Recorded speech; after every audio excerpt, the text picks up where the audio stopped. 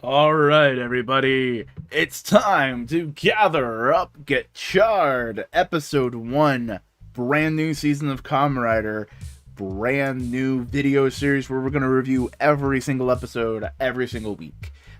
Just what does it have in store for us this time? So, we open up the episode with a ragged man running through a magical dimension from characters that we have from the previews know are going to be our kind of like current main antagonist. We know how things like this happen. A brand new antagonist can show up later on and that kind of jazz. But our antagonist right now, they're attacking, going like, give us the belt. And he's going like, no, I will not give you the belt. And the guy goes like, all right, cool. Go find the dude who will wear the belt. And we meet our main Kamen Rider, who's helping out his mom in a little tiny restaurant, and it's like adorable.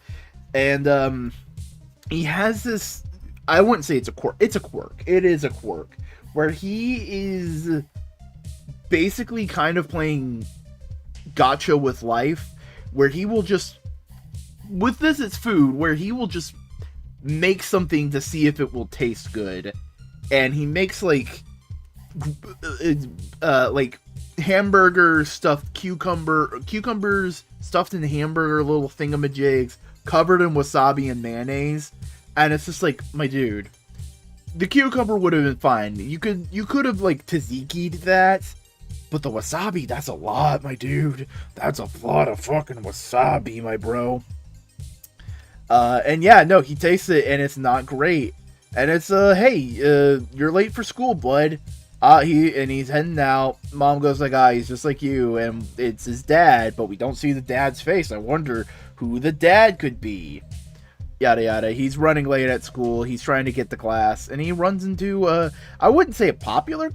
I don't know if she's being portrayed as like the popular girl, but she's definitely portrayed as like someone he doesn't have a lot of interaction with, and he runs into her. She helps him up, and she's like, what the fuck, dude?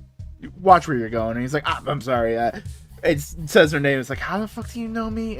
We're in the same class. And I like how it's like he's not portrayed as like a loser. He's just portrayed as like a kind of average, affable guy. And we also have I don't know if they're gonna be their homeroom teacher, but like the teacher that's dealing with them. And it's like, hey, I need you guys to finish out your future career paperwork that we see in anime all the time. And they're like, nah, and they're in class, and they do the classic thing. Oh, he's not paying attention. He gets the answer wrong. She's not paying attention, but she gets the answer right. And and basically he's like, okay, what's up with this girl? He follows her. First off, buddy, that's stalking behavior. Don't do that. And she does some fucking magic to a staircase, makes it grow, and goes into the middle of a building. And it's just like, oh shit, okay, something weird's going on. And he's like, what the fuck is going on here? And a door on the other side opens, and he runs into a little animatronic grasshopper, and it's adorable. And there's another big fucking steam train just running around doing shit. And the girl goes like, oh shit, this thing's fucking everything up. Okay, alright, cool. You already seen the train. I'm gonna just turn into a magical girl real quick and fight the train. And dude's like, what the fuck? Meanwhile, he keeps trying to push her out of the way. And she's like, why are you pushing me out of the way? Hey, I may not have powers right now, but I don't want to see you dead. And it's like, dude, fair enough. Little grasshopper dude's trying to get his attention, and the train and the grasshopper kidnap him to go to the magic realm, and roughed up dude is there. Oh man, I wonder who this guy is. Could he be a father? Who knows? And he goes like, alright, cool. So they chose you. They think you're cool. The steam train and the grasshopper think you are cool. So I'm gonna trust you with being a Kamen Rider. So here you go. Here's the belt. Here's the stuff. Go be a Kamen Rider now. And he's like, all right. And the best part, the best part we'll get to it in a second, because the fucking triplets fucking start attacking again. But he puts on the belt, and he gets a fucking brain blast, and he's like, oh shit, I know what a Kamen Rider is, oh god. And he puts on the belt, and he's like, alright, cool, I know what I can do, and I know how I can help. And so all the little Kimmy things from the cards are set loose and are running havoc. Everybody's being attacked by floating PNGs. And one of the evil sisters grabs one of them and turns into an evil monster. And our main character, our Kamen Rider, goes like, all right, cool, I know what I can do. I can be a Kamen Rider, help save the day. And he does. He transforms, he henshins, and he turns into fucking Metamorphosis from Kafka. He's a bug now. And he's just like, alright, cool, I'm a bug. I can do shit. You know, and it gets to the point where he gets beaten down and it's like, oh right, I can turn into a real human person. So he does that. He beats down, cool fight, a lot of great choreography, rider kick, gets the Kimmy, and the sister's like, and the woman's like, alright, cool, you haven't seen The Last of Us, bye bitch. And we get the other fucking shoe drop as as someone erases the memories of the dude's friends who's like going like, oh, yo, look at the steam train I fucking took a picture of earlier in the episode.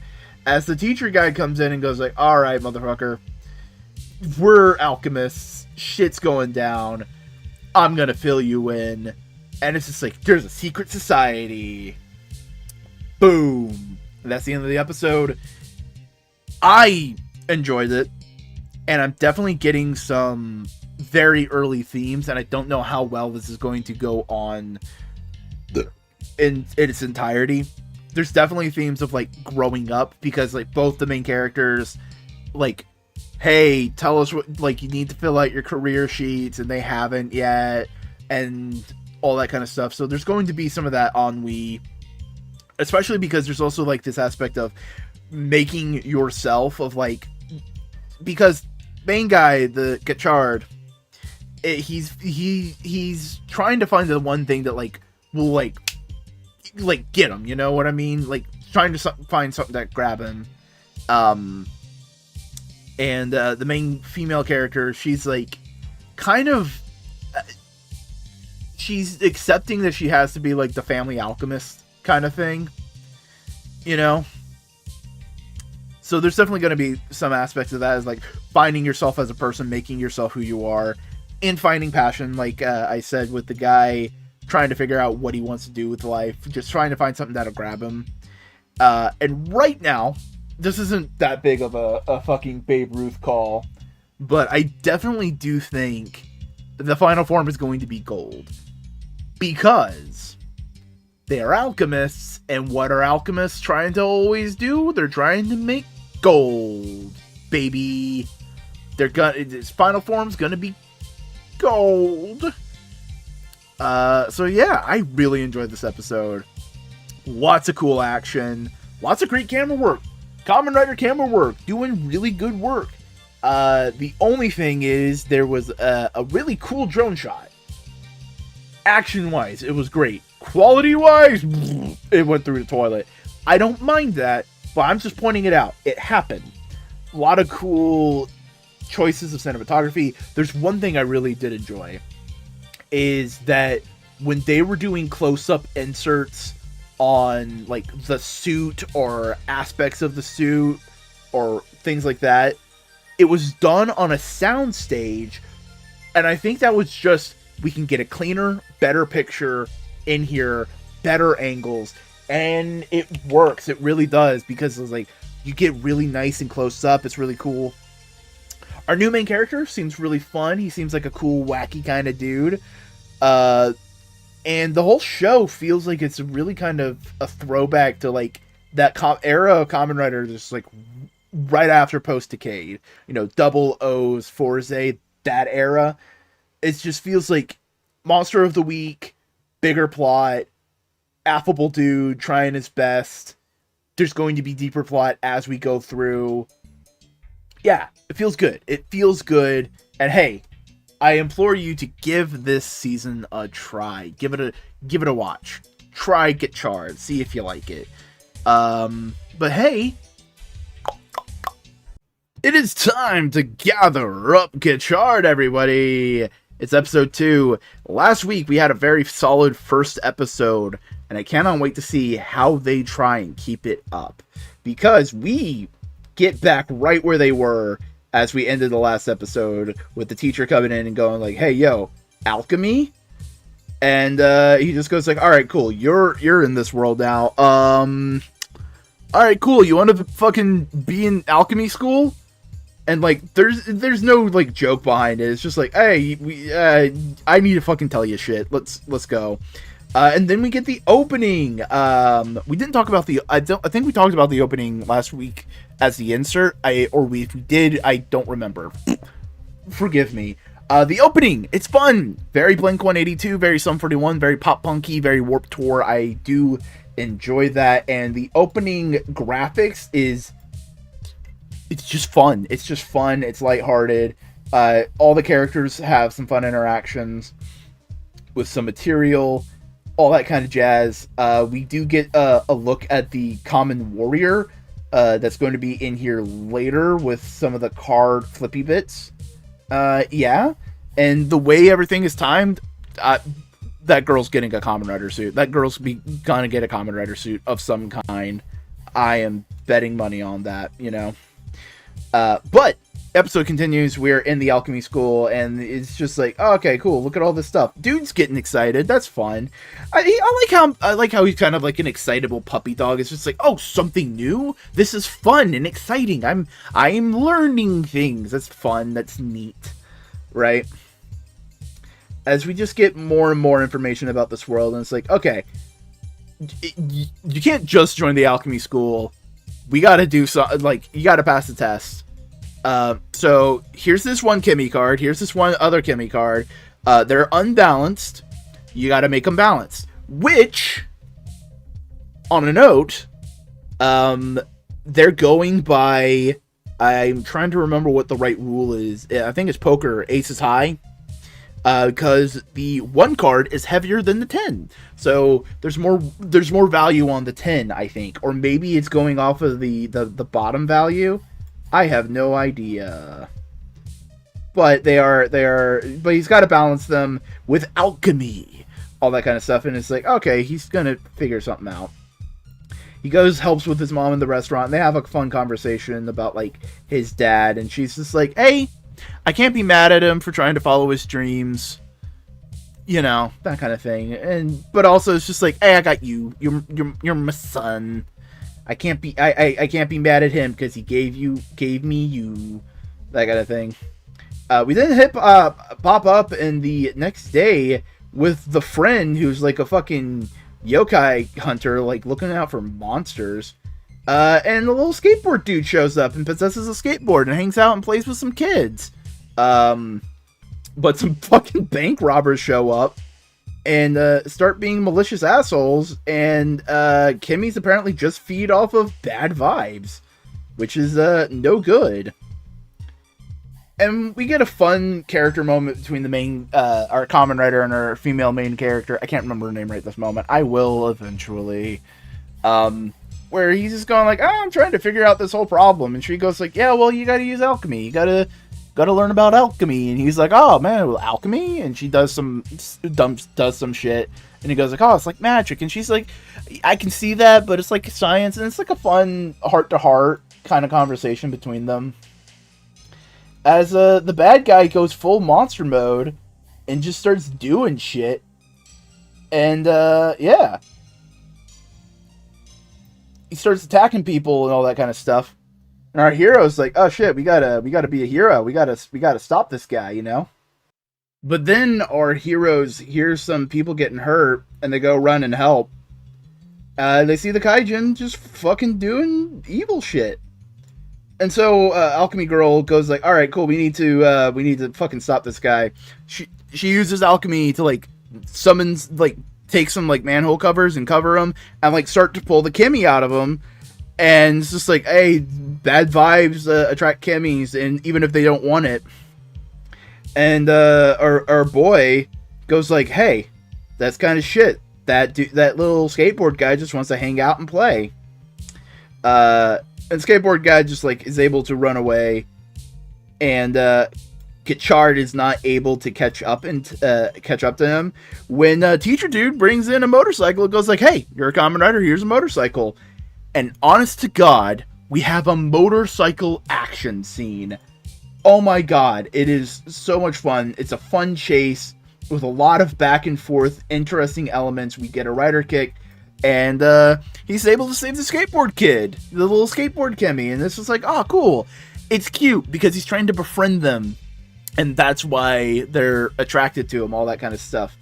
And we see that, yeah, he does get to pass the test, mainly because of a technicality. He made them go on a diet. He made them go on diets to lose weight and gain weight because they like him. And there's just like, yeah, we'll help you out. And I think that's adorable. It's absolutely adorable. And like, and the teacher and Alchemy Girl are just going like, that's not the way you're supposed to do it. But like, technically you did it. Technically you got it right. So I guess there's more ways to alchemy and alchemy, you know? And I think that's fun. He's going at it his own way. And then we get some side characters popping in as the main character, as our heroes fucking have a little conversation on the way to school. And they're connecting. They're becoming friends. And then we get our resident douchebag. He is going to be a resident douchebag. Our Kamen warrior show up and go like, oh, hey, becoming friends, that's a fucking joke. They're tools. They're not meant to be friended. Why are you trying to befriend the PNGs? Legitimately, this episode feels like we're back in like the Double and O's days. I love it. It's great. I love this episode. It was so much fun. It is just pure fun, action, adrenaline, all around good shit. All around good, solid shit. Everybody is likable so far, and if they're not meant to be likable, like the Kamen warrior dude, you get the feeling that's like, oh, you're gonna learn. You're gonna become likable. The Kaijin have a fun, solid through line with the lower body mummy motif. If I had a nickel for every time an alchemy-themed Kamen Rider had monsters having a mummy motif, I'd have 2 nickels, which isn't a lot, but it's weird that it happened twice. And yeah, like last time I talked about the making yourself thematic vibes, and yeah, this episode totally, I wouldn't say doubles down on it, but it continues those things.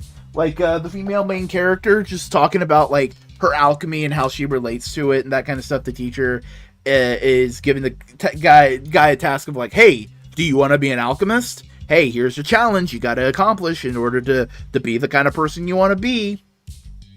All the while, our hero figures out how to deal with it in his own way. He's not going to be an alchemist in the traditional way. He's going to be his own kind of alchemist, and I think that's kind of neat. And these 2 episodes, first 2 episodes, feel like a genuine, really solid, really good foundation for things to move forward. Alright, it's time to gather up, Gotchard. We now have our foundation for a show. We have 2 episodes. We have a seeming idea of a status quo. We know where we're going. We understand the concept. Now it's time to start playing in the field, playing with the toys, seeing the stories that can be told, the themes that can be explored, and the characterizations that can be dealt with. This episode actually firmly tackles how our writer is going to be kind of interacting and changing the alchemy stuff, because we open up this episode first off with an introduction to our monster this episode, with this fucked up Oliver Tree looking motherfucker just going crazy, going, I'm gonna fucking kill people. However, in that malice affects a little mushroom Kimmy that's nearby, and he turns into a dope-looking mushroom monster. I love the one arm holding the mushroom cap as a hat, and that's fun. You know, it's a nice little thing, and he poisons all the things. You know, our main character's happy. He's making himself some lunch, and he's off to head over to alchemy school, where he meets up with our side characters for the season. Main girl, a woman making takoyaki, it looks like, and the shy guy who we saw last week. We also saw the takoyaki woman. She just didn't have the head piece thingamajig. And they basically go like, alright, cool. So all the Kimmys are gone and we gotta look for them. Everybody's gonna go fucking fight monsters and shit. And our Kamen Rider boy says like, hey, so I'm trying to befriend the Kimmys. Can you give me the most difficult Kimmy that we have in stock so I can like befriend it? And basically the teacher goes like, sure, kid, knock yourself out. Like, he's like, we need you to punch things when we need that. Otherwise, sure, whatever. And back to Mushroom Guy, or our dude, or a monster friend, the dude's buddy who's like looking for monsters, gets wrapped up into it, and our Kamen Rider guy goes over and tries to deal with it. First, he's trying to use the Kimmy who, the troubled one that the teacher guy gave him, tried to use them to help, and he's like, no, the Kimmy's like, no, fuck off, stop it.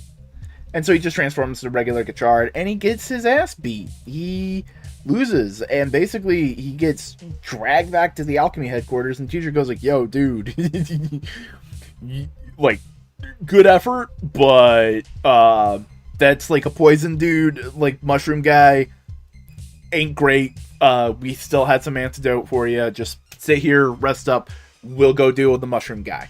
Got it. And Gotchard's like, fuck. Shit. You know what? I didn't put that much effort into trying to befriend Bushi.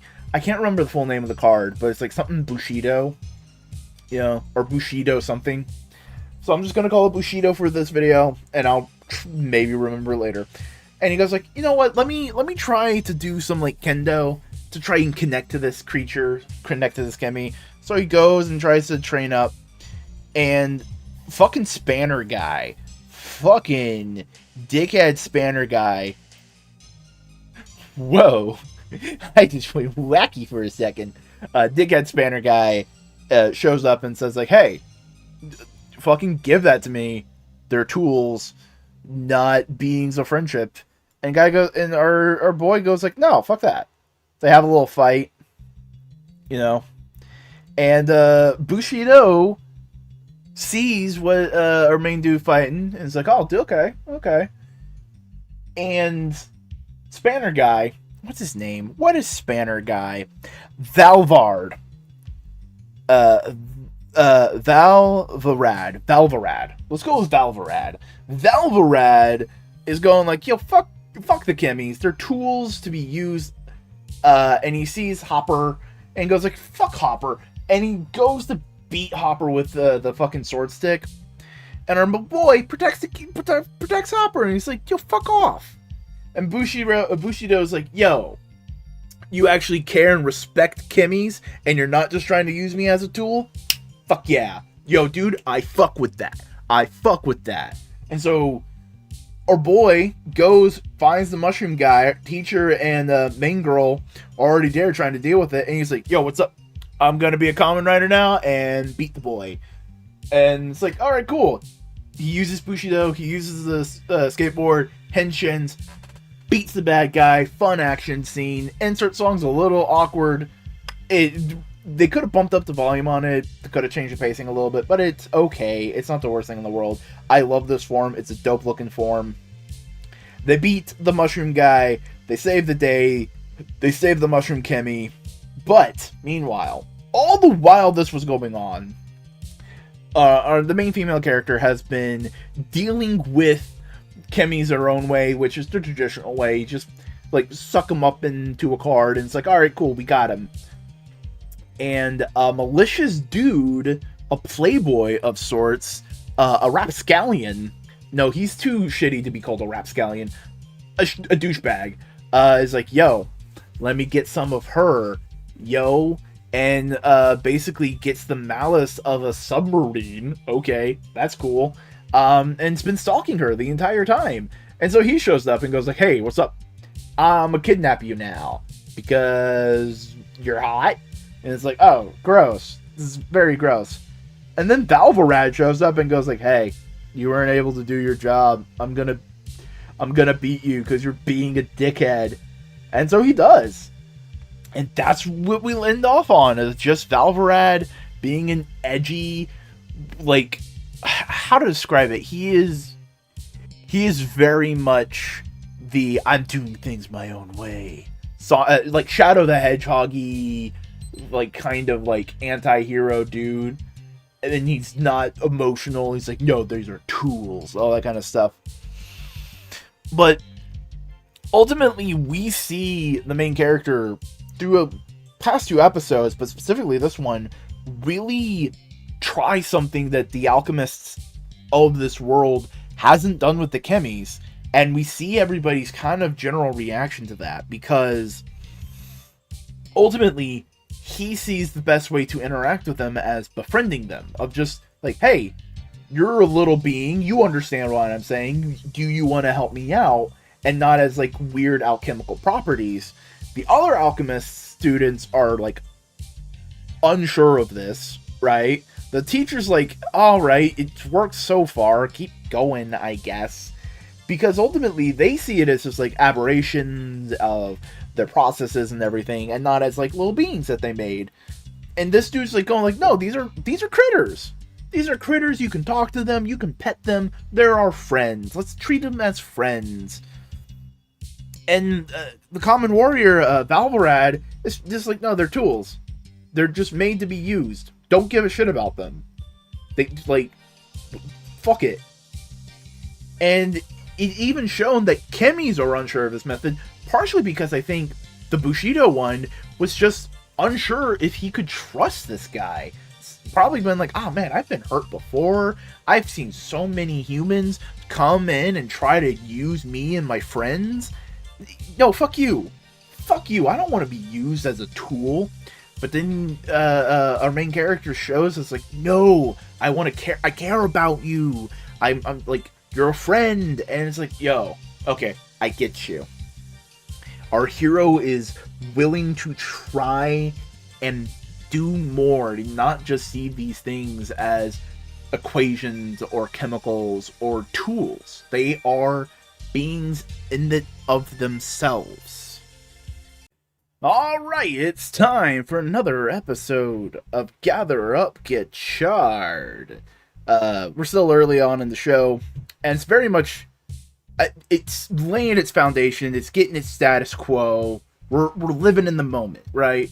This is the moment. But this episode, we do get a little bit of focus on our main female lead, because we opened the episode where the last episode ended, with Spanner beating the submarine dude. He takes the submarine card and goes like, here you go. I'm going to ignore our main Kamen Rider and just give this shit to you. Literally, he says, this does not mean I acknowledge you as a Kamen Rider. He's very salty, very petty about it, and I find that hilarious. But hey, they're all safe and able to move on with the episode itself. Because Monster Hunter best friend guy comes up to Hotaro and says like, hey, people are talking about Kamen Rider. And it's the moment you always have with the secret identity superhero thing of like, oh my god, people think I'm cool. Hey, yeah. Also, I just want to point out, this dude's on fucking 7chan. Is this a reference to like fucking just one of the Chan sites? 4chan, 6chan, all those kind of things. This man is probably shitposts memes all the fucking time. But Hotaro's daydreaming about being a cool superhero in the alchemy classroom thing, and our two red cloaks or the buddies, you know, come up and say like, hey, could we borrow like one of your dudes and let you use two of these guys? And he's like, I don't know. It feels weird to just trade off friends. But they're like, yeah, but you can meet these guys, and the little Mantis dude is probably okay with it. And the Mantis goes like, yeah, I'm cool. It's like, all right. So he gets two new cards to deal with. As fucking Spanner shows up, and goes like, hey, what's up, bitches? I'm here to capture monsters because I was told to by the authority that apparently exists. Okay. So there is a big government authority to the alchemy thing. I wonder if that's going to play any role of all this kind of stuff. But our main dude and our female lead catch wind of a Kimmy. They go and chase it. And the Goth sisters show up and go like, haha, we have caught you in a trap. And the one in the short skirt basically goes like, alright, cool, this is my trap. Uses an ant thing. It creates an illusionary ant hill. And we just kind of play a game of cat and mouse, back and forth, a couple different fights between the people. Like, it's a fight at first, they run away, and they go like, oh shit, we're in an anthill, all this kind of stuff, right? Skirt Woman shows up and goes like, hey, you're a little piece of shit, lady, cause your dad's a traitor, and just kind of poking the bear, and the dude's going like, okay, there's more to this story. The second we get away, I'm going to talk and ask her about this shit. They do, and she's just kind of like very crestfallen. It's just like, fuck, my dad. And dude's like, okay, hey. So what's up? Like, what's the whole thing with your dad? And she gets to explain it and all this kind of stuff, you know? And the dude goes like full like parallel story empathy mode. Of going like, yeah, no, my dad left my mom and me, but you know, I try to do things to make my mom smile, and she's just like, yo, I remember my dad smiling. Fuck, okay, I understand now. I like, she's not moved past it, but she's able to like accept it for the moment, and they're able to beat down some of the baddies with a new PNG power, which I think, if we're not going to get suits for all of them, I think this is fair enough. It's a cool enough power to use. And then with the empathy that he channeled with the female lead, I can't remember her name right now. Fuck me. Hold on. Wait a second. I have a cheat code. It's called my notes from last week. Because some of y'all said the name. That's why I remember Hotaro. Come on. Give me my notes. Give me my notes. Ultra passed the test. Bottom of the cards correlated to anything. Right. Yeah. Good job, me. Mr. Minato. Oh, nope, we didn't talk about the lady. Okay, I'll have to look up that name later. But basically, because of that empathetic bridge that he built, he's able to, like, thematically, this is what it is. It's not in the text that this is what happened in the show, but use the submarine card that Spanner gave her with the mushroom card that he got last episode, make a brand new form, and just does some Macross missile spam. That's fun. And but there's a moment where the Skirt Woman like holds her main female leads hostage, and she's like, all right, get rid of the belt. And our guy's a good guy. He's like, all right, cool. No. I don't want to hurt. I'll give you the belt. He drops the belt, and the evil woman's like, all right, cool. Badass. I got the belt. Goes to grab it. But because our main character, Hotaro, is befriending the Kimmies, the Kimmy fights back. Energy drink fights back. He's able to grab the belt back, transform into the skateboard samurai, and beat down the baddie. Get out of the illusion, all that kind of stuff, and they're able to escape. It's like, all's well that ends well. And Spanner is just acting like a big dickhead, right? Just like egging it on and just going like, I don't acknowledge you, these are meant to be tools, just the same old, because he does save them. He kind of put them in that situation in the first place, but he does save them, and he's just like, hey, give me my card back, you fuckhead. And hey, main female lead comes to Hotaro's family's restaurant because he invited her, and he's able to cook her a meal, and she goes like, it's meant to look weird, and she eats it, and she goes like, it's a little weird, and he goes like, God damn it, it's a little weird. Really fun episode, but they are definitely building on some cool stuff. I really enjoyed this episode. It's fun. It is very much kind of just trying to maintain a status quo of an episode. It's not really building anything right now other than just like character interactions and the core ideas of the theme, which is very much of like empathy and understanding each other, and like not seeing, like, what I'm trying to say is like main character sees the chemis not as tools but as people, and because of that he is able to accomplish more. And I think that's the thematic thing is kind of going through, is like empathy will get you through a lot more than just raw utilitarianism, you know what I mean?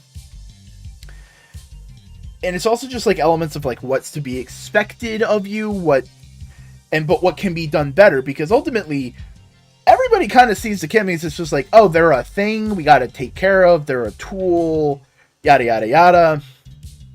The alchemy school like questions his tactics every single time, and like they're humoring him, but it's just more of like, are you sure about that, buddy? The Alvarad berates him repeatedly on it, and ultimately it's shown that like his way of doing things is getting the job done, is getting things accomplished. And I gotta wonder, like, was her dad seen as a traitor because he also kind of fell into like the Hotaro idea of like, no, we should treat the chemis like beings and not just like tools, right? But also on like that tool idea, the bad guys are a full extreme of it. They do not give a shit. They're just abusing the chemis for their own ends, for their own wants and desires. But it is shown that just by talking to them, they're like happy to help us, like, or play into the plan. Like, he just asks help from Energel and like the ninja guy, and it's just like, hey, happy to work with you. And like, they're immediately on the ball. Like, they're going like, okay, cool. We got a plan. We're working with this guy. Fucking monster energy punch. And that's fun. That's cool. Just by talking through things, you're able to accomplish so much more than just forcing them. Right? Especially because, like, the ant trooper, the ant chemi, just immediately ran to the guy the minute it was free of the evil woman's control. It's just like, yeah, it didn't want to be there. Even the mushroom, like last episode, the mushroom hated that it got wrapped up in the malice. They don't want to be a part of this. And it's just interesting, like, everyone's been treating them at arm's length because they don't want the trouble of that responsibility, or they don't acknowledge that responsibility and don't even see them as beings. But Hotaro is seeing them as beings and is able to, like, communicate with them. And it's just like, they're like, oh shit, this dude actually cares about us? This guy's our boy. This guy's our boy. We're doing whatever he wants. Fuck all y'all. But yeah, no. I am really enjoying Gotchard. It has been genuinely delightful. It's time to gather up Gotchard, everybody. We're talking about episode 5, and you know what? First 5 episodes, if you just want a brief idea of, like, is the show worth it? Do you want to take the time? It is a fun, lighthearted romp right now. Just good vibes all around, good characters, and we have a good momentum of just fun, engaging, episodic adventures. So let's just see how this train keeps on running, because we get a little bit of a flashback to last episode where mentor teacher dude basically explains the goth people's plan, what they want to do. They want to open up this gate thing and unleash darkness. You know, evil people shit. We do catch up to the goth sister trio as they go like, okay, shit's not been working right.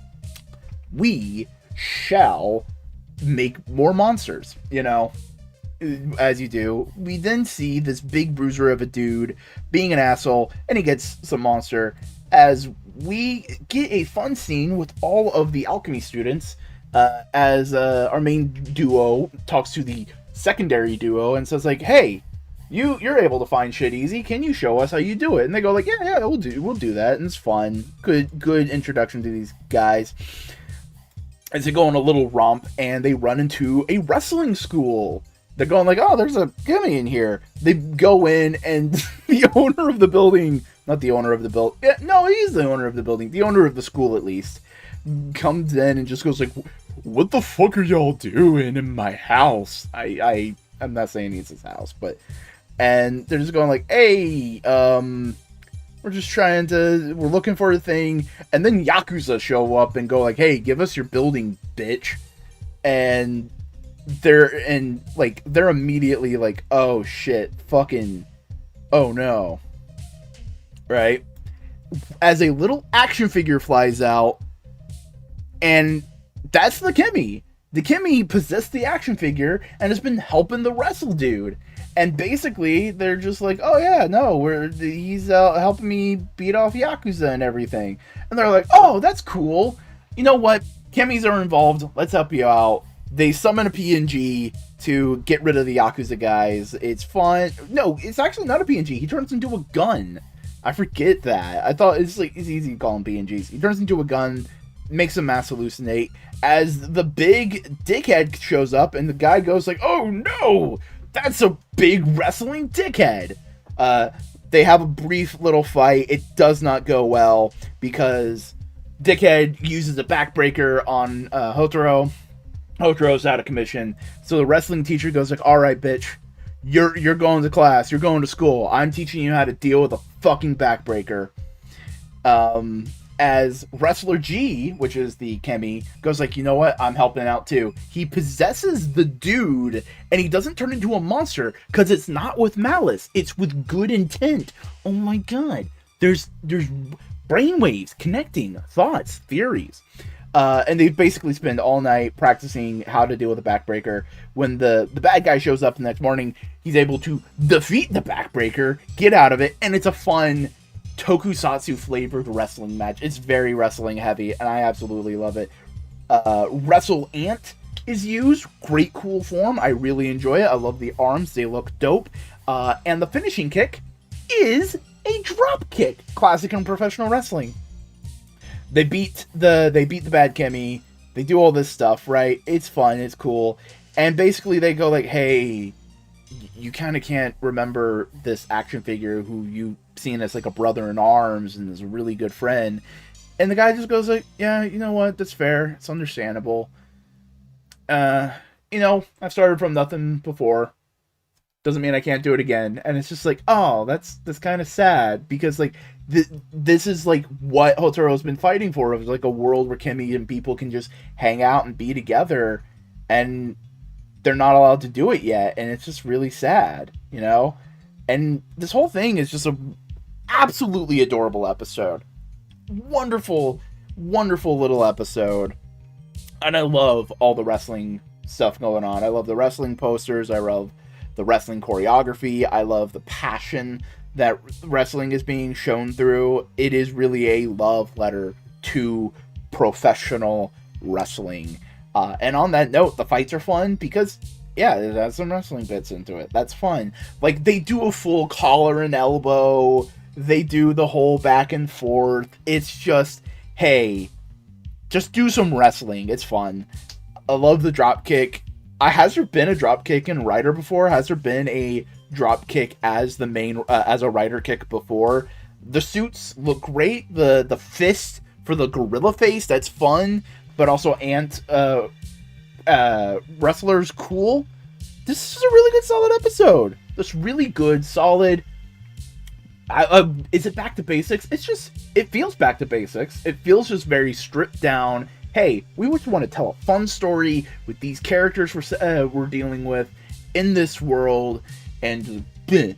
And like, yeah, there is some background plot elements that are keeping going on, such as the Goth sisters working through their plans. We have the main female lead, whose name is escaping me, and I hate that, because she is a main character. She is a major character, and I should be remembering her name. I will try it to do better next one, where she's like, oh, people and Kimmy's can work together.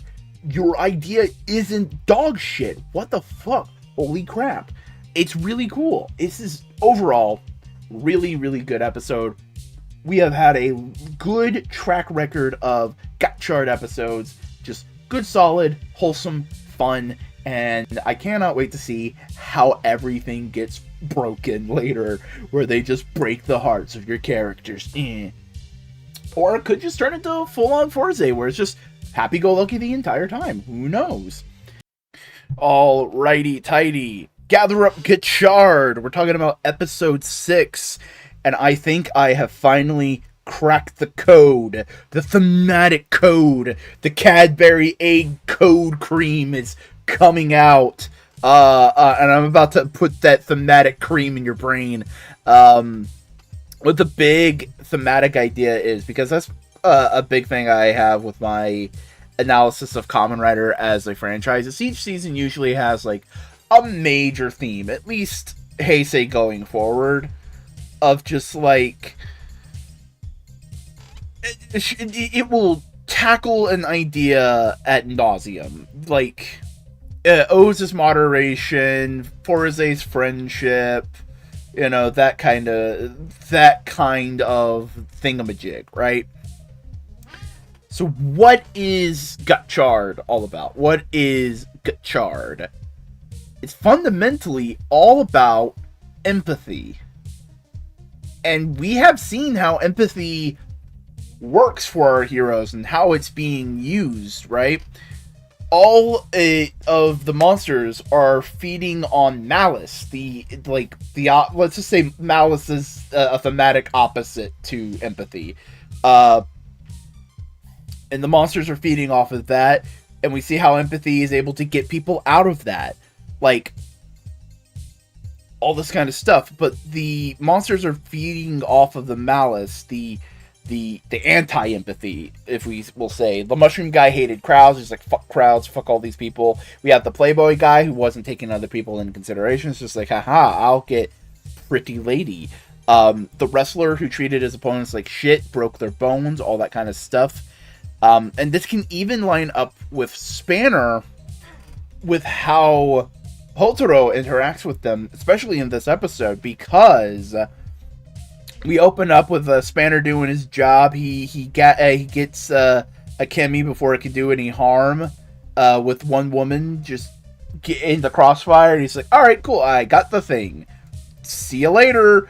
Bye.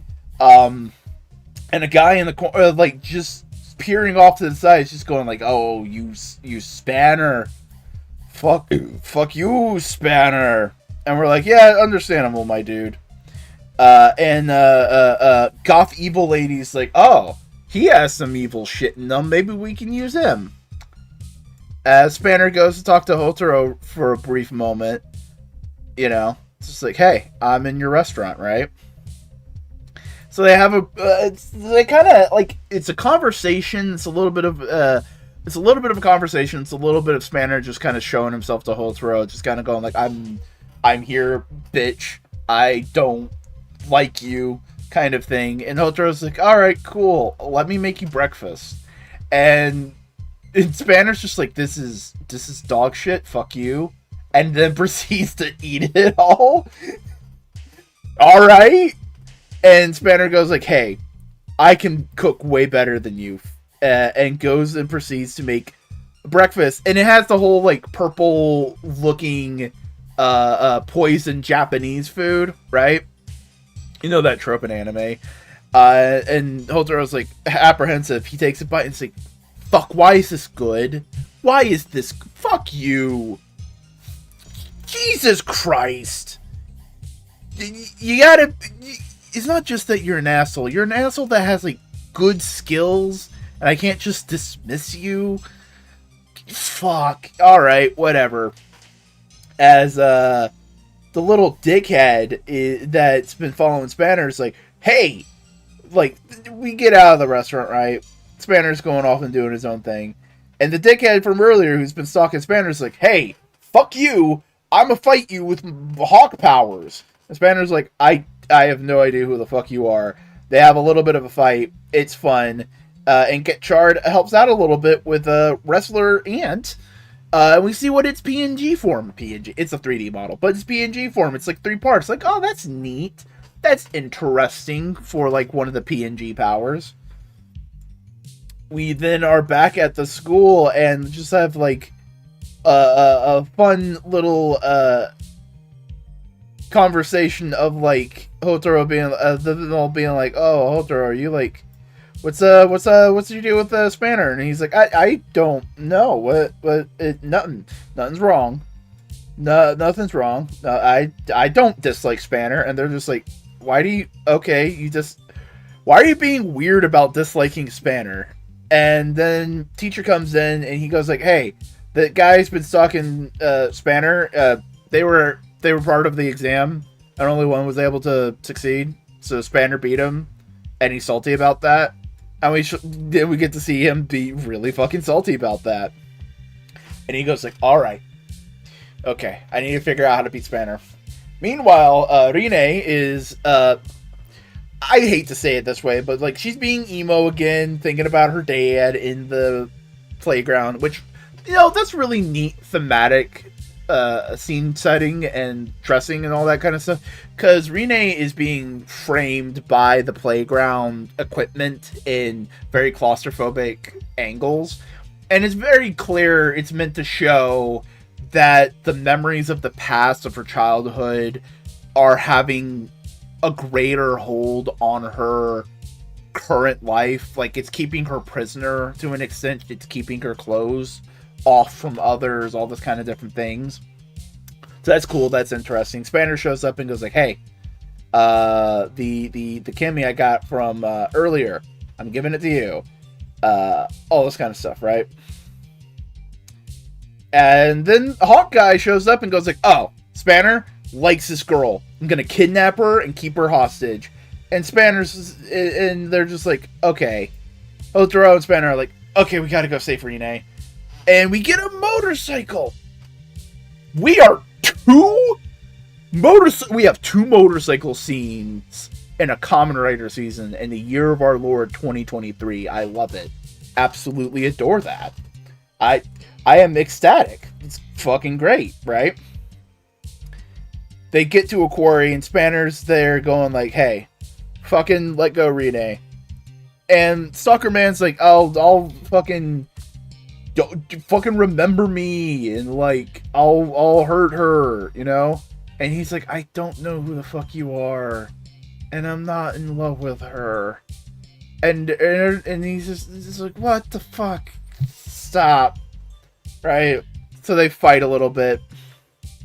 And they're able to... What happens is, like, Spanner starts to fight.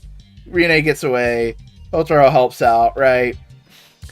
They're up in the air. And Spanner's trying to get to the hot guy. Otaro is able to go like, oh, I can help you with the rider kick. And, like, bounce Spanner up. Knocks the dude down. Otaro uses a brand new form of a spicy gorilla. And, beats the dude down, and Spanner just literally goes, I do not remember who the fuck you are.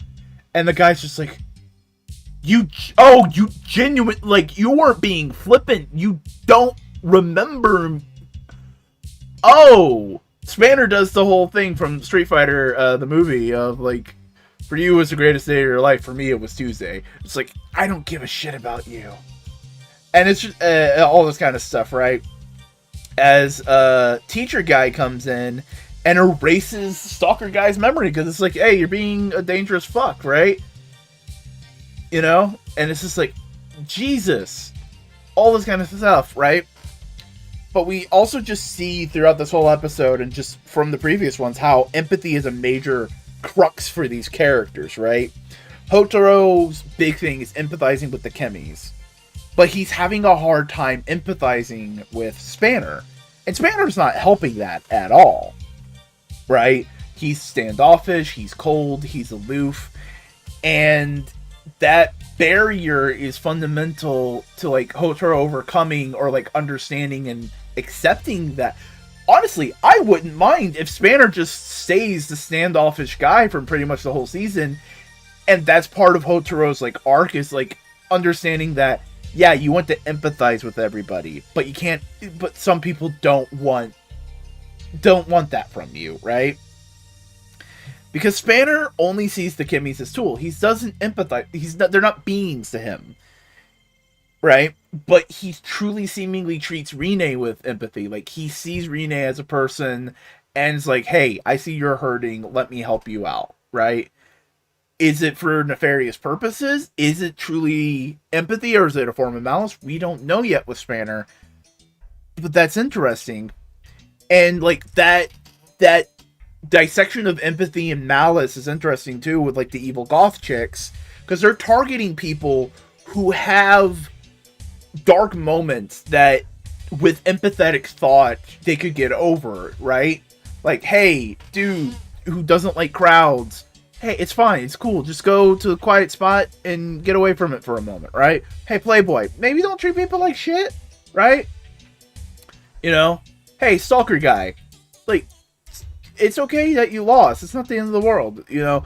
These people need to be treated with empathy and understanding to get out of these dark moments, but the evil goth chicks are just, like, feeding on it and poking at it and just going like, no, fuck them. Go destroy shit, right? And it's interesting to see this being played out, because I think ultimately that's what they're trying to get across, is empathy is emotional alchemy. It's understanding the properties of another's feelings and molding yours to a point that it's compatible and you can understand each other. And I hope I'm not wrong in that assessment of Gotchard. It's time to gather up Gotchard, episode 7. Last week, we've been talking about how the show's been kind of like dealing with empathy, and this episode really goes out of its way to continue to show that idea. As we open up just on the status quo of them just running around, searching for Kimmies, and everyone's just kind of like, they're living in the moment, and it's like Hotaro is doing his unconventional thing, and the established students are all just like, Hotaro, that's not gonna work. Hotaro succeeds, and they all go like, how do you get this to work? And it's just fun, you know. It's a fun little gag, it's a fun little moment. They capture the crab guy, and yeah, they're able to do all that kind of stuff. And they're having a little get-together back at Hotaro's family's restaurant, and they're just kind of, like, chatting about and going, like, oh, who gets credit and all that kind of stuff because it's part of their grade. That's cute. As a young boy shows up with a cactus Kimmy and goes, like, hey, can you guys deal with this? Is this something you guys deal with? And it's revealed that he saw them catching the crab Kimmy at the beginning of the episode. As evil people are making an evil monster, they're trying to talk to the kid, going like, hey, what's the deal with the Kimmy? And he goes like, yeah, well, I found him, but my dad wants me to focus on studying, so I need to go find the guy. I can't have this guy. I need to study. And Hotaro is just immediately like, right, sure, right. He gets pulled away by Rine, and they have a conversation of like, hey, come on, he can't be friends with a Kimmy. That's not part of the rules. We have to erase his memory. And he's just like, come on, you can tell the kid is friends with it. They want to be friends. Come on, is there not a thing we could do about this? And she's just like, dude, come on, you know the rules. God damn it, fine. All this kind of stuff. As the other duo sucks up the cactus, and Hotaro goes to find the young boy and just have a conversation about the whole kind of thing. And it's just like, hey, do you really not care about that dude? And it's just like, yeah, my dad wants me to get rid of him. The kid always focuses on, my dad wants me to get rid of it. My dad doesn't want it, you know? Always focusing on what his dad wants, not what he wants. And Hotaro brings that up as just like, because the kid is doing the best grades at his cram school. It's like, oh, that's impressive. That's cool. But like, do you want to do that? And he's like, my dad wants me to be good at school. And it's like, the kid is only talking about what his dad wants and not what he wants. And Hotaro's catching on that. He hasn't said anything about it. But we do see the kid's dad come up and sees Hotaro being chummy with him and the kid not studying, and he freaks the fuck out because he has amalgam power right now. And he's like, God damn it, my son needs to be studying. And he starts firing because like he's full of just not understanding and full of just like my way highway ideas. And he starts firing on Hotaro specifically, trying to get Hotaro away. Hotaro saves the kid, and he goes like, oh shit, something's happening, I need to figure out what's going on. He calls the alchemy school, he gets the soft quiet guy, and he's like, shit, I can't talk, my tablet's not working. Spanner shows up and goes like, tell me what you need to say, I'll say it for you. Spanner is seemingly becoming more and more of like, I wouldn't say a good guy, but he has his like heart of gold moments. And it's interesting to see how those heart of gold moments are contrasting with his very flippant attitude. And like, maybe it's just understanding that some people communicate in different ways. That's another thing that is really interesting in being brought up. And it's really kind of cool as a neurodivergent person watching this, of we have several different characters that have certain requirements and no one makes fun of them, no one bats an eye at that. We have the guy who's very quiet, very soft-spoken, and he talks through the tablet often because it's easier for him. Everyone's just cool with that. And then you have Rene being very, very overwhelmed. This is probably the better way to put it, in the restaurant. And the friends just in the alchemy friends just like, hey, it's okay, don't worry, I got you. Just go get us a seat. You know, that's just neat to see that they're. I wouldn't call it like neurodivergent representation, but it is neat to see this kind of empathetic mindset being in the characters. Again, empathy is a big part of the show so far. But he talks to Spanner and the quiet guy for a moment, and he go like, okay, it's probably a dragonfly amalgam, and goes like, and Hotaro goes like, oh, dragonfly. He looks up in the sky and goes like, okay, cool, I see the dragonfly. He henshins, he tries to get up to it, can't, and goes like, all right, I need to be able to fly. He pulls out the hawk guy he got recently. He's like, okay, hawk, you got this number. What card do I have nearby that has that number? Oh, wait a second, I have the cactus. Hey, cactus guy, you want to help me out? And the cactus goes, yeah, I'll help you out. My buddy's being hurt. Right? So he henshins, creates a new, cool new form, gets wings, goes up, starts fighting the guy, and I think the cactus recognizes that the amalgam is the kid's dad and doesn't want to fight the kid's dad. And so Hotaro de-henshins in the air and is falling to the ground as we end this episode. A lot of this is just really focused on the kid is going like, is sacrificing what he wants for what he believes is like, for what his dad says he needs to do. And we see the dad being taken over by this anti-empathy by the evil people, becoming amalgam, trying to impose his will and his desires onto the kid. And it definitely feels like one of those kind of, you need to have conversations, you need to trust other people, and you need to be empathetic and all that kind of stuff. And overall, this was a really, really good episode. All the characters were fun. I'm loving the interaction between our two main leads and our two main supporting characters. I love them as supporting characters. They're fun, they're engaging, they're neat to have around. And like I said, the soft-spoken guy, no one's batting an eye. It's just a character trait of his. Like, you could have made him mute and would have been the same thing, but I think they're trying to be like, oh, he's very, very shy, very, very, very, very introverted, all that kind of stuff. But he is engaging with them, and they're actively engaging in a relationship with him, and that's fun. The new form looks cool. It looks really neat, spiky. It's like, ooh, it's kind of cool. It's golden-ish. But I just gotta ask just more about, like, what is going on entirely with the alchemy school and the evil women, because it just seems like there's too many questions being raised of just, like, what is the motivations of all these organizations? What is the purpose of them? Is there more at play here than we originally thought? Is that why Renee's dad kind of abandoned and, like, became a traitor because he, like, found out the alchemy school's real motivations? Like, is that something that's gonna happen? It's time for a new Gather Up Gotchard, and would you look at that? It's a two-parter.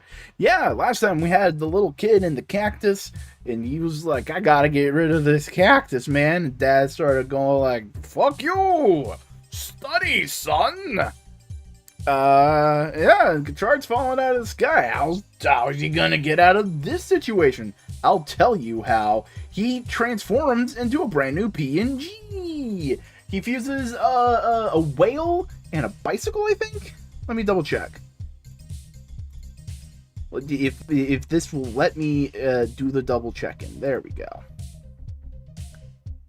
It's being a little, yeah, being a little bitch. It's not being cooperative with me. My current setup for making this video, these videos. If you want a little, like, check behind the scenes, what I do is I usually open up my standard streaming setup for streaming on Twitch, twitch.tv/Boingo Writer. I record myself on a green screen so I can put it into a video later after this. And I have some minor notes of things that I definitely want to make mention of. And also, I am looking at the episode itself, and just kind of skip through it to go like, okay, so what happened here, what happened here, what happened here? You know, that kind of thing. So yes, it is a bicycle and a whale. He transforms, he bounces on the ground, harmlessly gets the kid, they get away from the evil monster. Meanwhile, Renee is talking to the evil little fucking girl, and it's just mysterious conspiracy all around, as the rest of the evil triplets, are they triplets? The sisters are like going like, schemes and monsters abound, you know? And we get more confirmation of just like what the story we already assumed was going on is going on. Kid has a lot of pressure put on him by his dad because his dad wants him to succeed in life. Kid's feeling that pressure. He finds a friend in the Kimmy. He focuses more on the Kimmy and friendship than his studies. The dad finds out, is like, get rid of the fucking cactus, and the kid's trying to get rid of the cactus. And that's an interesting thing. Like, the kid understands why his dad's doing it, and to an extent, he agrees with him. It's just like, I want to do the best I can for my dad, and it's just the extreme nature is what makes all of this harmful to an extent. You know what I mean? But they have that heart-to-heart. They figure it out, and they go. They start looking for the cactus Kimmy, and they find him. And it's like, all right, cool, we found him. Meanwhile, Dad also shows up and goes like, "Fuck you! Stop being bad influence on my son." Who are you talking about? I am talking about you and the cactus. And they start fighting. Meanwhile, the whole time at Alchemy headquarters, they're having discussions of like, Hotaro is doing his thing again. This is kind of a bad thing. What are we gonna do? What can we do? What is there for us to do? Hotaro's in a situation. They're fighting the Majin, right? Majin? Malgam. Majin. What's Majin from? Other than Majin Buu? You know, they figure out the whole fight, and the dad goes like, son, I'm not trying to hurt you, I'm trying to hurt your friends. And the son's like, no, stop that, dad. They have a little fight, the dad and Gotchard. Meanwhile, Valvarad is going after one of the sisters, who is trying to ensure the dad does his, like, evil monster thing. And Valvarad is kind of going like, oh, I gotta deal with bigger plot shit, you deal with Monster of the Week, okay, kid, right? And, like, Hotaro is not any aware of any of this. He's just like, I gotta fight the dude. He's about to hurt the kid. And Valvarad is just going on about it. It's like, no, we'll figure out what you're doing. What's your plan? What's this grand conspiracy?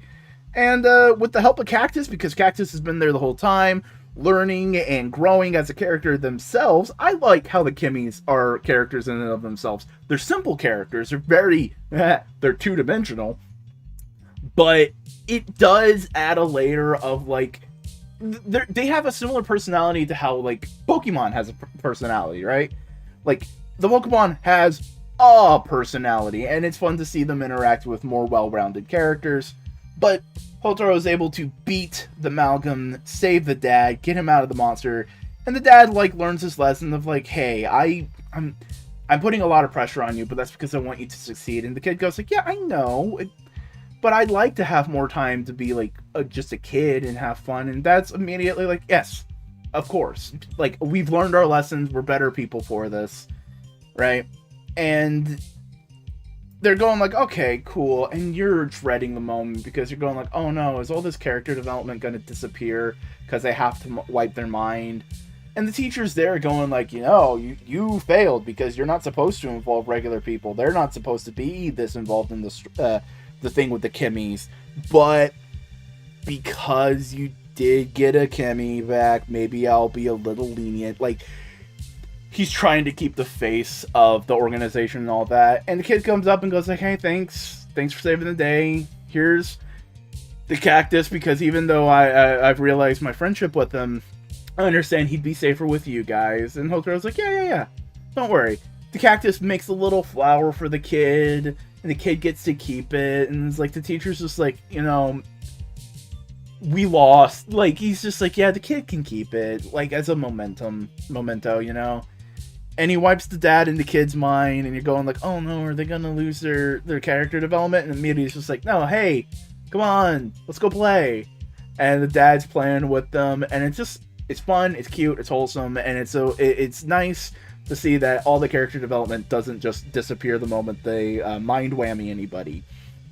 Meanwhile, the sisters are bitching and moaning about like, fuck, our plan didn't work. And the older sister, who is in the body of a younger sister, which they've been playing that really good in the series so far, she is just creepy little girl, which is what they want.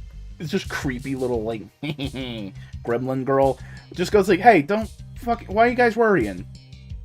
If the monster succeeds a lot more than that, we're happy. But if the monster just existing is a plan, the monster just existing and doing things helps our plan.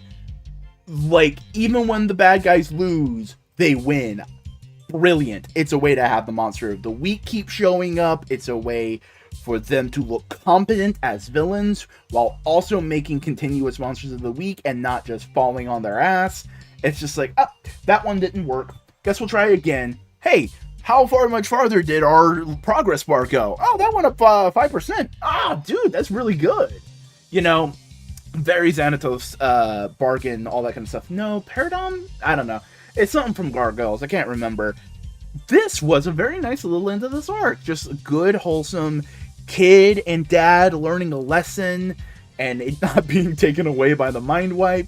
But that also means, like, oh, hey, probably everyone else's lesson kept on after the Mind Whammy 2. The wrestler found his resolve to keep fighting. The guy who was going up against Valvarad probably was like, yo, I was a dickhead. You know, things like that. Mushroom guy probably learned a lesson. Well, I don't know.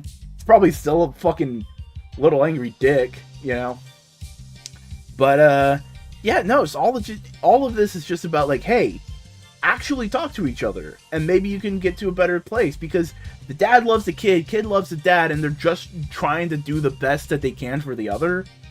And because of that, like, they let their own neuroses back them into a corner. The dad is pushing away his son, and the son is not letting him, not giving him himself the chance to do what he wants to do, and that's great. Hotaro's also ruffling some feathers. They're going like, oh, maybe this new style of alchemy is kind of shit, man.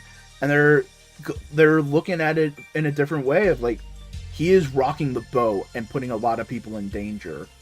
This could get dicey. And everyone's just kind of like, no, but he's doing a good job, and like, they're not sure where to put him, and that's an interesting place to put our hero. I think that's neat. Renee's also getting wrapped up into conspiracy stuff with the Wicked Sisters. That's going to be interesting to see continue on. This episode had some fun fights. There was that cool moment where Gotchard is like, it's a one-shot take, and he's just aiming at the legs of the Dragonfly Amalgam. They do some interesting camera stuff. Not as interesting as Geats, but hey, Geats seemed very much the show that where they were lower on production budget, but they were just like, all right, we have lower amount of props, we have to reuse a lot of suits, we have to reuse a lot of material. Let's just go crazy with the camera to make up for it. This, they're doing a lot more suits, they have a lot more things. They're saving money with the monsters, and they're doing some camera tricks, but it's a lot of lockdown camera, which, you know what, for a fun kid show, that's fine. But this was a pretty damn good episode. It's another Gather Up Gotchard. We're in episode 9, and hey, boy howdy, is this series in a pretty good swing. They're doing a lot of interesting things. I'm digging it. It's not groundbreaking, but it is fun. And sometimes that's all you need. Just something simple and fun to have in your week. So what's going to happen this week? Well, it's time for a field trip. So everyone's excited for it. It's that typical anime trope. Hotaro's excited for it. And the little group that forms is Hotaro, Rine, and Hotaro's cryptid friend, the guy who likes like Bigfoot and shit, you know, who's going after monsters and everything. That's fun. That's neat, right? So they start going on the trip, and Hotaro's sad because like he's like, no, this is a school trip, and I need to. No alchemy. It's very interesting just seeing like what he thinks the rules are, and it's just like that's you don't need to do that. But this is a school trip. I shouldn't be bringing alchemy with me. Why? 'Cause that's not how it works. I'll get into these thoughts later, but it's fun. It's cute to see. So they're just hanging about, doing their field trip. And Hopper 1 came with them. He snuck into the bag, and it's like, oh, that's cute. That's adorable, you know, little semi-sentient puppy dog just following along, right? So they go, but while Hopper 1 is unleashed upon the world, the cryptid friend runs into another cryptid fan, and they start talking about the magazine he's carrying, and she goes like, oh, hey, yeah, no, I wrote to the magazine. That's the magazine where my letter got published, because it's an old one, right? And it's like, no way, I got published there too. And their letters to the editor are right next to each other, and they're like geeking out about monsters and things, and it's like really cute. And Hotaro and Rine are back away, and they're just peeking over. It's just like, is this happening? Is this really happening? And Hotaro's like, yeah, it is happening. I'm gonna help my bro out. I'm gonna help my dude. So they go to her job, which happens to be the like Edo samurai theme park thing that's in Kyoto, right? So they're looking for her, and Rine the whole time is just going like, what are we doing? What are we doing here? And just goofing off while they're doing the thing. They eventually find her. She was working at the haunted house, and they scare her, right? All that kind of stuff. Meanwhile, because we've been having a B-plot, teacher comes in to Hotaro and says like, oh, hey, by the way, evil sisters, they're fucking about. We need to figure out what to do with them. And they're like, oh, cool. Shit, I don't have any of my shit with me. They call up the other alchemy students and go like, hey, could you bring my shit to me? And they're like, on it, boss. They get on the motorcycle. This is the most motorcycle a season. Like, I love how much motorcycle they're using in this season of Kamen Rider. I shouldn't have to say that, but it's nice. I think they finally figured out like the right loopholes to use, or like the right filming locations where they can get away with a lot more bike stunt work. Because that's the reason why that kind of stuff has gone away. It's not that they're lazy or like it takes too much money. It'd probably be way cheaper to do a lot more bike stunts than a lot more practical like fight stunts, right? But the problem is there's certain limitations of filming on motorcycles and filming in vehicles in Japan, as I'm aware, that they can't do as much as they would like. But I think they figured out a way to get around that. I think they figured out some neat things, because we're seeing a lot more motorcycle and it's fun, right? Monster Guy has like a fun heart-to-heart with the girl, and they're hitting it off, but she runs away and it's like, oh no, what's happening, right? Meanwhile, they get Hotaro gets all his cards right as the amalgam fucking grows big, and it's like, oh shit, fuck, I'm being hailed. Sorry, that was the hype machine calling, because they don't have their cards yet. Hotaro doesn't have the cards yet, so Rine's like, here, use these two, and he turns into a giant fucking Brave-esque robot and just fights it. It's great. It's just a giant kaiju fight in Kamen Rider. That's fun. They even do the whole Ultraman thing where like his chest light blinks when he's losing power. That's cute. That's fun. Real quick, that giant robot also reminds me a little bit of Soundwave from Transformers. Just the giant square chest. It's fun. It's a great form. Here's the question though. Is that a rider form, because it is humanoid and he's able to fight and function like a human, or is that a PNG form, a wild form as it's officially called? I can't decide. I think it's the human form. I think this is a weirdo human form, you know? But they fight, it's fun, we see the fight from a variety of famous locations in Kyoto. That's cute. And earlier, the girl that the monster friend has been chatting up had to go away. She got a call, she got a text or something, and he's chasing her. It's like, something's weird going on. And he sees one of the people from the B plot happening. And like, oh shit, is she really in love with this man? Probably not. Because he also got broken out of a jail car. We then have I wouldn't say the final of the battle, but like a big part of the battle where Final Blast knocks everything down. Losing power. He transforms into regular Gotchard and starts to kick some ass. But the episode ends right after that. And meanwhile, in the B plot, we got some more exploration of what's going on in like the major plot stuff. As Valverad's kind of doing some investigation, he runs back into one of the three sisters, and we have some interesting like implication lore-wise of like, okay, so their amalgam forms can use more than one Kimi, and it's very similar to how Valverad does. Is Valverad based on the amalgam technique of like making monsters? Is Valverad's like just a I bounced my mute button. Jesus. Is Valverad basically a modified version of the amalgams, right? That kind of stuff. And I think that's interesting. There's implications there that could be made. We get some more exploration, that kind of stuff. And the evil sisters talk more about their plans of like, we have all our, nothing has fundamentally failed. It just hasn't worked quite the way we wanted it to, but we're still accomplishing our goal. Ha ha ha, we're nefarious. Right, it's all kinds of fun. As the third sister, the one with the ponytail. That's the best way I can think about it. It's like the little one, the cheeky one, and the one with the ponytail. The one with the ponytail is in Kyoto because she's just like, yo, what if we made monsters away from Gotchard, right? So he can't stop them. Oh, wait a second, he's here on a field trip? Fuck me. It's like, that's fun. That's a neat idea.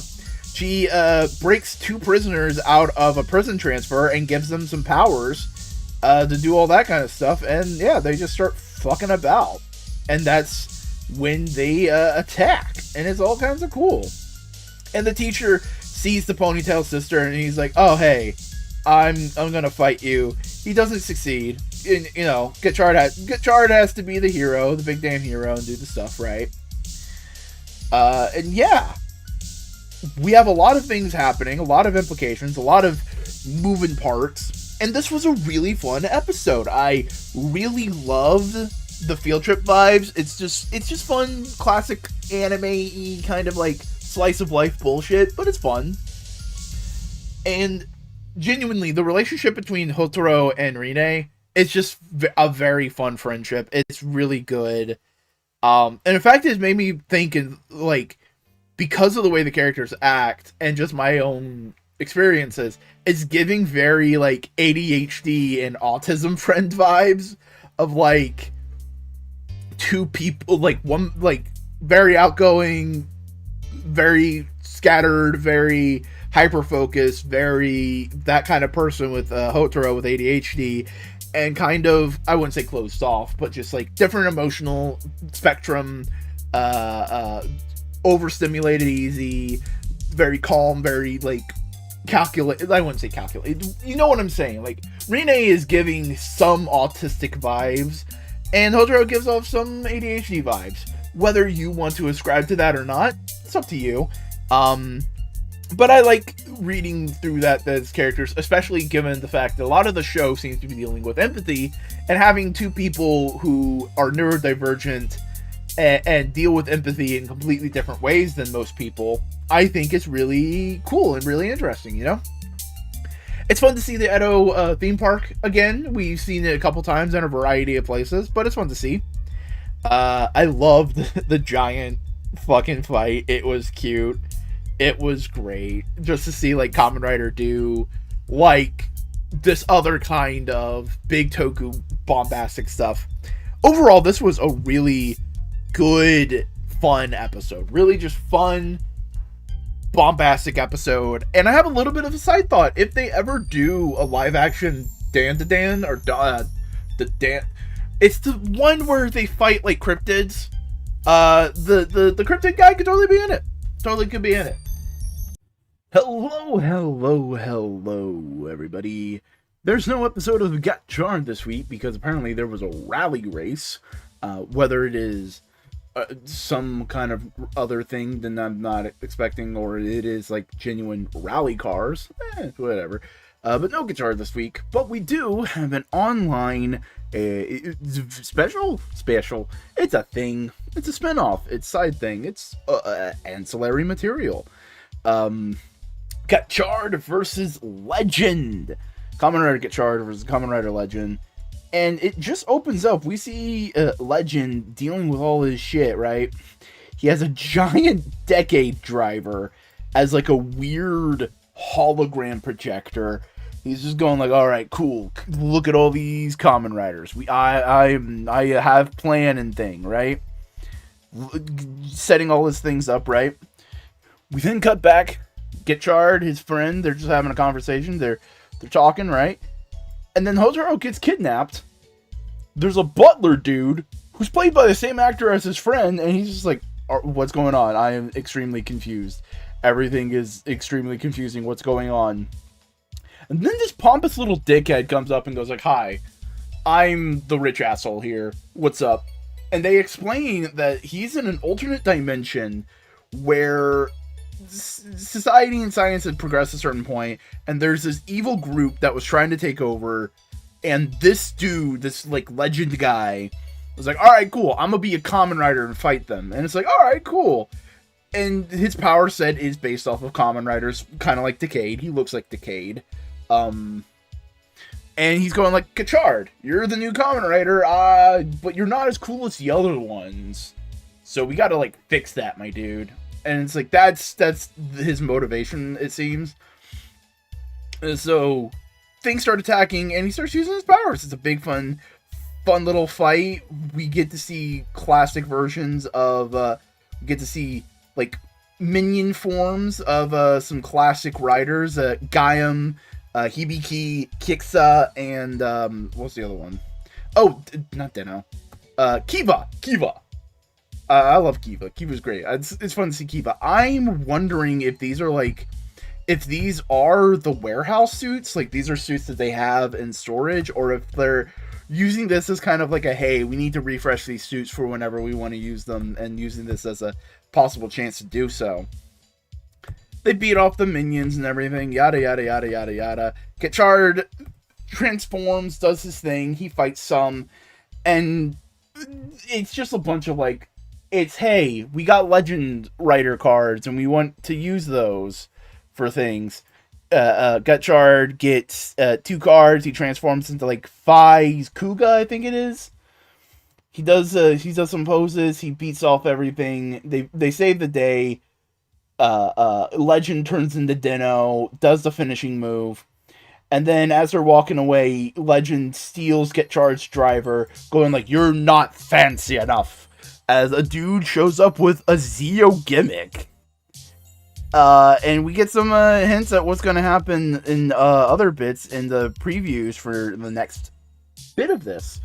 This was fun. This was just lighthearted, good, goofy old fun. I dislike the dipshit, dislike Legend. Like, I think you're supposed to. It's like that kind of like, what the fuck are you on about, dude? What? Okay, shut up. And you kind of just want to see Hotaro kind of be like, yo, I'm a good Kamen Rider, fuck you. And not necessarily prove him wrong, but just kind of like disprove his worldview. You know, teach him a lesson and everything. But, like, again, I feel like that's the point. It also feels like he is a purposeful flanderization of the idea of Decade's character. You know, just fully into themselves. Just like, I have all this fucking power, fuck you.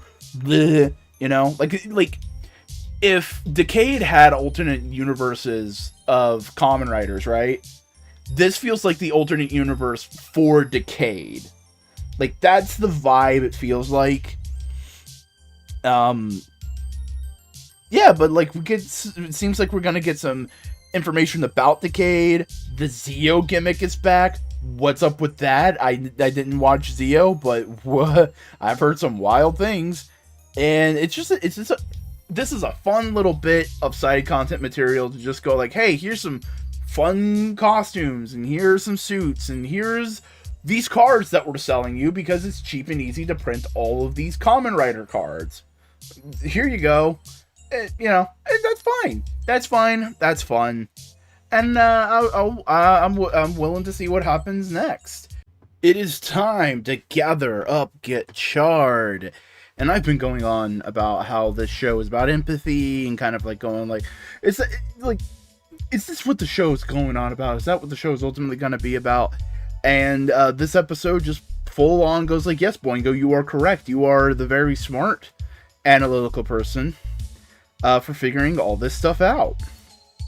Because we open up on the episode where we last left off. Gotchard is trying to beat the Amalgam, the tree guy, and he does with a brand new power-up. He fuses with his bike. The bike is reoccurring. I'm so glad about that. He's able to do all that kind of stuff. Beat the guy, right? As his friend Gaijiki comes up and goes like, oh, the fucking girl. She asked someone, and I'm sad. And it turns out that all this stuff is, again, it's the other prisoner released by one of the sisters in the previous episode.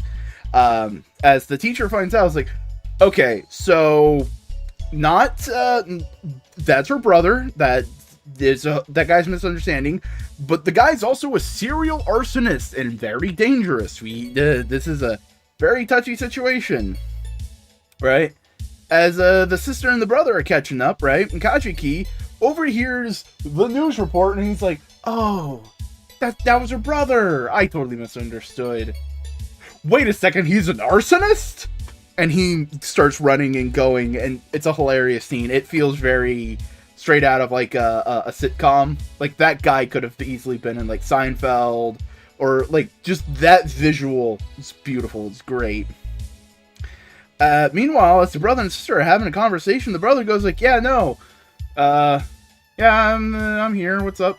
The sister goes like, "Hey, I never believed him for a second. I thought you were innocent. You never did anything wrong." And the brother goes like, "No, I committed arson. I did. The fuck?" And basically stomps on her feelings, stomps on that emotion. It's just like, no, I committed arson. I don't feel it, like, partially because of my resentment towards you. And she breaks, and that's really sad as Gotchard comes in, tries to fight, as the rest of the crew go like, fuck, everything's on fire. We have no idea what's going on. Right? And in Gotchard's on the back foot, right? Kajiki then does the classic, like, "Come on, you're a Kamen Rider, fight!" And Hotaro's like, "I am a Kamen Rider, fuck!" And gets a second win as the rest of the crew, and brilliant, this, like, we're not sitting here waiting for the action to stop. They are sitting there going like, okay, what can we do to help? They figure out a combo for Hotaro to use. They hand it over. He puts it in. He turns into a firefighter, and it's like, all right, cool, I can put out this fire. And he does. Though, real quick, that is most likely a chemical fire that they're doing, and I do not think water puts out chemical fires. We will let it slide, but I just wanted to point that out. So they're wrapping everything up. They get the chemi out of the guy, and they're like, all right, cool. All's well that ends well. And then you look at the timeline and you realize, oh shit, there's still an entire half of an episode left. As the resentment the sister, the girl's been feeling this whole time, bubbles up, takes the chemi as she becomes Amalgam herself, and starts raining destruction everywhere. And everyone's going like, oh shit, oh fuck. As they realize she's about to kill her brother, who is like, you go like, yeah, understandable. He is a serial arsonist and just shadow over her feelings. But still, you don't want that to happen, because that would just lay on her and she'll feel bad about it, and it doesn't solve anything. And it's just like, oh my god, all this situation. As they're trying to figure out what can happen, Gotchard transforms into the big, powerful form from the beginning, and it starts redirecting the electricity, because that's what the amalgam uses, down into the ground as a lightning rod. And it's taking its toll. It's taking its time. And they're all just going like, why don't you just kick her ass already? And he goes like, that won't solve the problem. And he just goes like, Kajiki, you need to reach her, because you are the one who connected with her with the cryptid magazine. And Kajiki's like, yeah, okay, I'll do it, because he's emboldened by the courage of the Kamen Rider, and also realizing that, oh, that's Hotaro. Oh, Hotaro believes in me. Hotaro needs me to do this. Okay, let's do this. He pushes through the electricity. He does his best, and he reaches out to her, and so it's like, hey, this isn't you. Like, yeah, your brother's a dickhead. Yeah, he lied to you. Yeah, everything you thought isn't what it is, but you still saw those cryptids. You still love haunted mansions. You still work at one. You are, everything isn't a lie.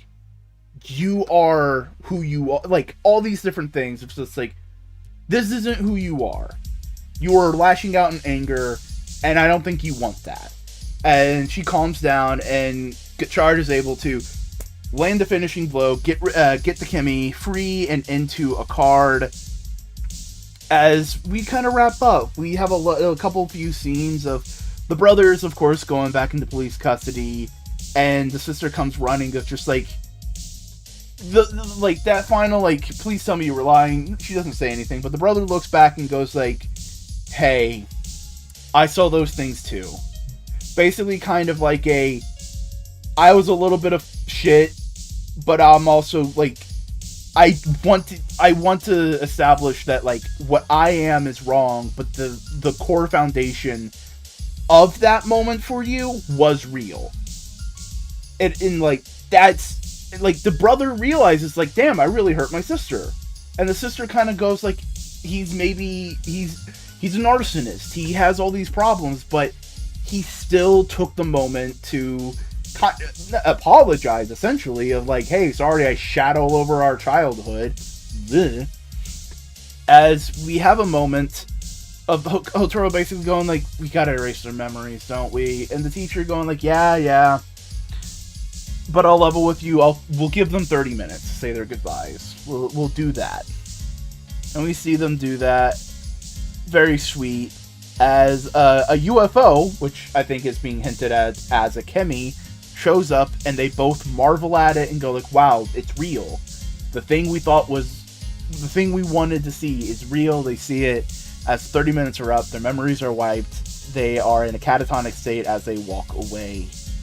And the next morning, Kajiki's going like, I feel like I'm forgetting something. And Hotaro's just like, fuck, I hate this. I hate that we had to erase this emotional connection that they had. I hate that we had to do that. Like, he is, like, not necessarily agreeing, but he understands why the Alchemy Academy feels like they have to do this, and he hates it. Again, this whole show, it's empathy, it's building those connections, it's that togetherness. As they're walking by, the sister, the girl that Kajiki was falling in love with, walks by them, and for a moment they briefly walk aside, barely even acknowledging each other, as Ultra goes like, yeah, fuck. Memory wiping's a bitch, and they never got their moment. But she turns around and goes like, hey, isn't that magazine? Just like she did in the previous episode, as they're able to reconnect. Saying that emotional bonds, that empathy is powerful. And this episode is just really all about how, like, you see and treat others people's emotions. And, like, they are saying hearts, which I think is going to be a lot easier to explain to kids, of, like, Hotaro can see into their hearts. He sees into the hearts of Kemi and knows, like, hey, this wrestler Kemi wants to help this dude. This Kemi wants to help this kid. Like, he sees that, but he also sees into people. He goes, like, no.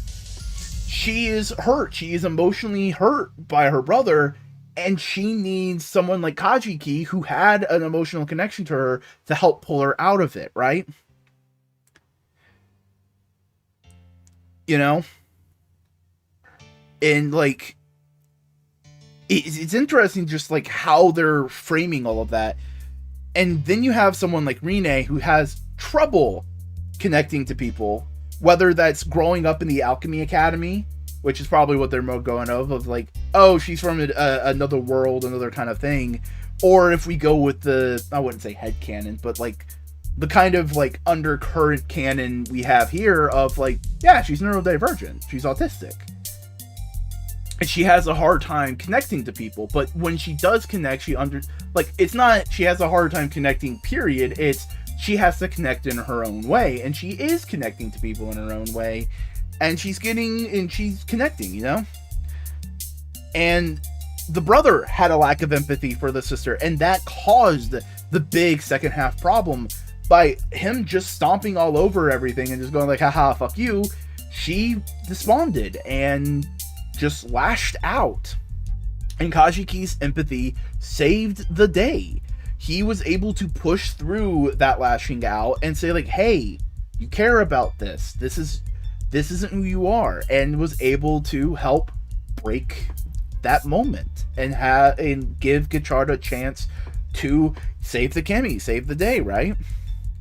And through all of that, the brother did learn a modicum of empathy of just going like, wow, I really hurt my sister. Let me try and not necessarily like fix everything, because he can't, but like say like, hey, it's not all like I was a dickhead, you know?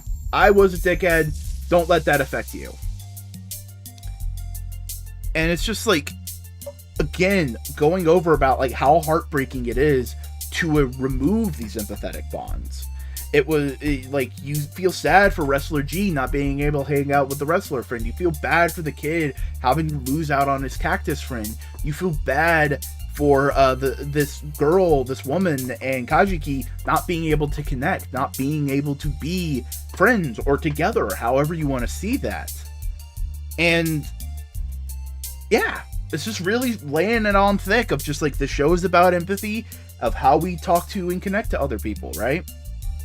And there's just another little thing I've noticed. The opening. Like, you watch the opening a couple times, it's like, yeah.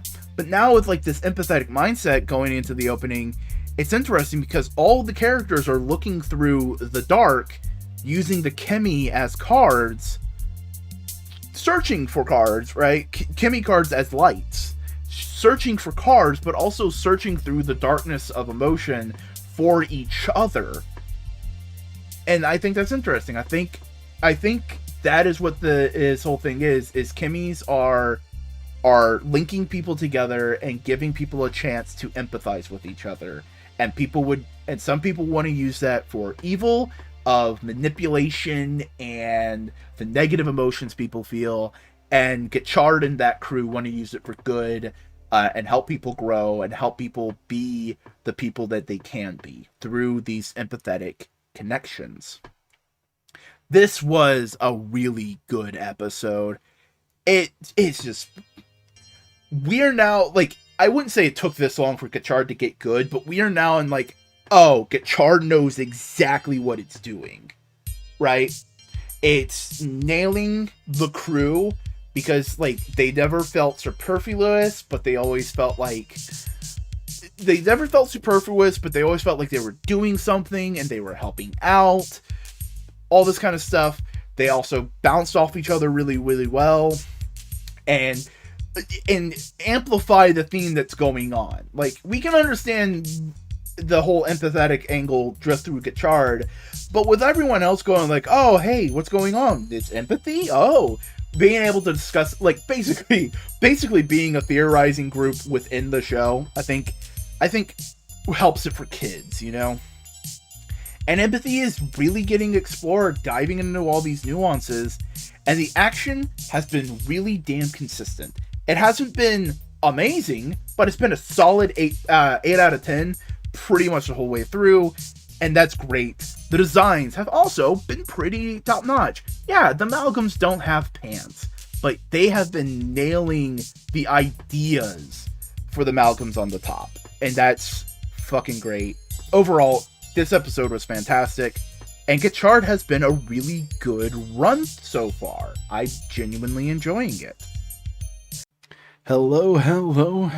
It is time to gather up Gotchard. We're talking about episode 11, and this show so far, the last 10 episodes and one special, has really drilled into our heads the concept of empathy and what the show's trying to get across, of like, understand other people have wants, people have desires, and just talk to people, you know. That's empathy.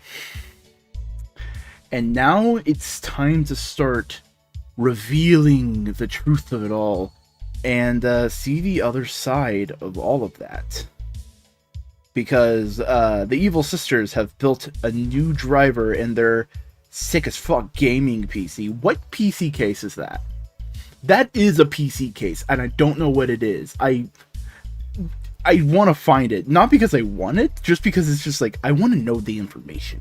Give me the information. What is that PC case? And we see basically our quote-unquote status quo we've been in for the past 10 episodes of all the students, Hotaro, Rine, the other two, I can't remember their names right now, just finding chemis, hanging out, being friends, just enjoying life. It's young students, and it's like, oh, this is nice, this is good, this is sweet. Meanwhile, Teacher and Valvarad are kind of like having a discussion of like, so shit's going down. We don't know exactly what's happening. And the Academy is sending someone to like audit us. And they're like, shit, fuck, okay. Situation's getting weird. A amalgam shows up, a tarantula looking dude. And we have a big, fun, power expressive fight with Gotchard. Doing the whole thing. Just very classic, very fun. As a dude just basically goes like, you ain't hot shit, and walks away. Right? Sister scheme, and we're going to see that in a bit. But we are back at the Academy, and basically, a tablet guy is going like, hey, I really want to see UFO. I want to see the UFO Kimmy. And Hotaro's like, fuck yeah, let's go find the UFO guy. So they build all the things. They go and try and do the stuff, right? UFO pops in, does all the like, they're figuring things out, right? And that's when they're called back to the classroom, the big set, and say like, hey, we're being audited, and we see the two people coming from the Alchemist Association, and they're going like, hey, so we're here to check on these things, these specific things, right? And the dude just goes like, hey, you're Gotchard. You're bullshit. Fuck you. Give me the belt. What? Yeah, no, you're trying to befriend Kimmy's. Fuck that. They're tools. And it's like, what? And like, everybody's immediately like, what the fuck, dude? So much that Valvarad is like, hey, it's Banner. It's like, hey, while I agree with you that they're tools, that ain't what you're here for, buddy. Maybe stay focused. You know? And it's just like, everyone is kind of like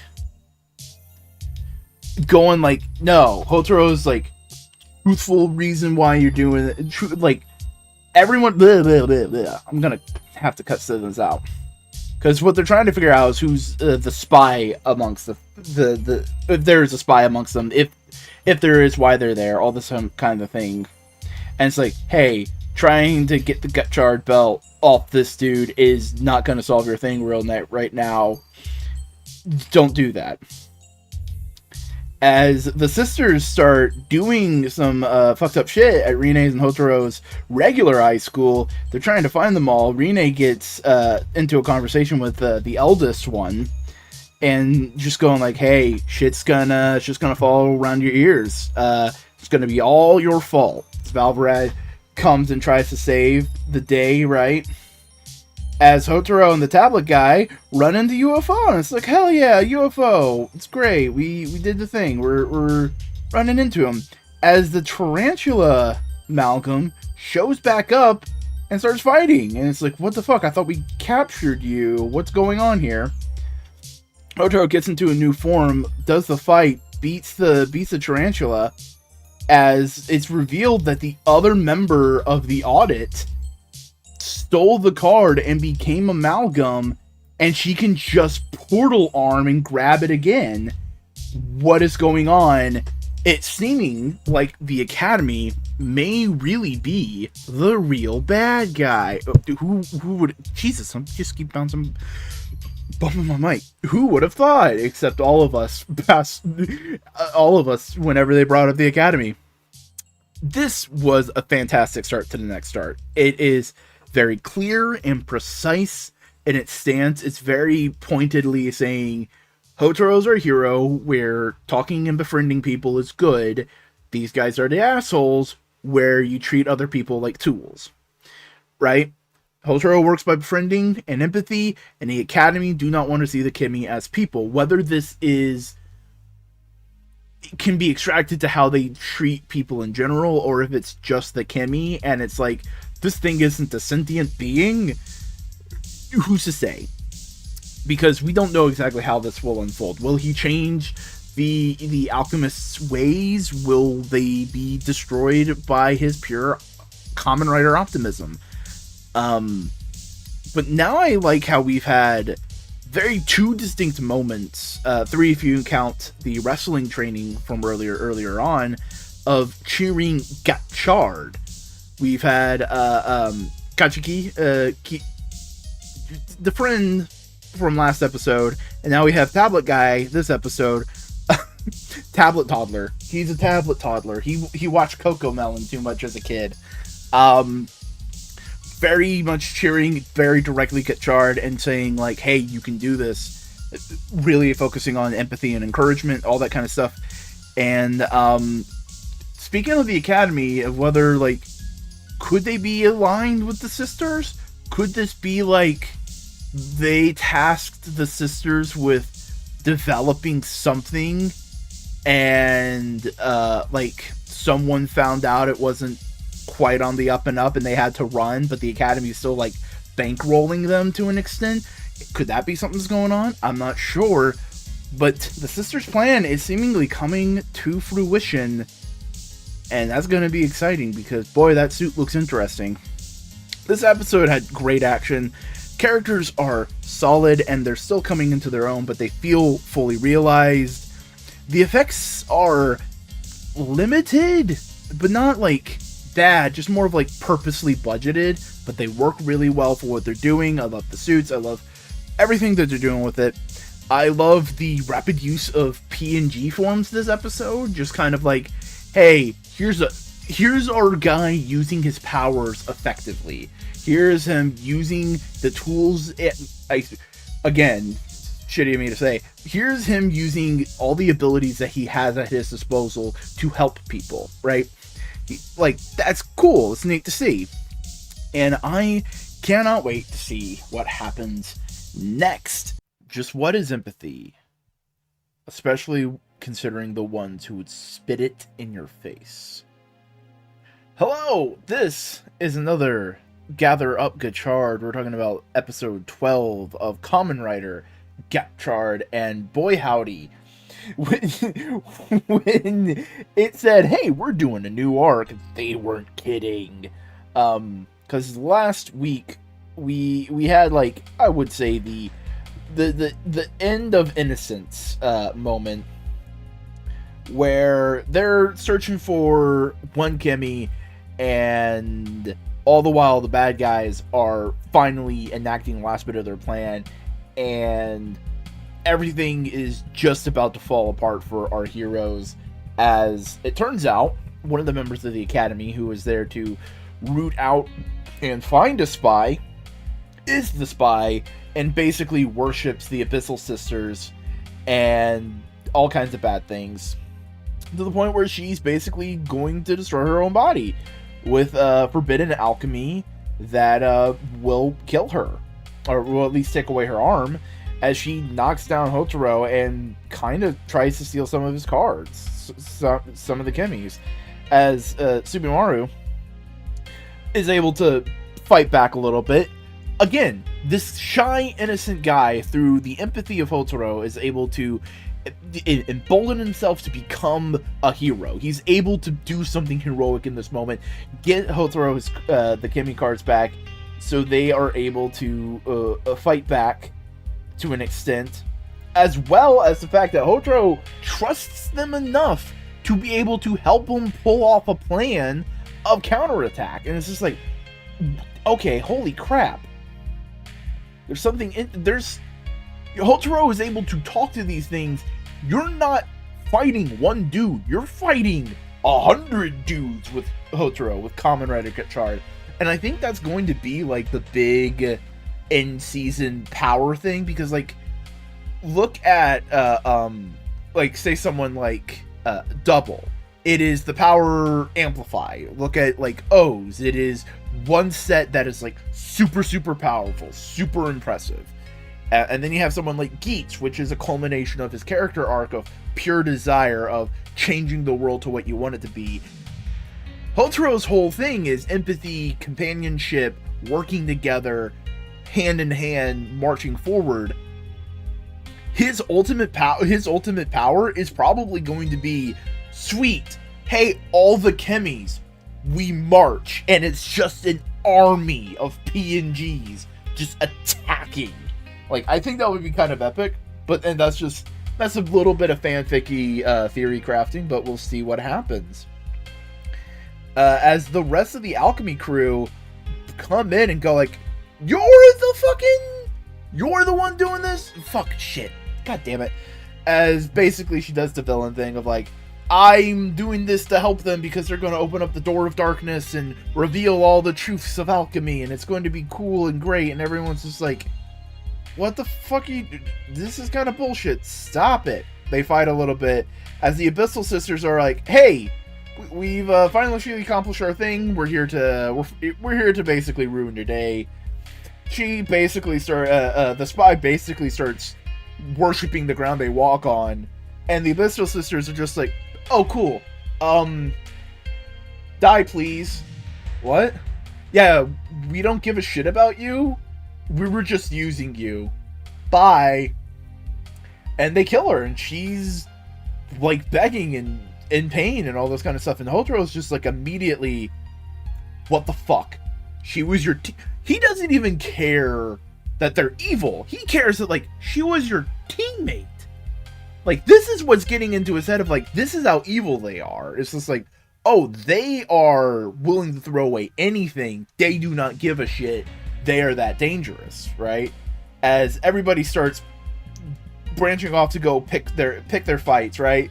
The Spanner goes and fights the one person, you know, all this different kind of stuff. The teacher gets his hand stuck in a pole. It's all kinds of bad. As the angry sister, I can't remember her name, grabs Subimaru and goes like, hey, you're gonna be our little guinea pig.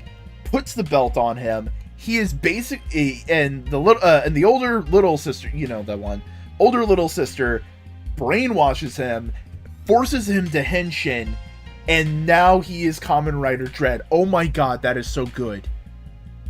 Oh my god, for a show all about empathy, that the big evil writer is basically like removing the empathy from a person and twisting it. Oh, it's so good. So Dread fights Valvarad, and Hotaro goes like, fuck, I gotta fight him. I don't want to fight him. And it's a back and forth all the way through. Couple different forms, couple different power-ups. And Hotaro can't fully fight him because he's like, I need to save Sabimaru. How do I save him? And like, Sabimaru is like talking through the tablet going like, I don't want to do this. Fuck. I'm basically like, I'm hurting. This sucks. I don't want to be doing this. And everyone's just like, fuck, this situation is... Earlier Gotchard is like, haha, happy fun, monster of the week, fun vibes. Insert is a little bit depressing that they can't be friends at the end, but you know, it's happy-go-lucky.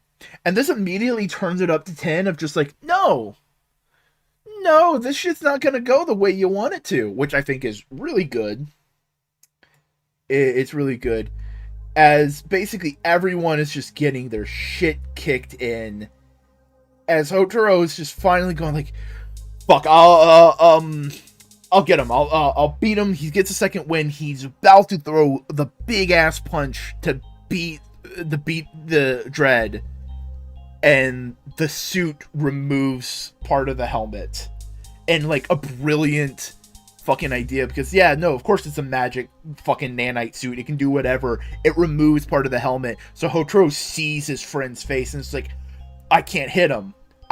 It uses Hotaro's empathy against him. Greatest strength, greatest weakness. And Hotaro just starts getting beat the fuck down. It is darkest hour for everyone, as basically UFO comes in and says like, hey, yo, you actually like care about chemis? Cool, here you go. Here's a power-up sword. Gotchard is able to re-henshin, use the sword, basically beat off Dread just enough to give the teacher a chance to get them all out of there, teleport them all out. The Abyssal Sisters still have Sabimaru, in the Dread suit, just a drone, just sitting there, as basically the whole crew is back at base, regrouping, as Valvarad's going like, you failed, And Hotaro is just going like, I failed, and everyone's just going like, yeah, but you tried, and it's just like, oh man. Hotaro also just goes like, I'm fucking gonna save my friend. He resolves and steels himself. This episode goes several places, as it directly confronts how simple our empathy, the empathy our heroes has been playing with, has been. It's been very much like, it's friendship, it's companionship, it's simple things. It's, you know, and this, it's a little bit more complex of how do you treat your empathy when your friend is suffering and hurting you? Like, there's no direct comparison to that. Like, you can make allusions to, like, how do you treat your friend empathetically if they are addicted to a very dangerous substance and that's hurting themselves and hurting you? But that's not the situation. It's how do you protect a friend that's being manipulated to hurt themselves and hurt you? And it's just like, you can't do it with Sunshine and Flowers. You're probably gonna have to knock out your friend, but that you don't. Hotaro's not able to make that idea yet, because ultimately their ideas are good. Hotaro and the crew's ideas of empathy and kindness and companionship and friendship, they're all good, but they do need to be steeled. They need to be refined. They need to be what's the word for it? It's in blacksmithing. It's that kind of annealed in the face of their adversaries. Their adversaries are going to take advantage of every single weakness that they can get a hold of. Like how in the fight, the mask slips away and Hotaro can't hit his friend. Like, he's trying to save his friend, but he can't hurt him. But stealing this resolve, stealing this feeling that this negative emotion that they're all feeling of being unable to save the day, it will feed their empathy and will be the key to save everything. Of, I feel powerless, and using that feeling of powerlessness to feed their empathy of trying to help people so they don't feel that feeling of powerlessness, you know? Because only by giving a shit is Hotaro even accomplishing anything. Like, all these people kept going, oh, the 10s don't like people. You can't catch a 10. You can't catch a 10 Kemi. And Hotaro just being a cool dude and trying to be nice to the Kemis and working with them and trusting them as individuals, not as tools. UFO goes like, I like the cut of your jib, and gives them a fucking sword. Come on. And even the person who's like, I don't like your tactics, has to go like, yo, you know, UFO actually kind of fucking worked with that guy. I wonder if there's something there. And with that new weapon, we are probably going to get our new forms next week. What an absolutely amazing episode. I genuinely loved it. It was just the right time to take a big left turn for the show, and it works.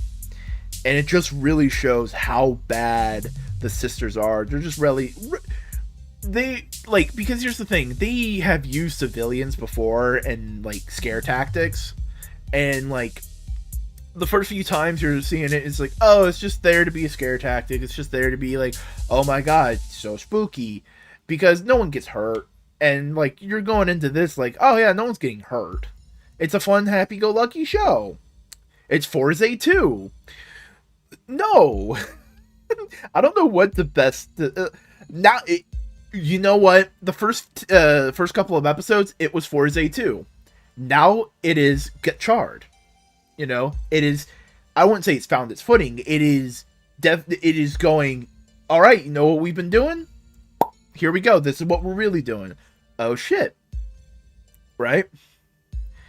Goddamn, Sabimaru. Just everything this guy's been put through. Just unable to talk. Just being a shy, quiet individual.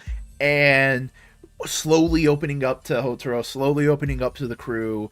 Just becoming, like, more outgoing and then just have that all ripped away in an instant by just forcing him to become this creature, right?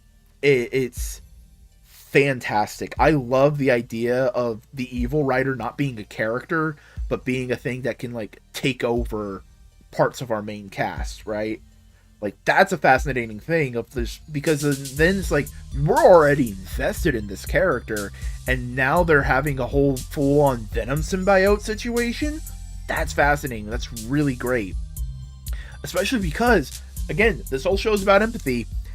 It creates instant empathy with them while trying to save the character. It's a brilliant little twist to the whole idea of just like, you're not trying... There's no redemption arc in this. It is purely save the friend. It is a hostage situation, but it's a action-packed hostage situation because the hostage is being forced to fight back. That's a fascinating little setup for all of this, right? And boy howdy, I love how the crew have been playing off each other.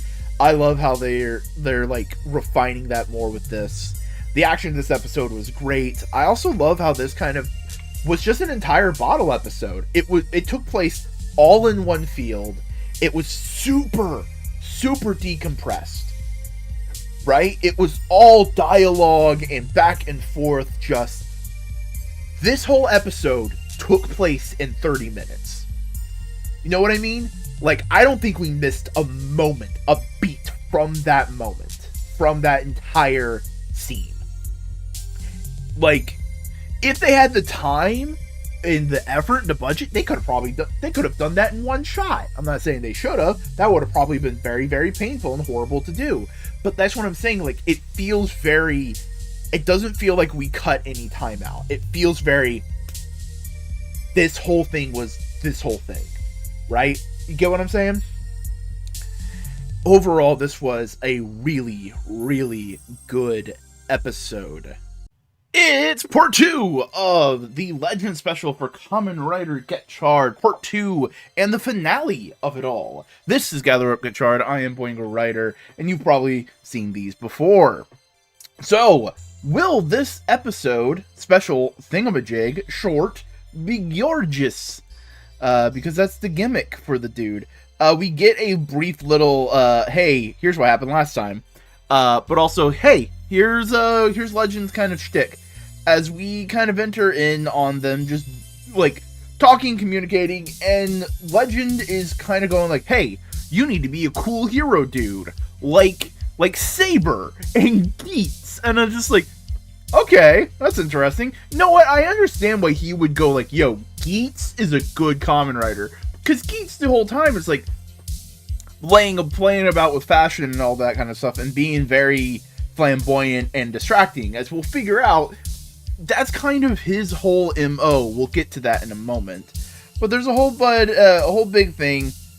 Bad guys come in, and Gotchard goes out to try and be a hero and fight them and Butler's there, and Butler goes like, okay, so I know the dude's kind of a little hard to get along with, but there's a reason for it, and he goes into Legend's backstory of how when he was a kid, they were being attacked by all these evil organization, and Decade came and saved him, and he kind of saw Decade, everything he was doing, as kind of like oh wow, it inspired him to be a hero.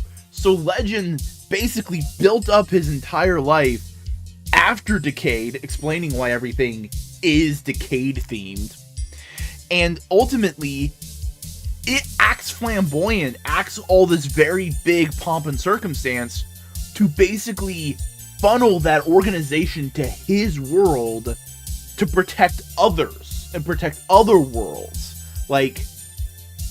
and just beat them there. And yo, that's a good Kamen Rider, you know? Hey, I can be annoying and just get them all to focus on me, and then they won't hurt other people. That's good hero stuff, right? But Gotchard learns this. Legend comes up ready to do the whole big henshin and fight. Back and forth with the bad guy of just what would be normal banter between them if this was a regular show. Everybody henshins. We have a fun big fight scene. Gotchard gets a couple legend forms and does the whole big thing. Legend transforms into Decade with the big old sash. And we get just a big old, I'm saying big a lot, but we get the finale, we get the rider kicks, team up, all that kind of stuff, and they go like, hey, Gotchard, you did good, you know what, I'm going to show that I trust you as a person, and trust you as a fellow hero, trust you as a Kamen Rider. We're all good. As Gotchard fades back into his regular universe, Kajiki is like confused, and there's a moment with all that, and Gotchard just kind of reflects on the experience of all that kind of stuff, you know. And Legend just goes like, "Yo, Hotaro, we'll see you again later," you know. It's really fun. It was a really fun little two-parter, and it while I won't say it like radically changes the understanding of the show like I would with Tycoon and Punk Jack for Geats, this does play into the themes of the show, because Hotaro does have to learn and gain that empathy for Legend, even though Legend is a very kind of standoffish character that's hard to empathize with immediately.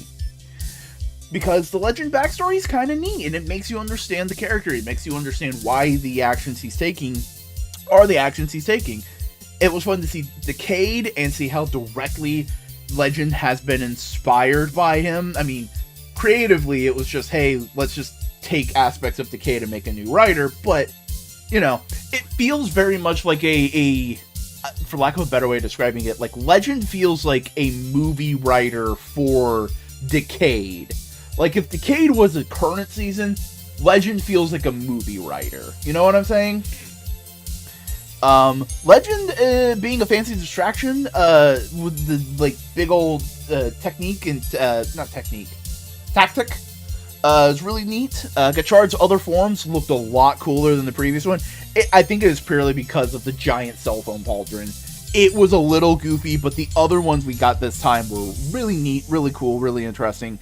Overall, this was a pretty fun little special series. Got to see some nice action. So yeah, go give both of them a shot if you haven't. It is Gather Up Gotchard time, episode 13. Boy howdy. We are left on a very big what the fuck last episode. Just what's gonna happen to Subimaru, and how will our hero save the day, because boy howdy, Hotaro is not taking this well. He is in a dreamscape where he is fighting Dread and basically killing him, and essentially killing Subimaru, and he is not handling that well, to the point where he's having nightmares in the middle of class. Wake up, and is woken up by all this. Also, white man jump scare. I don't know why. It's just, alright, cool. What's up, white man? What's up, white man? I appreciate you. Is that just the Western Kamen Rider fans' modus operandi? What's up, white man? But while Hotaro is just dealing with all of this stuff, the teacher guy is talking to basically the Academy of Alchemists, going like, so here's the problem. One of my students got fucking kidnapped. Very big deal. By the way, the person you sent to us was the spy. And they're like, oh man, shit. That kind of sucks. Oh, well, nothing we can do. What do you mean there's nothing we can do? Yeah, no, there's nothing we can do. Yeah, sorry.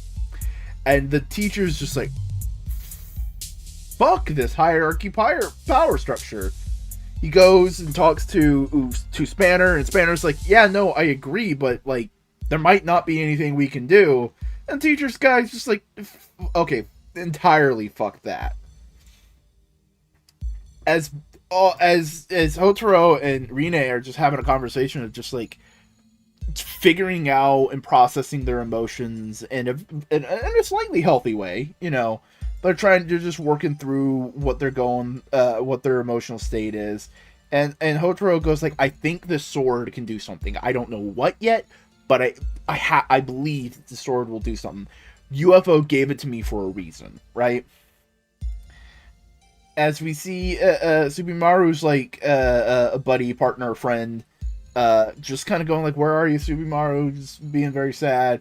Just everybody's just reflecting on this moment as the Abyssal Sisters are just like, "All right, you little fuck, you can only transform one more time. We don't give a shit. We're just gonna use you and kill you. We don't care." And it's just like it's very sad, especially because Subimaru is like just despondent on the ground, as Hotaro is just still trying to deal with his emotions, trying to deal with all the problems. And his mom goes like, "Hey, you're trying to deal with something. You can't work. Just go deal with it." He runs into Kajiki, and Kajiki just goes on his things of like, "Oh yeah, no, UFOs and everything." And Hotaro just gets a brain blast of like, "Shit, right, that's what we can do." As he formulates the plan and talks to everybody, it's just like, "Hey, here's the idea. We need to come into contact. We need to talk to UFO again. Maybe he can help. Maybe like that Kimmy can help us." And everyone's just like, "You know what? We don't have any other solution." And Hotaro, you were the only one, like, you were the only one who has been trying to think of a solution, and it's outside of the box because we have been so inside the box. Falcony, let's go with that plan. So they start to enact the plan. They head to the school so they could contact UFO. And the Abyssal Sisters show up and just go like, "Hi, we're here to fuck with you. Bahaha. And kill all of y'all." So Spanner and the teacher guy are fighting them off, while the rest of the students, Hotaro, Rine, the other girl, and Kajiki, who has no idea what the fuck is going on. He's just there to help. I love that man. Love this man. No idea, no thoughts in his head. Just, "Oh, my friend needs help? Let me help." I love this guy. Give this guy a belt. Please and thank you. They're on the roof. They're trying to get a UFO. Everything is just stumbling up there. Like, it is oh shit on top of oh shit on top of oh shit. And eventually, they are able to reach UFO. It pops through the portal. Goes like, "Alright, cool. What's up, my dudes? You did cool. Hey, Hotaro, we need to go to the Kemi dimension real quick." They go to the Kemi dimension real quick. Everyone's going like, what the fuck? As basically Hotaro goes like, "Hey, you gave me this sword, right?" "Yeah." "Can I use it to help, Subimaru?" "Yeah." "How?" "Oh, shit, didn't tell you that." "That's how I use..." Oh, thank you, UFO. "Hey, you want to get in the car and help me out?" "Hell yeah." Gets in the car, helps him out. They go back to the regular world. They display the toy so you know how to use it. Pop it in the driver. He transforms into UFO mode. Beats Dread. Is able to separate the Dread from Subimaru. Subimaru is now safe. Just wrecks Dread. All that's left is the driver. The Abyssal Sisters are like, "Oh shit. No one's supposed to be able to do that. Fuck." They grab the belt and they run. It's great. Everyone, like, all the people who, like, really know alchemy, like, the students are all like, "Yeah, of course Hotaro can do this. It's Hotaro." But the teacher's just like, "Damn, he can do this." And Spanner's just like, "Fuck. This guy may be more capable than I've ever given him credit for," right? And it's really cool to see, like, people starting to respect Hotaro in that way. Especially the Kimmies, because the Kimmies are like, "Yo, we're on board with all that, right?" And it's a big touching moment. Subimaru's saved. Everyone's just going like, "Fuck yeah, we got our friend back. He's safe."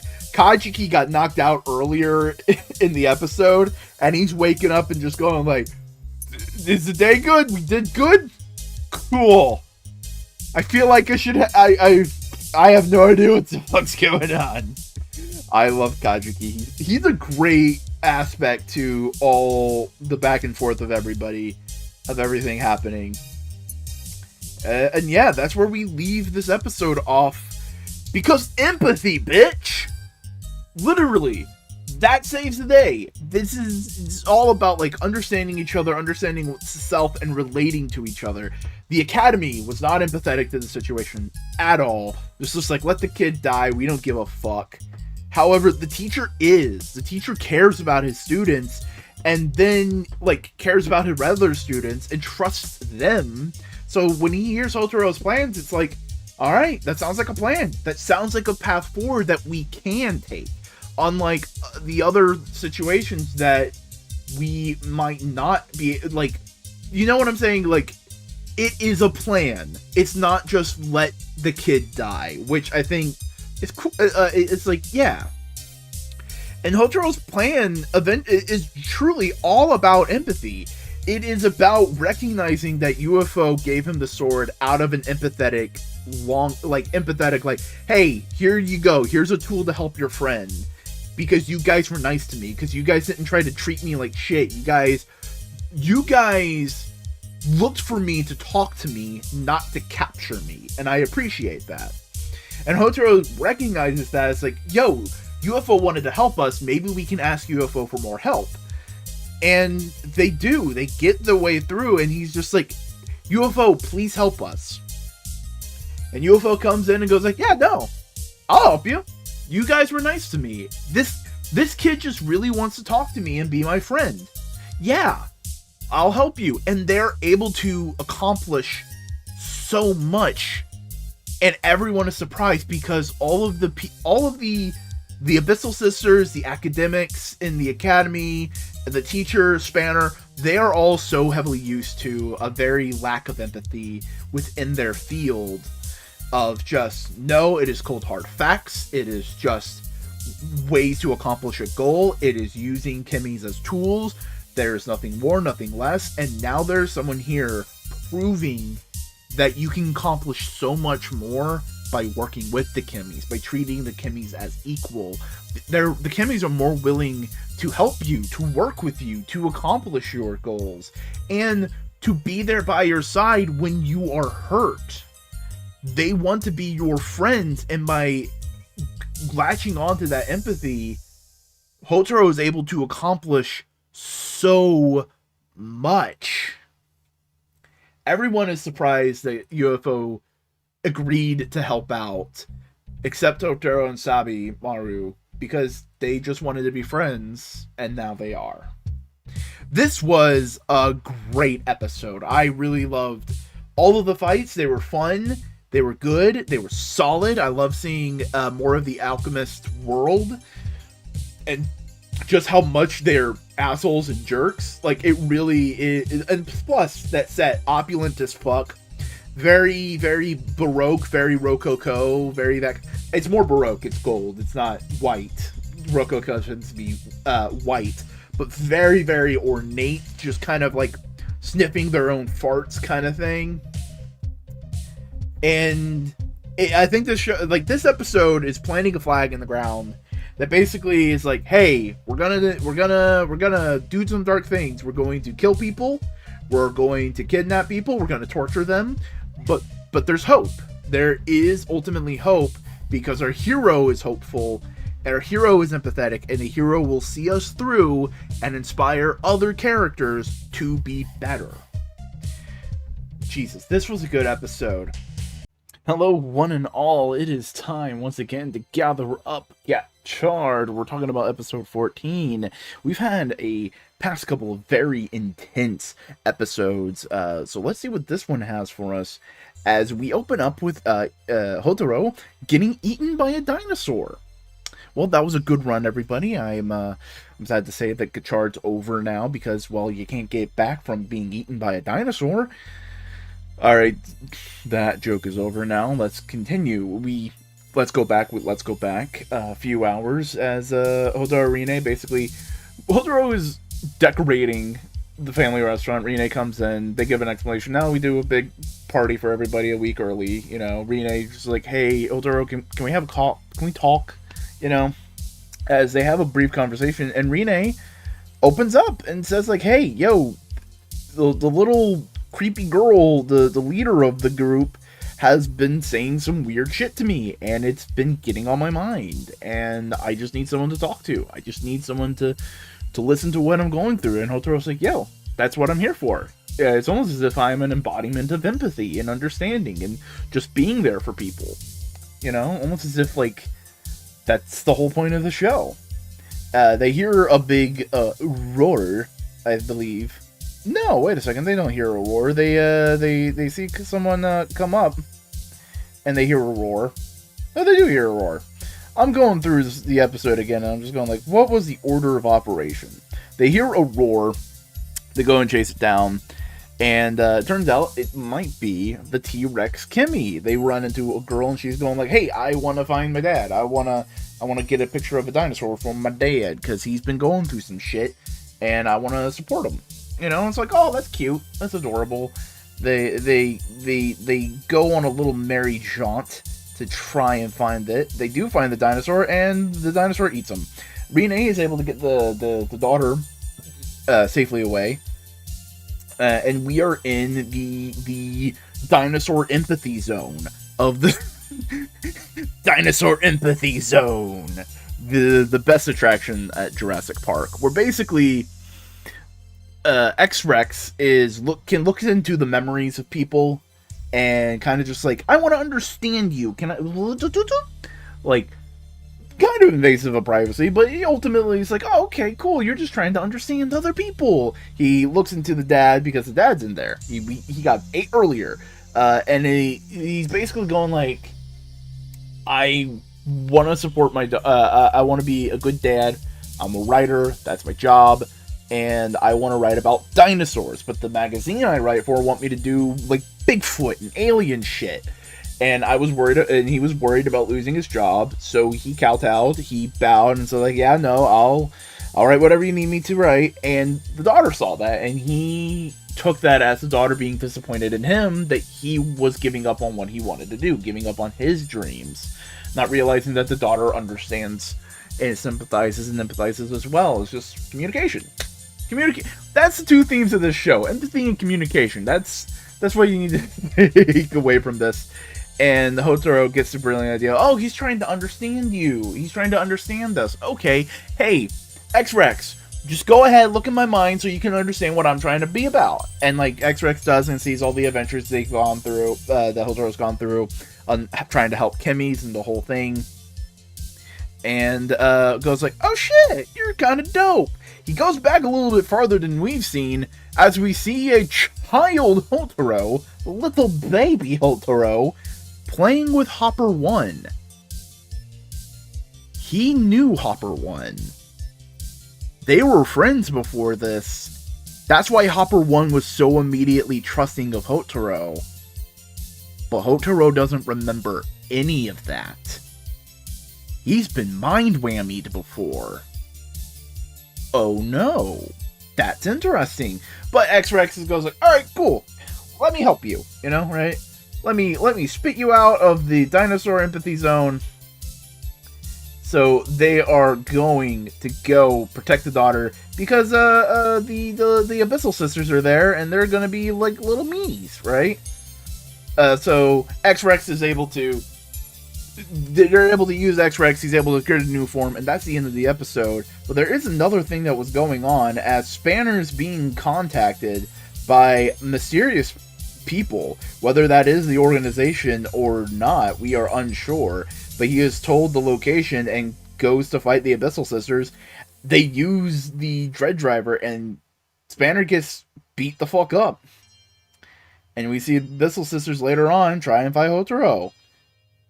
Boy, this was a pretty good episode. It's a little bit of a downturn from the last one, but that's okay. You can't just keep riding that fucking high, you know. Sometimes it's a roller coaster. You go up, you go down, you go up, you go down. But it's not down as like, it's not down as in like of quality, it's down in like of hype. You know what I mean? It's like less things to get like, oh shit about, other than like the one scene of Baby Hotaro, right? But this is iterating on the themes of empathy more and more, especially with X-Rex just trying to understand other people, you know? Just like, hey, what's your deal? What's going on, right? And that mutual urge to understand of like, once they understand X-Rex's point of view, what it's trying to do, they're immediately like, oh, yeah, no, hey, dude, let's talk a little bit, right? But there's also the aspect of, like, understanding and empathy with Hotaro and Rine, of Rine just going like, hey, I just need someone to talk to, I just need someone to listen to my problems, and Hotaro's there to be that kind of person. And yeah, it's like, it's really good. It's a really good episode. We had some solid action. I love the UFO spinning. X-Rex looked a little ropey, but hey, that's not the end of the world. And just what is Spanner up to? What is Spanner all wrapped up in? A lot of questions. We're going to get a lot of answers next time. It is time to gather up Gotchard, and we are talking about episode 15. Last week, we got the initial reveal of X-Rex. Let's see what this little dude can do, because we hop right back in on the fight scene. Otaro is fighting Dread. It's going back and forth. Meanwhile, Rine is having to deal with the other goddamn sisters, going, shit, fuck. The non-tiny one transforms into the kaiju form, the kaijin monster Malgam. That's what they're called this season. And it's about to attack the dad and daughter that this little arc involves. Professor Minato shows up and is like, hey, what's up? I'm here too. When did that happen? Was that in the pre-thing?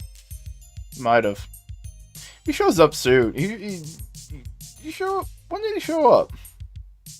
Now I'm skimming through the episode going like, when did he show up? Well, he showed up and is like, hey, I'm here. Yeah, no, right before the scene. That's when he does. And basically, they try to protect the dad and the daughter. It goes okay. But the eldest, the one that takes the appearance of a little girl, just starts roiling into Rine, just going like, little shit, just poking all the things. Everyone's getting hurt. Everyone's getting damaged. As Hotaro sees all this go down and goes like, fuck, I need to go save them. Transforms back into regular Steam Hopper because it's faster, but gets caught, dragged back over. Everything looks very bad. Everything's not going into a good direction. The dad is doing, of course, dad things, trying to protect the daughter. Right? Back and forth of all these different kinds of things. Rine is being choked out, but she's basically going like, yeah, no, you're just saying all this shit to piss me off. Fuck you. And just doing a lot of things, saying a lot of things just to piss them off. Is able to secure the one that's dressed up as Amalgam, and Spanner comes in and is able to finally like get them all free. Hotaro is able to transform back into X-Rex and take the fight to Dread, while also saving the chemis that the other one was using for the Amalgam form, because she got knocked out. And so he's like, I got them. They're safe now. And so it's like, oh shit, they're doing a lot of good things. Everybody's just like going, fuck yeah, Hotaro, fuck yeah, beat them the fuck up, you're a Kamen Rider. And he goes like, I feel the power. And there's a whole big reference to Ichigo, and it's cute, it's fun. And the sisters are now just pissed of like, all our plans are ruined. You now can use 2 X-Chemis. Fuck you, fuck this. So the one that's in the dread suit, I think it's Clotho, just starts ramming a bunch of cards into the device. And the Abyssal Sisters are even going like, what are you doing? That's gonna kill you. And she's like, I don't give a fuck. I'm gonna kill this motherfucker. And Hotaro's like, alright, cool. She starts running to him. He does the same thing he did with Sabimaru, gets her out of the suit, and destroys and like beats the suit. And like they're going like, what? The Abyssal Sisters are just like, alright, cool.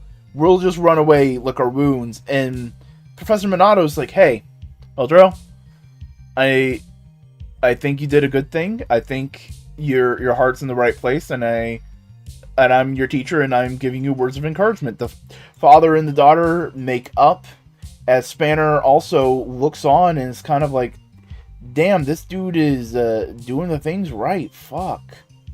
Everybody's kind of having a happy day. They win. They do the whole thing. The guy that's been spying on them from the academy is going like, this guy can use multiple X forms. That's interesting. As fucking a Kimmy wizard comes in, speaking full-ass sentences, going like, what the fuck is going on here? I think it's a movie thing. We then cut to them having a little holiday party at the restaurant with all the regulars and the friends, and it's just this big, wholesome moment. The dad and the daughter get a moment post mind whammy, because they do get mind whammied, where the daughter goes like, "Hey, I got a photo of dinosaur dad, but it didn't come out that great. I'm sorry." And he's like, "No, I love it, but hey, I'm working for the magazine that Kajiki likes now." Us, the audience, know it's one that Kajiki likes, so I can write about dinosaurs again. And they're a happy family. They have a good time. You know, they're able to be good. Meanwhile, Kajiki's fucking dressed up in something, doing a little number routine for them all, while Hotaro is off to the side going like, "Hey, Hopper, did we play when I was a kid? Do you remember any of that?" And Hopper's like, "I don't fucking know." Alright, that's concerning. And then they say, "Hey, Hotaro, it's your time to sing." And we end the episode with Hotaro and Rine singing a little ditty as Hotaro's mom looks onto the family photo, and we still don't see the dad. This was a fun episode. This was good, fun. It was a little on the nose with just directly, "I am powered by the empathy and love of my friends and family." You know, that kind of thing. Just blatantly laying out, yeah, empathy is power, and coming to an understanding of other people is what helps you win the day as this Kamen Rider. It feels like the end of this kind of arc, you know? It's a definitive, yeah, we've defeated, well, the Abyssal Sisters are really defeated. I'm trying to think of the right way of describing it. They are laid low, right? A lot of their tools are taken out of them. All they have is the Dread Driver. The empathy idea is really laid out in front and center, and it kind of feels like, I wouldn't say an end cap to collecting the chemis and all, but it feels like something new can start off from this. Because we're getting a lot of more complicated characters seemingly from the Academy next week, and they all look interesting dudes. But it does link the idea of empathy to the spirit of a Kamen Rider, of like understanding others, protecting others, and using that power to protect hopes and dreams and wants and desires and all that kind of stuff. And it's also nice to see the Abyssal Sisters fleshed out a little bit more. They're still kind of Team Rocket-y, ha ha ha, we want to complete evil plan, but the care that they show to each other is nice, and the fact that they are able to be riled up and angered is neat. It's nice to see. Just that poking of the bear and them actually caring about each other is all nice. They also keep referring to humans as if they're something else, as if they aren't human, and I'm wondering, are they something different, or do they just see regular people as below them? Is that what it's just going across? Or are they weird alchemical homunculi or something? Just a thought, just a question to put out there. But yeah, no, pretty good episode. The action was good. It was solid. The thing is, this season's action doesn't have a super ton of stylization. But it's good. It's solid. It's well choreographed. And ultimately, kind of another real-time episode for the most part. From the beginning to the end of the scene in the forest, it's kind of all happening in real time. People popping in, people popping out, and the fight and everything, which is cool. I like that. It's not necessarily a oneer, but it's nice to get a sense of continuity in that regard. And the Christmas party was cute. It was fun to see everybody just have a little bit of a nice time, especially because things are probably going to take a turn for the worst sooner rather than later. Hello, it's Crimbo time in Kamen Rider Gotchard, and I am Sick time. Yeah. Now we got two 10 forms, X forms, super forms. So let's see what happens this week as we gather up Gotchard. As the crew's basically going like, all right, cool. We got a lot of cards. We still got some more left to do. And Hotaro is trying to get somebody to help out with the family restaurant because they're going to be busy and he'd like some extra help. And he is eventually able to convince Rine to do it, as the Abyssal Sisters are basically confronted by their boss, and the boss goes like, hey, I'm going to be a bastard, and I'm going to take over your brain, to the one that calls Valvarat a dog a lot. Sorry if I make a lot of noises. Nose has been bad, throat has been bad. And we do see some actual genuine care for each other from, well, not all the sisters, but the angry sister is going like, no, this sucks bad. As we see the restaurant happening, and it's like, hey, we're working together, we're becoming friends, we're doing all that. As Spanner gets his shit dealt with, and we find out and meet his mentor. She seems fun and cool. She's a mechanic-y kind of lady. As she's building a replica of the Gotchard driver, and it's like, oh shit, the alchemy places, I don't trust them with that, you know. Everybody's doing their holiday shopping as a giant snake descends from the heavens and starts turning people into stone.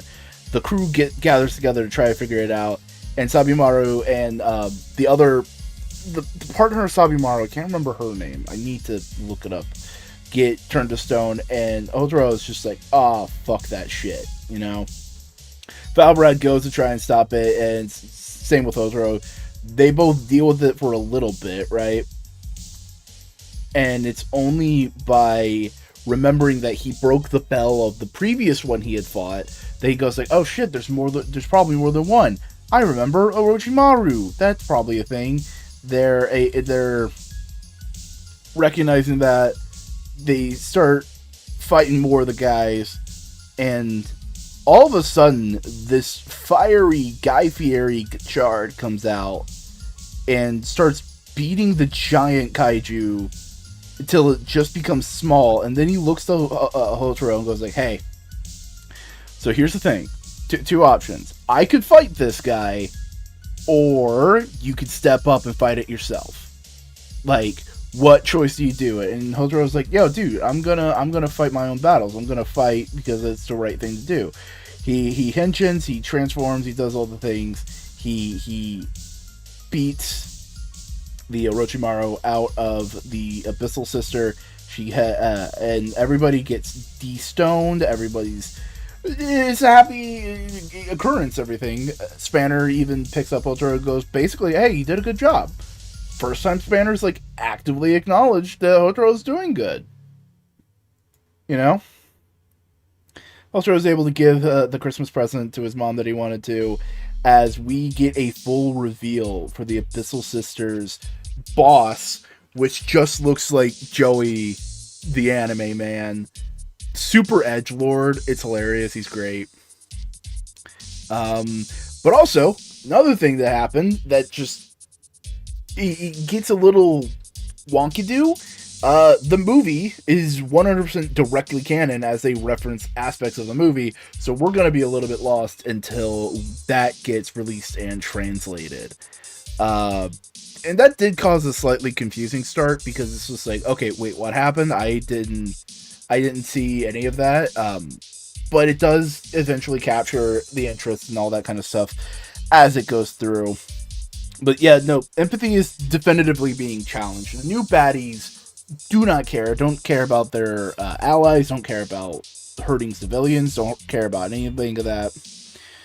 And just callously puts people in danger just to get to our main character, Hotaro. And the new Gotchard, the Guy Fieri Gotchard, basically asks, it's like, hey, do you actually care about people enough to put your life in danger? Or are you just willing to let someone fight your battles for you. You know, this was a really good episode. I wish it did have a little bit of a recap for the movie, just a little bit more than what we got. It was just kind of like, hey, I have powers now. I was like, oh, you do? I wish I saw something to show that. And Hotaro is definitely becoming more of a reliable character. Spanner's getting more depth with his mentor, but also learning to appreciate Hotaro and all those kind of things. Given respect. It's fun to see Kamen Riders fight a kaiju. That's neat. That's fun to see. And we're getting some more like gold thematic elements for the alchemy and everything, like the new bad guys wearing gold and such. The brainwashing thing was gold. So yeah, this really good episode. I feel like I'm underselling it just because I'm sick. I'm sorry. It is a new year, and thus it's a new Gotchard. I am also no longer sick. Huzzah and hooray for that. We have finished the Gacha, Kimi, and Invasion level 10 arcs. In fact, technically they were finished last episode, but I feel like we only just now starting the next arc with the fact that we got a new theme song. I think it's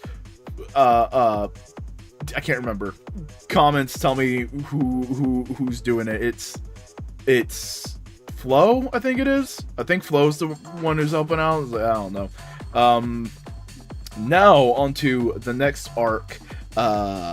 Disassembled Alchemist Academy. And let's just say, as a Marvel fan, I am looking real sideways at that word disassembled. So, first things first, we open up on the Abyssal Sisters and their new boss, as he's basically going like, here's how I'm going to be doing things. And he basically pulls out a little homunculus doll, gives it a Kimi, and makes Amalgam to go fight, but it's gold. It's made out of gold. As Gotchard Daybreak is looking out, going like, shit's about to go down. The theme song, which is nice, it's good, it's a nice kick up. Also, the lyrics are changed somewhat. I'm only going off of what I know from the subtitles, but it is directly talking about empathy and understanding each other and all that kind of stuff. And I'm like, thank you, show, for saying I'm correct and right-pilled. As we go into the new year, as Hotaro is feeding his friends, they're eating and Hotaro's being all concerned about everything. And of course, Hotaro makes a slightly goofy meal, and they're going like, why is this spicy? And they're just going like, shut up, it's free food. Which is a very just teenager thing to do. I don't like it. Shut up, it's free. Eat it. It's just funny to me. It feels very real, like they are very much friends. As Spanner goes to talk to his mentor, she collapses from hunger, and Minato goes to the classroom, and there's evil Joey Berenger, the anime man, with a golden Rubik's Cube. This may just be me, but he looks like Joey from the anime man from Trash Days podcast. It may just be the shaggy hair and the beard, so don't quote me on that. As Hotaro is just going through his day, he runs into the Golden Amalgam. He's trying to fight it. Everything is not going his way. Gotchard Daybreak comes and saves him. And he basically goes like, hey, buddy, I know you mean well, but you're not strong enough to fight the Golden Ones yet. Also, hate to break this to you, some bad shit's gonna happen, and how everything progresses will only depend on how you react to it. So, giving you fair warning, just to let you know, you're gonna have to deal with some shit soon. And Hotaro's just immediately like, fuck nuggets. As Spanner and his mentor lady just kind of have a conversation of like, what is your purpose? What is your goal? Why are you doing the things you're doing? Why is Spanner focusing on Rine? Because they believe that Rine's dad is innocent, and they're trying to they're following Rine because they believe that he's going to contact her eventually, and they need to get information. And it's like, oh, okay, so there's a reason for it. And she's going like, hey, you know, maybe you need to start thinking about how you handle things. And Spanner just goes like, "Are you saying I should become friends with my Kimmies?" And she's like, "No. That works for Hotaro.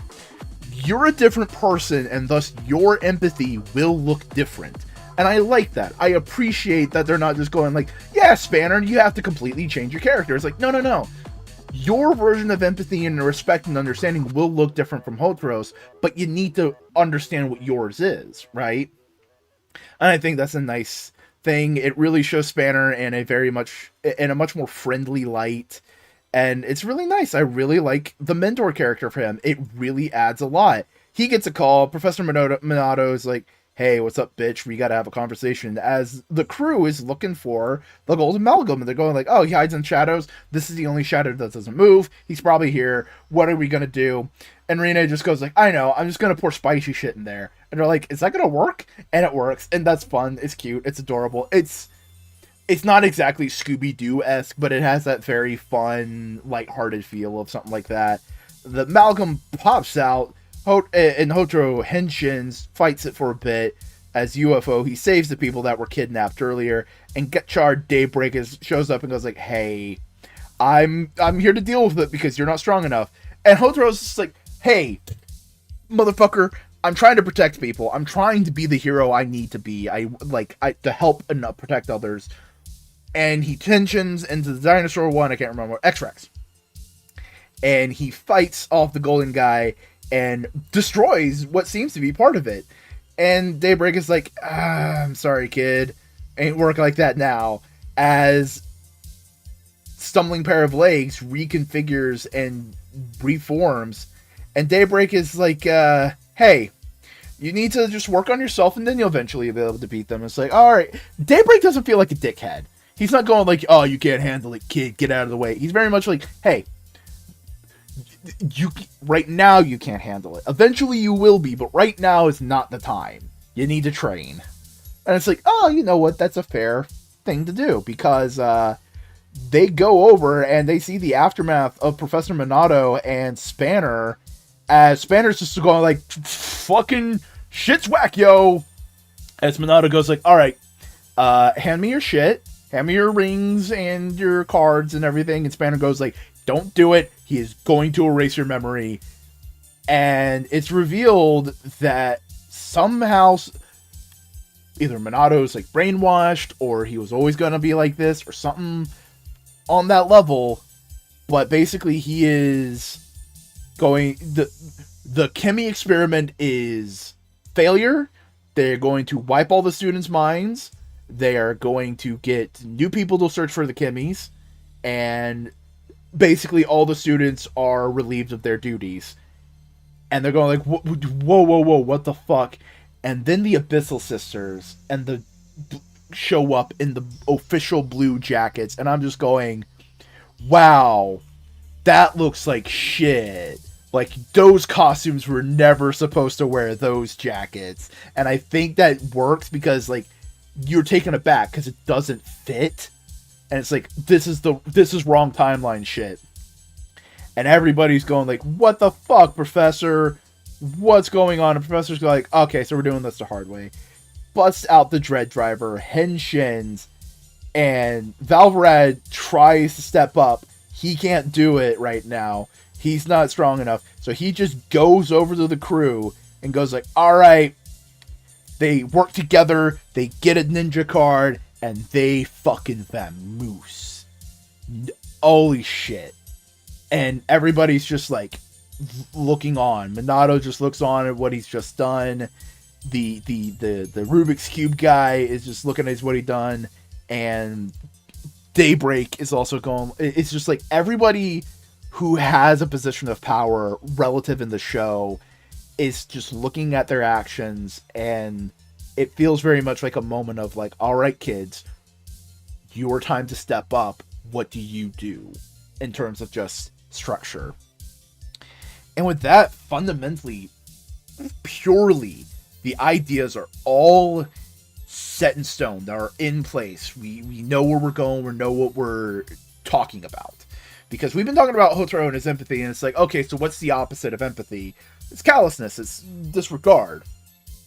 Right? But it's Hotaro has his empathy. And his friends are all finding their own ways to empathize, their own paths forward. And Rene building up the confidence to become her own Kamen Rider. Valvarad realizing his callousness and becoming a kinder person, but also working within his own personality and understanding of empathy. The other two friends being there and helping out, and just also learning in their own ways. While the people in power use these aspects callously. It doesn't care about the regard, it only cares about results. And many people only caring about how to abuse these feelings, how to hurt others and how to make others hurt in kind, right? This was a great episode. Genuinely loved it. Loved Hotaro's like steadfast convictions, just doubling down, just going like, no, I'm a hero, no, I'm gonna save people. I don't care if I'm not strong enough. I am going to put myself on the line in order to help others. Spanner slowly learning his lessons of like his own empathy and like how that could benefit him and help others. The crew just being fun goofballs before the rug gets pulled out from under us. It feels very nice. It feels very comforting. We get some lore though, and I think we get a little bit of confirmation that, yeah, the Abyssal Sisters are homunculi. Because when Rubik's Cube guy pulls out one of the homunculi dolls out from that void, the oldest one says like, yeah, those are our older brothers. They're not quite as refined as we are. And it's like, oh, so maybe they are homunculi in some way. Okay. Everyone's also just picking up in terms of quality of acting. Like, episode 1, Hotaro, the guy who plays Hotaro, he was rough. We can all admit he was a little rough. Now he's really picked up. He's doing a lot of good shit. Spanner as well, Rene as well. The other two students, all of them are just really picking up in quality, and it's really good. I cannot wait to see what happens next. Oh man, I really do enjoy The Terminator and Spider-Man and Back to the Future. Hello, it's another not Gateway to Geeks. 18 weeks. It has been 18 weeks, and I hadn't fucked up once, and I fucked up today. Gather Up Gotchard, episode 18, if you hadn't been able to tell. No, it'd be 19, because there's a couple, you know what, fuck it. You understand the math, vaguely. But yeah, we are in the middle of a new arc. Minato has been shown to be a little bit of a stinko. So what's gonna happen next? Well, we come back. Life is just moved on. It seems like real life has forgotten about Professor Minato, and everyone's gonna just moving on as best they can. Well, the alchemy classroom has just become Evil Headquarters 101, as they just go like, alright, we need to work on our plan. We need to be evil and shit. As the senpais are just going about their day, going like, well, what do we do now? What can we do? As fucking Moon Man shows up, kidnaps them, Hotaro and Rene have a conversation of just what it is that they can do now. And then Rene gets kidnapped, and Gotchard Daybreak shows up and goes like, hey, so we're gonna have to deal with some things real quick. Let's fight Moon Man, and have him run away for a bit, so we can have a conversation. And Daybreak is like, alright, cool. So, here's the thing. You're not strong enough to take on the next level, but I can just give you this power-up. And Hotaro's like, I appreciate it, but I need to actually do this myself I need to have this level of conviction if I'm going to become the hero I need to be to save the day. You know, he's not looking, it's not necessarily like, I'm not taking the easy way out. It's, I need to go through the training arc to actually have the thing and not just get it handed to me. Because if he goes through those motions, goes through the bit, he becomes a better hero. You know, he understands these things intrinsically. It's just like, I need to do this kind of work to do it. And so Daybreak is like, alright, cool. So, here's the thing, you're gonna need something specific from your past, which is like a big alchemy thing. You're like the first thing you made with alchemy, when you were a kid. And Hotaro's like, what the fuck? Okay, sure, but I don't think anything like that exists. And it's like, alright, whatever. And we do Back to the Future. Hotaro gets sent back to kid him, and he's like, oh shit. So I was friends with the Kimmy. That's fun. That's neat. And Baby Hotaro with Hopper and Steamliner, which I adore that they now have a little tiny toy Steamliner so that he can enjoy shenanigans. They all make a pair of goggles. Hence the goggle theme in Gotchard, which I think is very cute. Hotaro bungles it all up, starts interacting with his younger self, is being very coy. Meanwhile, we get basically the thing that's been hinted at the whole time, which is Rine's dad working on the Gotchard driver as the Abyssal Sisters and evil Joey, evil anime man, show up and go like, hey, give that to us. And he's like, and Rine's dad's like, no. So they have a little fight and everything goes haywire. Hotaro gets knocked out. It's fucking hours later, and he goes like, hey, kid version of me. That I'm not saying you're a kid version of me, but like, I'm worried about you. You safe? And he's like, yeah. Thank you for protecting my friends. Hey, take these goggles. I really, they're a treasure of mine, and I thank you for being cool. Hotaro disappears. Rine dad shows up and goes like, hey, kid, I'm glad you're safe. Sorry, gotta mind whammy you. I hope that you can be friends with Kimmy's again one day, you know, that kind of thing. He goes back to the future. Hotaro has all the materials he needs to make the power-up. He, using his power of alchemy, does it, and is able to power up and finally go head-to-head, toe-to-toe with Moon Man. As Daybreak goes like, alright, the past has been changed. I have achieved some kind of goal, very Trunks-like. You know, that the future he's going back to might not be changed, but he's helped someone else, and it's very hinted that this Gotchard Daybreak is a Hotaro from an alternate bad future where things went bad, and he's going back in time to try and prevent something like that from happening. And we get via Gotchard, which is it's a neat little addition power-up kind of thing. He beats Moon Man in epic fashion. All of his friends get saved and get to see how badass he is. And Hotaro says, hey, bye, Daybreak. Daybreak goes like, hey, be good, be a good hero. As we wrap up, and everyone's kind of like going like, alright, what's the next step we're doing? The evil guys go like, alright, we're gonna be evil and fight them, as the students all just basically make their own alchemy club thing to save Kimmy's and fight the good fight. Just being good. You know? That's cool. You know? And I think with this, because there was some information levied around, I think we know what happened to Minato. He got a mind whammy. Because Rine's dad goes like, hey, you mind whammied all, like, it was a Rine's dad or Hotaro? Somebody said, oh, that's how they made everybody believe Rine's dad was a betrayer. They mind whammied everybody. They altered their memories. So Minato's not brainwashed. He's mind whammied, which it feels different, but functionally isn't. But also, it probably, you're not just gonna be able to go like, remember who you really are, and save him. It's like, no, it's gonna be a process to actually get his real memories. It's gonna be a reboot, you know? So, hey, that explains that. It is him doing them, but it's an altered him. It's weird. It's interesting. Also, hey, we get a little bit more confirmation that Hotaro is not like some ultimate chosen one of he will befriend the kid. No, he's special because he's kind and cares about the Kimmys.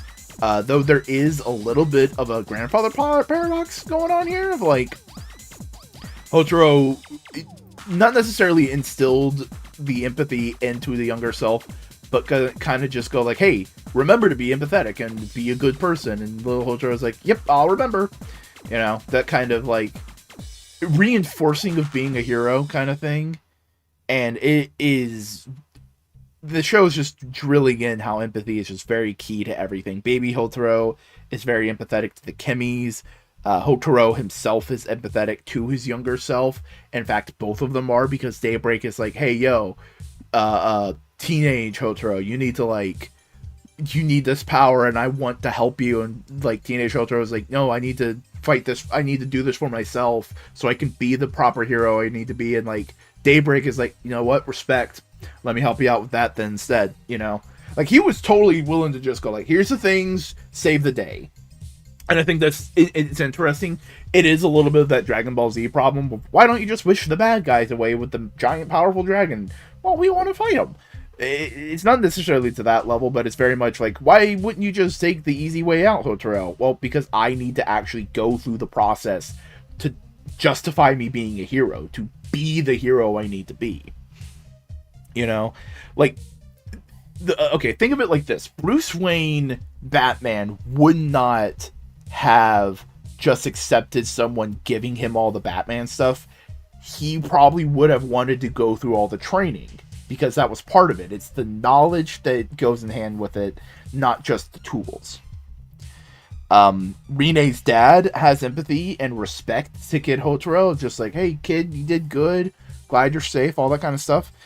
And like all that, I need to go through these motions, doing all that. So is Hotaro just going like, I need to be a symbol of hope, and I can't just accept that. I need to work at it, you know. And I think it's good. It's like he understands that part of this inspiration, this empathy, this empathetical inspiration, needs some effort put into it. It can't just be one and done, wham bam, thank you, ma'am. Like, you have to put effort in. You have to be a good person. And the crew just making a brand new crew at the restaurant is just because they care about each other. They like each other and they want to help each other out. And I think that is really cool. This was a good episode. Pretty good episode. It had some really good effects, all that kind of stuff. It's weird how we have another speedster power like 2 years in a row. Like, this isn't speedster as in like the same way, but it's not bad. It's just interesting. It's like, oh, okay, weird. The time travel stuff though was a tiny bit out of fucking nowhere. I'm not complaining, because they basically have said like, oh, Kimmies have a bunch of different powers. It's not unreasonable that one of them would have time travel, but it did just come out of nowhere. Though it does feel kind of like a take on self-care, of like self-empathy, you know, just like taking care of yourself, memories and all that kind of stuff. Also memory just being like very thematic this whole time. Everybody getting mind ramming, Professor getting his mind altered, all this kind of stuff. But why was Hotaro in the alchemy zone? Was he trapped there? Was he an alchemy baby? Was he there by accident? Is the barrier between these places thinner than we thought? I don't know. This episode answers several questions. However, it still asks some more, keeping us engaged. It's time for another Gather Up Gotchard. Our heroes are on the back foot. Just how are they going to start fighting back? First things first they're going to do is start organizing themselves. And it's happy, delightful chaos. They are trying to just make their new headquarters in the corner of the restaurant. But the restaurant has to open, and Hotaro has to start serving people, and it's just wild and dumb and silly fun sitcom nonsense. And Rine is just kind of very out of it, very concerned of a variety of things. While the villains, they're plotting, scheming, and one of the little doll homunculi things wakes up and goes like, hey, I'm going to be your monster this week. And Grayon's like, alright, cool. And turns him into Cerberus, and gives a little pan flute to the little one. I can't remember her name right now. What is her name? It'll come to me eventually. So it's like, all right, this is what you can do to control it. Go fucking cause chaos. Do bad guy things, right? As Professor Minato comes up to Rine and says, "Hey, you follow alchemy laws. Alchemy laws say we're bad guys now. So bad guy?" And Rine's like, the fuck, dude?"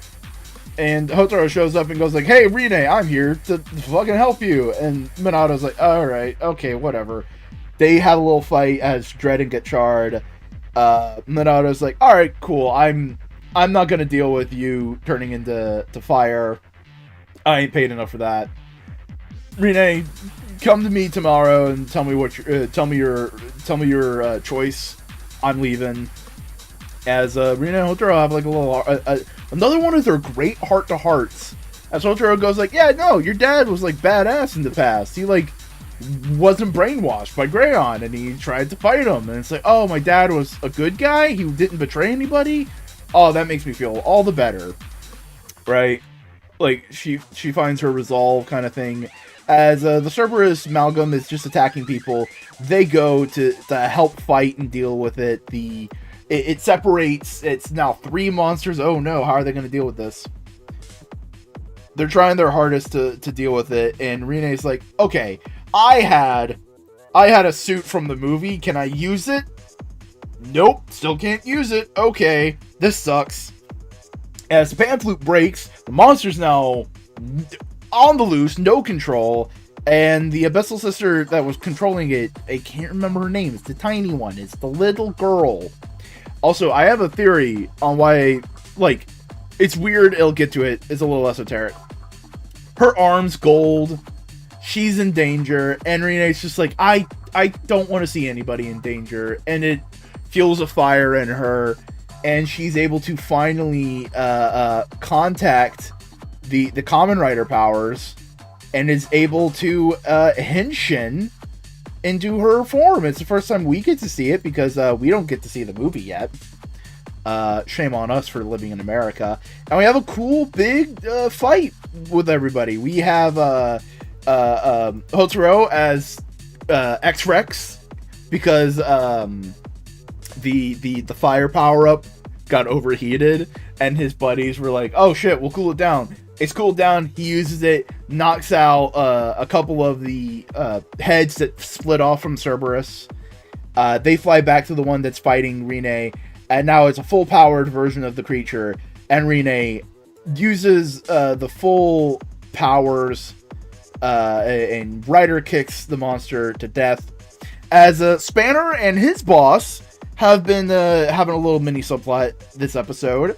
And she goes like, "Oh, hey, we could just steal their shit and make our things better." And Spanner's not even there. He's like, "Nah, we're not doing that. Bye. We're not doing that. They're too good. I appreciate you, Spanner. I hope that's what you're doing, Spanner, and I'm not being made a fool of." We have a creepy moment with Greyon and the little and the Abyssal Sister of like, "Hey, your arm was golden, but it's not, and you're all healed. That's good." And just stroking her arm, that's weird, kind of weird and creepy.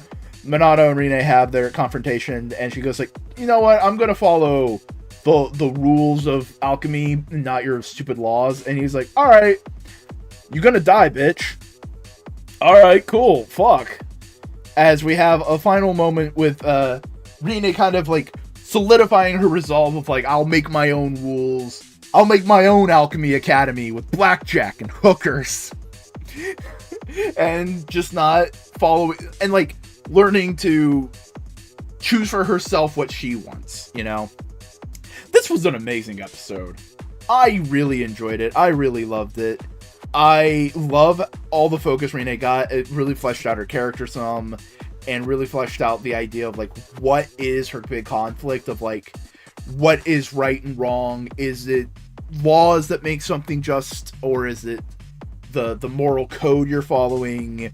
And she kind of solidifies on making a path for herself. Part of me likes that it's happening now. You know, it's fine. We've had a lot of moments with the character, and it's fine that it's happening now. Part of me also wished that it happened earlier so we could get more time with the character as a writer. Hotaro helped her get to the place, but is not there just giving her character growth. It's very much like, hey, this is your story right now. I'm a side dude, you know? It works, it fits. The whole crew is great. I love their whole dynamic. It's fun. I posted in my Discord server the other day that one of the things I really like about Gotchard is that they all feel like teenage goobers that, like, they're trying to save the world and they're working in their homemade base while one of them is working at their part-time job. Like, it's like, oh geez, it's fun. I love the Cerberus design. I love a lot of the amalgams. A lot of the amalgams have been really, really good.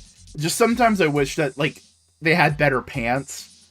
Like, the bottom halves of the designs leave a little something to be desired, you know? A little few things I noticed. One thing, I think it's interesting how they have one of the Amalgam sisters be a little girl. Like, she is the oldest sister, but she is played by a little girl being saved by what is essentially the first female secondary writer. You know, I think that was a purposeful idea when they got to this episode. It was like, oh, wait a second, we have a little girl who could look up and be saved.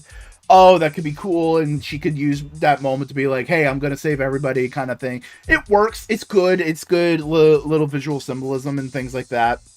But there's also another element I noticed, specifically with Rine, Spanner, and Hotaro. Each of their main Kamen Rider forms kind of feel like a take on alchemy.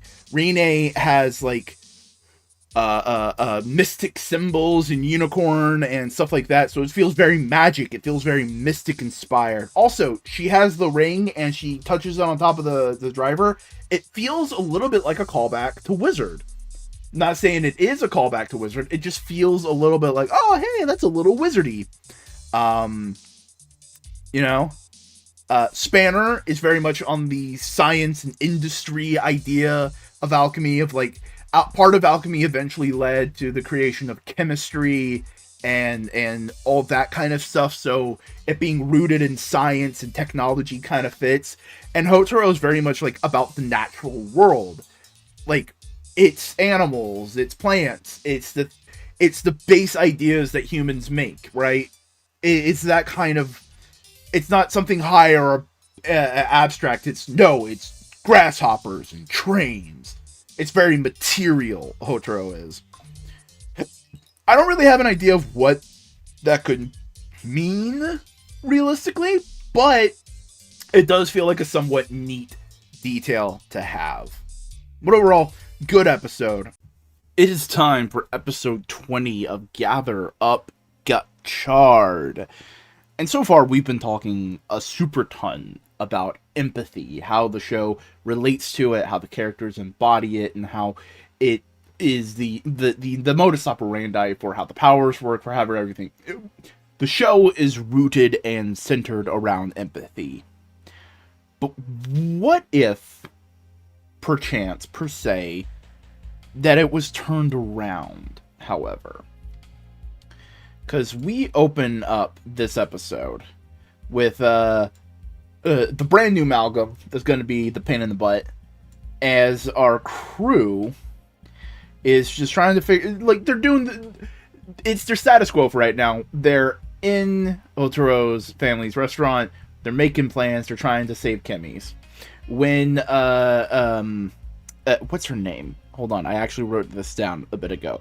Kyoka, Spanner's like older sister, family mentor character, comes in and goes like, hey, can I just look at your shit for a minute so I can like finish this thing? And they're like, oh, you're trying to make a thing? And she's like, yeah, I'm trying to make a thing. Right? And Spanner is just not in a good headplace. He's lashing out at the world when lo and behold, excuse me, a burp. He did not burp. I burped.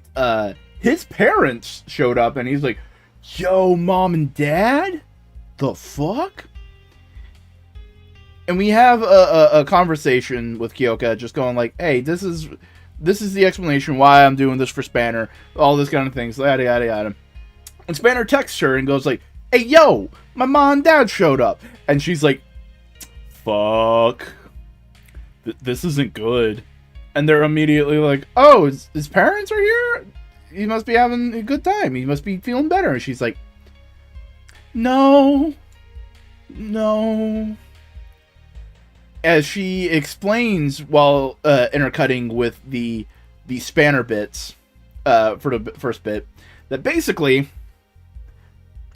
for 10 years ago, during the big event that they keep referencing all the time, Spanner's parents basically went up against Greyon to fight him and take him down, and they failed. They were killed in front of him, unleashing a destructive power within him. And she basically adopted him, tried to take care of him, and that is where we'll leave that for right now, because we jump over to Spanner. He's fighting, everything's trying to go, and he is getting his ass whipped and just beat by the Angel, Amalgam. He's trying desperately to save his parents. Hotaro and Rine show up. They're starting to fight him, and he's like, alright, cool, you can fight him. I'm gonna get my parents away. Because he's still thinking they're 100% real, not realizing that they're dead, all this kind of stuff, right? As there's a variety of small little elements that happen, such as the one Abyssal sister that has like that connection with Spanner, going like, oh man, you're weak now. That's a disappointment. Guys, get yourself a girl who will enable your worst qualities. That's what you need. And Greyon shows up and it's like, alright, cool. I'm enacting part of my plan because I want your power. And he basically takes the parents and kills them all over again. And it's like, oh shit. Spanner is not in a good place. Greyon's doing everything he can to stop any help from getting to Spanner. And Madwheel rushes out and heads over to Spanner, and they become Amalgam. And it's like, holy shit, I'm fucking Amalgam. He starts raging, bouncing everywhere, just full of anger. And Greyon's like, alright, cool. Part 1 of the plan's done. We're heading out. And Minato's just like, okay, so this is your plan. Immediately putting an asterisk on this man, going like, oh, is he double agent? Is he double agenting right now? Spanner, as the Amalgam, is just bouncing everywhere. He starts attacking Gotchard. He starts attacking, Majade? Ugh, why does that sound weird? But she starts attacking them and starts attacking the Angel Amalgam, and kind of keeps up with it for a little bit. As the Angel runs away, we head back to the restaurant. Everybody's fucked up. They're just trying to gather up like intel, and Hotaro's just like, all right, cool. He's gonna head to the mentor place. I'm gonna go there and help Spanner. And they're just like, my dude, shit's fucked. And he's like, yeah, but we gotta help him. And they're like, fuck, you're right, we do gotta help him. And then we get to the mentor's place, where basically she reveals that, like, yeah, no, you were a traumatized little kid, and I did what I thought was right, which was erase your memory of what happened. And all the while, Gotchard and Majade. Is it Majade? I'm looking at my previous episode's notes. I feel like there should be an L in there. Just give me half a second. But basically, they're fighting Angel in the brief moment, as Spanner just basically tells his mentor, tells the older sister, his older sister essentially, you made it so I couldn't keep up. You made me weak. And boy howdy, that's a fucking blow, you know? That's a fucking hit.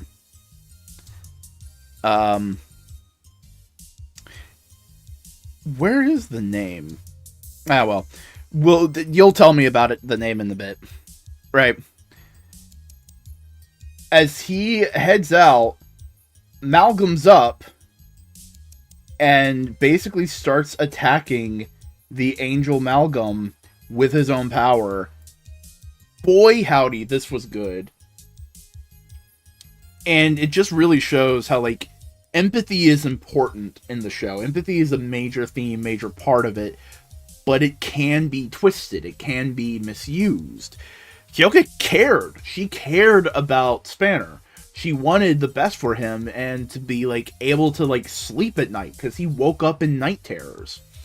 And so she did what she thought was right to help this young boy move past his trauma. But Spanner points out, it's like, yes, but I never actually dealt with it now. Like, he's not saying this directly, but it's very clear. He's upset that he never got to actually deal with it to become stronger, right? He just learned coping mechanisms. And yes, coping mechanisms are important, but actually dealing with the trauma and then building coping mechanisms off of that is more important. It's more healthy. But that erased memory just gives no chance to heal from that trauma. And then we have Grayon's complete lack of empathy, treating anything and everything as tools just for his amusement. And while, yes, we do see he treats the oldest Abyssal with care and delicacy, it's very clear it's not like a child or a person he cares about. It's much more along the lines of a pet. And the minute that she fails, it feels like he'll just turn on her. There's also the element that the voice acting for Madwheel, the Kemi, when Spanner was turning into Amalgam, felt very distressed. Felt very much like, yo, dude, my bro. Like, Madwheel cares about Spanner and wants to help him. And while helping him in this moment is good, he's a Kemi, and that turns into a monster. And ultimately, it could just be a reference or a version of enabling harmful behavior on a person who is struggling. You know, Spanner's already in a bad place, but add on to that the amplified anger and malice of being Amalgam. That's not a healthy place to be. But dang howdy, this was a really good episode with a lot of really good stuff. The sisters are having some, like, interesting character bits. I love the middle, the youngest one, the one that has the connection with Spanner. Just the way she's reacting to this, like, he becomes Amalgam and she's almost taken aback of like, whoa, that's not my plaything. That's not my. What are you doing to my guy? And I think that's interesting. We also have the oldest one, the just being in a very creepy situation. I love the Angel Malcolm. He looks cool. It looks great. The first one to have, like, the wing arm and it look really good, I think it's just because it's feather wings and it looks more like knife or sword like. I love the way the Angel also looks. It's just really good all around. Also, the action this episode, somehow a little bit more brutal. We actually saw some blood happening on the scar of Kyoka. And there's also, when Spanner's fighting the Angel untransformed just by himself, just human mode, his head just bounces off a rail like 5 times, like bang, bang, bang. And it's just like, Jesus, fuck, no. That's, not good. Not good. Spanner boy, you have a concussion. You need to slow down. Also, oh my god, there is more motorcycles in this season, period, than we've had in forever. Like, the motorcycle got used. It is a reoccurring regular plot point. I love it. It's so good. I love also Renee riding on the back of the motorcycle. That's a cute moment. Part of me kind of goes like, yo, what if they had a sidecar for like a movie? I thought that'd be cute. But yeah, really good episode. And the preview for next week, we're getting Kamen Rider Valvarad. cannot wait to see that. It is time once more to gather up Gotchard. We're talking about episode 21. Last week, it was all about Spanner and Spanner's very unresolved trauma and just all of that kind of stuff. And now we get to look at how one can start healing. It involves transformations into giant superheroes. I'm kidding. But of course, we start the episode back up with Spanner in the Amalgam form, rampaging and trying to destroy the Angel Amalgam, as the Angel Amalgam just goes like, hey bitch, motherfucker, guess what? Here's your parents again. I'm gonna kill them again. Fuck you. And it's just like, Jesus Christ. What? It's hilarious of just how like, oh yeah, we're just gonna kill them again and again and again. They recognize what's happening and they're like, okay, we're being brought back from the dead. This is fucked. Our son's in emotional turmoil. Let's do some alchemy out of the recesses of our ass to save our son. And it's like, you're not supposed to do that. What the fuck is happening? It's the power of love, you dumbass. The power of love is letting these two people get a chance to save their son. Spanner, however, is just not in a good place. He is having deadly visions of his traumatic past and Greyon being a little dickhead with his fucking goth-ass boots. Sir, those are very goth boots. Some people will appreciate them. Spanner is helped out by the crew, and the crew is just going like, hey, dude, we care about you. And Spanner's like, no, fuck you. Leaves in turmoil as, at the same time, Spanner's goth girlfriend, Evil Lady, is going like, hey, yo, this is kind of fucking shit. And the leader of the sisters are going like, fuck you. No. Right? And the crew go to Spanner's older sister, adopted mother kind of character, and go, Kyoka, and say like, hey, will us helping you out save Spanner? And she's like, maybe. Then let's fucking do it. So there's a fun montage of them all working together to try and build the new Valvrad driver. There's some more moments with Minato and the toxic goth girlfriend just like looking each other in the eye and go like, I know what you're on about, you know, and that kind of stuff. Spanner, of course, spanners it up and acts like a little dickhead, just going like, I am true edgelord boy, right? They're able to solve the driver. Angel guy shows up and steals it, and big ol' battle commences. Everybody gets on board, including the other two members of the crew. I can't remember their names right now. They escape me. Tablet, Toddler, and Cheapskate. Minato heads up and goes like, hey, what's up? And Kyoka's like, hey, are you about to kill me? And he's like, yeah. She's like, damn, it's kind of fucked up, isn't it? But like, we leave that scene. He's not gonna kill her because A, we have more information to get out of all that kind of stuff. But there is basically a back and forth between Minato and Spanner.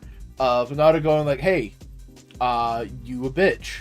And Spanner going, nuh-uh. But it's a big moment of Spanner just like solidifying his resolve, all this kind of different things, and fighting against Kamen Rider Dread. And the thing that the parents did earlier in the episode happens to Spanner as he's basically taken back to that traumatic moment and is kind of seeing it as a vision, but he's separate from his kid self. As the parents basically look onto the son and go like, hey, you're made for great things, we're proud of you, all this different kinds of stuff. And then they look up at adult Spanner and go like, hey, we love you. Like, you're fine.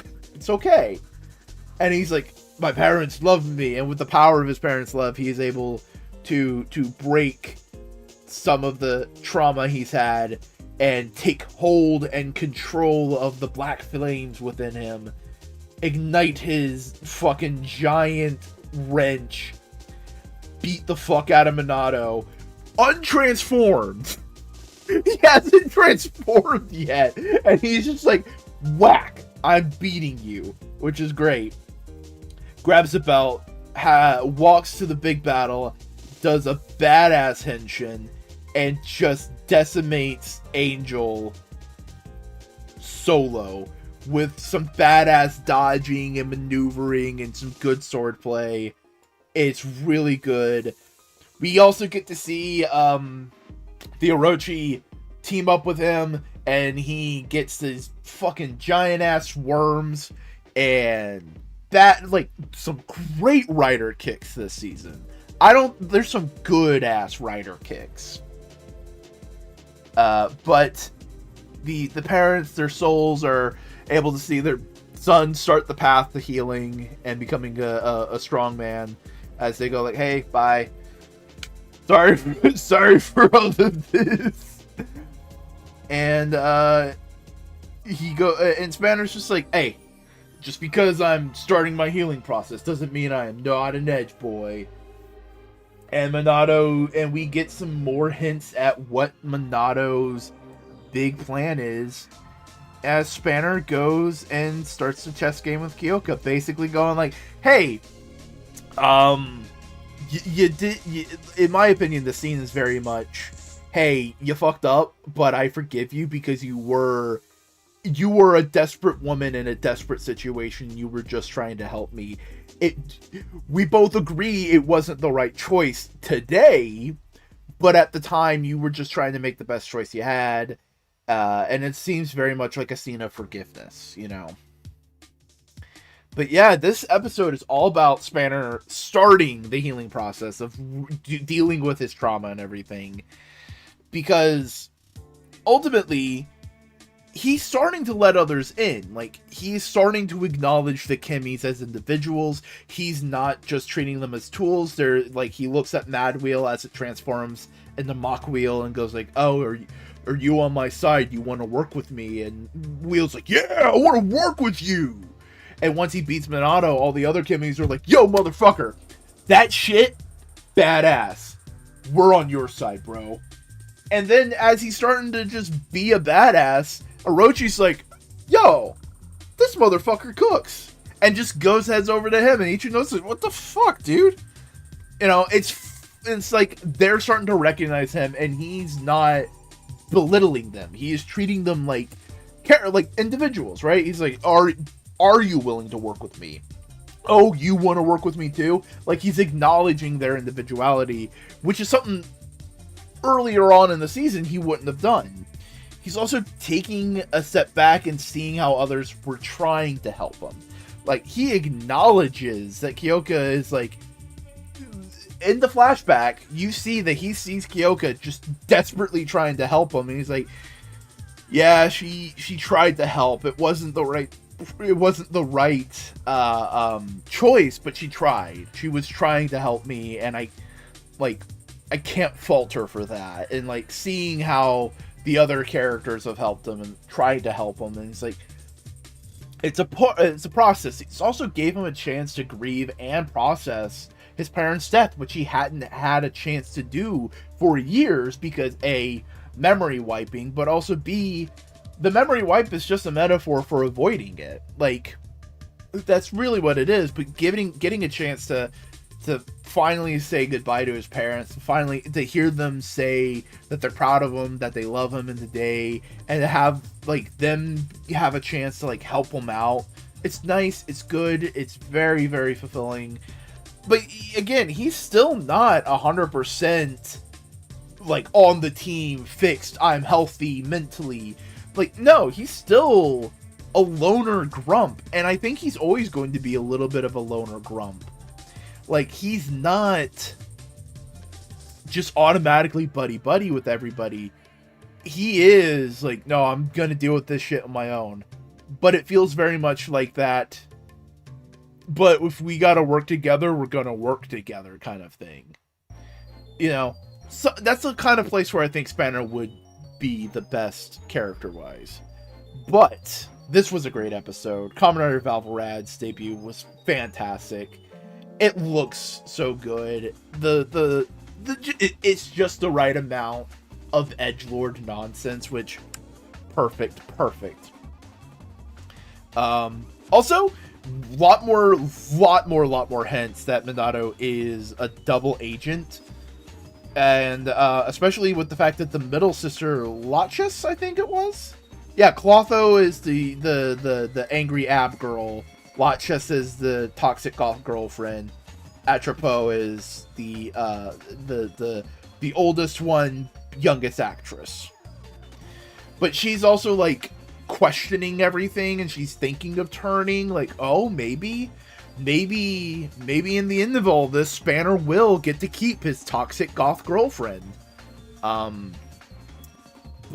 a lot of great choreography, especially with that fight scene with Spanner, of just dodging and blocking and avoiding all of the hits. Fantastic. Especially that one moment where Valvorad's just deflecting all the things, and then he just starts walking away, just like, you're boring me. You're boring me. And it's just, it's great. It's the perfect level of cockiness for the character. It is fantastic. It is time for some more Gather Up Gotchard. We're talking about episode 22. Oh man, look at that. 2 2s. Fucking doing some ballet up in here. We open up on a semi-cold open? Is it a cold open? It's the implications of a cold open. Hotaru and Rine are coming back from going and getting a Kimmy. I like how it's very much implied that they're just always getting Kimmys and just hanging out and doing things. It just makes and the episodes we do see are just like the big events. And the female senpai, Renge, R-E-N-G-E, that's what the subtitles say, and I'm gonna say Renge until someone corrects me, is acting very love-struck, and just kind of like, which makes sense because we are getting close to Valentine's Day, and everyone's just going like, oh shit, did she have a crush? And she's saying things of like, oh man, he was so handsome and strong in beliefs, and Hotaro's immediately like, shit, we just had a very handsome man go through a very interesting character arc. Is she crushing on Spanner now? He doesn't say that, but I think it's a cute little joke. So they follow her to kind of keep an eye on their friend, and there's a fun gag of her and Spanner walking towards each other. Spanner has a bouquet, and they're all going like, oh my god, is it Spanner? And then they walk past each other, and they're like, oh god, mother, Jesus, that scared the shit out of me. It could have been Spanner. And she runs to a fancy pants vampire boy, who's being trailed by a legion of fans. And it's very weird, it's very creepy and cult-like. And everyone's just like, this is a little weird. What's going on here? Well, we don't have enough time to dwell on that as we cut to Spanner really, like we were saying, he has to begin to heal. He's doing the healing process. He's taking a moment to stop and acknowledge his parents' death. He's visiting their grave, and Kyoka's with him, because like he understands why she did what she did, but she's also helping him. Now that they are both more mature and able to handle this, she wants to help him with the trauma. So they go visit the grave that basically it seems like she's been maintaining this entire time. He thanks her, and it's just like a very sweet moment to see them like bridge this emotional gap that the last couple episodes have showed that they had. And Spanner always with a little bit of focus on business mind. He has that Sigma grind set. where he goes like, okay, so Minato's not bad. What the fuck is going on with him? You've known him a long time. And she goes like, yeah, he'll put himself in bad situations because he thinks it's the right thing to do. As we see Geron, because apparently looking at subtitles, I always thought it was Greyon, Greyon, but it's not. It's Geryon. But he's basically going like, Minato, you're a piece of shit. Fuck off. Hey, Clotho, come over here, which is the middle sister with the abs. And he goes like, here's some of my power. We're covering your abs, but you're stronger now. Go fucking fight them. And so she goes and fights Spanner. He henshins and kicks her ass. He's doing a good job. A Sabretooth Kimmy comes in and goes like, hey, I have the hiccups now. The Sabretooth Kimmy doesn't have hiccups. I do. So it's like, hey, here's the thing. We can't fight him right now, but what if we go get a Kimmy that's going crazy, that's doing weird things? Oh, I wonder who that could be. Could it be the guy who looks like a fucking vampire? As we do see this vampire meeting, and everybody acting like it's a fucking cult, including some side characters we haven't seen in a bit. Hotaro's friend, he's back. I realized we haven't seen him in a little bit. Wow. That's wild.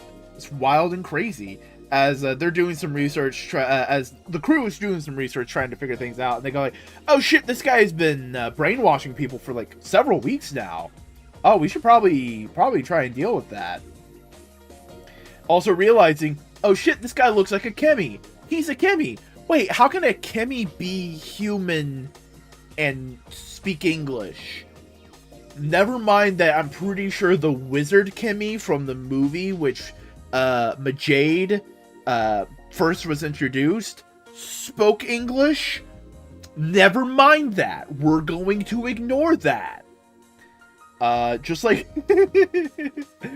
but they go and confront this vampire guy, and he goes like, hey, I'm not doing anything wrong. They love me, and I need that love to fuel an idea of mine. And he goes like, by the way, I'm going to use your bodies to get a super chunk of love and appreciation. So he possesses each member of the crew that wasn't already there, because female senpai is there. And she realizes, oh my god, I was crushing on a Kimmy. Ew, gross. It's cute, funny. But vampire possesses each of them, does the little love spell thing.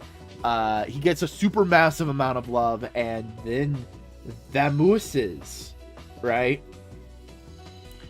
As everyone's just kind of like, everyone's getting, like, all the love is getting out of them so much, and Rine is still being possessed, and like, Hotaro's like, okay, I gotta fix it. He uses the sweater power-up, which I think, yeah, good, alright, cool, and basically forces Rine's body and gets the other guy out, like, possessing battle, which, you know, hey, fan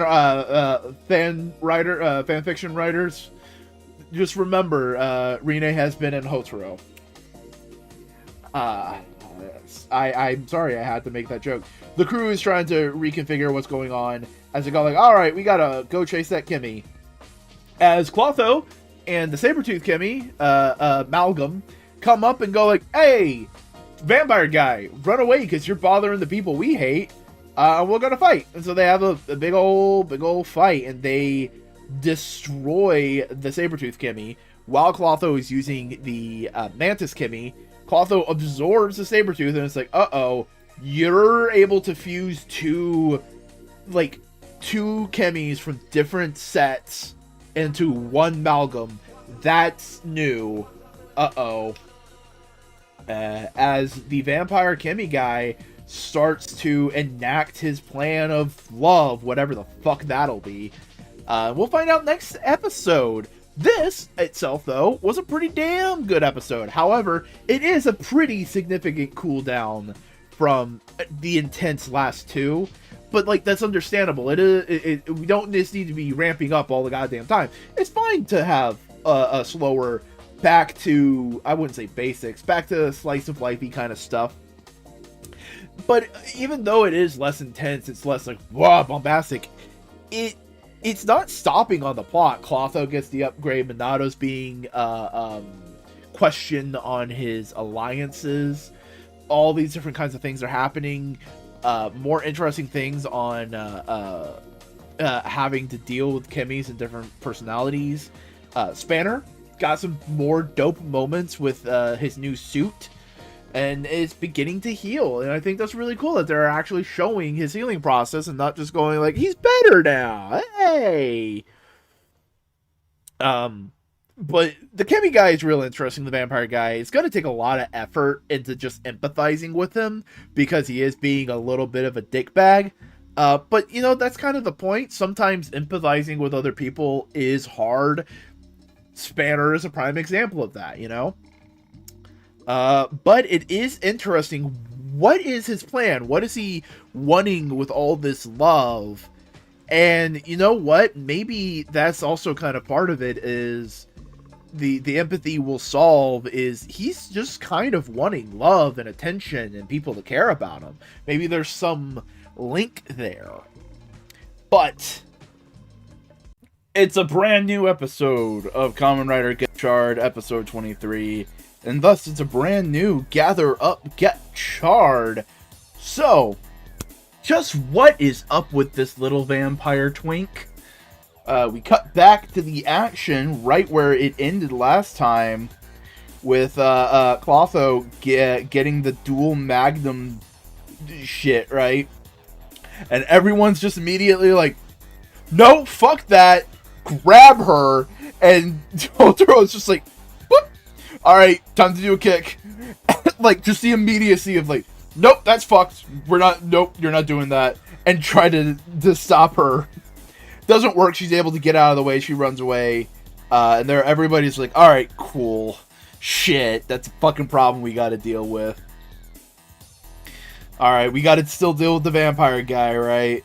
As one of the people from the brainwashed crowd goes like, hey, I have backstory for what's going on to help you.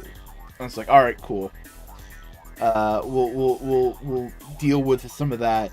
We get that gets explained in between the scenes, and Spanner goes like, "All right, cool. I'm not part of that plot, so bye." Hi, I'm not part of that plot line. I'm fucking off now. Thank you, Spanner, for all that you do. We love you. They head up to the top of the roof to talk to the vampire guy and go like, "Hey, stop it." And he's like, whoa, why should I stop it? This is the concentrated power of love. If I release that, everybody can be happy and we can have world peace. Isn't that a good thing? And we get a little backstory of the vampire guy and the girl we're introduced to at the beginning of the episode. She was dumped. He just became kind of a conscious Kimmy. Like, we have no explanation for this. The Kimmy just shows up and turns into a human-looking dude. She's crying. She's going like, "Oh, I got dumped," and he's like, "Don't cry. You deserve happiness." And she's like, "Oh, thank you." It's a very sweet, like, heartwarming moment. And then they go like, "My dude, that's not the power of love. That's life force." What?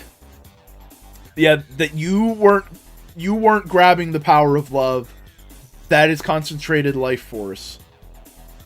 This is the end result of that. And he looks over at the girl, and she's like stumped, like she is barely holding on. She is not in a good place. And he's like, "What? No, I fucked up."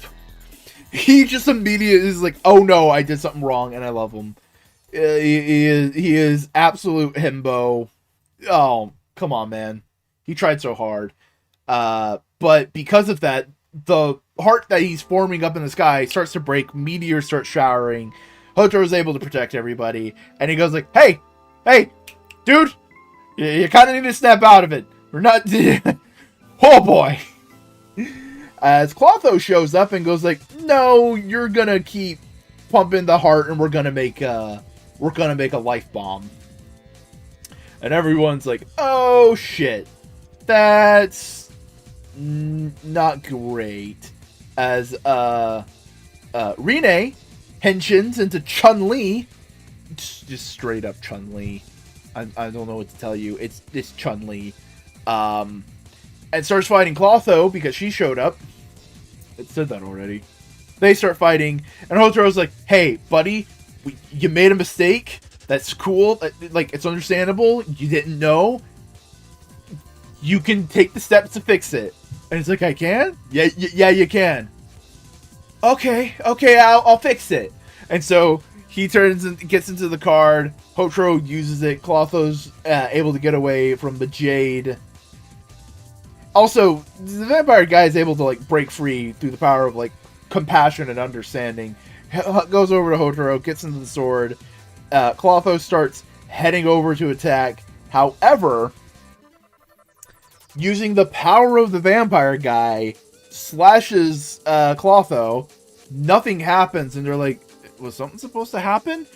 But she can't move anymore because the two Kemis she's using have fallen in love with either Hotaro or the vampire. They don't make it clear.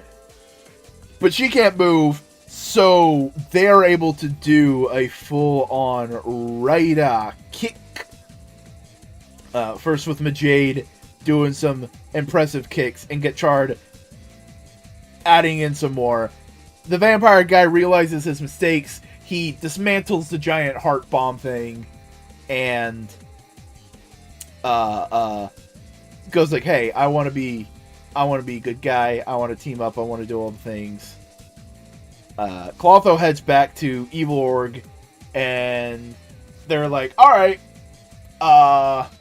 you kind of fucked up a little bit, but it's not the worst thing in the world. So, hey, teacher guy, you're gonna use the unicorn thing and fight the dudes. We get a bit with the crew back at the home base, and everything's being wrapped up. I just noticed something was going a little wrong with my dude, so I fixed it. Sorry about that.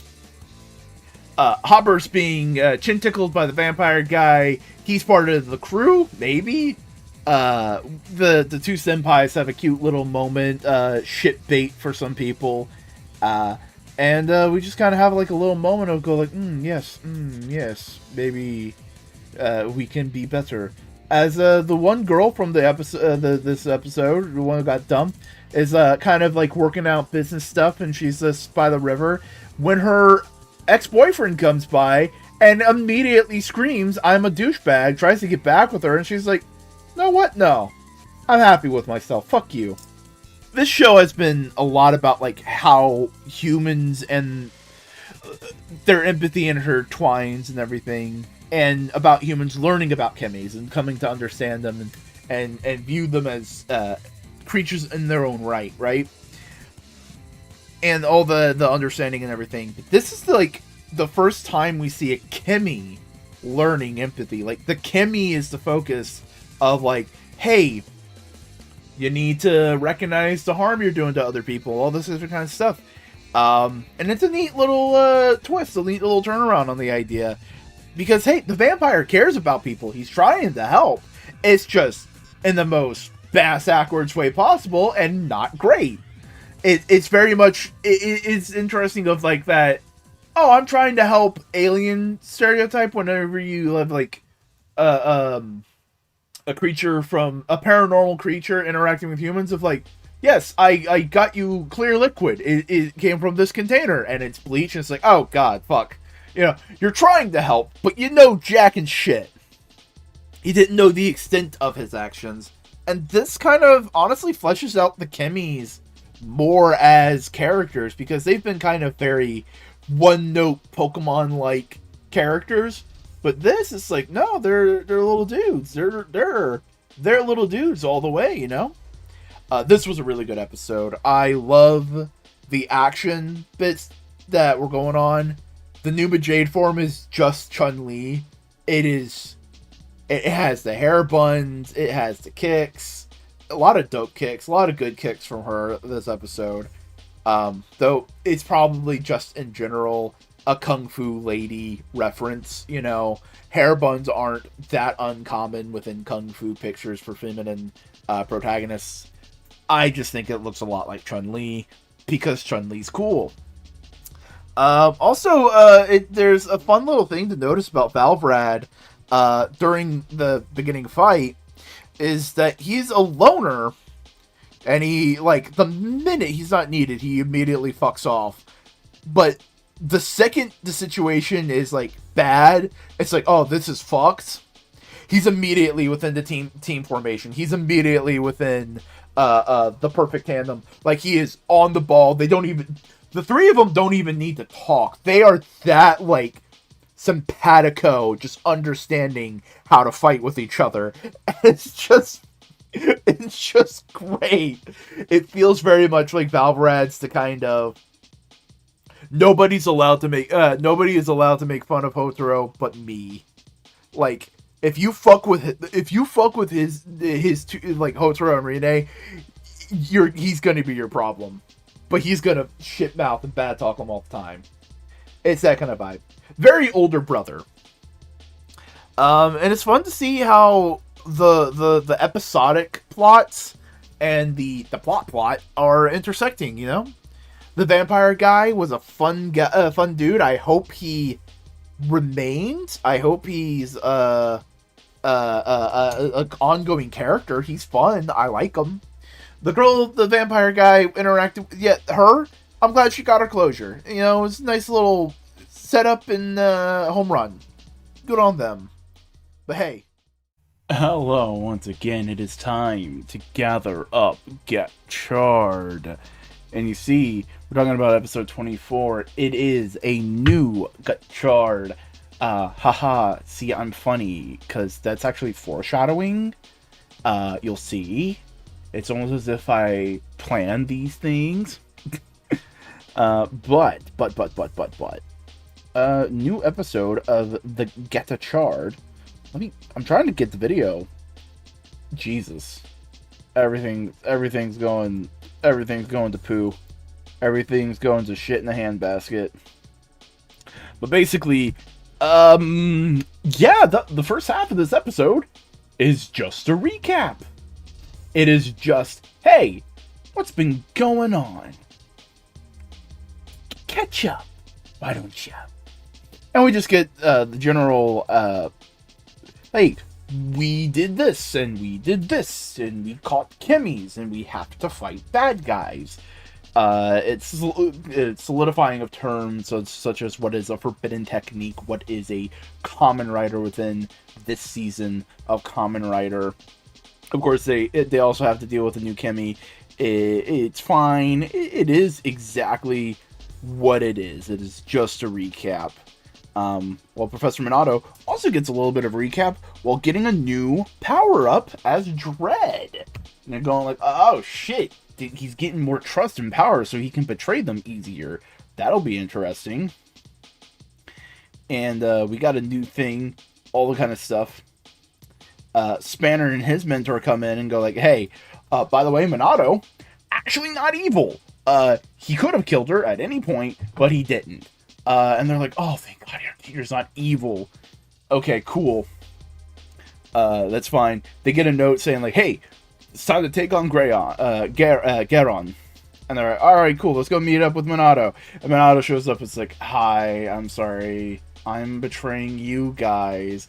But we do get a little bit of a flashback that basically shows that it isn't because Minato's evil. It's because essentially Garon is emotionally blackmailing Minato of, hey, you don't want your students to die like your old one, do you? And he's like, fuck, why are you triggering me like this? That's evil. And it is. They fight as best they can, and there's a new amalgam. It is a black portal, black hole, dinosaur dude. And the dinosaur dude basically knocks everyone over and steals all of their cards. a Hopper 1 gets kidnapped, and Steamliner's like, nope, fuck it, I'm getting you out of the way, Hotaro, I am saving you. Everybody runs away as Majade and Valvarad suit up and are able to take on them, at least for a bit. Everyone else runs away, and they're trying just desperately to figure out what they can do. And Hotaro's just like, okay, I have Steam's here. Steam's with me. I can use Steam. And they're going like, buddy, we appreciate your enthusiasm, but using Steam to become a Kamen Rider, it's not equals, all these different kinds of things. It is a forbidden technique. It will fuck you up. It'll fuck up your body. It's not going to be a good situation. And Hotaro's like, I don't give a shit. People are in danger. My friends are in trouble. I need to help. And they're like, oh, all right. So the battle is they're just getting decimated. Majade and Valvarad. It's not great. And Hotaro shows up and goes like, all right, bitches. Time to show what I can do with the power of friendship. Steamliner is able to transmute itself into a higher form. Also, the little Steamliner toy, the little Steamliner prop shows back up. I appreciate them doing that. But Steamliner turns into a 10 form Kimmy, uses it, gets a new little attachment part, and gets a fun, dope steam engine based form. Feels completely different than regular Gotchard, and I think that's kind of the point, because it is specifically Iron Gotchard. It's not Gotchard in a new form, it is Iron Gotchard. It is a different suit, in my opinion, but that is just more semantics. But yeah, this was pretty much just a recap episode. I mean, it's not a horrible recap episode, and partially we do have that ending bit where the second half of the episode, where they kind of they set up the plot for the next episode. They set up more of what's going to happen in the second half of the season, all this different kinds of stuff. It's a lot of recap of just like, hey, if you haven't been watching, here's all the information. And solidifying of details of just what is a Kamen Rider, so we can talk about that. Just what is a forbidden technique, so we can talk about that. And the recap is a little bit stilted, it's not perfect. It is very much, wow, do you remember that one time? But it's not the worst thing in the world. It's fine for what it is. It is a simple little recap, just to get new viewers in on the show, establish the things they need to establish, and set up the second half of the episode. But that second half was pretty dang good. Minato is caught. Geron knows he's been basically a double agent this whole time, and he's like, aha, I know you're a double agent. That's why I'm going to emotionally blackmail you, so you don't betray me.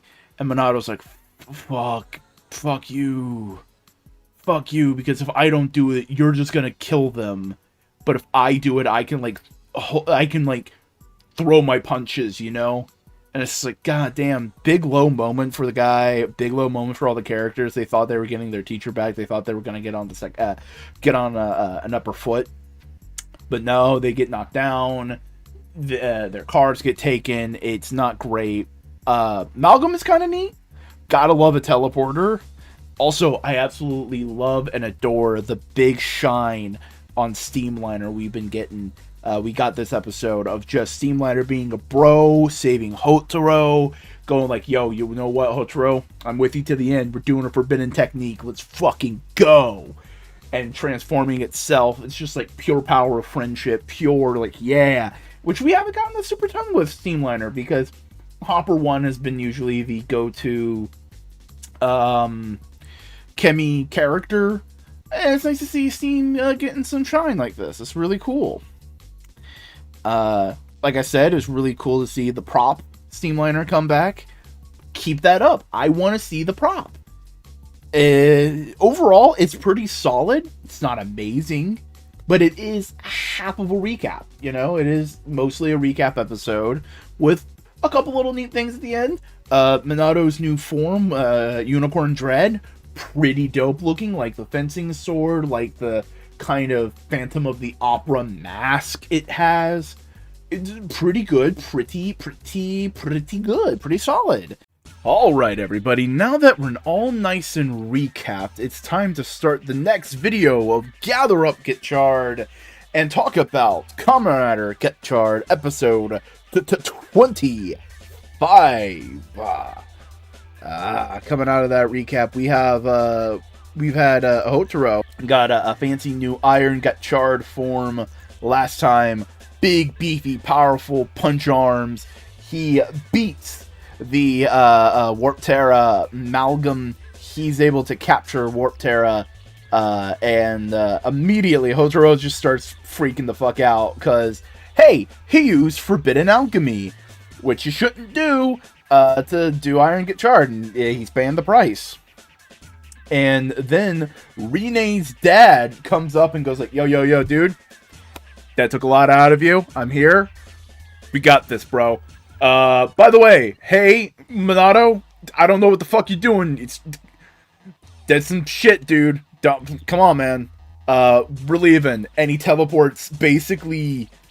He does a screen thing. He gets the crew out of there. They head back to the restaurant, and Rene's dad is immediately like, "Hey, Rene, I know I've been gone.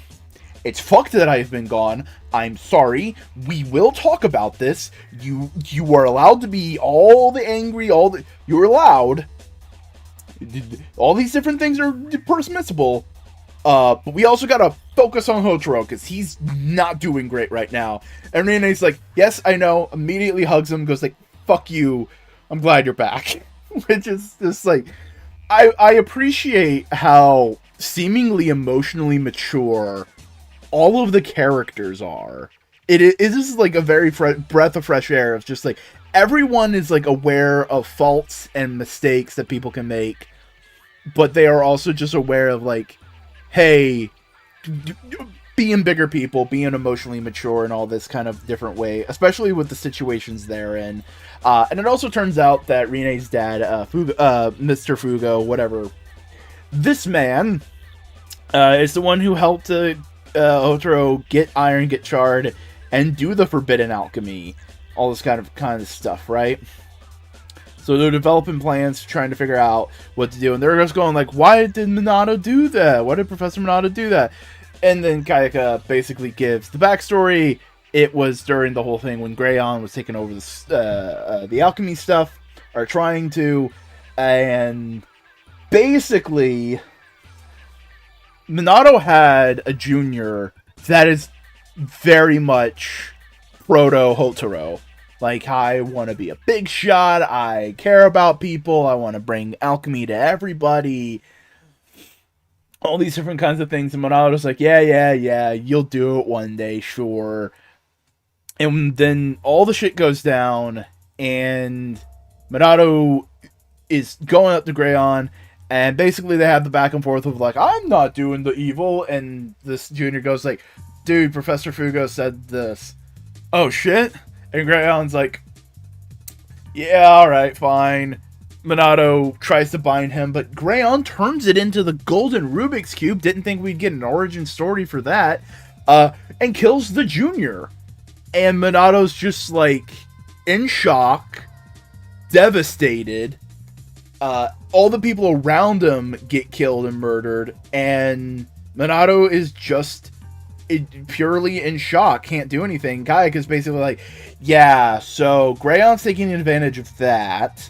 And it also does shed a light on his relationship with Hotaro. We'll get into that in a minute. Keep this in mind. As basically everyone goes like, "All right, cool. We gotta confront Minato, Professor Minato." So they go and do that. Right? Everybody transforms. They start attacking everything. Hotaro transforms and goes like, "Okay, Professor Hotaro, I gotta knock some sense into you. What the fuck are you doing?" Everybody has a little like, "What the fuck are you doing, bro?" moment. Hotaro and Rene's are a little nicer. It's just like, "Professor Minato, you don't have to. You're a good man." And Spanner just goes like, "You're a bitch! What the fuck you doing letting this man control you like that, you fucking coward?" Very Spanner-like. It's great. But Hotaro is able to get one over on Professor Minato. He de-transforms. Everyone is just going like, "Hey, Professor Minato, what the fuck you doing?" And Minato's just like, bye, I'm leaving. He's in a daze kind of thing. He's walking the other direction. As Clotho? Clotho's the ab one, if I remember right. My memory's not great. Says like, "Hey, I got the Dread Driver back." And Grayon's like, "Alright, cool. He's outlived his usefulness. Fucking kill him." And that is the end of the episode. Oh wait, that's right. He doesn't just say kill him. He says, "Hey, Clotho, you kill him." And it's like, oh shit. Like, I'm double checking the name. No, Lotchess is the one who is like Spanner's goth girlfriend. Clotho is the ab one. Okay. But he basically says, "Hey, Lotchess, go take care of him." Grayon knew that they were scheming something. He's not dumb. But yeah, no, Grayon's very much all about that emotional manipulation kind of deal. Just poking that trauma bear over and over and over again with Minato just to get what he wants. It's just like, "Hey, if you don't do this, I can just kill him." You know, that kind of, that's kind of like gross, abusive tactics. Just trudging it up over and over again to use against Minato. And I also wonder if Grayon's purposely like using the golden Rubik's Cube as a way to like trigger Minato. Like, this is the thing that killed his friend. I wonder if it is causing a trigger reaction in Minato, you know? And everyone's trying to get out of it. Again, Spanner just being like, "Fuck you, stop being a bitch." I loved it. It's great. But it also kind of shows why early on in the season, Hotaro got away with so much shit. Like, he never did anything right. He always broke the rules. He always bent them. But Minato was just like, whatever, he can get away with it. It's fine. He's accomplishing the goal. He's doing it right. Because Hotaro reminded him of his junior.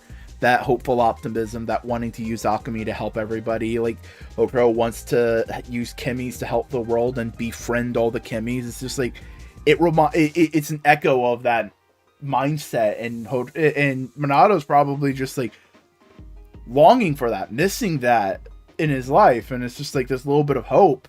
And Grayon's just going like, "Hey, do you want me to take that last little bit of hope away?"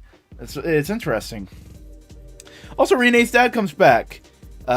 Immediately apologized, said he'd deal with things, and wanted to help Hotaro. Just immediately. Everyone is just like, yeah. We are all emotionally mature enough to realize that you left for a very important reason. And you're back, and you're gonna deal with things. But, like, we're in a pressing situation. It's very interesting. It's very nice to see. This was a pretty dang good episode. It had great action, like most weeks. I mean, Gotchard has been pretty solid. I don't think there's been a lackluster bit of action. There's been higher highs and lower, higher highs of certain things, but I don't think we've had dull fight scenes whatsoever. I really love the final attack of Iron Gotchard, of just the two giant rocket punches. It's just rocket punches with trains. It's good. It's solid. It also breaks up the fact that he's been mostly kick-based. Like, to have a punch every once in a while, that's good. That's solid. Lots of fun moments with the dialogue. Specifically, I want to mention that when Rine and her dad were having a brief little reunion, the female senpai, I can't remember her name, she's just like, "Oh, what a touching emotional moment," in a very kind of stilted way, and Tablet Toddler just goes like, "Shut up, let them have a moment." And part of me feels like it's a meta joke about how very just blatant expository the dialogue was for the recap last episode. It probably isn't. That's probably me getting a little floppy with it. But I thought it was neat. I thought it was cute. I chuckled with that. But now we just have some questions. Just how will the dad help out? And just what is Grayon's plan? Time once more to gather up Gotchard. Hello. Hello. How is everybody? I hope you're doing good. Grayon's plans are trudging forward, step by step, forward and by forward. And Hotaro, that boy be struggling. Because iron is taking a lot out of him. What's anemic? You know, all the iron's not in him, it's out of him. Jokes. So what's going to happen next is that Sabimaru and Ringe are working Hotaro's family's restaurant. Basically trying to keep the lid on the whole situation. And just kind of like, yeah, Hotaro just got real fucking tired, Miss Hotaro mom person. So we're happy to help. And like, she is the most understanding mother entirely. Hey, 2 of my friends are homeless now. Can they live here? Like, we have no understanding if they have a home situation. They just showed up. It's just like, these are some... Hotaro's a good friend. They're good friends. They're all good friends together. But Hotaro gets up and is like, hey, I've rested enough. And they're like, you should probably rest more. That fight took a lot out of you. He's like, I got it. And he starts working the restaurant, you know, like Hotaro does. Meanwhile, Minato is being a sad boy. He's being sad, edge boy. Just going like, I fucked up. Everybody's hurting. I don't know what to do. He's unsure of the next step he should take. When Lachus comes in and he goes like, oh, so you're sent here to kill me. Okay. Right. As Grayon starts finalizing the conceptualization of his plans. And Lachus basically goes like, hey, you were supposed to fuck him over with me. What the fuck, bro? You were supposed to fight him, and then we were supposed to fight him, and then I was supposed to get out of this situation, because the dude's fucking insane. I don't like this living situation anymore. This is fucked. And her sisters come in and go like, you bitch! You fucked up! You goofed! What you fucking do? Why are you doing this? And we have a little bit of a fight. Atropo transforms. Clotho just starts fighting Minato. And, hey, look at that! Spanner comes in! They are not defeating, the sad boy goth girlfriend, allegations. They just aren't. One thing I do want to mention, kudos to the Dread suit actor. They have made it every single time very apparent who is actually supposed to be in the suit. And it's just good physical acting. I really appreciate it. I want to commend them on that, because it's definitely Atropo in that suit. You can feel the body language being definitively a certain way. But during the whole kerfuffle, Lachus gets away. Minato skedaddles. And the other 2 sisters are like, oh well, bye. And Spanner's just there going like, alright, Jesus, fucking hell. Alright, whatever, I'll deal with it later. As we cut back to the restaurant, the day's ended. They're all going like, oh, thank God, the lunch rush is over. And literally, Hotaro, like, falls over, dead tired. And they're just like, yeah, no, he needed more rest. Rine shows up, and they're just just having a little bit of, like, a, fuck, Hotaro's fucking tired. As Grayon really explains his plan, well, not his plan, the next step of his plan, as we know it so far, of get all the 10 cards, the X cards, get all 10 of them together, so that they can go to the Ouroboros land and do something. What's the something? I don't know. Does even Grayon know? Probably. But that's the plan. So he forces the Dragon X card into Amalgam to cause havoc and chaos. And just trying to figure things out. Spanner is having lunch with Kyoka. And they're in a French restaurant for some reason. Like, they're in a distinct location. I don't know why. It's just funny to me. But basically, everyone's alerted of like, oh hey, the Amalgam's out, doing all this stuff. We gotta go fight the thing. Spanner's already on the way. And so Rine's like, all right, cool. We'll go there. And Hotaro's like, all right, I'm coming. And immediately, Shikamaru, not Shikamaru. I said his name earlier. Ringe and Sabimaru are like, no, you need to rest. And I love Rine just going and like, no. Even if we tell him to stay here and rest, he'll ignore us and come along. You are coming, and you are a last resort. You are not fighting unless we absolutely need you. And he's like, I will agree to that. I just want to help. Which is like, yeah, no, Rine understands Hotaro. Hotaro understands his friends. They're all having healthy communication. It's so interesting. You know, I'm bouncing back between Gotchard and Agito right now. And it's just like, Agito is all about, not necessarily miscommunication, but just missed communication. Like, they aren't meeting up at the right time to be able to have a conversation.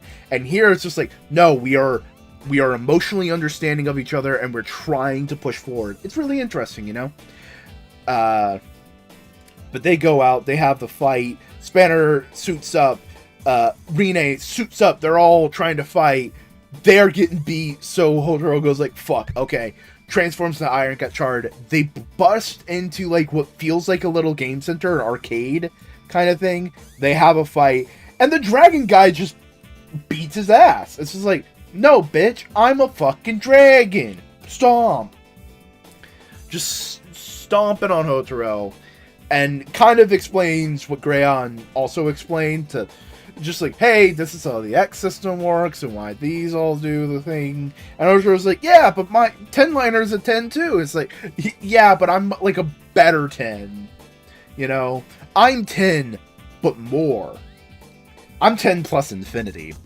And after getting beat down, they land into a lower location, and Rine's dad shows up and henshins himself into a badass form with a slightly silly name, Kamen Rider Win, and he just fucking trounces the dragon in a fun, if a little bit wonky, big ol' fight.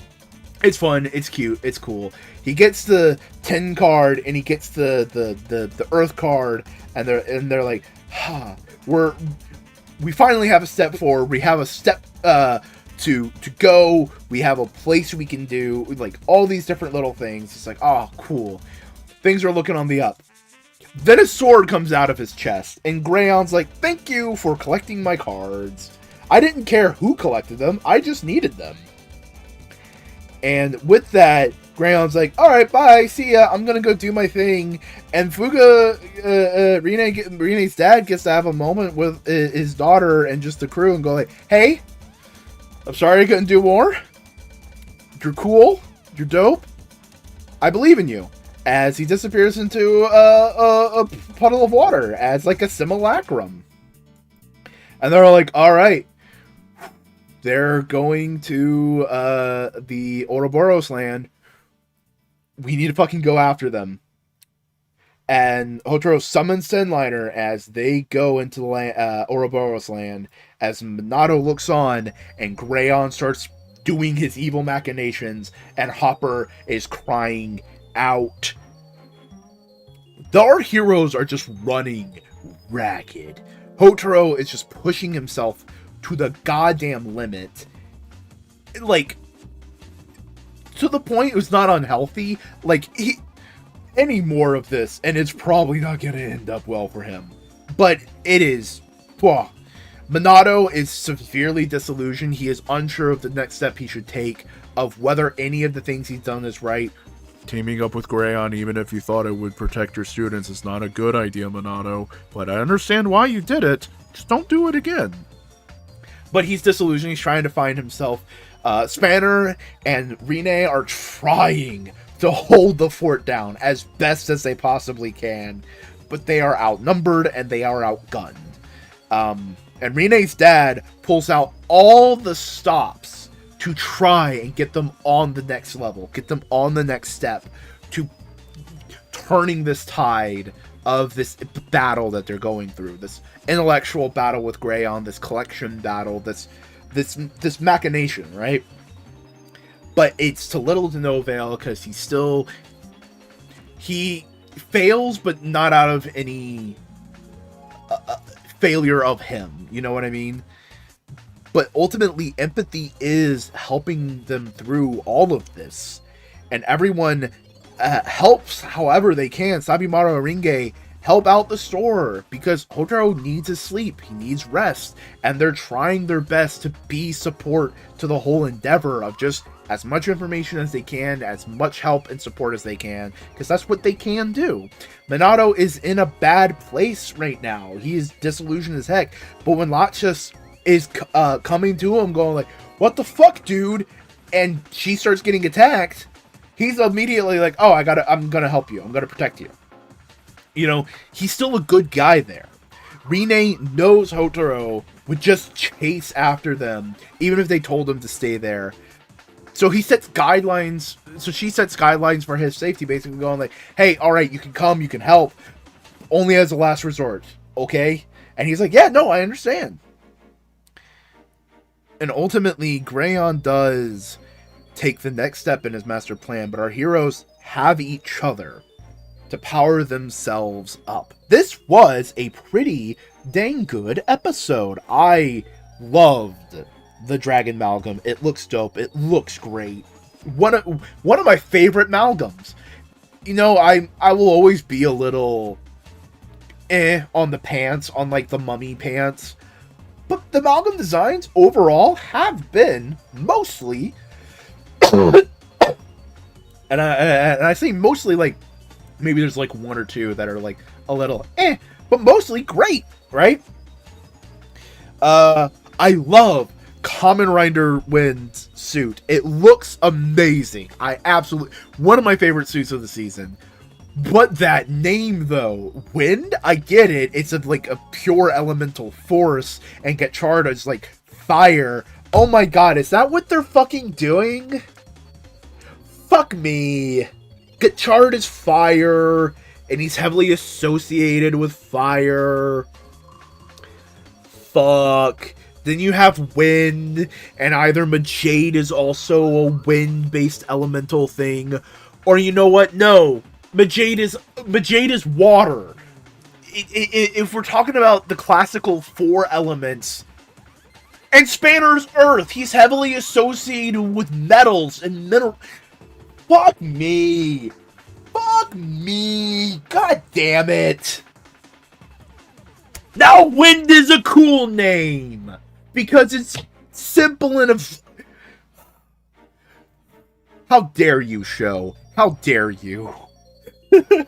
Also, if we're gonna bring this into it, Dread is probably something along the lines of an elemental lead. If we're talking alchemical ideas of lead, of death, of corruption, of impurity. So you have the four classical elements, and you have Dread being the impurity. God damn it. Alright, fine. It could be Wind.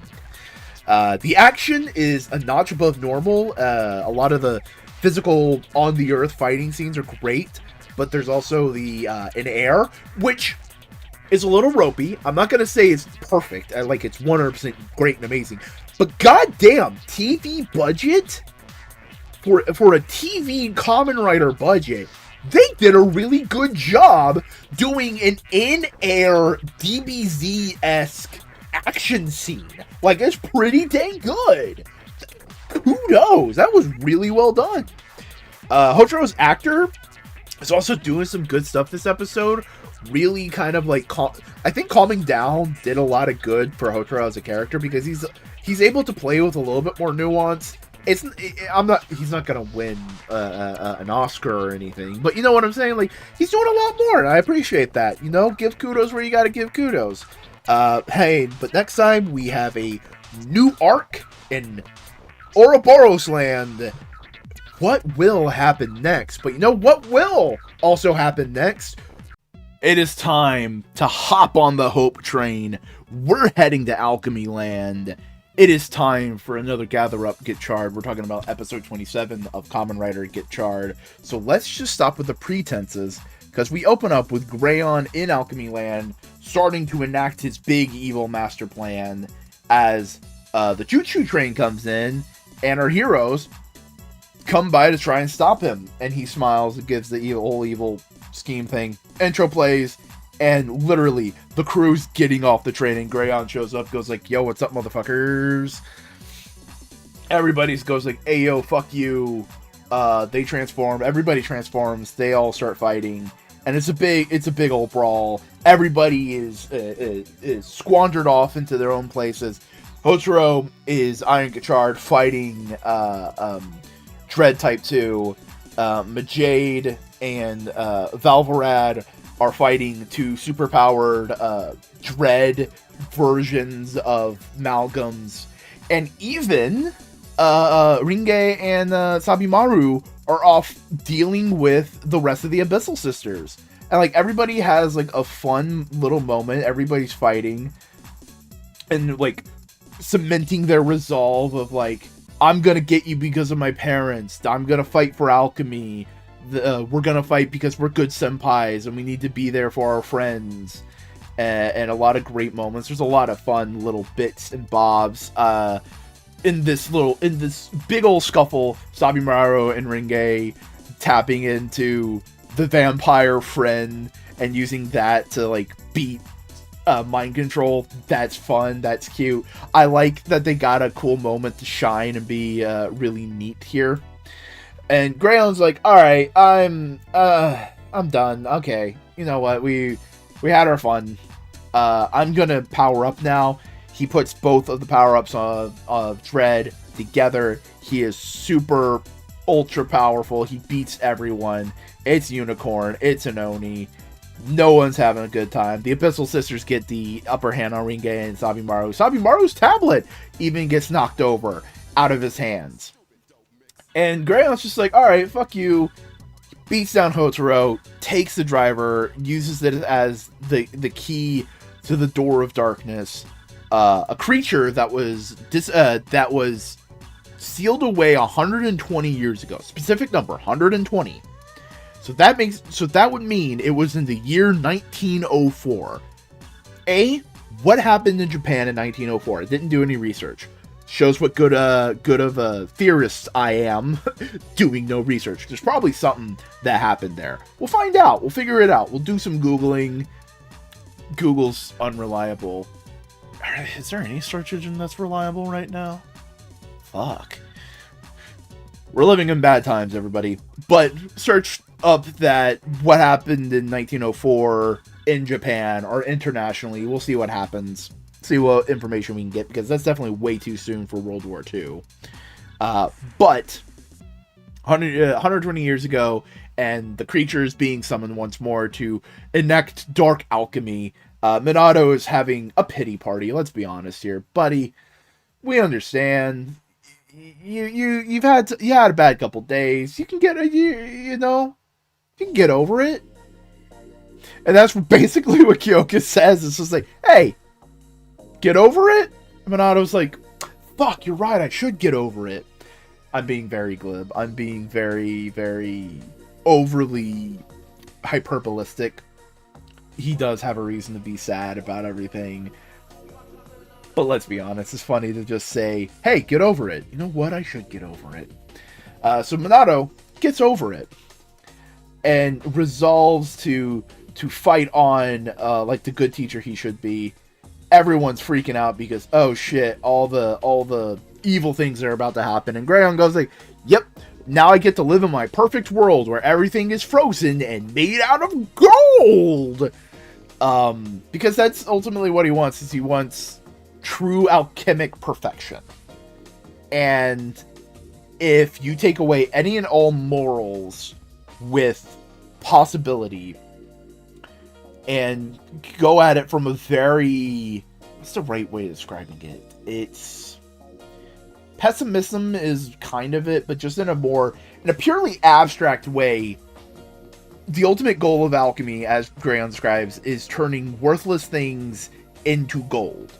So in that regard, if you view everything as worthless, turning everything into gold is the ultimate purpose of alchemy. And since Grayon, nihilist, he's a nihilist, everything is useless, everything is purposeless, like there's no reason for it to exist, why don't we turn it into gold? Meanwhile, Hotaro and the crew are the opposite response of that, of everything has purpose because everything has connection and meaning and empathy. And understanding that connection builds stronger things, which is more important than anything else. You know, that's the dichotomy we have here. We have there is no value in anything, so destroy it and make what you want, versus everything has value.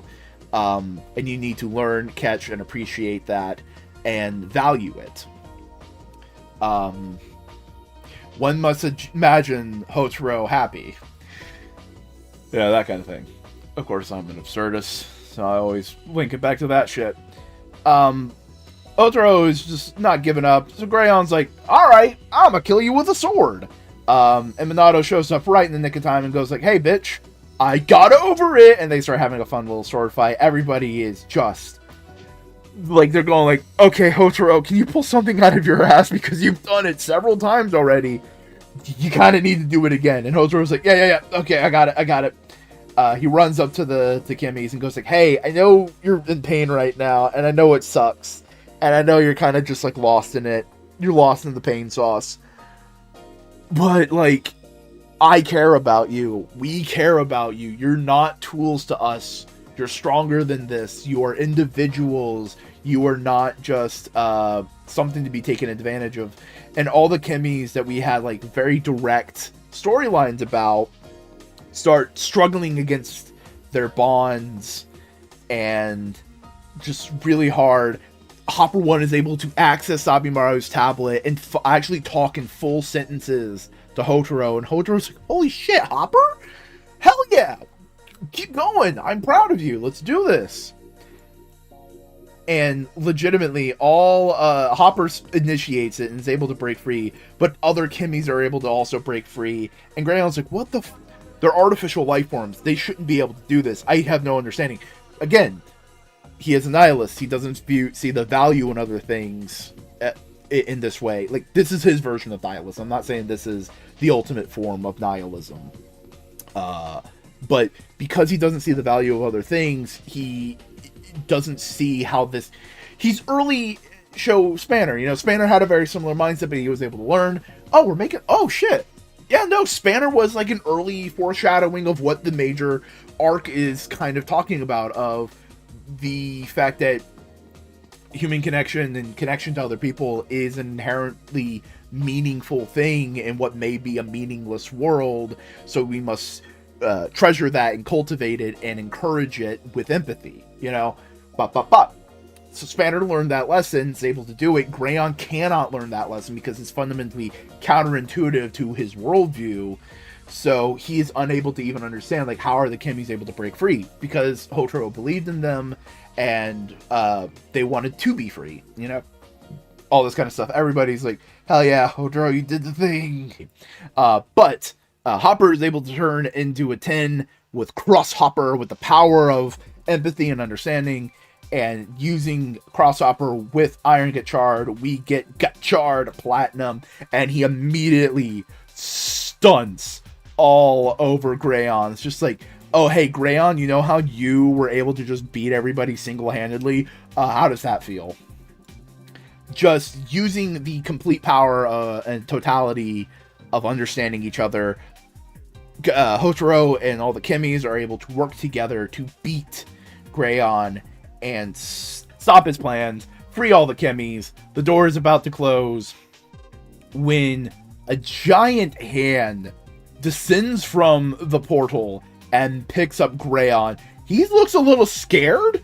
Don't know what's going on here. I don't think we're seeing the last of Greyon. I think, right now, quick theory, I think Greyon's going to fuse with whatever is in the portal thing as kind of a twisted inversion of Hotaro's whole shtick of fusing with the Chemis through empathy. Now he's going to fuse through Diablo, Dorado, El Dorado. I think that's what they're calling the creature, to become like an inversion of Hotaro. Instead of Hotaro being fusing of empathy, he will be a fusion of nihilism. Everybody gets the Chemis back. The Chemis are all happy to be free once more, and everybody, it's like it's the free frame, it's the smile at the end of sitcom. And Kayaka basically goes like, "Hey, Lachus, you're kind of not necessarily redeemed, but you're on the good guy side." And she's like, "I don't know." She's just like, I don't, like, she helped out. She told Kayako where to go to get Minato on the right track. The other Abyssal Sisters get Greyon's cube, and they have machinations of their own. Empathy has the power to save the world. And Greyon's continued lack of empathy fails him. It failed him in the fact that he pushed Lachus away. It failed him that he was not able to understand the true power and capability of the Chemis. It failed him that he has no true allies, only people that fear him. But meanwhile, empathy fundamentally helped our heroes. It helped Minato realize just how fucked he's been, and how it helped him get over his hang-ups, his past actions, his recent failures, and be able to understand of like, all right, how can I actually help my students? It pushed Ringe and Sabimaru to be badasses this episode, because they realized just how much they have been leaning on their juniors, and how much they want to be good senpais to them, and be someone that they can lean on, be that trustworthy place, be that rock, that be as much of a rock for them as they possibly can. Of course, we have Majade and Spanner learning the empathy that they learned from Hotaro to work with their own Chemis, and just going like, Hotaro, you are our last hope, go fucking save the day. And ultimately, the empathy Hotaro shows to the Chemis pushes them and gives them the encouragement to free themselves from their bonds and save all of themselves. And we also learn Greyon's big motivation. He wants the world to just be gold because he sees the world in and of itself as worthless, as meaningless as it is right now, and ultimately freezing it in its moment and making it worth something. He doesn't understand the power of connection, and that will be his ultimate downfall. This was a really good episode. It's good. It's just fun to see the heroes giving it their all and just being badasses. Everyone got a good moment. I talked about a lot of them. Ringe, Sabimaru, Spanner, and Majade also got... Rene. Majade is the hero name. Well, they were in their suits. So Valvarad and Majade had some good moments with the fights. Greyon looked like a badass villain. Hotaro had some great fight moments. The fights were just good in general. I loved Hotaro straight up stunting on Greyon. Just, hey, I'm gonna use all these guys to fuck you over. It's a satisfying end to the arc. It feels like here's the thing. If you ended the story right now, it's like, you know what? It's not bad. It's solid. It builds up. It has a climax. It ends at a reasonable place. Like, it's not as big and flashy as it could have been. You know, like, there is reason to go, like, yeah, there should be more. But, like, it's satisfying. It's a good bookend to this arc. And it definitely feels like this is not the last we have seen of Greyon. It's gather up, get shard time, baby! Kamen Rider Gotchard, episode 28. Well, hey! Grayon is dealt with! He's out there being eaten up by the strange creature and the Ouroboros thing. Yeah, what is our crew supposed to do now? The bad guy's defeated. Well, first things first, everybody's getting a little bit of R&R as we catch up with Ringe, going to go visit the grandma. It's like, it's cute, adorable, fun little scene. Grandma is a spitfire full of energy. She's adorable. They head to the village, and it's a cute, quaint little agricultural village. Ringe's like setting up her space while she's visiting. It's just very calm, very quaint, but she hears a little bump in the other room, and she goes like, okay, something spooky. It's a great, fun little moment. She opens the door, she looks, she's like keeping an eye on everything. She closes the door, she turns around. It's a fucking yokai, and it licks her face. Ha! Wacky hijinks. It's fun, it's cute, it's a yokai. All kinds of fun and cute things. However, we have Rine and Hotaro back at the school with Minato and Spanner, and Minato's going like, do I really deserve to be a teacher again? And everyone's just like, yes. Don't feel sorry for yourself. You are a good teacher, man. You have accomplished your character arc. You don't need to keep going on about it. They're just checking up on all the stuff, you know. Going like, all right, cool. We got this many more Kimmies left to find. We'll get to it. We'll do all the things, right? The higher ups at the Alchemist Association go like, hey, good job beating Grayon. Bye. And they're just like, really, your guys aren't even going to take any responsibility for this whole situation? Alright, fuck y'all, I guess. And it's just like, yeah. And then Ringe calls up and goes like, hey, can you guys come over here? I think there's yokai. Alright, sure, we'll head on over. As a flamboyant exorcist shows up and goes like, hey, I'm gonna JoJo pose and be a little shit. And Kajiki's there and he's like, hello, I will also be a little shit. And it's just like, what's up, dudes? Where have you been, Kajiki? I appreciate you showing up. You're one of the best parts of this episode. I love it. But Hotaro and Rine head over to the village. They're trying to do a little bit of an investigation. And Rine is absolutely loving this because remember, she's a horror girl. They find Hitotama, just floating about, and they go, "Oh shit, we gotta go chase after it." They do. They run into the yokai. Hotaro henches into Gotchard, and it's a fun, wacky hijink of a little battle between him and the yokai. I wonder where the yokai came from. They're fucking chemies. Oh my god, they're chemies.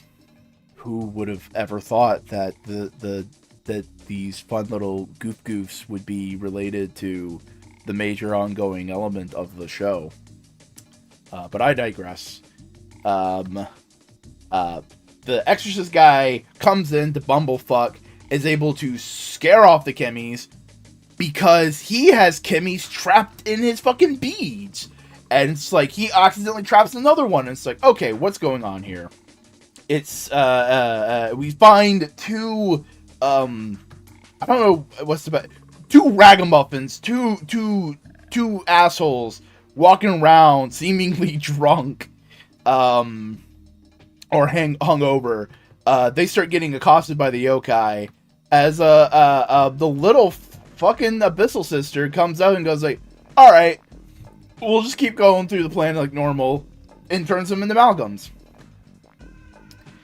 We get the whole village going like, yo, exorcist dude's pretty hype, pretty dope.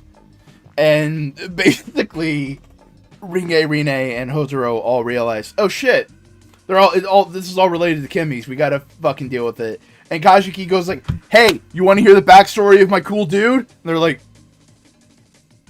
not really? And go like, tough nuts, you're gonna, right? And the guy goes like, it basically goes like, yes, I was training to be a monk in harsh situations. And you just see that he was a lazy piece of shit. He wouldn't help clean. He was eating cup ramen while everyone else was eating the communal meal. He didn't even want to do the whole like waterfall thing from anime and manga. He was like, he's dipping his toe in, the water was cold, but he tripped and fell down the river in the most hilarious but he tripped and fell in the most hilarious fucking fashion. Because it's just a cliff, and they just threw a dummy over, and it's the most blatant and clear, oh, that's a dummy I've, like, ever, and it's hilarious. Absolute comedy gold. Right? But that's where he finds the beads, where the Kimmies were. And basically he wished for some kind of help, and they were like, you know what, this guy's pathetic enough, we can help him out. And they're like, okay, so that's where all this kind of happens. And then the Malcolms attack. The Exorcist can do nothing to them.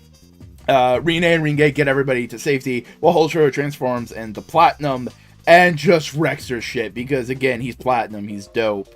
And it's just really cool, really amazing. Something I thought of while looking up Platinum some more.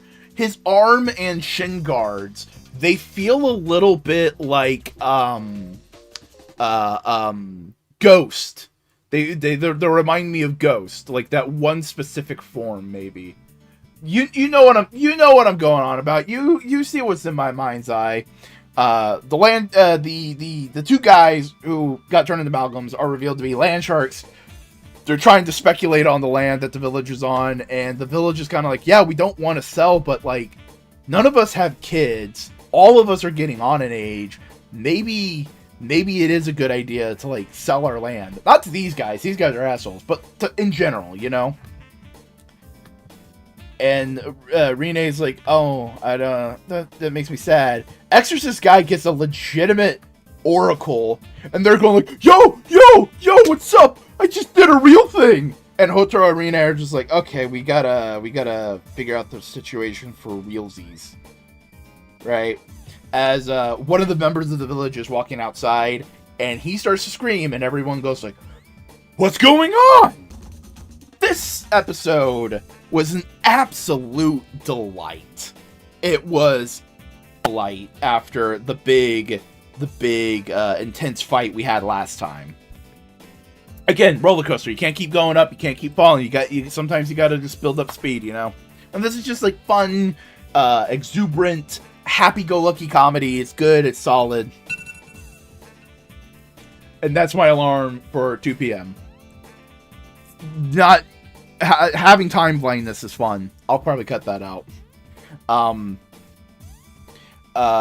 But it does still tie in a little bit to the themes of empathy that Gotchard has been going on. Celestial Kimmies in the beads have empathy for the pathetic man. And go like, this guy's kind of pathetic. Let's help him out, right? And ultimately, the Exorcist pathetic man is preying on, like, helping people for what is essentially a scam. Here's the thing. He doesn't ask for money. It just seems like he's really happy just getting praised. Like, he's a booster gold. That's what he is. He's a very booster gold, like, kind of dude. Where it's like, yeah, no, I like being a hero. I like helping people. But, like, I like me mostly, you know? That very egotistical hero. It's good. This was just a fun romp. Just an absolute delight. The fights were fun. Camera work was good. Acting was solid. Like, all the little elements were good. They were solid. This isn't the best episode of Gotchard in general, but, like, it's a good, solid, above-average episode. Just fun. It's time to gather up Gotchard once more.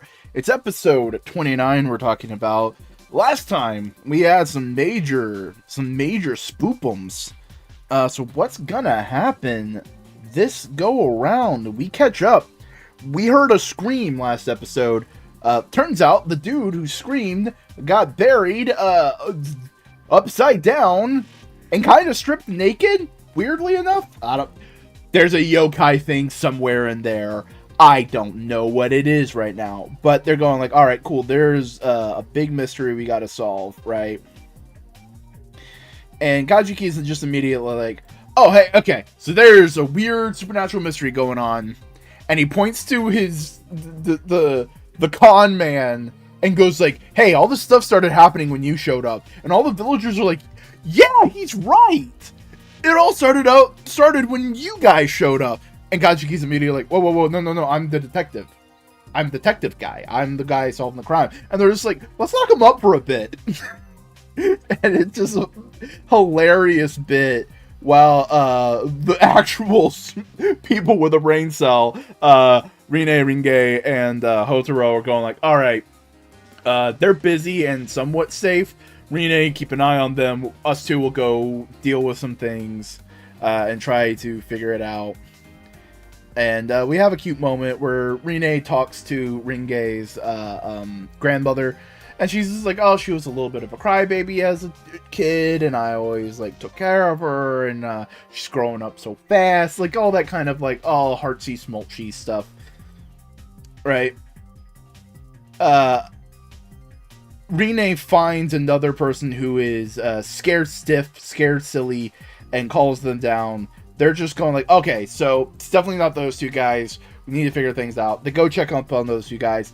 They're also scared stiff, and we have one of my favorite comedy bits this entire episode, because Rine's been going up to all these people who are scared statues and checking their pulse and going like, all right, it's okay. They're alive. They're just unconscious, right? They're alive. They're just unconscious. They're alive. And then finally they get to Kajuki, and Hotaro is just apoplectic. He is like crying like his best friend just died, and Rine just keeps going like, Hotaro, he's not dead. He's just unconscious. And Hotaro's is just like, ah! It's a really good bit. It's a really good solid comedy bit. But everyone's trying to find some information when apropos, Rine follows her. They're in the big spooky like tunnel that you see in J-horror. Not the tunnel, but a tunnel like you would see in J-horror. And they have a little conversation. Rine's just like, Grayon's dead. What the fuck are you doing? And she's like, I'm a mysterious little girl. I have plans and machinations. You don't know what's going on. And Rine's just like, okay, sure, but we're heroes. We can beat you. And it's just like, oh, it's a funny moment. And then the amalgam of the episode pops down and goes like, hi, what's up? I'm Spooky. And it's like, oh shit, he is spooky. He's also foxy. Fox Spookums. Hotaro's there though to start the fight with the creature. It's a fun little back and forth. He's very much Ghost in the preview movie, if you know what I mean. If you don't, a little history lesson. Drive's movie had a cameo of Ghost, and in that cameo, Ghost fought completely different than how he does in the show, where he's just floating everywhere and dodging everything, and it's really cool in the movie. Sad it never happened in the show, but what are you gonna do? But this nine-tailed fox, Malgum, is doing all that kind of stuff. It's really cool. It runs away. They're trying to find them. They're doing all that kind of jazz, and then Ringe goes like, wait a second, it's a fox? Okay, I have a theory. They go to the little shrine that we saw last episode, and Malcolm shows up. Hotaro henshins up. They have a little fight, and the rest of the crew, which is Ringe, and Ringe's grandmother, get put into a little darkness dimension where they have to play D&D and fight the Beholder. I know it's not a Beholder. It is probably a yokai, but it's fun. And essentially, Rine can't transform because she doesn't have enough magical energy built back up. Ringe's grandmother tries to scare it off, but that doesn't work. And ultimately, Ringe herself has to fully submit her own courage to protect the things that she loves. in order to defeat the creature with the power of alchemy and love. Meanwhile, Hotaro is just battling the nine-tailed Malgum. Words, they're difficult. The nine-tailed Malgum. When Rine goes like, wait a second, I have all those celestial Kimmies, and she asks their help. They help her out, and they bust out of the dark dimension. She hands them over to Hotaro. Hotaro gets super powered up, and the Malgum stops moving. The Malgum just stands in one single place. It's just like, all right, hit me. And Hotaro's going like, oh, you're doing something. Something's okay. I see what you're doing. All right. So he does a rider kick, hits the wall because the Malgum moves out of the way just in time, drills in, and I'm trying to remember the exact order of operations. The Malgum disappears without being hit, and the Kimmy is put into a card, right? And then a giant torrent of a hot spring pops out, and Rine remembers, oh, wait a second, that guy's prophecy. It said, like, the gates of hell would open up and all these different little things, and they go, like, you know what? They do say hot springs are kind of hellish. And then Ringe's grandmother goes, like, wait a second, with this, we can build a hot spring and do tourism and get new people interested in the village. We don't have to sell anymore. And they all realize, wait a second, the guardian spirit of this village wanted to help protect it, so that use the power of the Kimmies in order to, like, get them to do the thing. Okay, that's fun. That's nice. It's heartwarming. It's all about empathy. Again, like we know with the show. But they're at the village. They're all saying their goodbyes. Kajuki and the con man are going, are finally, like, hammering down of, like, yo, what if we were, like, supernatural detectives? And the con man goes, like, so I could be, like, Sherlock Holmes? And Kajuki's like, I can be Watson? And they're like, aha, I hope this gag continues. I want this to be a thing for the rest of the season. That will be fun. And there is a little callback with Ringe and her grandmother of Ringe offering the grandmother a ride on her back. She's not strong enough to do it, but they decide to walk side by side as equals because the grandmother recognizes Ringe's growth as a woman, and she's like, it's, you're not just a scared little kid anymore, you're an adult, and I'm proud of you, kind of thing. It's really nice, it's really sweet, it's really wholesome. This was a fun little side storyline thing. But again, it is tying into the major themes of the show with empathy and the Malgums and everything, right? Like, ultimately, the Kitsune village spirit just wanted to help out the village, wanted to give them something that, like, they could rebuild from, build up from, and not just have to abandon the place. Because, again, that was a major thing. But the land developers basically went, like, place haunted, we don't want no more. Which, you know, fair. Kajuki and the spirit guy were fun, that even though, like, they were kind of like con men, they still wanted to help, and that's fun to see. And I really do hope we get to see their dynamic some more. Please, we saw Kajuki in the next episode preview. Let this be a thing. Let it be a thing. I'm wishing with all of my heart. But yeah, no, these two episodes, okay, the best way I can explain it is it felt like a guest writer for an ongoing series. So if you're not big into American superhero comics, oftentimes a writer will have a long ongoing series. But if they need a break, editorial will get a guest writer for a couple issues to just kind of leave some pressure off the main writer so he can take a break, write ahead, do all these little things. And that's what this felt like. This felt like, hey, we're about to start some major things and I need a little bit of a break. Can you do a guest episode? It's like, yeah, sure. Not to say that this what made it bad or anything, or made it this filler. No, it just made it different. It was a different vibe. It was a different flavor. It turned left instead of right, and it was good. I loved the way the Kitsune Malcolm moved around. It was just like, that was fun. That was cool. I loved its design. Its design was really good, and it all in all, it just made the action feel really special and unique to this episode. There's also, again, a lot of good gags. The statue gags were fun.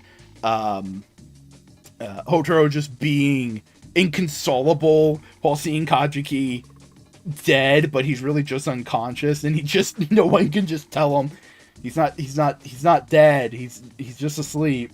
And it's just like, it's funny. I like that. I thought it was funny. And overall, this was a really good episode. It's time to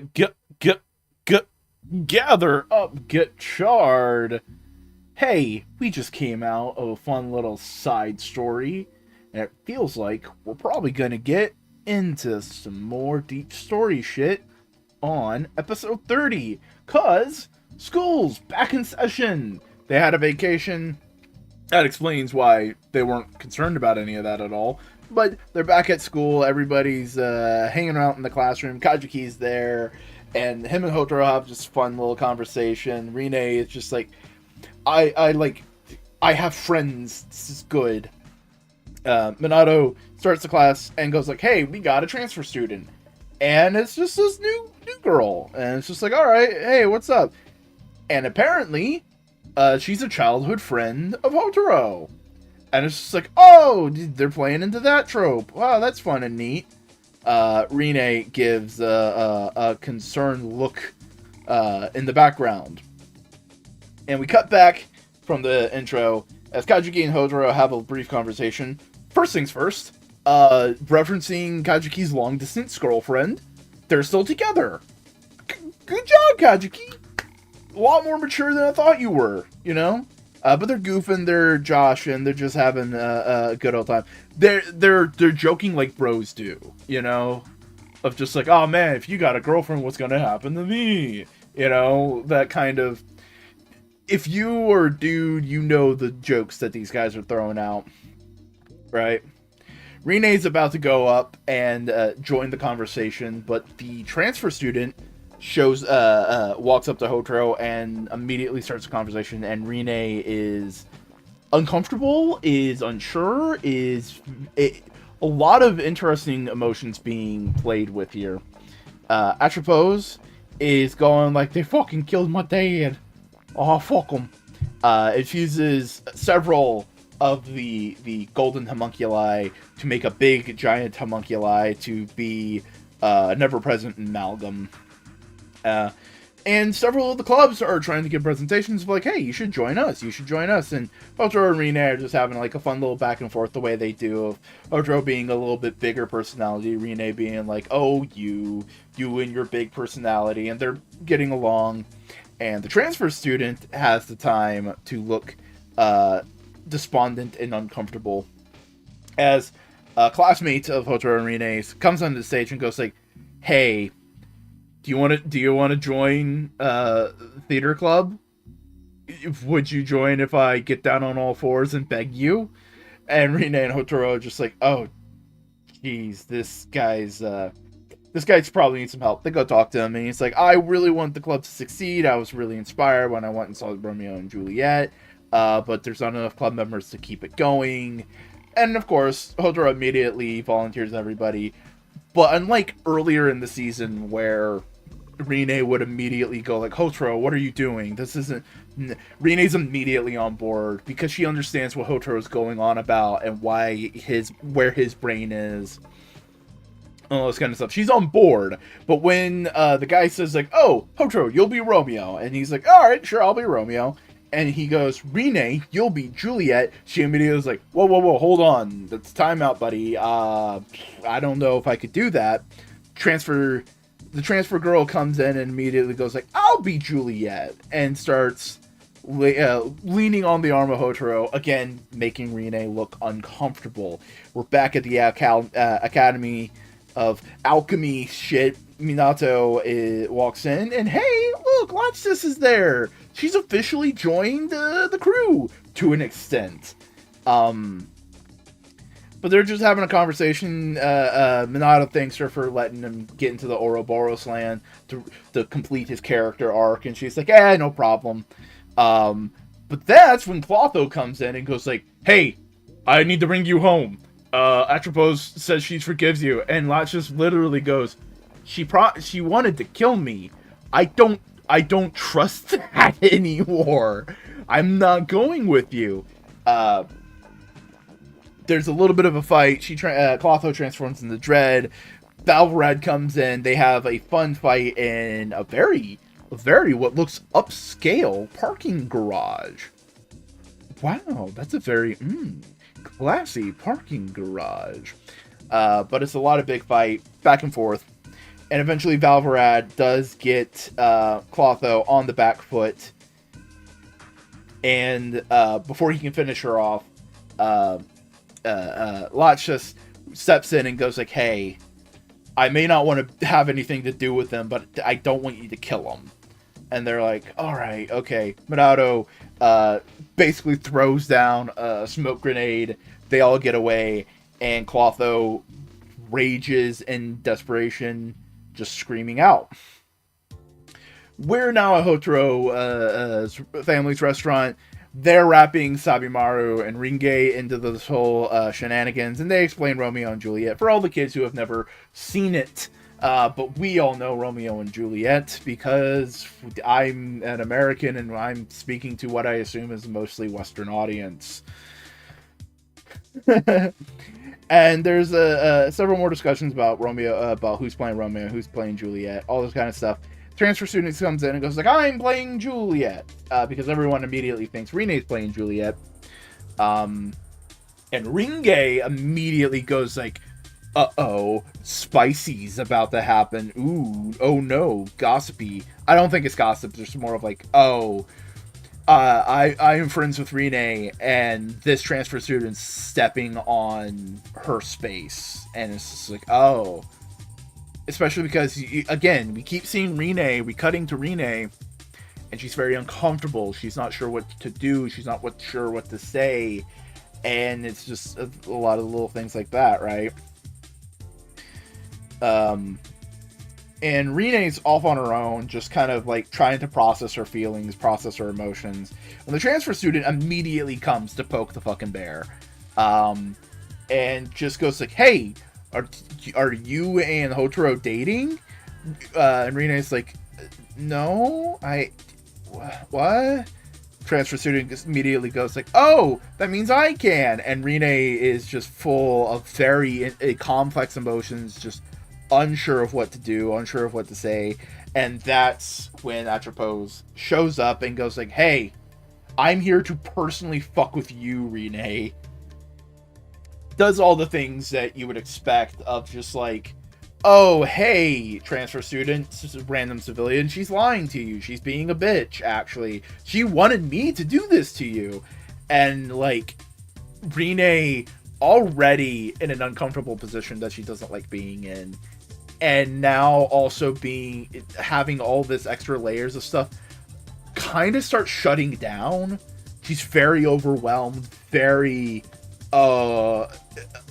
like all this kind of stuff, and then the civilian gets hurt, and the transfer student gets hurt, and Rine is just immediately she is not in a great place. She transforms, tries her best to fight the Blizzard Amalgam, so we can unfreeze her if we can unfreeze the transfer student if we need to, but Rine is on the back foot. She's not able to handle this right now.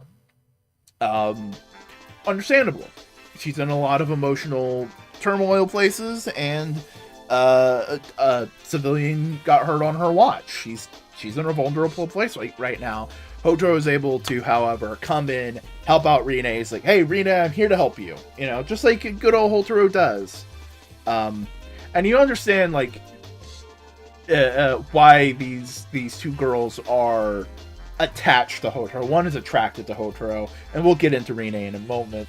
Rine gets knocked out of transformation, and Gotchard is encased in ice, and that's where we leave this episode, with Rine very much in an uncomfortable, unsure place, in a very bad place.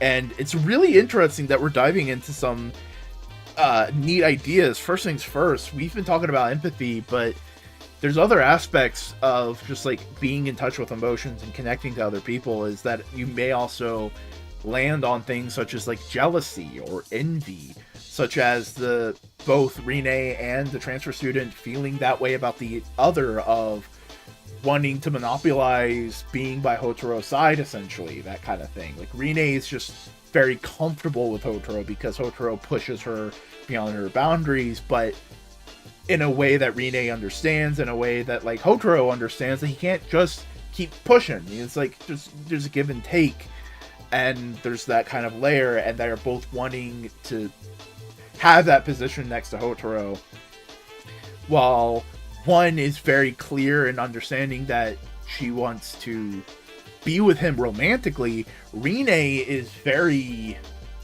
unsure. It may also just be like a moment of just not even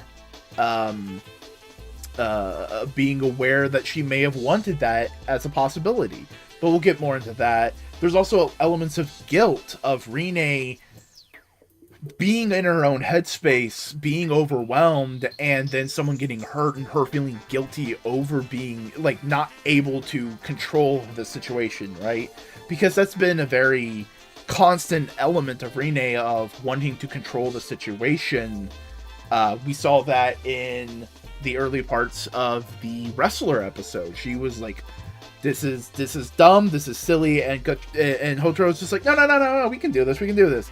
And through the process of the episode, she's able to reach more of an equilibrium and all this kind of stuff. But all this, Rine being unsure of how to talk, how to communicate, how to socialize in this new situation, everything's changed, she's getting overwhelmed. It really does mix in well with kind of like our little theory crafting group of these videos and these comments of Rine being autistic coded. You know, it's interesting to see this kind of play out, and it just makes me go like, oh no, having a hard time reading social situations, you know? Like, that's what I saw with the uncomfortability of, she doesn't know how to step into this new paradigm. And it's also interesting to see a lot of like genuine teen angst of social situations changing and not knowing how to fully explore them, the changings of relationships, of friendship and romance, and what do these possibilities mean, and all these kind of things. Also, just putting yourself out there, that they're about to be putting on a play, helping a guy out.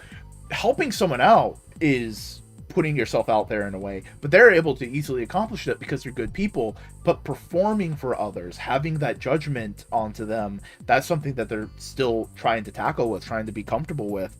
And Hotaro, even he's like, oh, whoa, you want me to be okay? I guess I can do that, you know?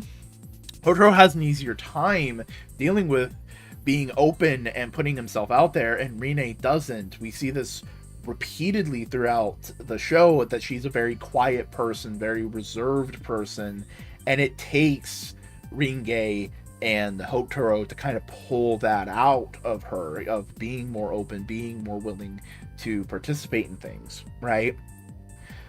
And it's just really interesting to see. And we also continue like certain aspects of negative empathy with Lotchsis, right?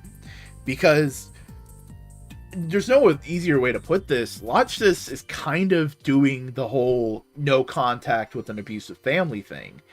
And while she recognizes the abuse that she suffered with the family, she ultimately doesn't want Clotho to get hurt, because Clotho's just as much a victim as she is, but she's still lost in the sauce, all this kind of things. She doesn't want them to get hurt, but she doesn't want to be near them anymore for her to get hurt, you know? And that feels very reminiscent of a lot of people's stories of going no contact with shitty family, right? There's a lot of interesting nuance going on in this episode, really hammering home understanding each other and empathy and all this different kinds of stuff, because there's also another layer here of, in the final confrontation with Rene being overwhelmed, there's another thing overwhelming her. It's that Atropos literally says, "I'm doing this because you hurt my father." And Rene's like, "Oh shit, I see myself in you now." And there's that disconnect, and like on layer of emotional complexity on top of emotional complexity that's really rich, you know? Rich for a kid show. It's not like we're not talking about the Marianas Trench, but we are talking about like a pretty deep stuff for like kids to immediately grasp and handle, you know? It's really cool. This was a pretty dang good episode. Super nice to get back into the school environment. Just a fun little cozy comfy place to be. The dynamics were fun. It's great to see Kajiki and Hotaro just be like bros, just be like dudes hanging out. Just good vibes. And just everybody trying to be good classmates and friends to the theater dude. It's all cool. Not a super ton of action, but we did get two really good. We got one really good fight scene with Valvrad and Dread, and we got a little cat and mouse at the end. So overall, it's pretty good. That's just being a part of the crew is cool. Glad to see that. Glad to see that her dynamic with Spanner is still going on. A very like teasing back and forth. And the angst Rene's kind of going through is displayed really well. You feel her uncomfortability with the whole situation just as much as anything. Also, just real quick, one great shot I want to mention is after the Clotho Spanner fight, when they all are able to get away, Clotho just sitting in that wide shot in that parking garage, just screaming that essentially what she sees as like her perfectly fine family is breaking apart because she's unable to fully cognitize the abuse that Lotsis suffered, right? Like that lack of empathy hurts her because she's unable to understand like why is her family breaking apart. And you know, just a lot of interesting nuance and things to play with going forward and Gotchard.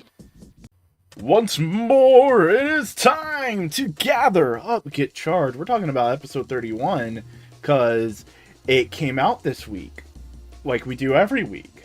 We talk about Kamen Rider. Wahoo! It's what we do. That's the thing on the channel.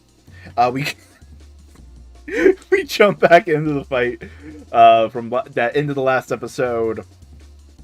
Rene is fucking not in her right mind. Hotaro's frozen waist down, and the transfer girl is frozen solid on the other side of the area. When Professor Minato shows up and goes like, "Hold on, she's still alive," and Rene's like, "Oh, thank God I didn't let someone die." And she gets a second wind for herself. And is able to Hinshan team up with Hotaro and beat up the Blizzard guy. Get the whole thing, and everything's the whole situation's kind of figured out. We did it. She's safe. They're able to use the sun.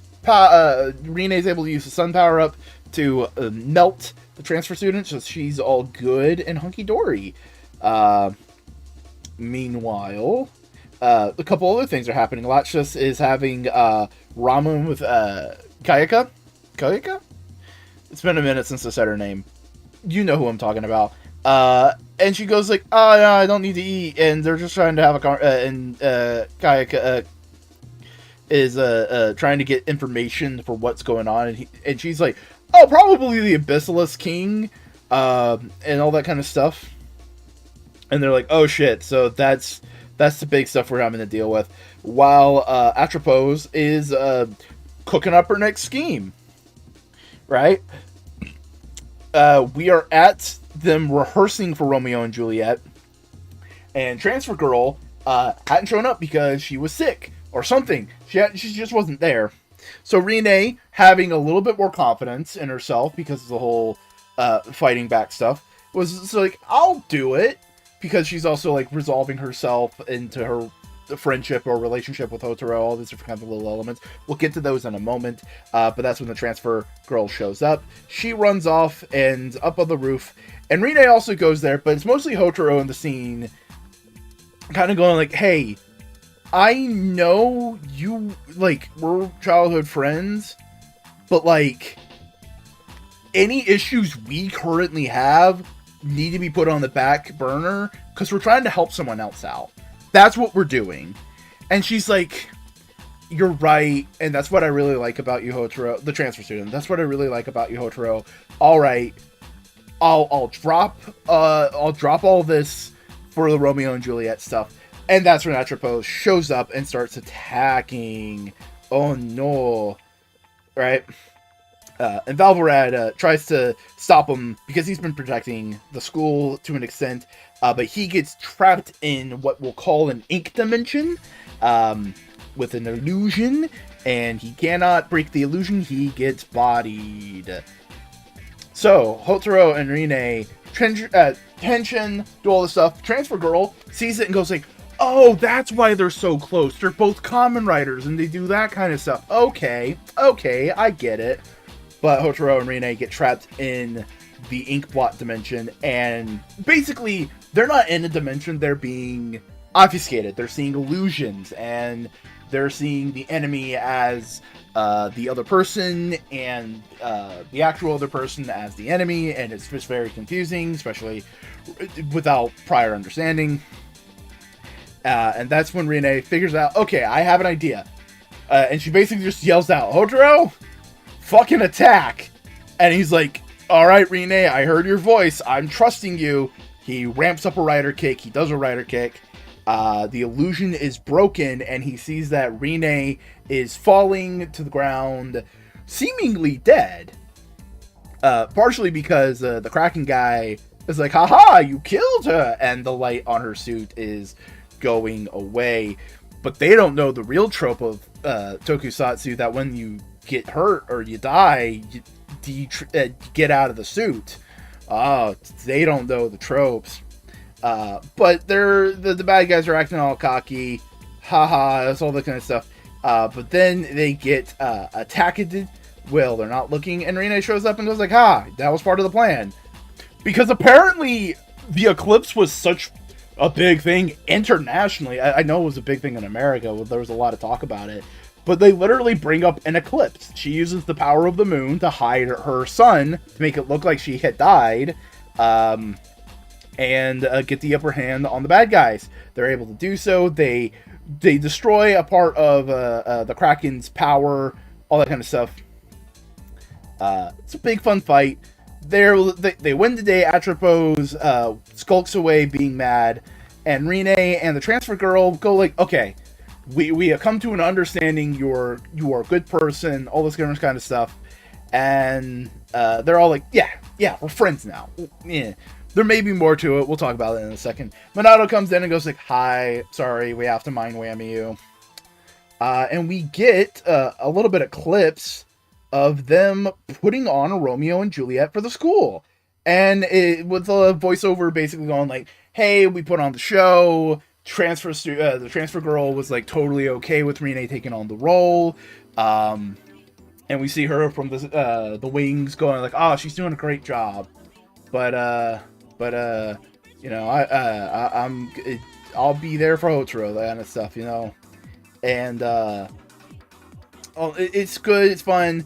And the theater club's saved because they were only wanting to recruit 5 people, and they were able to recruit 15. That's fun. That's great. The final scene of the episode is Spanner working on his big toy sword, and Lot's just running up and going like, "Hi, I have my own version of your big toy sword." And he's like, "What the fuck are you doing?" And Kayaka shows up and goes like, "Hey, so we need as many hands on deck as we can, and she's strong, so I gave her a weapon." And Spanner's like, "We have no reason to trust her." And Minato's like, "Yeah, sure, but like if she gets out of line, I can get her, so it's not a big deal." Rine in this episode, these 2 episodes are very Rine focused. It's very much about cementing her resolve and her trust in Hotaro, right? Because last week we were talking about, is this her coming to an understanding of maybe her feelings are romantic, maybe they're not, maybe they are platonic, and just trying to like reason with herself of what they are. Ultimately, Rine in this episode cements the idea of like, it doesn't matter if they are romantic or if they are platonic. She trusts Hotaro. Hotaro and her are a team. They work together. They care about each other. So long as they trust and understand each other, they are able to win. They are able to save the day because they're good guys, right? And because of Rine's trust in Hotaro and Hotaro's trust in Rine, they're able to win the day and get one over on the bad guys. And ultimately, the transfer student, the new girl, learns and kind of trusts Rine as a result as well. But also just goes like, you are, also trusts and understand Hotaro. Just like, hey, you're Hotaro, you're doing what you feel is right. And all this, like, they realize that the inner drama that could have erupted is not as important as the possibility of the friendships they can forge. You know what I mean? But I want to just say this does not preclude the idea that any of these characters could be involved in romance, right? It does not preclude the idea that Rine and Hotaro could find themselves in a romantic situation, or that Hotaro and the transfer student could find themselves in a romantic situation. It does not preclude it. It's just more of saying like, hey, it doesn't, them working together isn't predicated on romance. It's predicated on trust and caring about each other. And whether that's platonic or romantic, it doesn't matter. That trust is all that matters. Yeah, it's a pretty dang good episode. A lot of Rine just being a badass all throughout. Good fight scenes. Like, she got her emotional shit kicked in last episode. But this episode really overcame a lot of that. She looked badass. She had a lot of good fight scenes. She worked well with Hotaro. A lot of good double team bits. The Kraken suit was cool. I liked a lot about that. I like how they cut off the head in half to beat him. So we got the big bad monster, big thing that they got to deal with. The Abyssal King. I wonder how connected the Abyssal sisters are to it. Are they like Hellboy and they're the key to bringing it forth or something like that? Who knows? But also we have... no, wait, that's what I was trying to say. Maybe the Abyssal King is an ancient homunculi, you know? Because we've been talking about homunculi of, like, are the Abyssal Sisters that, right? And we get a little bit of confirmation on that this week with Lot just going like, I don't need to eat, you know, that kind of thing. So maybe the Abyssal King is some form of homunculi. Or maybe it's the thing that can cause homunculi of some kind. Who knows? It's very interesting. Could be a lot of things going on there. And with Lotch just getting the new, getting a Valvarad sword, could she be a classic Valvarad? Could like Kamen Rider Valvarad be a thing, but Lotch just get the Rider Warrior suit, right? The Kamen Warrior suit. Could that be a thing? I don't know. It could be fun. She doesn't need it, but I can definitely see this whole situation causing them to get closer to each other or at each other's throats even more, because it is very, their dynamic is fun and I like seeing it. Yeah, good episode, good action, good acting, pretty overall solid in a lot of aspects. It's Gug time, everybody. It's Gather Up, Gotchard. We're talking about episode 32, the beginning of a new arc, the beginning of some more story. So first things first, why don't we deal with the farm real quick? As basically, Botchus is slowly integrating herself more and more into the Alchemy Academy, and just hanging out with the crew there, you know, and talking to Rene and talking to all of them. And Rene brings up of like, hey, Atropos is kind of like, there's something going on with her. She's not all right. Can we be like goody goodies and like help her? And Lotchus is immediately like, no, Atropos is kind of a piece of shit. I don't care about her. And they also bring up, hey, do you have any hopes or dreams of some kind? And Lotchus is like, no, we're not supposed to. I was like, what do you mean not supposed to? Isn't that how we were built? It's like, oh, you're finally confirming your homunculi. But Kyoka basically goes like, well, what if we could make you human? You're already pretty close. And she's like, really?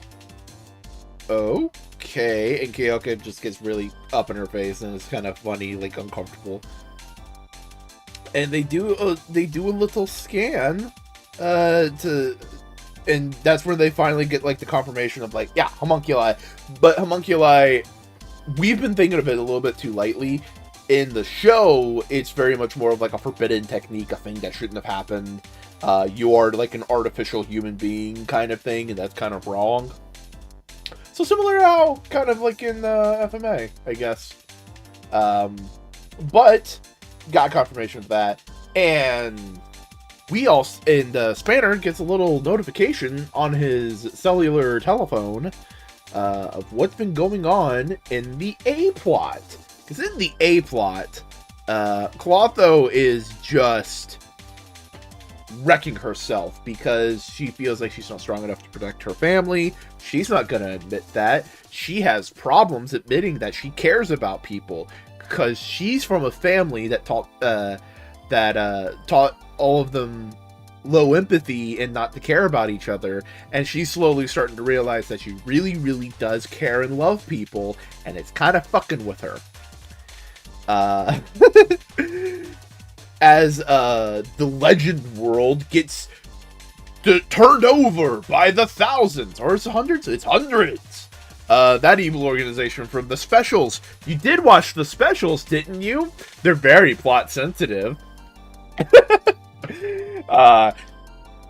I mean this in the best way. Gotchard is feeling very American comic booky, very American superheroes in that way of like, oh yeah, there's side material that we're just going to be referencing in the main thing.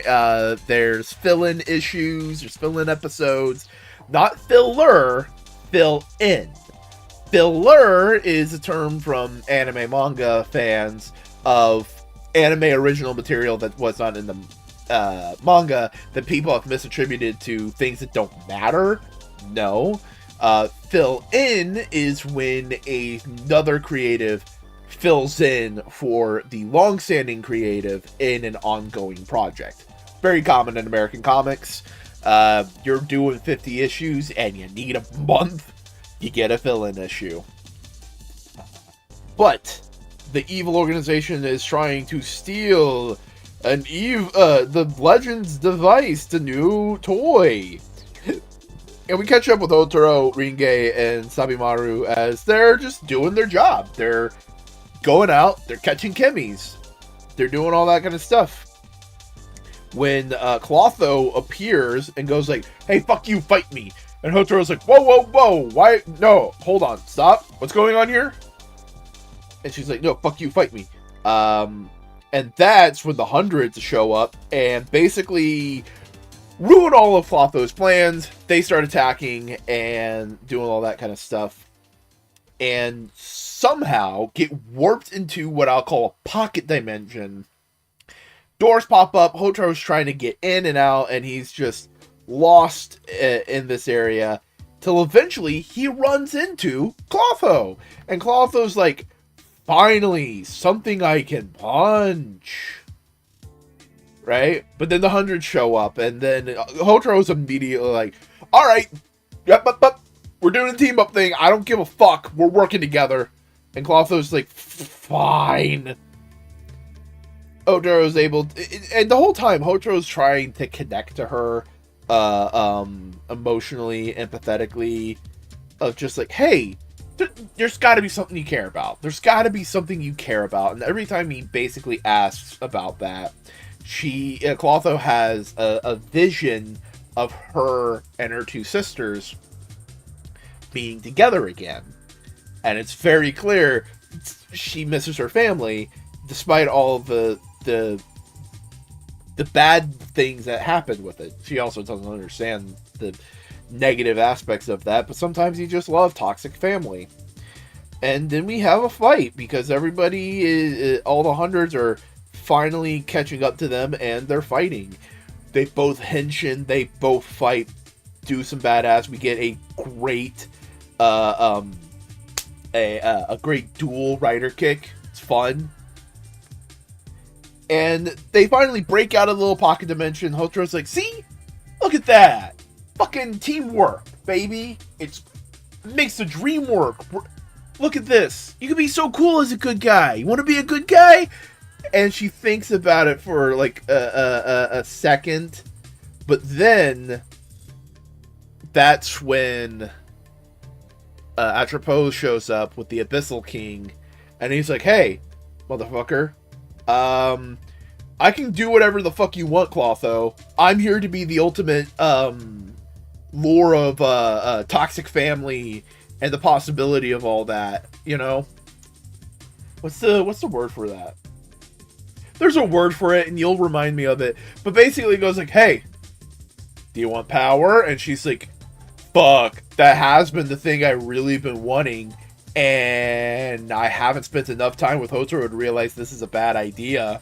So yeah, sure, I'll get power. And then we get a new form for Clotho. She is monstered up. She is purple. Great design. Absolutely love it. And Hotaro and the crew, because Rine, Ringe, Spanner, Sabimaru are all there to like pick up Hotaro after he just got shock blasted, winded. He's on the ground. He's like, oh fuck, I got hit. They're there to help him out, and he's just going like, oh man, Clotho, you could have, come on. As 3 fucking randos from the 100s walk up and go like, all right, we're gonna be bad guys. And we do get a preview of them being bad guys, which we will get to, because there's something I want to mention about that, and we'll talk more about that in a moment. But this episode's very much like reaffirming what the current arc is kind of going on about, which is like very much empathizing with the enemy, empathizing with people you don't like, empathizing with people you hate. Because Rine has been doing it with Atropos, Hotaro's now doing it with Clotho, and Latchis has already been connecting with Spanner in this way. But it's also just like asking what it means to be. Like, what does it mean to like exist and other people relate to you? This episode, of course, has a big focus on Clotho. And just how, like, she can't admit that she just wants her family back. Because I think it's very much a situation of they already have thoughts, feelings, hopes, and emotions. Like, all the things that they say, like, oh, we don't have those because we're homunculi. They already have them. They're just so abused in their family situation that they don't recognize it in themselves. You know? Clotho really wants her family back, but she just can't admit it. She just can't cognitize the idea that that's something she wants because she's just so lost in that sauce. And that is related to the fact of, like, all of them just denying their own personhood. Lotchis is in the healthiest place she can be right now because she's with other people. She is in the academy, with the Alchemist Academy, so to speak, and, like, going like, oh, maybe I am a person. Maybe I do have wants and desires. Maybe I'm more than just the sum of my parts, right? Well, Achipo's full on, like, locked in. Nope. I am nothing. I am a little tiny robot for Greyon, and he is my father, and that's all I care about.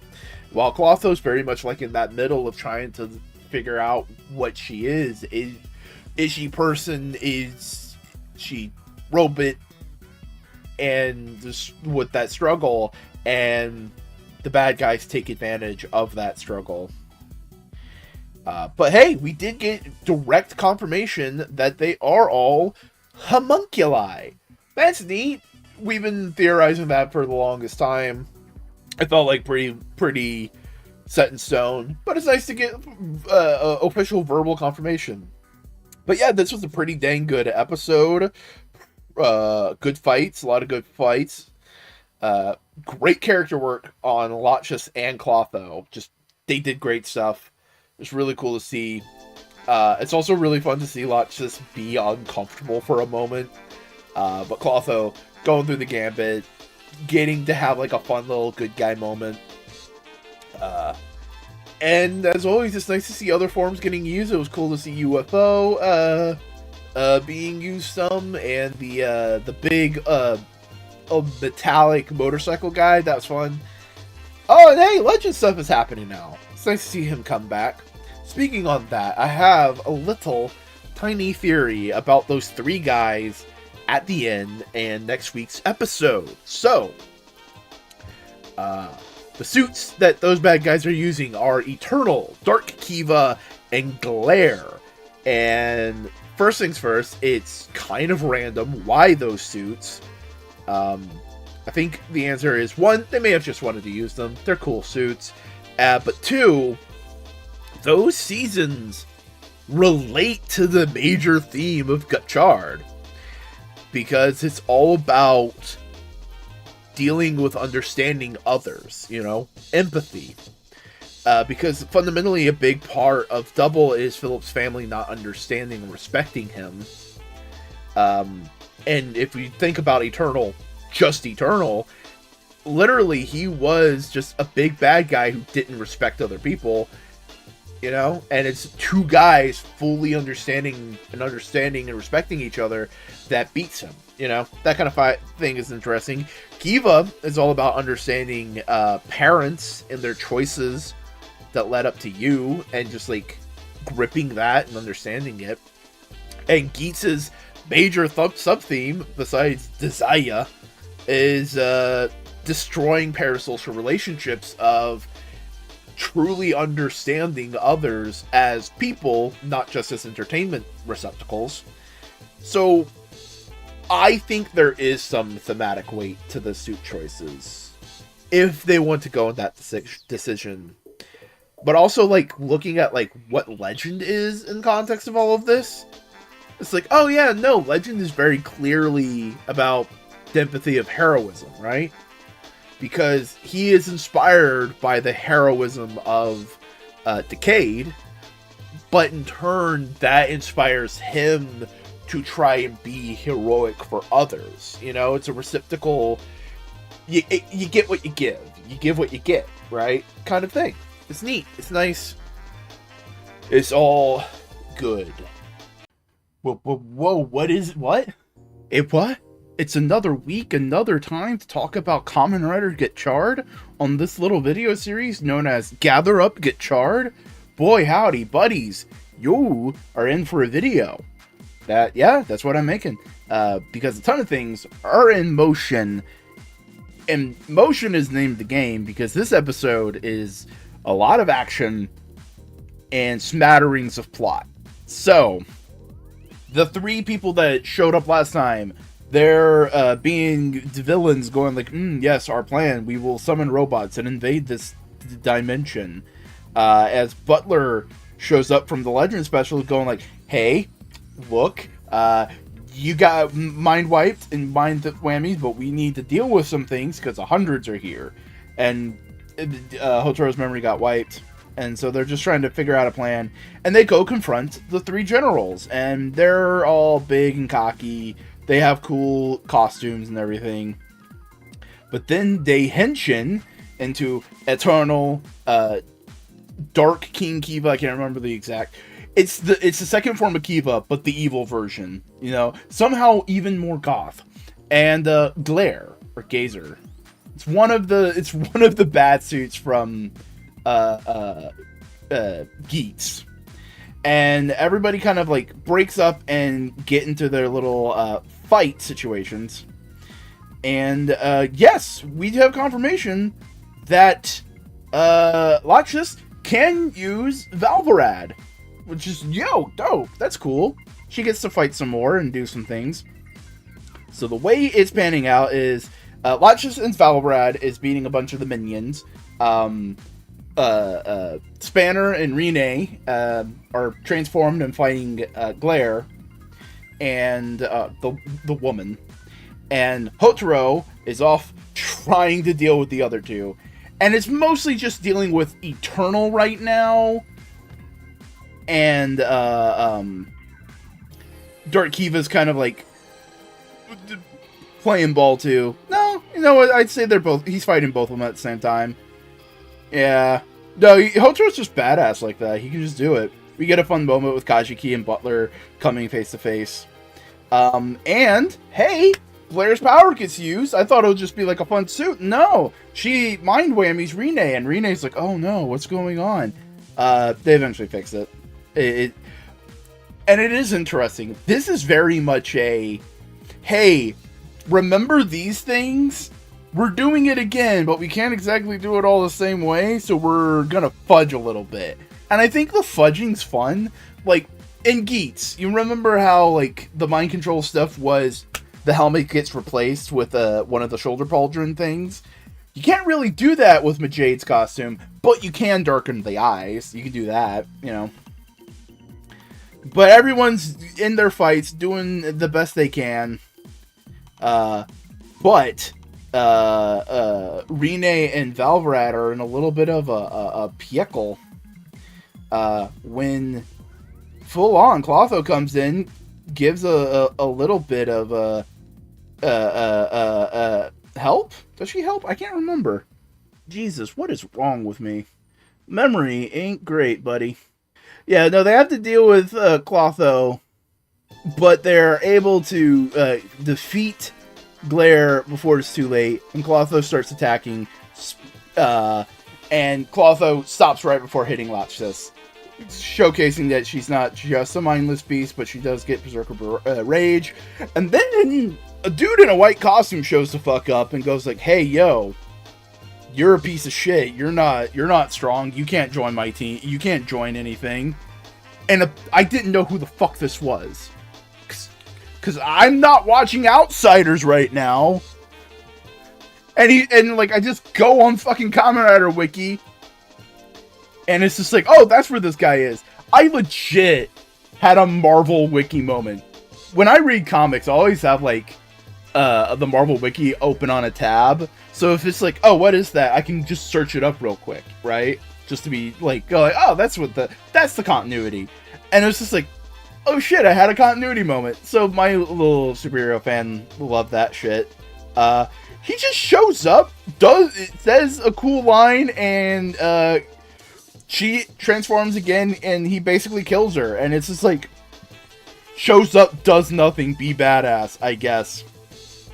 But Hotaro is really going at after the Eternal and Dark Kiva guys, and they're just going like, we're bad guys, and all the crowd around them just starts cheering on because he's a Kamen Rider, and that's what happens when there's a crowd in Kamen Rider. You cheer on the Kamen Rider.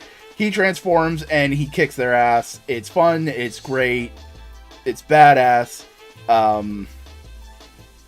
But Dark Kiva's like, fuck you, we're just gonna invade the world anyway, everything's complete. And that's when Legend shows up and he just goes like, "Sup, bitches? I defeated all the robots on the other side of the portal. They can't invade anymore. Yo, what's up, Hotaro?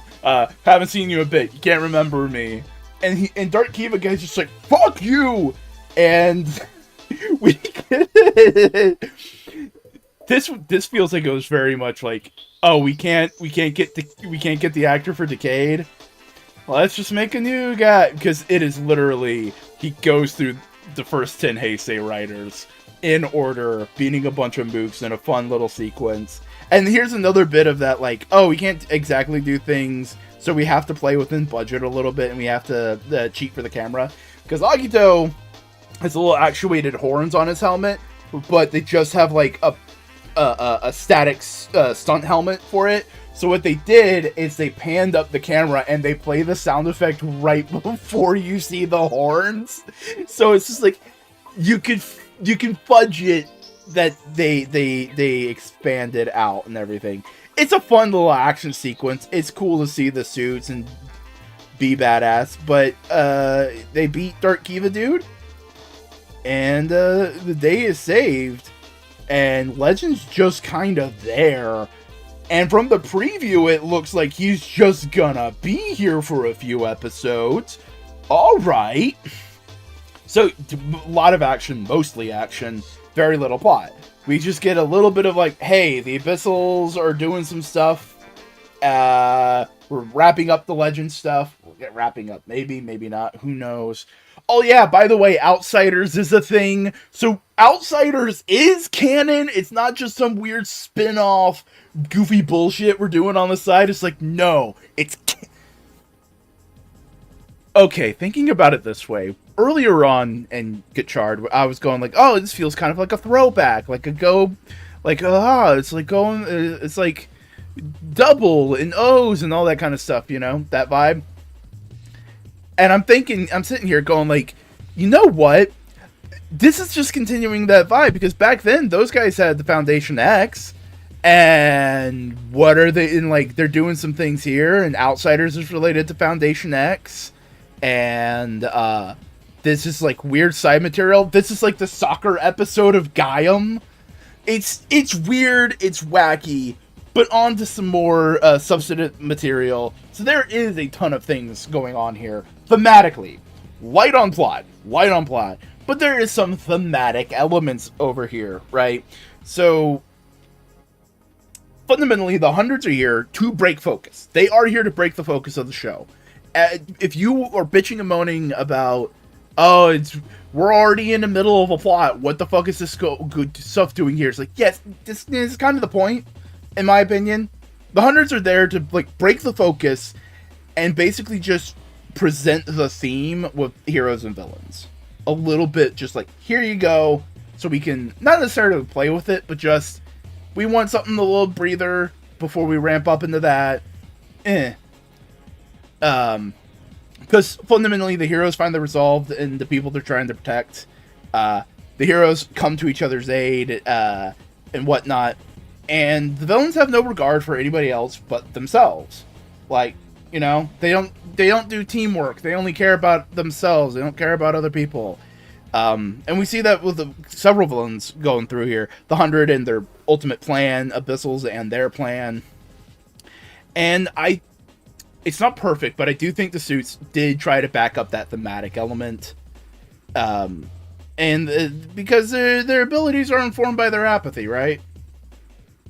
And Legend will probably lend some more thematic weight in the upcoming episodes. So this was a fun episode. I wouldn't say it was like great or perfect. It was fun. It had a lot of fun action. It had a lot of fun. It's nice to see the old suits again. There was some good comedy bits. It was shot well, acted well. It was a fun little episode. It was good. I liked it, you know. Butler and Kajiki having that little moment was fun.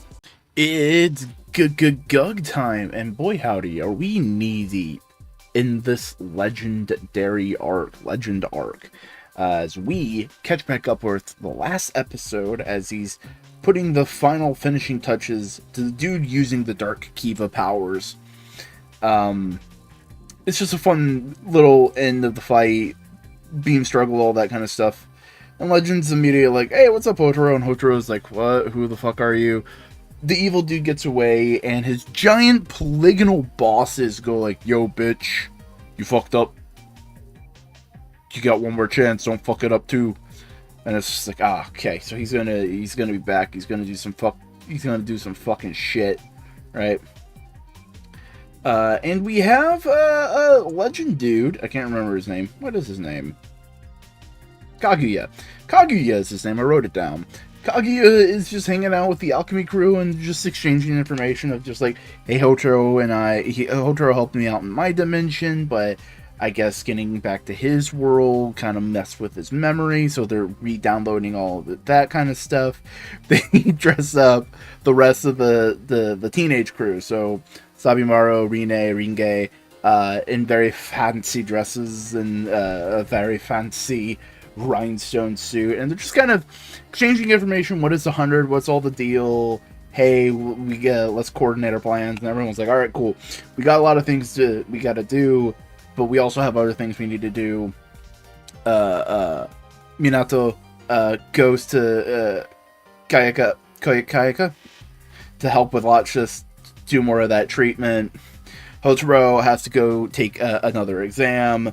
So everybody has to go do certain things until it's eventually just Kaguya, Legend, Spanner, and Sabimaru, and it's a brilliant, just fun little gag of Sabimaru just going like, this is awkward.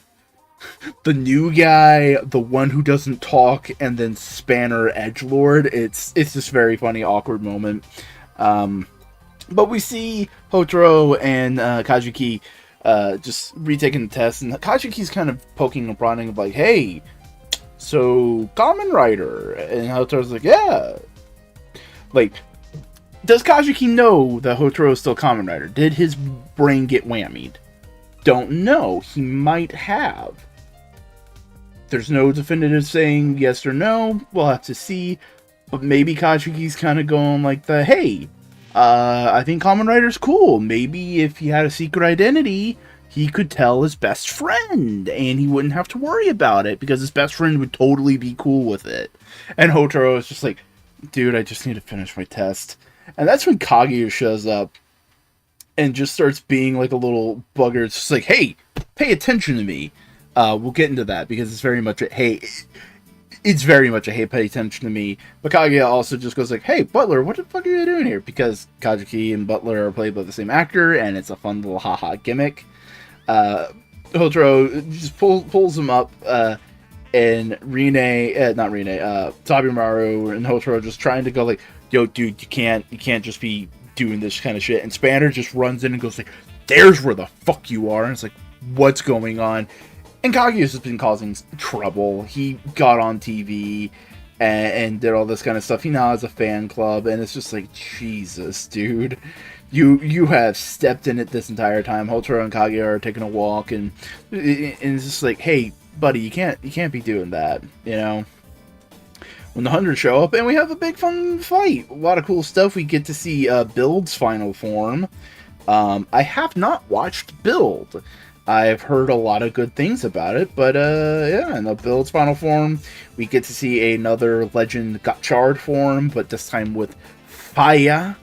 The Fire edition makes it look really cool, but there is a moment where Kaguya uses Hopper 1 to do a finisher, and what that causes is Hopper 1 gets onto the front of his gun, and he's screaming like, ah, shit! And he fires Hopper, and he's like, well, we beat them, Hotaro. And Hotaro's just like, my dude, what the fuck? Don't treat my friends like tools. And Kaguya's just immediate like, oh, okay. Alright, bye. And Hotaro's like, what the why are you mad? I am the one who should be mad here. And it's just like, it's interesting. It's just really kind of just showing who the character is. And Butler comes in and goes like, hey, my dude, you're not wrong, but like, in his world, he's the only Kamen Rider. He's lonely, and he kind of puts on a big show, but that's what it is. It's a show. He's shy and lonely and an awkward guy, and he just knows that you're a friend, that you helped him out, and he cared, and he's like coming here, and he was like, oh, a chance to actually be with a friend, and this whole time you've just been shitting on him. And Hotaro's like, yeah, okay. You know what, maybe I've been a little hard on him, but it's not letting Kaguya... So far, it doesn't feel like it's Kaguya just being let off the hook. It feels very much of like, hey, we need to come to an understanding.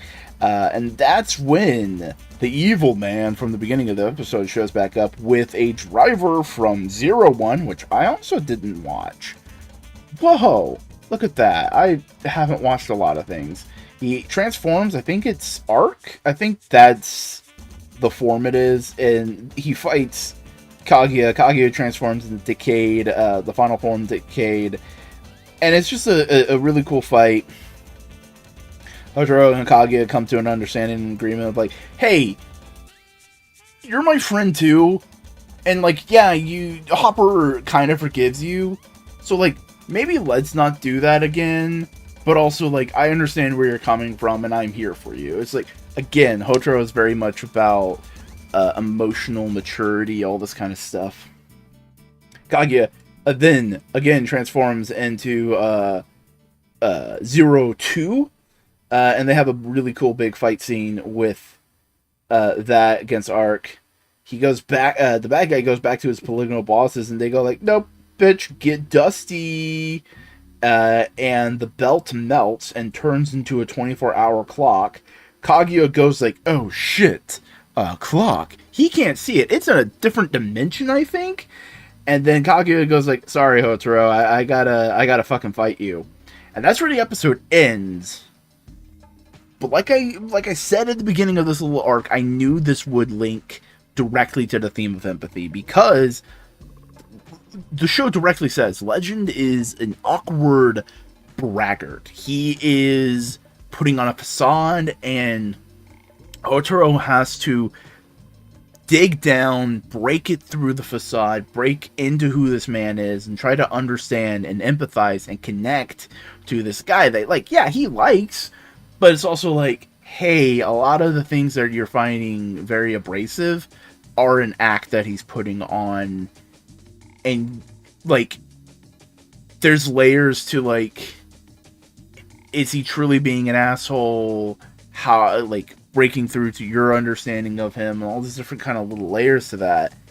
And ultimately, no one really sees the real Kaguya except Butler, because all the villains just see him as like this showboating asshole who just dunks on them all the time.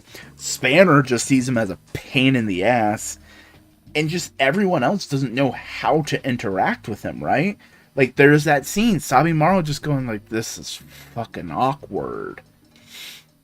But Butler's there. Butler cares about Kaguya, and they have this connection similar to Hotaro and Kajiki. But it's kind of inverse. Hotaro is very much kind of the empathetic person to make you understand Kajiki as a human being, right? Because he's an awkward guy, Kajiki. He's an otaku. He I wouldn't say he's Chunibyo, but he has Chunibyo tendencies. He's just kind of an awkward guy, but Hotaro helps him break through that and helps him become a bigger person. In a similar way, Kaguya is an awkward dude, puts on this big persona, and Butler's there to go like, yo, my guys, Kaguya, cool dude. Don't let him lie to you. You know, don't let him do this to you. And Hotaro, with that, with like talking to Butler, like empathizes with Kaguya, and like hopefully will help him bridge and connect to others. This was a pretty dang good episode, and my money is on the Abyssal Sister Group taking some of Legend's powers as like the final weapon, because hey, alchemy's all about gold, and what is Legend but a gold dude? And I just love how all the crew interacts now. It's like Spanner is just the cranky older brother of just like, I don't want to. Mom says I have to fucking drive you to Pizza Hut. Fuck you, Hotaro. What the fuck did I do? You're forcing me to drive you to Pizza Hut. And? Pizza Hut's delicious. I don't want to be driving you to Pizza Hut. Do you hate me? No, I don't hate you. I just don't want to drive you to fucking Pizza Hut. You know? Sabimaru also just being great. You know, like I said in a much earlier episode of just like, so much of this cast is very neurodivergent coded from at least my perspective. And no one gives anybody shit about it. Everyone's just like, yo, no, you're cool. You're just doing things the way you need to do them. That's fine. And I like that. But just with the way everybody interacts, it just makes me feel like there has to be a bunch of fun slice of life stuff in between the episodes, and that'd be really fun to see. Maybe, hey, Toei, maybe a 4-Koma spinoff? Maybe, who knows? Love the action. The action's solid, top-notch. And I also like that they're continuously using older suits and not just defaulting to the most current toy and power-up. I really appreciate that. It's really cool. But it's Gather Up Gotchard time, baby. Or should I say, it's gorgeous on Gotchard. Last time, a lot of things happened. They were all fighting some hundreds and whatnot. And this week starts off with Kaguya going like, looking off into the middle distance, going like, ah, shit. And immediately starting a fight with Hotaro. And Hotaro's like, whoa, what the fuck? Time out. We have a cute gag with Rine and Butler at their place. And it's cute. It's adorable. And they get notified. I was like, oh no, they're fighting. What's happening? And Spanner jumps in to break up the fight. And it's like, alright, fucking knock it off, you. And Kaguya's like, fine. Right?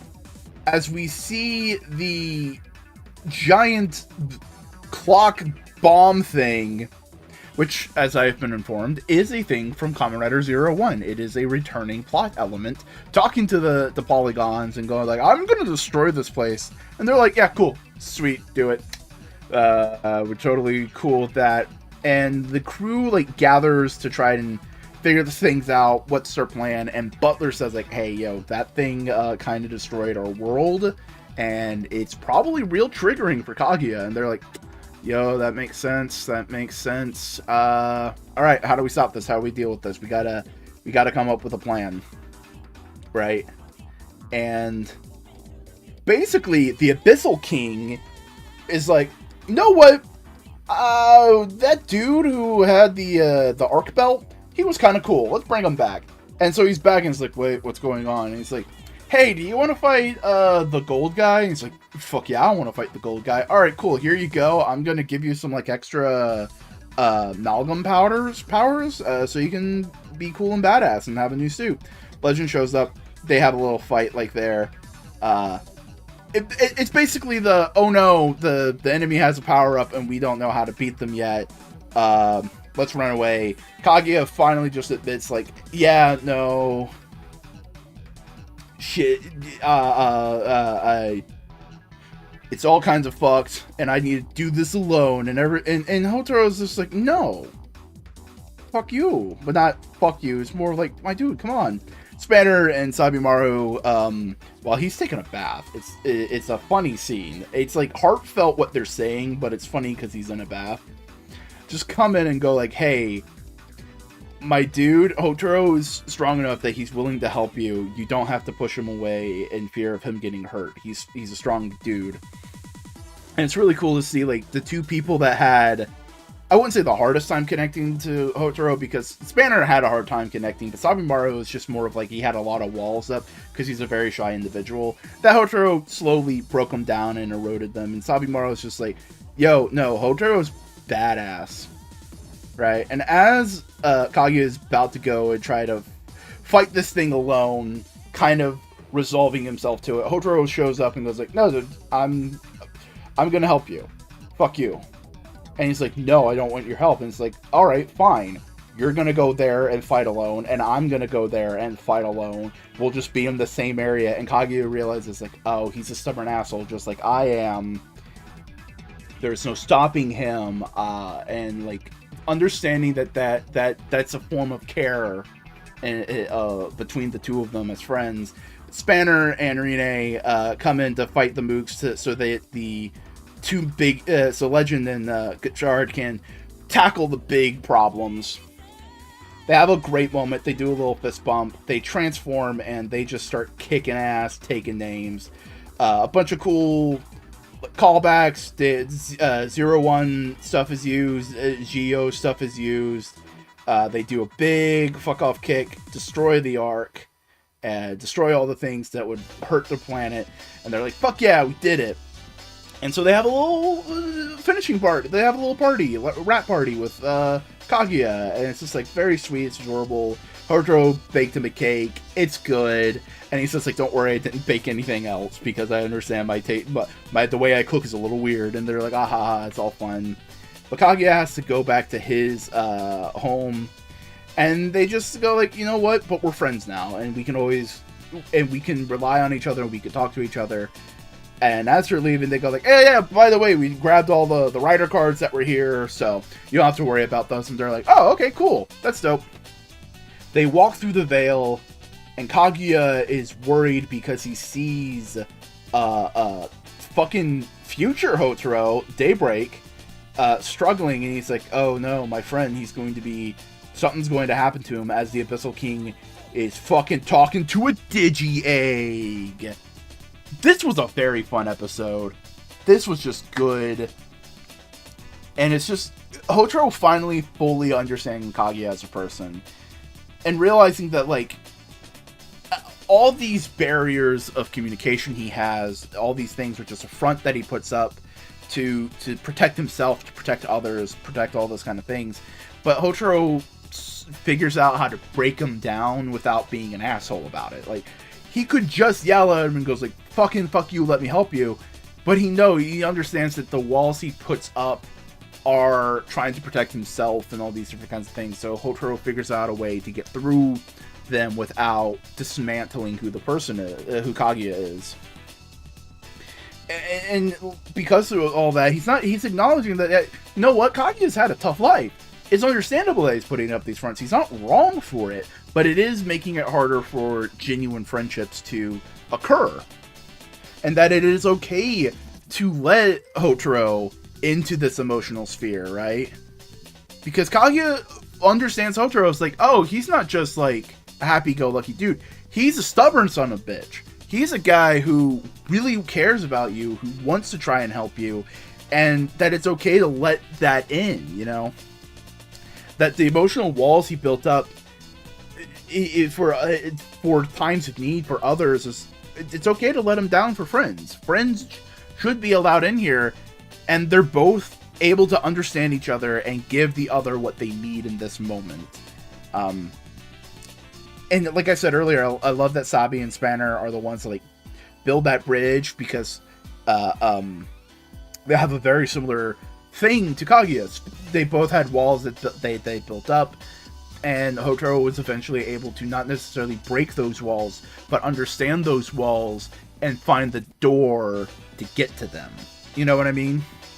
But they now both implicitly trust Hotaro, and they impart that trust onto Kaguya and say like, hey, he's not full of bullshit. He's not full of hot air. He means what he says. You can trust him. And now Kaguya also trusts Hotaro. And so in all this regard that we're looking through, it's like, what does this little arc mean? What does it all amount to? Because it feels a little bit like a diversion. It's not a diversion. It's a part of the major theme of empathy and understanding of Gotchard, because the hundreds really are just the problems our friends suffer. Hotaro doesn't have to deal with the hundreds week to week, but Legend does. Kaguya does. And just understanding that, hey, these are the problems you're suffering through, and being there to lend a helping hand, be there to be the shoulder to cry on, it helps. This little... And it's also just like how even when you're in a tough spot, you can lend your ear to someone else, be there for someone. Helping others helps you as well. And that's the ultimate reason for this little miniature arc to exist. And ultimately, it also is fun because it just shows Abyss being seemingly in control, because he sees all this stuff goes down and he's just like, all right, let's see if they can cook. Let's see if they can. And he's like, all right, they can't. All right, let's see what I can get out of this so I can go forward with my master plan. You know, it's not wholly removed from the ongoing plot, but this was a really good episode. Solid action. The acting was pretty good. It was fun, again, to see all the other suits. Just fun to see all the continuity. And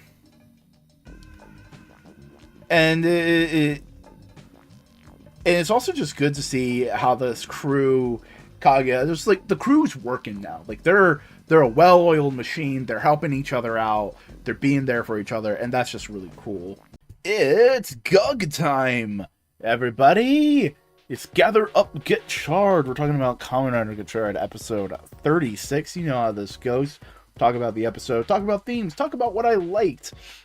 And then we'll talk about comments. But first thing, the episode starts up with Kyoka going like, all right, so I have a theory on how we can make Lachus human. Laughter. That's a very human thing, right? I mean, trying to tap into human emotions, and everyone's like, all right, cool, yeah, that makes sense. And Lachus is just like, all right, let's go with this. So they set up a comedy review. Ringe does a silly face and everybody laughs except Lachus. Rine and Sabimaru do a very well choreographed comedy routine. Everybody laughs except Lachus. Hopper starts tickling Hotaro and he starts laughing and everybody starts giggling along with him. And Lachus basically goes like, this feels hollow to try and make me laugh like a person. And she starts mockingly laughing at them, and they're just like, does that count? I don't think so. Meanwhile, Minato and Spanner are heading to the leaders of the Alchemist Society, going like, hey, Geigest is out there. He's doing shit. We need to deal with him. And they're like, yes, but he is an unknown variable. We do not know how to react to that. So we will do nothing. And Spanner is immediately like, you dumb sons of bitches, fuck you. And it's just hilarious. It's great. Because Geigest shows up and goes like, yo, you know what? It's a good thing you fear me. And everyone's just like, oh shit. Okay. And hey, kudos to this one of the members of the Alchemist Elders, transmutes a sword, goes on the attack, and the guy goes like, oh, come on, I froze. The guy gets basically commends, wait, hold on, we're not there yet. I'll get to that in a second. But basically shows up and goes like, hey, what's up, I'm powerful. As Hotaro and the crew go over an alchemist fairy tale of like, oh, there was this one spice that could make anybody happy. And they're like, oh man, it'd be really cool if we had that and we could give it to Loxus and maybe she could connect to some kind of emotion. They're like, yeah, it'd be cool. And Hotaro goes like, alright, I need to go get some groceries and do all that kind of stuff. Right? And then one of the elders like transmutes a sword, attacks Geigest. And Geigest is like, yo, you know what? You actually had some balls. So let me just give you what I like know is your innermost desire.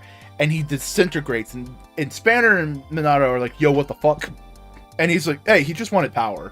And I gave him like super, like unlimited power, but his puny human form couldn't handle it. So, sucks to be him. And that's when Spanner just starts attacking. And Geigest is like, oh, so you're gonna job to me this episode to show how powerful I am. Cool. And Geigest just decimates him. Pure power of alchemy. Destroying Spanner. But Spanner unleashes his fucking Chinibyo flames. And he's like, oh, that's useful. I'll keep that in mind. Minato and Spanner piece the fuck out before anything could really happen. And Clotho shows up and goes like, "Hey, what's up, my dude?" And he's like, "Yeah, all right, we got other things to do." Hotaro's getting groceries, runs into this timeline's Time Lord, and he starts freaking out because Gaius is like, "All right, my dude, sup, Hotaro? You have a thing that's mine, and I'm gonna take it." And Hotaro's like, "What the fuck are you going on about?" I have no idea. Gaius reaches into Hotaro, tries to grab it, but it rejects him, and he's like, "Whoa, whoa, whoa, you're my power. How dare you reject me?" Right?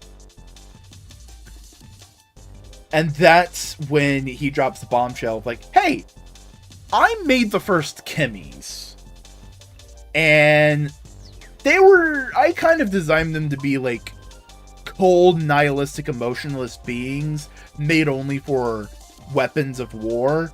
And Otaro's immediately like, "No, they're beings that like care about things."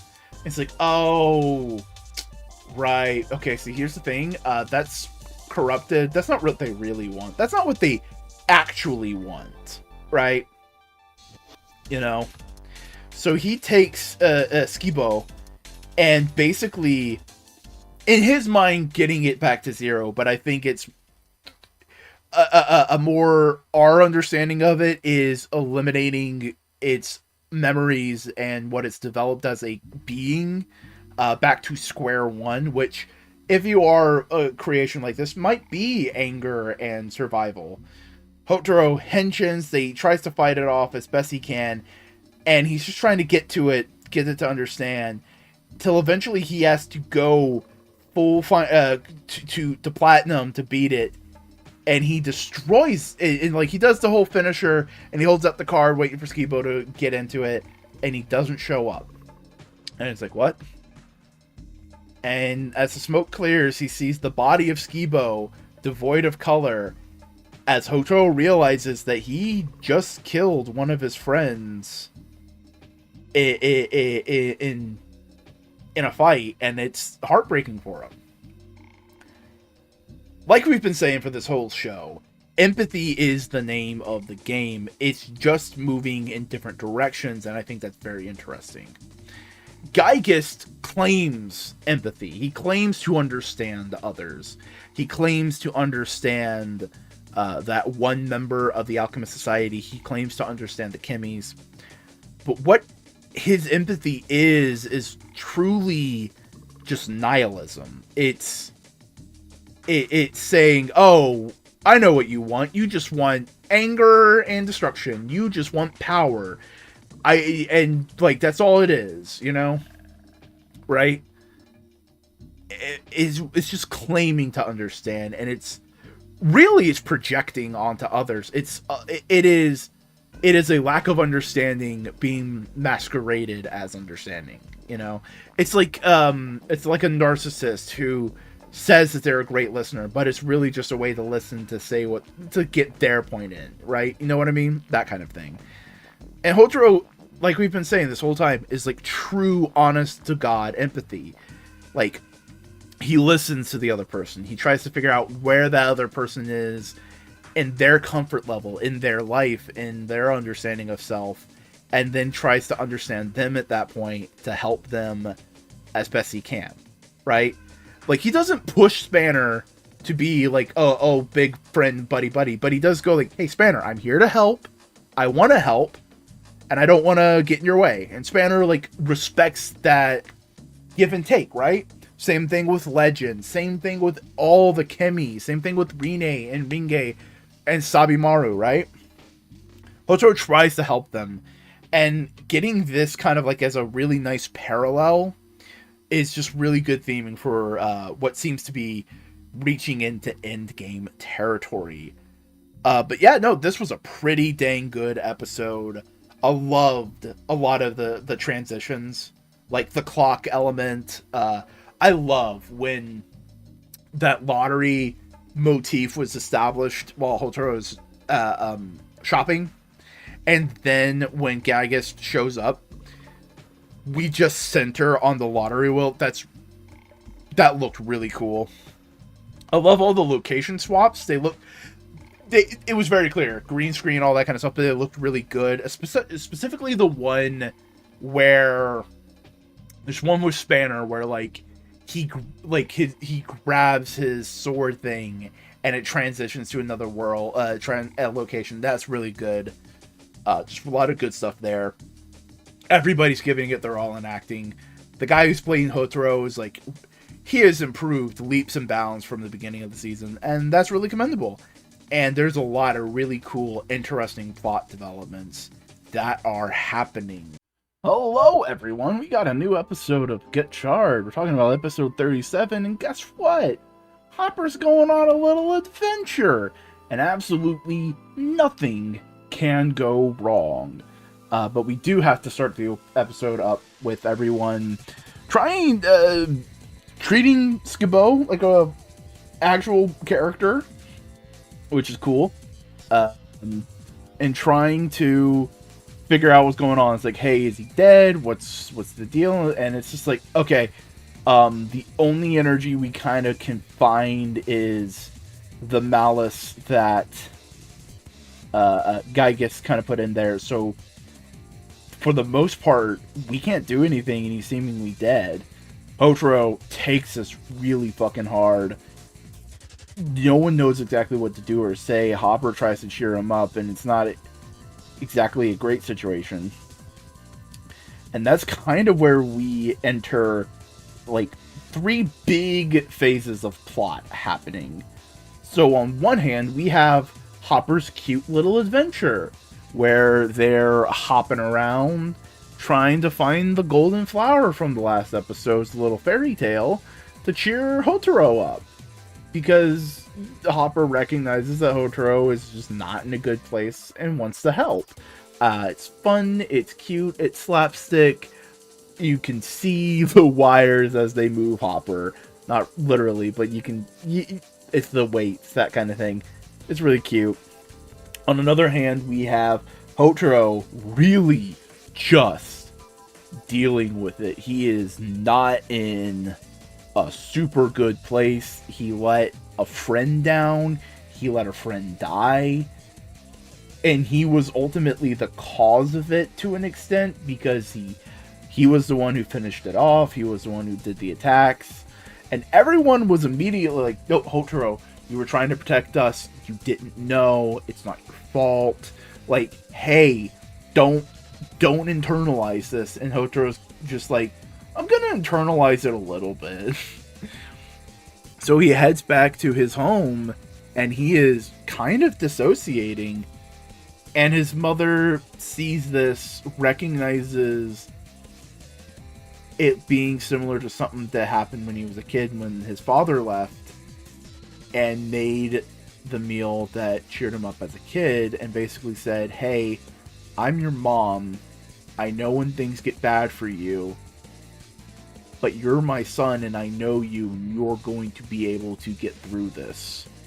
And Hotaro is like, yeah, I can figure something out.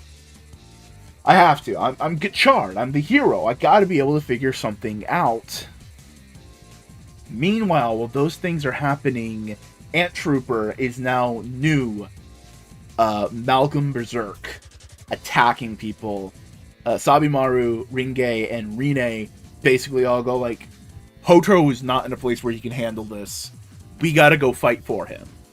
It's very much, our boy is not great right now. We need to help him as much as we can, which is great. It's just empathy all around. It's a great, wonderful thing. So they go and fight, and they aren't doing so hot, right? They're able to get rid of some of the army ants, the troopers that Ant Trooper builds up, but Jade's just not able to handle it, especially because Gygus is gonna show up. There's a great scene with Clotho and Atropos with Gygus, where he basically dismisses any of the humanity that they have shown throughout the show, that we know as the audience they have, but Gygus as big asshole bad guy adamantly refuses to acknowledge in his subordinates. He's just like, what the fuck are you talking about? You all are just meat robots. You don't give a shit. You shouldn't give a shit. And it's great because Clotho is struggling. The actress is doing a great job just showing how much he's struggling. And Atropos says something like, hey, can we bring back Grayon? And he's like, oh, right, you affected some weird admiration for him like he was your dad or something. No, I'm not gonna fucking do that. Why do you even care? You're a soulless robot. Fuck off. And Atropos just bows down like she accepts the solution, what's the word for it? Accepts that response, but then she just stares daggers at him of just like, I fucked up. You're a fucking dickhead. Please let the Abyssal Sisters have a redemption. Let them learn, let them be people, you know? We let the Kimmies be people, let them be people. But Gygas is going like, the plan's about to come to fruition. We just gotta push a couple more buttons and we'll be good. Hotaro comes upon the scene. He's like, oh fuck, oh shit, I gotta help. He transforms, he tries to help out some, he tries to fight, but he is totally unwilling to actually full on attack Ant Trooper. That's when Spanner and Minato show up and basically go, hey, we understand why you're not being able to do this. We have no qualms. We would rather protect you guys than them, than Kimmy's. Like, very reasonable for a teacher and what is essentially a teaching assistant. Spanner's kind of a TA. It's interesting, especially if we look at it as like, they're in high school, but if we look at it like through a college lens, he's like a post grad. You know, he's a graduate student. He's post grad. He's that kind of like. He's still a student. He's still taking classes, but he has enough knowledge and respect amongst the teachers to be helping them out doing stuff. But they're just like, all right, we got to take care of this thing. We got to deal with it. Spanner does the finishing move on Ant Trooper, tries to capture it, but the same thing happens. It goes stark white, and there's no life in Ant Trooper, and everyone again is kind of devastated. That's when Hopper 1 shows up. Hopper 1 found some daisies, thinking they were the golden flower. And then Gygas shows up and goes like, oh, sweet! Everything's coming up Gigist, I think. I think they pronounce it Gigist. I think I was going with a hard G. I think it is Gigist. Gigist. Gigist. Let's go with Gigist and not Gigist. Gigist. And so Gigist basically goes like, alright, cool. Well, you know what my gimmick is? Grabs Hopper and forces them to become a Berserk amalgam. Hopper struggles. Hopper fights so fucking hard. So hard that they henshin into Crosshopper. It's like a big triumphant moment, and you're going like, fuck yeah! Hopper was able to break through it! And then Gigist says, you fucking thought. And fully makes Hopper 1 into amalgam. A Berserk amalgam.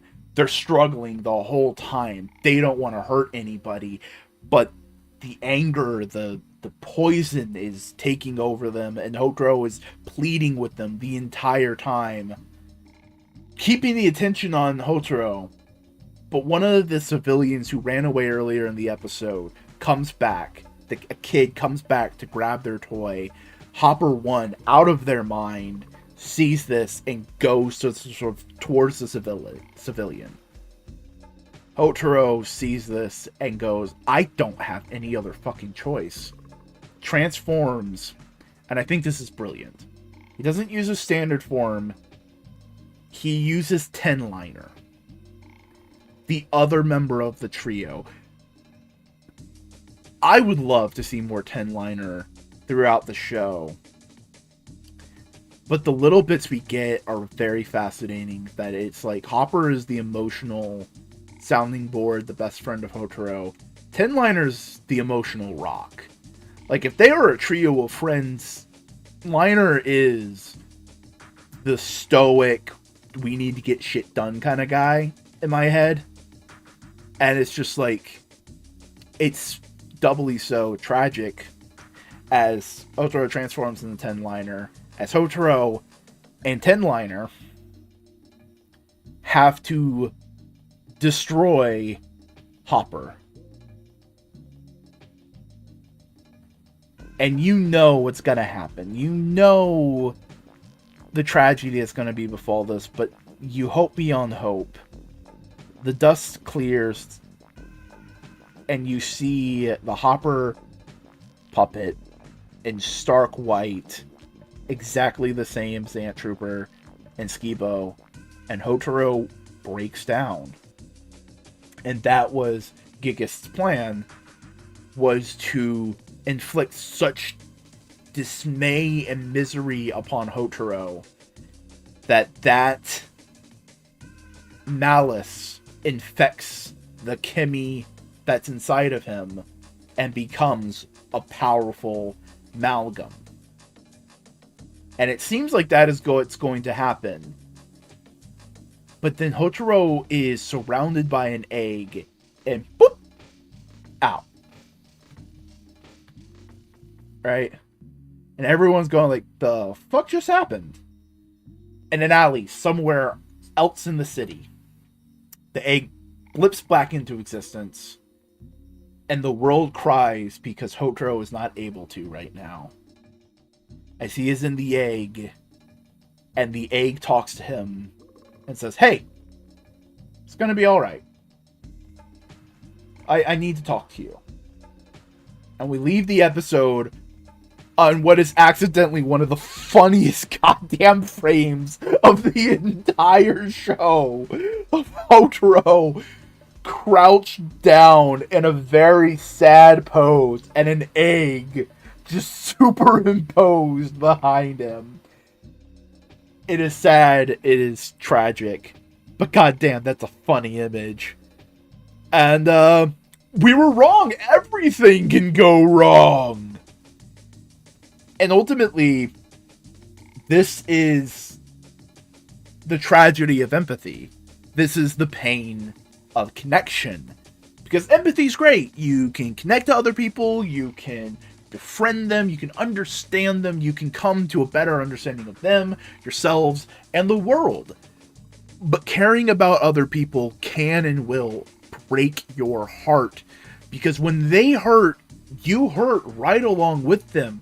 Hopper did not want to be a raging monster, and Hotaro can feel that. It's easy to empathize with other people when things are good, when they have good news, when you want to congratulate people, when everything is on the up and up, but it takes true strength to maintain that connection when you know it will hurt. Hotaro tries to continue to be Gotchard even though he knows is hurting his friends, and it breaks him completely that he's basically killing them.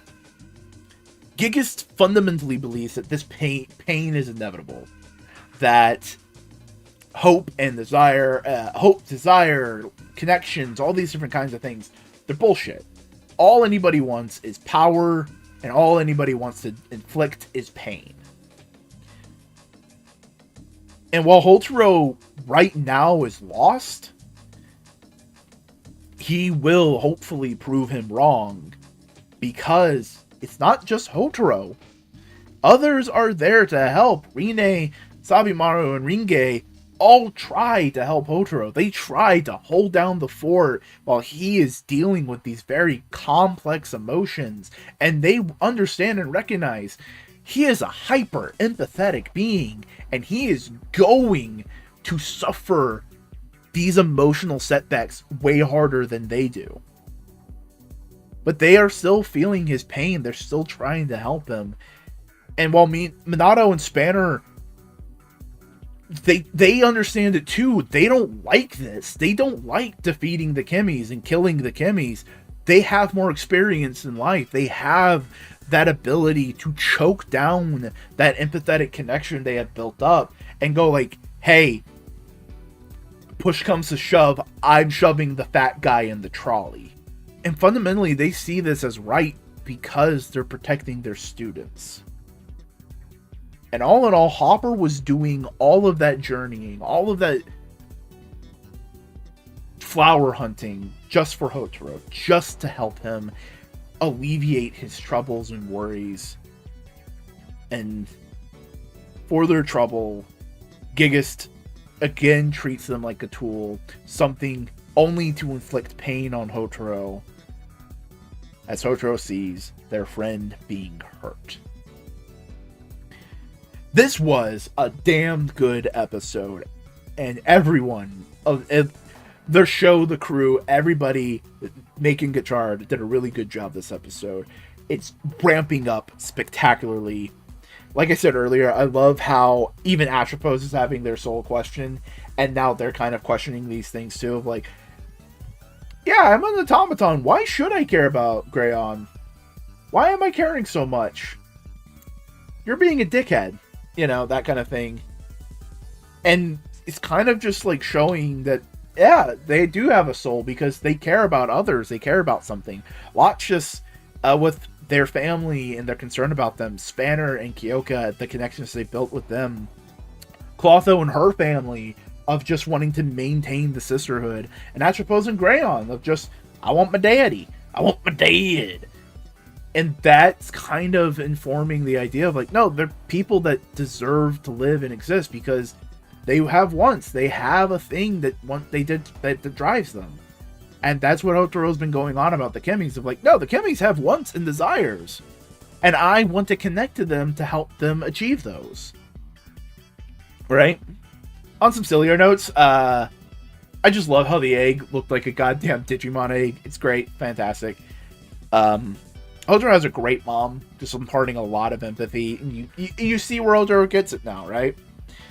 And Hotaro gaining that empathetic connection to others through the loss of his dad. Like, we still don't know what happened to his dad. But that kind of understanding that his mother imparted in those moments kind of built the Hotaro we know. And there's so much cool shit happening.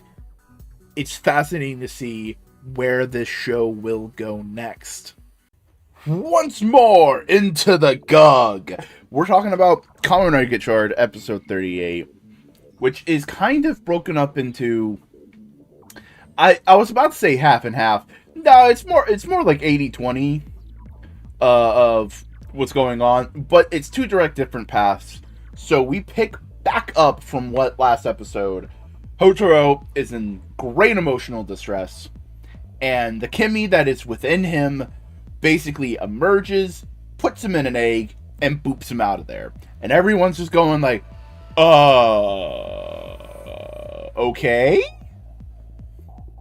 Everyone's confused, even Giggist. It's hilarious.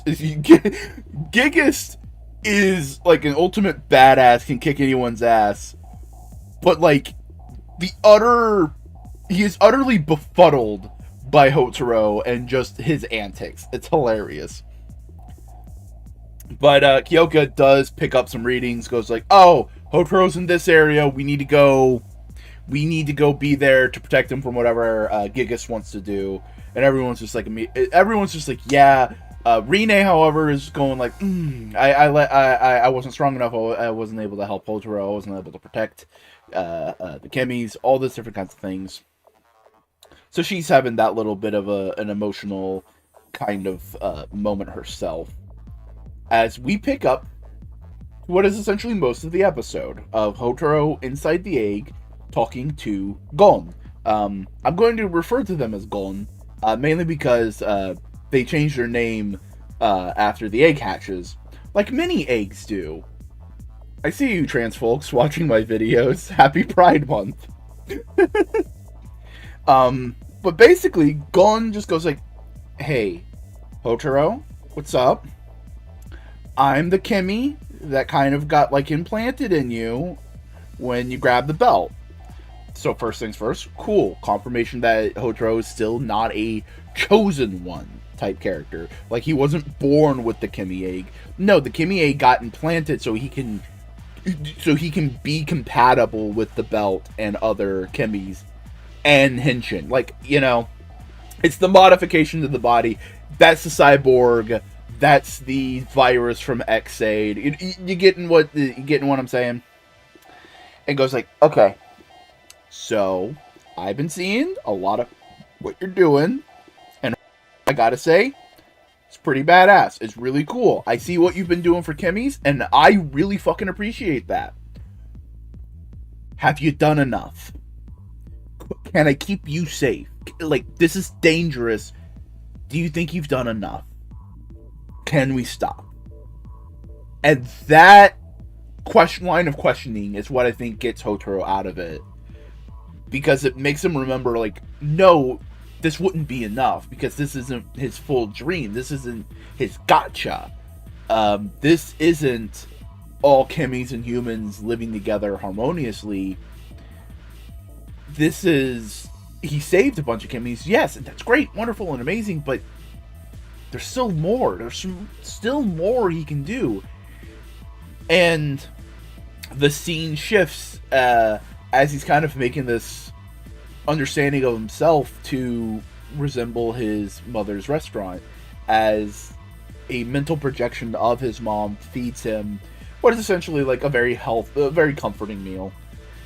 And he goes like, all right, and I understand where I'm at right now. And he basically, as Gon, is like,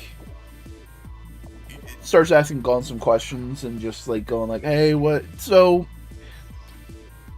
do you want me to stay here and all this kind of things? And eventually Hotaro starts cooking and saying, but here's the thing, I haven't done enough. I haven't made it so Kimmy's can live in peace, and now I got the new fucking thing I gotta deal with. Because no matter what, I'm bringing Hopper back, I'm bringing Skibo back, I'm bringing Ant Trooper back. They're coming back to life.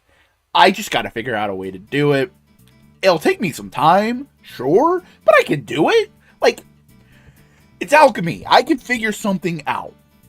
And Gon is just starting to be a little taken aback. It's like, Hotaro, it's dangerous out there. It's bad. It's a bad situation. I don't want you to get hurt. Like, Gon's coming at it from an empathetic situation, and Hotaro just goes like, "Hey, do you want to eat? What? Do you want to eat something? I'm an egg, and do you want to eat? Sure." Hands him a Gotchard themed omurice.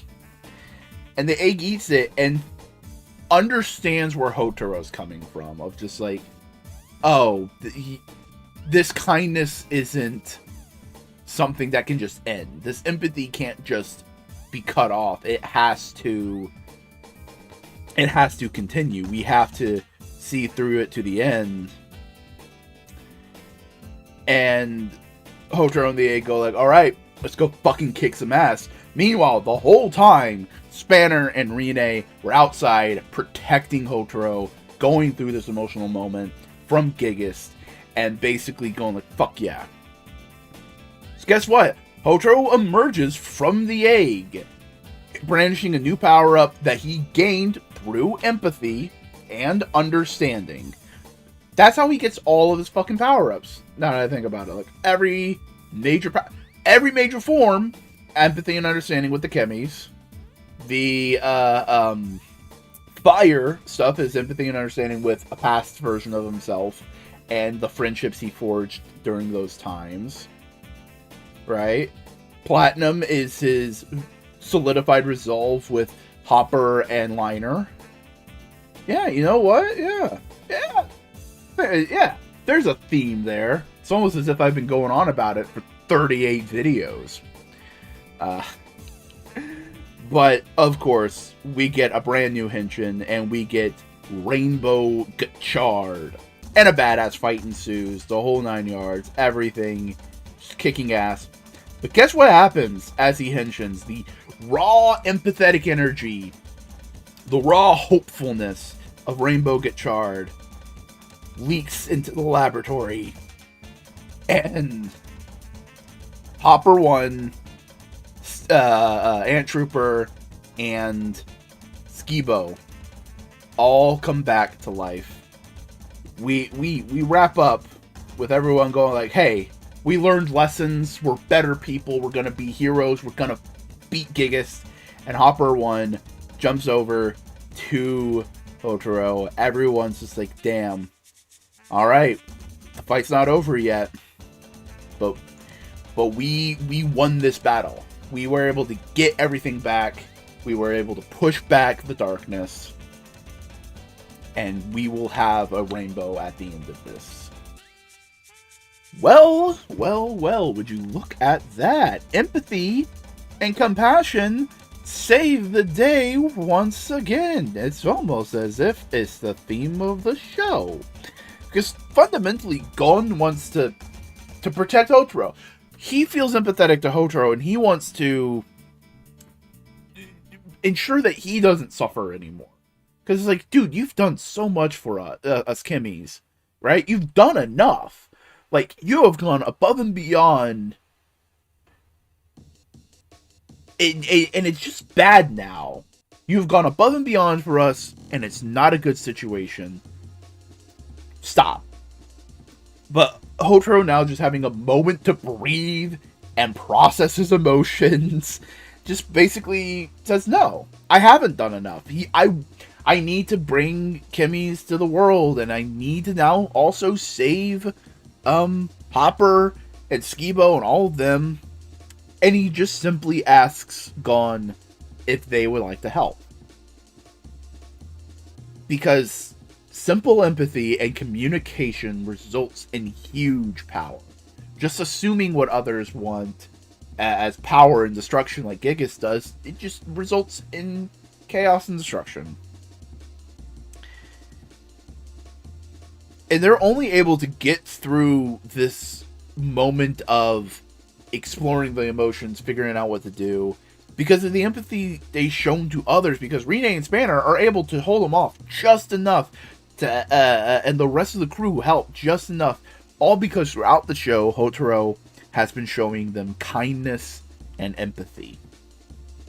This was a great episode, an amazing intro to the final form. Also, the final form looks really good. It's solid, it's well put together, it's very, like, the only thing I think is just, like, the cone in the front in certain angles looks a little weird, but that's just certain angles. It's not the end of the world. I think it's just, like, 1 inch too long. I think you could have scaled it back just a little bit so all the angles would have looked good. From the front, from the back, from, like, certain angles of the side, it looks good. It's just, like, 1 or 2 side profiles. I go, like, it's a little long. But the rest of the suit looks fucking amazing. It's wonderful. It's great. It's blue like the beginning suit. It's good. It's rainbow. That's just a lot of good stuff. And I gotta say, in this episode, the actor for Hotaro, I can't remember his name, has truly and honestly come into his own as a performer. He nailed it. He was able to like really go on the kindness and the empathy, but also like the emotional distraughtness. He really came into his own this season. Really came into his own. And again, it's just really funny to see Gigas be told no all the time. Of just like, hey, I want this. No. What the fuck you mean no? I'm the evil big bad guy. Yeah, fuck you. No. Alright. It always gives me like a little chuckle of like, I am doing something evil. What the fuck is going... What the... No. Always a fun chuckle.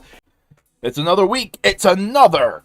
Gug! We're talking about Kamen Rider Gotchard, episode 39. If everything fucking... real life. Things happening.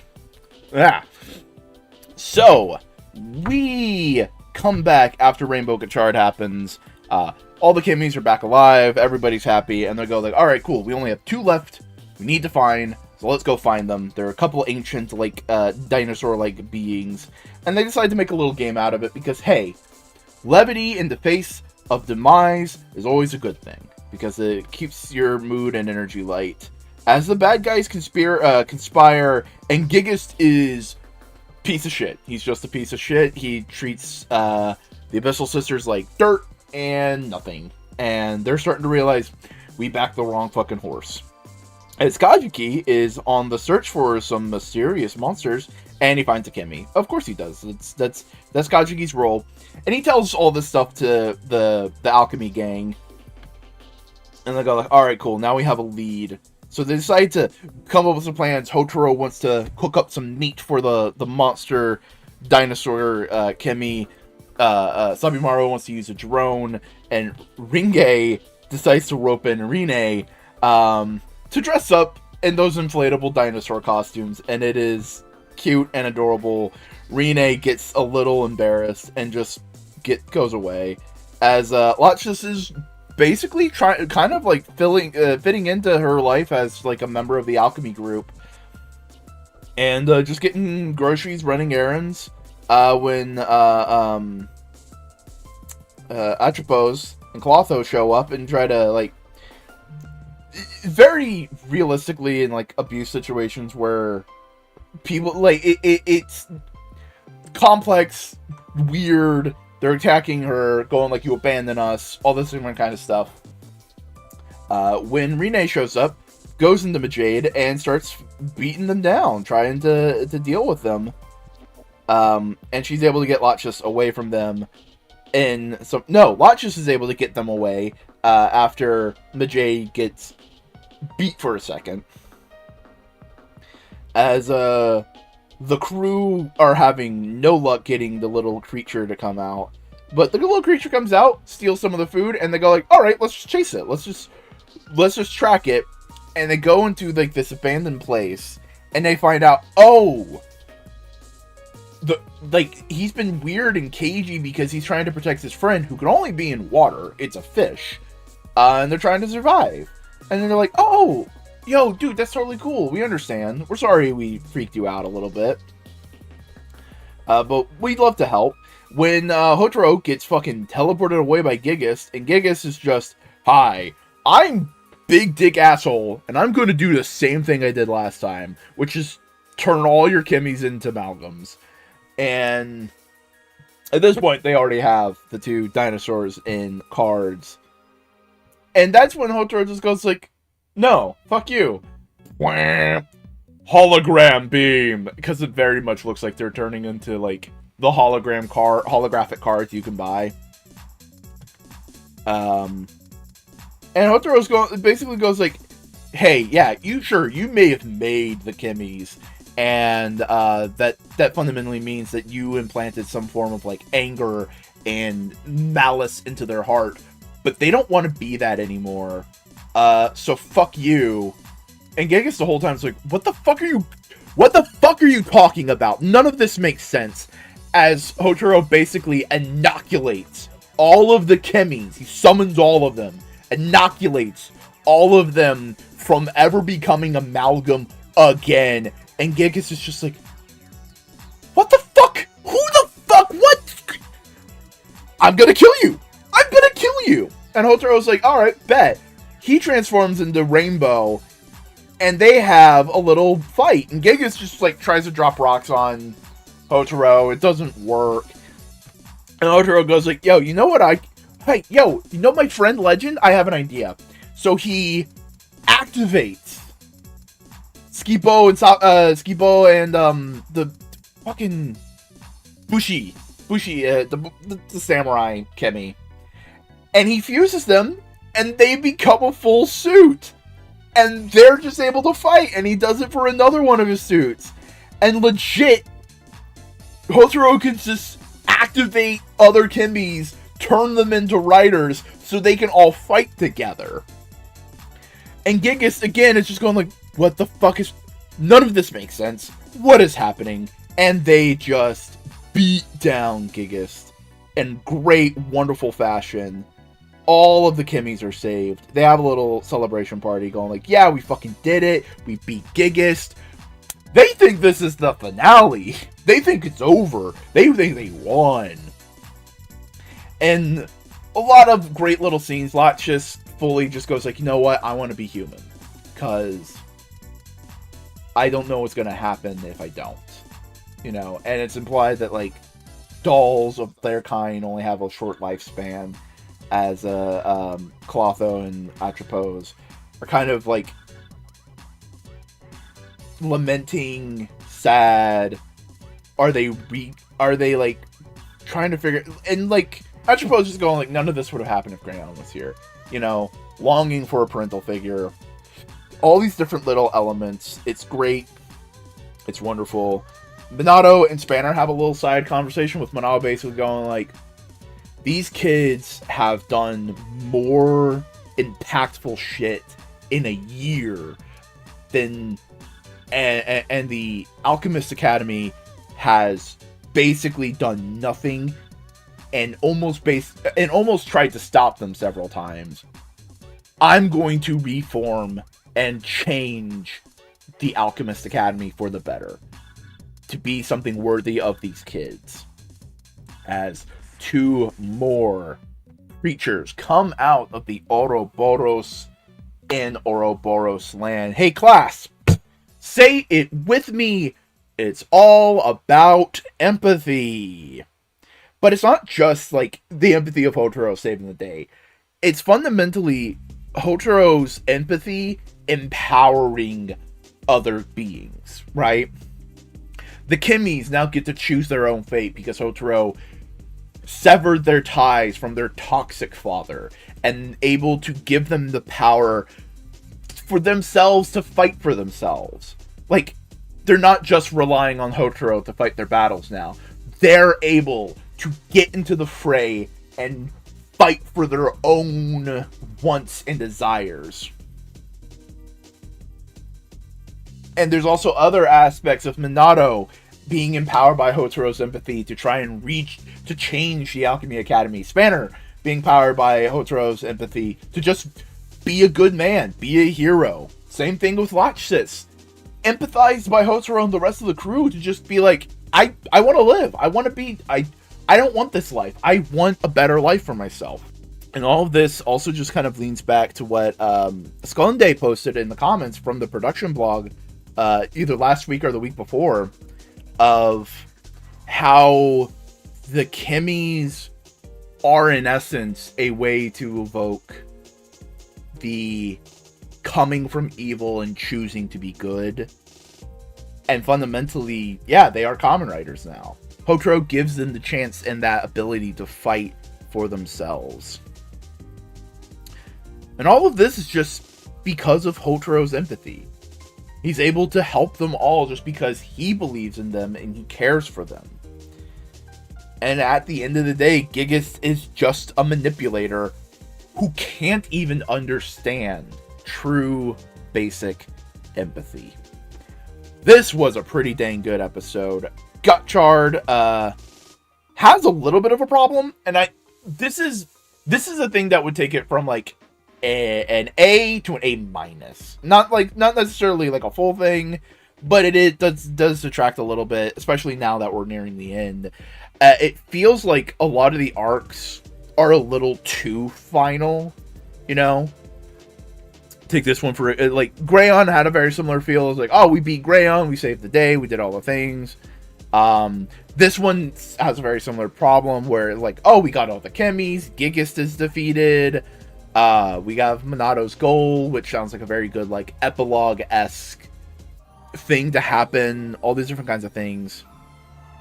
And if it wasn't for the final 2, like, little bad guys, this could very easily be has the feeling of a finale. But we do have more, and I cannot wait to see that more. Another week, another episode of Gotchard, and that means another episode of Gug. Hello, everybody. It's Gather Up Gotchard, where we talk about the themes and elements of Kamen Rider Gotchard, because there's someone there. And I don't know if I'm not looking in the right places, but I never see people talk about the thematic elements of Kamen Rider. So, you know what? Be the change you want to see in the world. So, last week, Gigas has been dealt with. He is done. What's gonna happen now? Gigas is back. somehow Gigas returned. And he ain't doing too hot. He's being beaten up. Oh, by who? By 2 other members of the Abyssal King. Oh, strange. They're also a trinity. And then you have that trinity. And then you have the sisters. And then you... Wait, I wonder if that's a thematic element. We'll get into it, but keep in mind. So we have 2 new Abyssal Kings. They're big personalities, and they're beating up on Gigas, and you're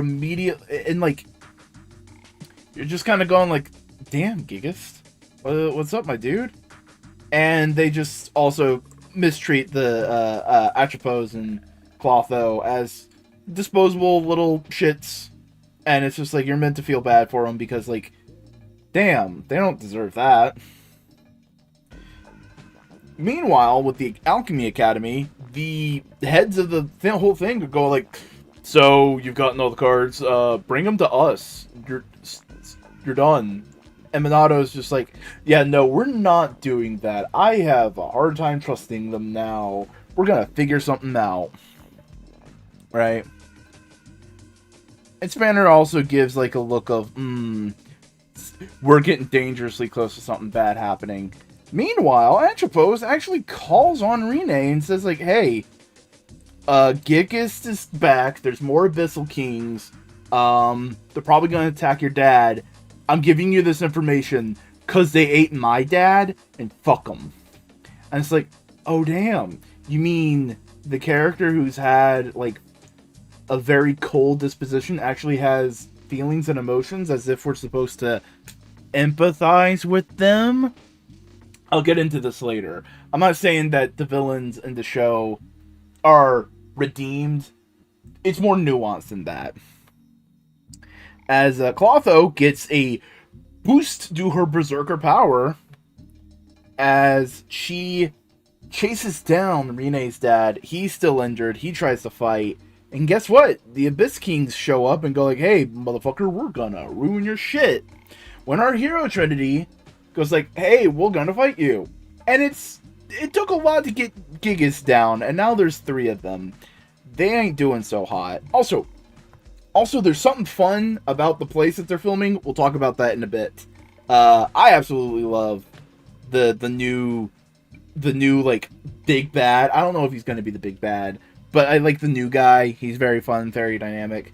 The heroes get out to regroup, and Gigas gets his shit kicked in by what I assume is kind of like his older brother. And it's like, oh, we're gonna get into it in a moment.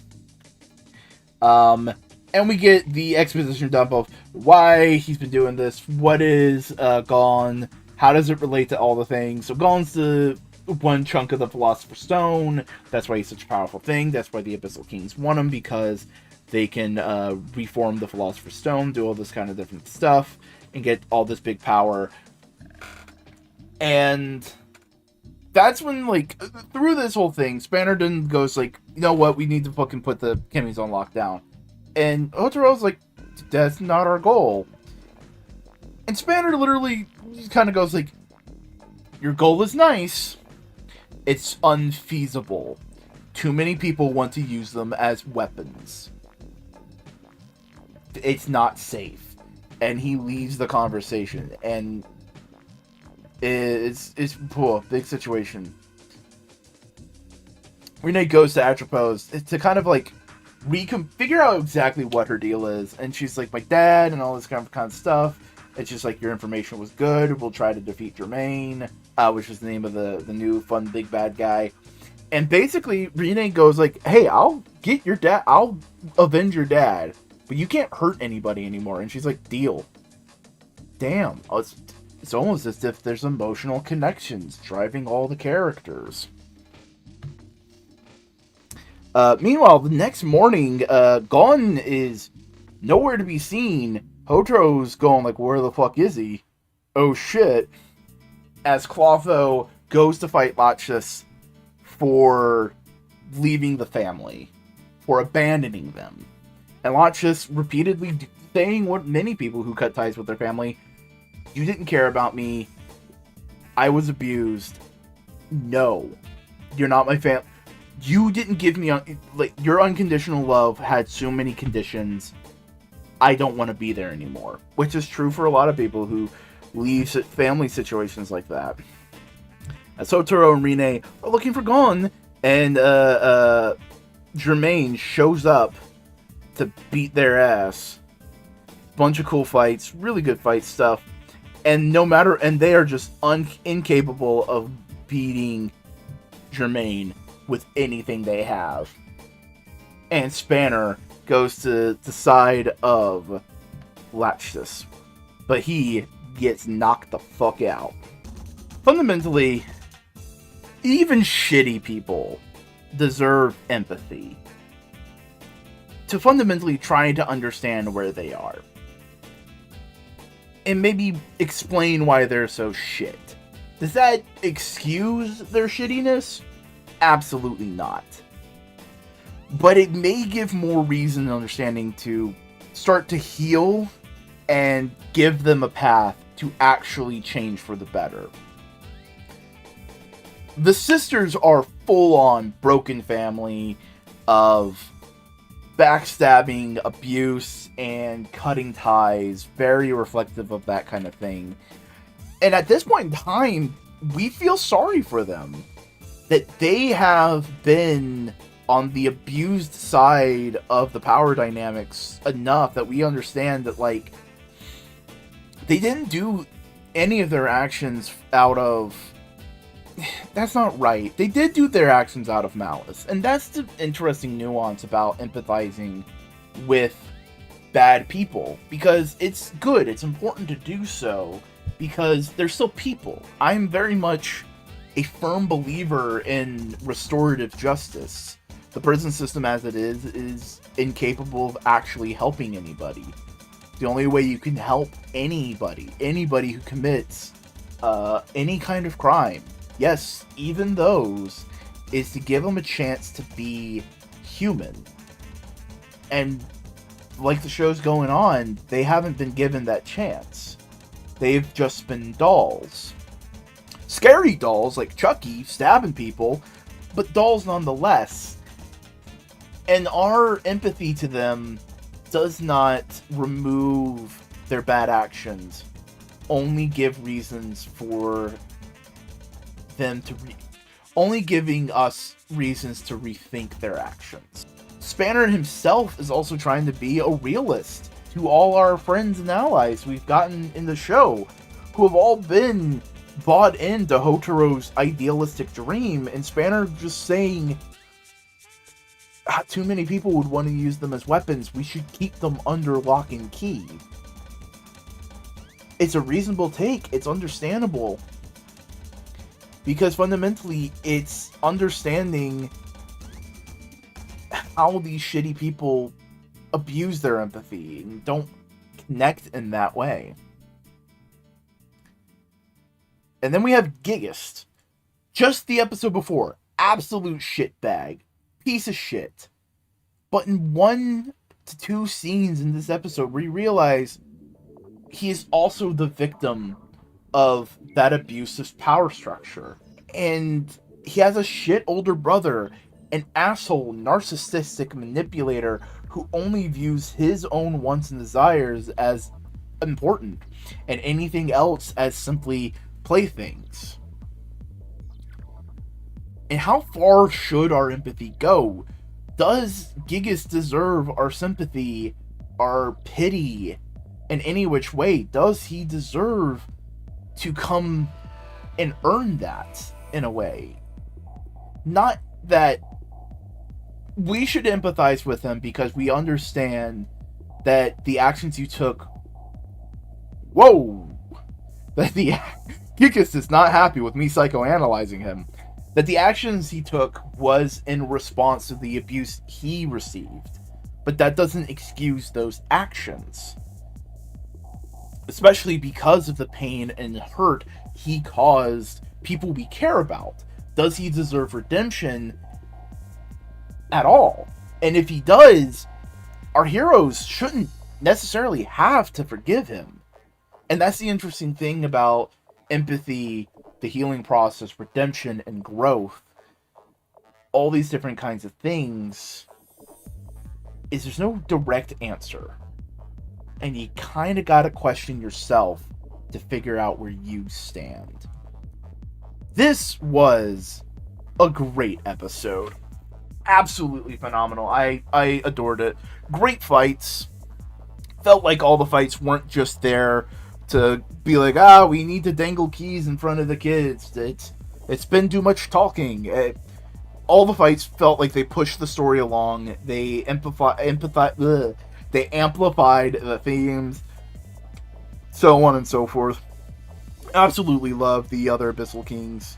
And again, we have that 3 concept. We have the 3 older generation of Minato, Kyoka, and their friend who passed away.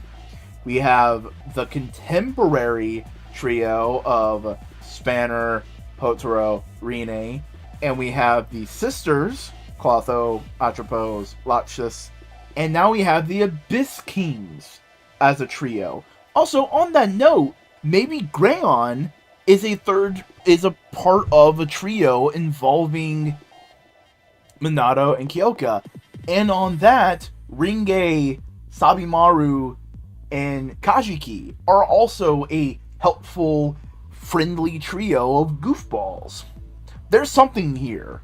There's something of archetype. There's something being played here. Maybe it's just the structural writing technique that they're going for, of just like 3 people to high contrast, that kind of thing.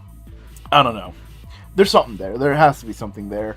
Also, hey, that mentioned earlier about, I'll talk about the warehouse later. Here's that talking about it.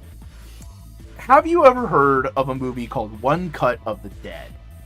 It's a independent zombie movie from Japan, and it's really hard to talk about because you don't want to give a lot of it away.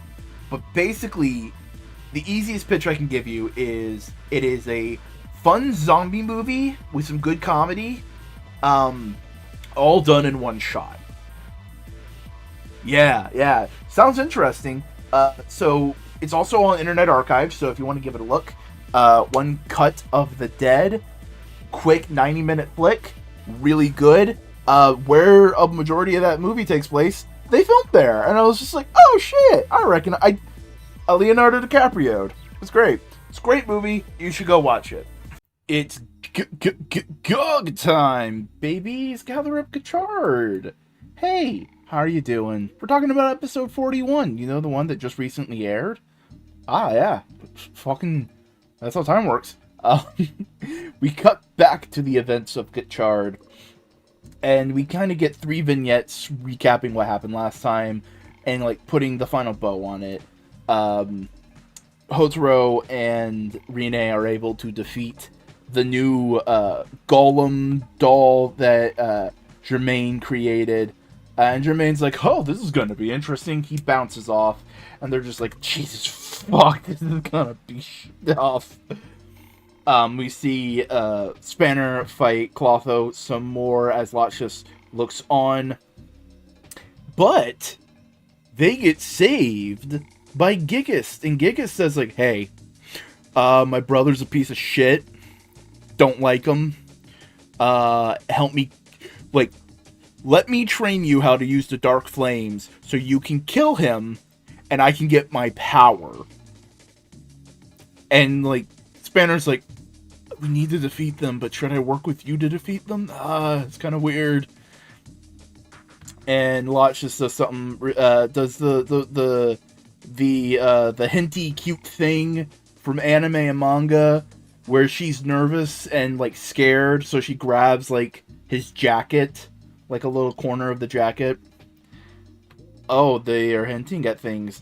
And Atropos and Rine have a little bit of a stare-off of Atropos saying, hey, you're gonna defeat Germain for me, right? And Rene, being very hopeful and optimistic due to the influence of Hotaro, goes like, yeah, we will. You're gonna keep your promise to not kill any more people, right? And she's like, yeah, sure. She was also holding, she wasn't really doing it, I'm more making a joke. She was holding crossed fingers behind her back. But the episode proper starts with Nijigon, hopping around everywhere going like, I need to be more than just a tool. I need to be more than just a weapon. I need to prove my worth, as he hops into the scene of a woman practicing a dance. And they have a little bit of a conversation. Nijigon goes up and goes, hey girl, hey. I'm so sorry. That's a joke from Burrow's End. If you watch Dimension 20, I loved Burrow's End. It's really good. But they have a conversation. She goes like, yeah, I'm part of this dance trio, but I don't believe like I'm good enough, so I kind of quit them and everything. And he's going like, no, what the is that what you really want? You know? And it's like, oh, it's sad. And she runs away. She runs off. As Hotaro is looking for Nijigon, they run into a couple movers that Nijigon helped out. And they're like, yo, dude was a little champ. He helped us out. And they're all like, that, okay, so we know Nijigon's plan. He's trying to prove that he has worth outside of just being a weapon. And they're all like, okay, cool. They were nice dudes. Minato, unfortunately, has to mind whammy them. Great scene where they just like thumbs up at each other. Are they like a Japanese comedy duo? Because that just feels like a very specific referential bit, you know. Everybody's kind of like, we have a brief moment where Jermaine's kind of figuring out his plan. Spanner's going like, oh, should I trust Gigas? We head to the dance tournament thing, and we see a couple dancers. And the rest of the crew that Nijigon, the woman Nijigon talked to, come out and go like, hey, sorry, our third quit and we can't really perform. And Nijigon goes like, nah, bitch, I'm your third now. He doesn't change. He's still a tiny little plastic dinosaur. It's hilarious. But they do a big song and dance number, and Nijigon uses his rainbow powers, and everyone's excited for it. And it's meant to be like a really kind of like triumphant moment of like, oh, this guy having self-doubt actually fully understands that he's more than just a fighter. The dance ends. They go backstage. Hotaro and Nijigon have a brief moment of like, dude, oh man. The dancing woman that Nijigon talked to earlier in the episode comes in and goes like, that dance was amazing. That was wonderful. I feel bad. I realize I do care about dancing a lot more, and like all these different kinds of things. Her friends forgive her. It's good, it's sweet, it's wholesome, and they begin to continue dancing as the alchemy people go like, yo, we gotta beat on Jermaine. And so Spanner, Hotaro, Rene go like, alright, we are taking you out. They all hinge in, and it's a badass fight scene. They are going toe-to-toe with Jermaine. They're kind of even keel. They're keeping up, but you can tell it's gonna turn at any time. And that's when Hotaro uses the Chemi buddies and brings out Steam Hopper, Ant Wrestler, and the Jungle Electric one. And it's just like, the Chemis helping out fighting. It's great. It's wonderful. It's just back to back to back, back to forth. It's a great way to have like a bunch of writers doing a bunch of cool shit without having to have a bunch of writers doing a bunch of cool shit. We get a triple writer kick, and Jermaine is defeated. Hell yeah. Atropos comes out and goes like, hey, thanks for beating Jermaine. And Rene's like, alright, cool. You don't have to be evil anymore. And Atropos goes like, yeah, sure, I'm not gonna kill anybody. But I am gonna put this Rubik's Cube near Jermaine's body, because he's not dead, he's just defeated. And Grayon pops out. And he's like, yo, what's up, motherfuckers? I'm back. And that's where we end the episode, with everyone going like, oh shit, Grayon's back. this episode was very much like classic Gotchard, very much running the formula is the wrong way to playing the hits. It's all about empathy through understanding. Nijigon with the dancers, Hotaro himself with Nijigon, right?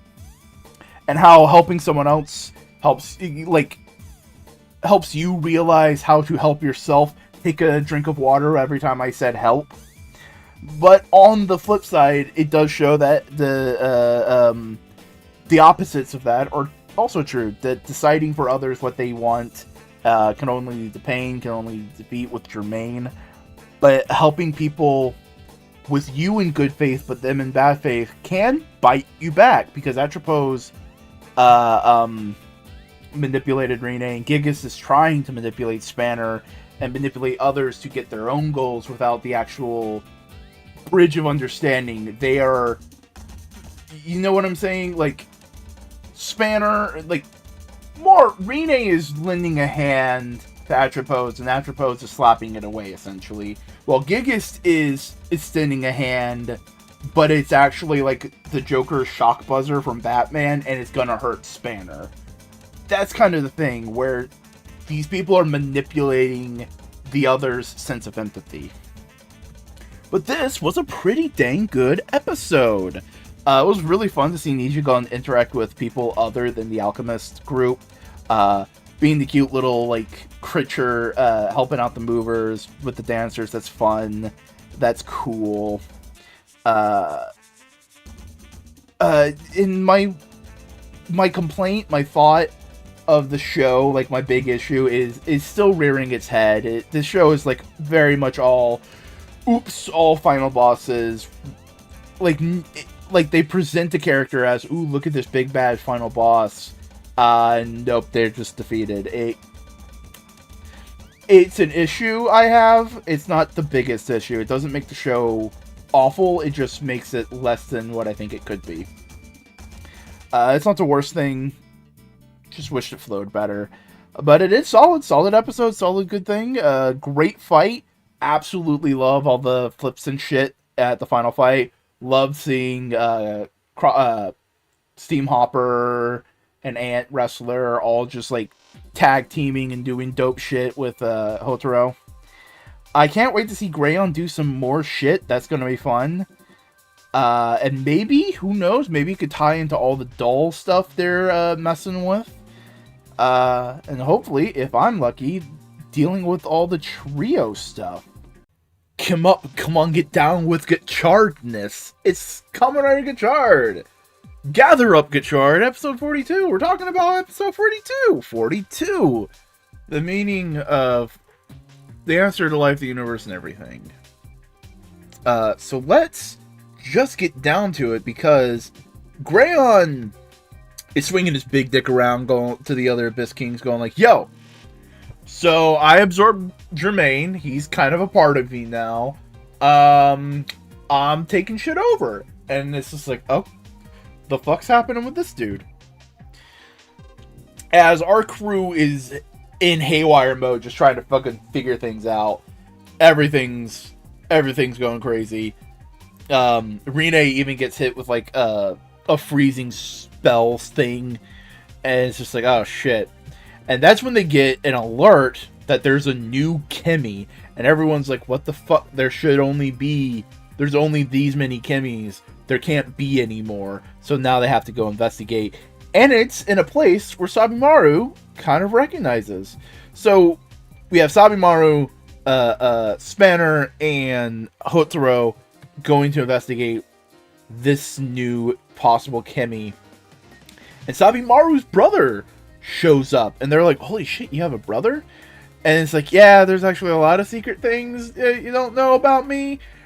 And we see another side of the secret alchemy stuff in this world, where basically there's a whole secret area, not part of the Alchemy Society, that has its own research that's unrelated to the Alchemy Society. So they are not limited by what's banned or not. So they can still research chemis, technically. There's still like a little bit of like a taboo where it's not like something right there in the open, but it's not secret. You can still talk about them, kind of thing. And Spanner's taking a gas at this. It's just like, this is wrong. We shouldn't be doing this. Hotaro and Sabimaru are kind of like... Hotaro learning about this is like, oh, cool. People talking about chemis. You guys like them. That's nice. And Sabimaru's like kind of coming home for the first time in a while. His brother's being very mean to him for some reason. But that's when we break away for some bit. And we kind of see the environment Sabimaru grew up. Where it's a lot of like one-on-one education and a lot of like early development stuff, and it's like, oh, this is kind of cool. And all these kids have iPads. Jesus Christ, don't give all these kids iPads. That's not a great idea. And you just see lots of little things with Sabimaru and the environment he grew up. All the kids have iPads, and all the kids are kind of talking through the iPads because they're using a alchemist empowered AI, and that's where the little AI voice comes from on Sabimaru's iPad. We see a bunch of kids' drawings of chemis and all these different kind of stuff, and it's just like, oh, this is really neat deep dive into Sabimaru and just who he is, right? Meanwhile, the head researcher woman, who they were talking to earlier about chemis, is kind of going a little crazy. And it's going like, save you, Kimmy. And she's having like PTSD flashbacks to Greyon because she learned about him earlier. And we cut back to Hotaro, and then we see a new amalgam for the new Kimmy. But it's not kind of solid. It's flitting in between a tank and a turtle, and it's like, ooh, what's going on here? So Hotaro says like, hey, need you gone, stick with Sabimaru, fucking figure out what's going on with this thing. We have a fun fight with fire and Valvarad, Daybreak, like Kamen Rider Valvarad, all that kind of stuff. And it's like, oh, this fun, cool fight. And the amalgam has to like disappear for a bit. And that's when we get the further confirmation of what's going on. Because apparently 10 years ago, Sabimaru accidentally created... They don't really specify in this way, but I think it's a proto-Chemi. It's not fully formed, it's not fully like developed. That's why it's in a weird flow state. And the lead researcher has been trying to stabilize it and study it for these past 10 years. And she has gone a little crazy. Oh no. So she amalgams back up, and we have Hotaro and Spanner henshinning up, going to fight. It's a big, fun, crazy fight. They're able to knock the amalgam out, like classic early Gotchard, taking the Chemi onto a card. The research woman faints. And that's when Hotaro looks at the card and goes like, wait a second. It's dripping out. It's so unstable we can't even capture it. Just what is going on here? As Greyon is beginning his master plan. A focus on the past kind of makes it hard to see the pain of today. Because, again, you're focused on the past. And not able to confront it and fix it for the better. The older brother feels a certain way. We're not sure how, but I have my theories. We'll talk about those in a minute. And he takes him out on Sabimaru, right? You know what? I said in a minute. I'll just go into it now. I think my theory of why he's so aggressive to Sabimaru is because Sabimaru left their enclave and joined the Alchemy Academy. And it's just like, what the fuck, bro? You're abandoning us? You're betraying us? Fuck you. Kind of thing, right? While the older woman is super focused on her trauma she received from Greyon, whether that's being betrayed by Greyon because she is in a photograph with him, or if it's she was a victim of him as well. Who knows? We're unsure. But she's letting that consume her, and in a way that is also consuming the new Chemi which is coming from the past of Sabimaru. Not a lot of big thematic things, but there are some neat things in there about, like, trauma and past and forgiveness and all that kind of stuff, and how that can wrap up with empathy. But this was a pretty good episode. We got some new interesting lore. It's weird how it's coming in so late into the show. But hey, that's not the end of the world. We had some great fight bits. Like the second fight when Rainbow Gotchard jumped off that little pillar, that looked really cool. And the use of like fire forms jetpack kick thing of just holding him and just burning him. That is such a cool, brilliant use of like the setup mechanics that you've already set in place, right? And of course, firing Spanner and yourself out of a cannon. That's great. Good job, Hotaro. And like we've been saying for the past couple of weeks, the show has some lumps. It's not a bad show. It's a lumpy show. And that's not always, you know. But a lot of times, the fights really do make up for it. And the hints at what's going to be coming up next do look really neat. Once more, into the Gug. Hey, Scather of Gotchard. We're barreling down to the finale. We're talking about episode 43 of Kamen Rider Gotchard. And oh boy, our heroes are in some deep doo-doo. Will anybody come and help? No, because Professor Minato also accidentally freezes himself, and it's a big funny sticky wicket. Ha ha ha, fun fun fun. But as we catch up with our big heroes, big dang heroes, they're basically going like, oh shit, Grayon's here. We got to deal with all this shit. It's a bunch of fucking wacky, fucking bunch of bullshit. As Grayon is like, all right, I'm gonna break in there and do shit. As the woman basically goes on about her past and history with Grayon to a certain extent. We don't see the full breadth of it, but it's very clear that she's traumatized from it. As our crew is trying to figure out what steps we can take. Spanner sees an alarm, he goes off to deal with that. It's Grayon, oh no. As Sabimaru and Hotaro have like a little back and forth, and Hotaro's like, yo, dude, you're my friend, I love you, and I care about you. Why are you letting your brother kind of treat you like this? There's kind of some weird tension. And Sabi's like, yeah, let me tell you my tragic backstory. It's not really tragic, it's just more of like, it's the best way you can describe it. It's just like, you know those moments when you're a kid that an older sibling or a parent says something and does something in a certain way and it really hits you, and like it's hard to even address because like as you grow older you even realize it's so small and incidental, it can't really be addressed, but you need that closure. That's what both Sabimaru and his brother went through. But basically, they were good brothers. Sabimaru was drawing a picture, coming up with a Kemi, and his brother participated. And they shared in the creative journey, and his brother was like, you know what, make my kid bro happy? If we actually made this a Kemi. So he sets it all up, he brings his brother in, Sabimaru in, to try and make the Kemi.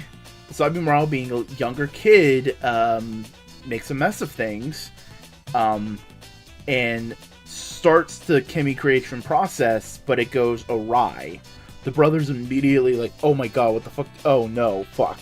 Shit's going whack. He's trying to fucking deal with it because he's an older brother, and Sabimaru doesn't completely understand what's happening. He understands, but he's like, there's certain things he's not cognizing because he is a young child. But because of this interaction, he feels that distance from his brother, and he kind of rejects that creation of the Kemi.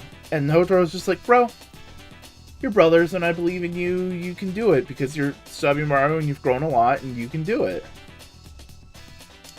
Spanner is still trying to be Grayon's minion. Hotaro comes through and helps out. As we finally have a moment with Sabimaru and his brother confronting each other. His brother goes into a hallucinogenic state. He is seeing Sabimaru say harmful and hurtful things, but Sabimaru's not really saying it. He's in a dissociative state, just not in a good place. And Grayon's like, alright, cool. I'm here to steal your iPad. Wait, you're here to steal the iPad? I thought you were here for the Kamen. No, I'm here for the iPad. Fuck you. I'm going to turn your brother into Amalgam now. And he becomes the full Kamedon Amalgam. And right at that moment, hey, coincidentally, Hotaro and Spanner beat the minion, and they go like, oh shit, we were distracted. Grayon played us like a fucking fiddle. They head back and begin to fight the Amalgam, and Sabimaru's there, Grayon's there, all these different pieces are moving. So we'll just break it down into a couple different parts. Grayon is trying to get away. He sees the woman that he traumatized. He comes up to her, whispers in her ear. We don't see what he says. And she just looks totally crestfallen. Grayon gets away. Shit. Fuck. Okay. Sabimaru. No, let's talk about Sabimaru last. Hotaro and Spanner are dealing with the Amalgam. They're able to physically handle and deal with all that kind of shit. It's fine. They're fighting good guys. They're good guys. They're fighting a guy who's not really trying to. They're not really trying to kill. They're all those different kinds of layers. Meanwhile, one of the things Grayon wanted the iPad for was to basically create an infinite army of dreads to fight for him.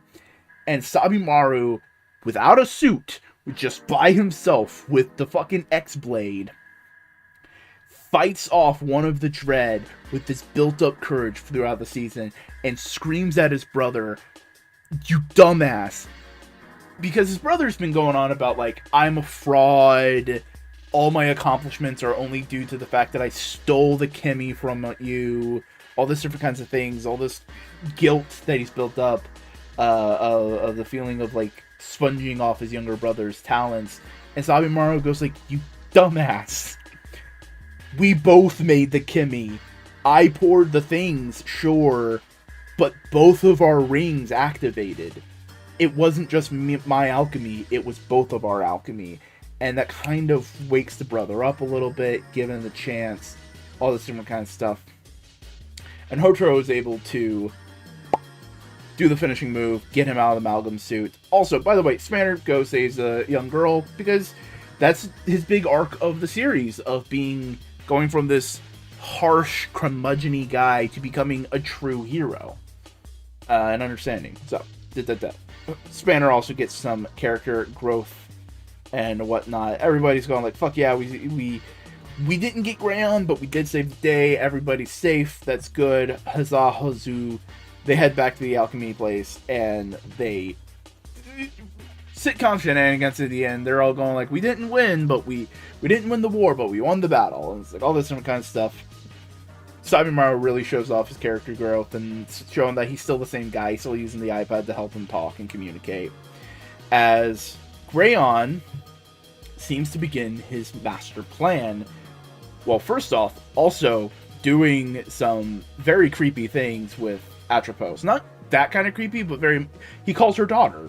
Like, he's like, yo, you are my daughter. I care about you. And she calls him father. And Clotho is kind of like taken aback. It's like, oh, is this what we're doing? Okay. As he creates a network of Kamen Rider Dread belts to enact his big evil plan. Sabimaru has grown a lot in this series. Specifically in these last two, to come to an understanding with his brother and helping him come through out emotionally and himself to come through out emotionally.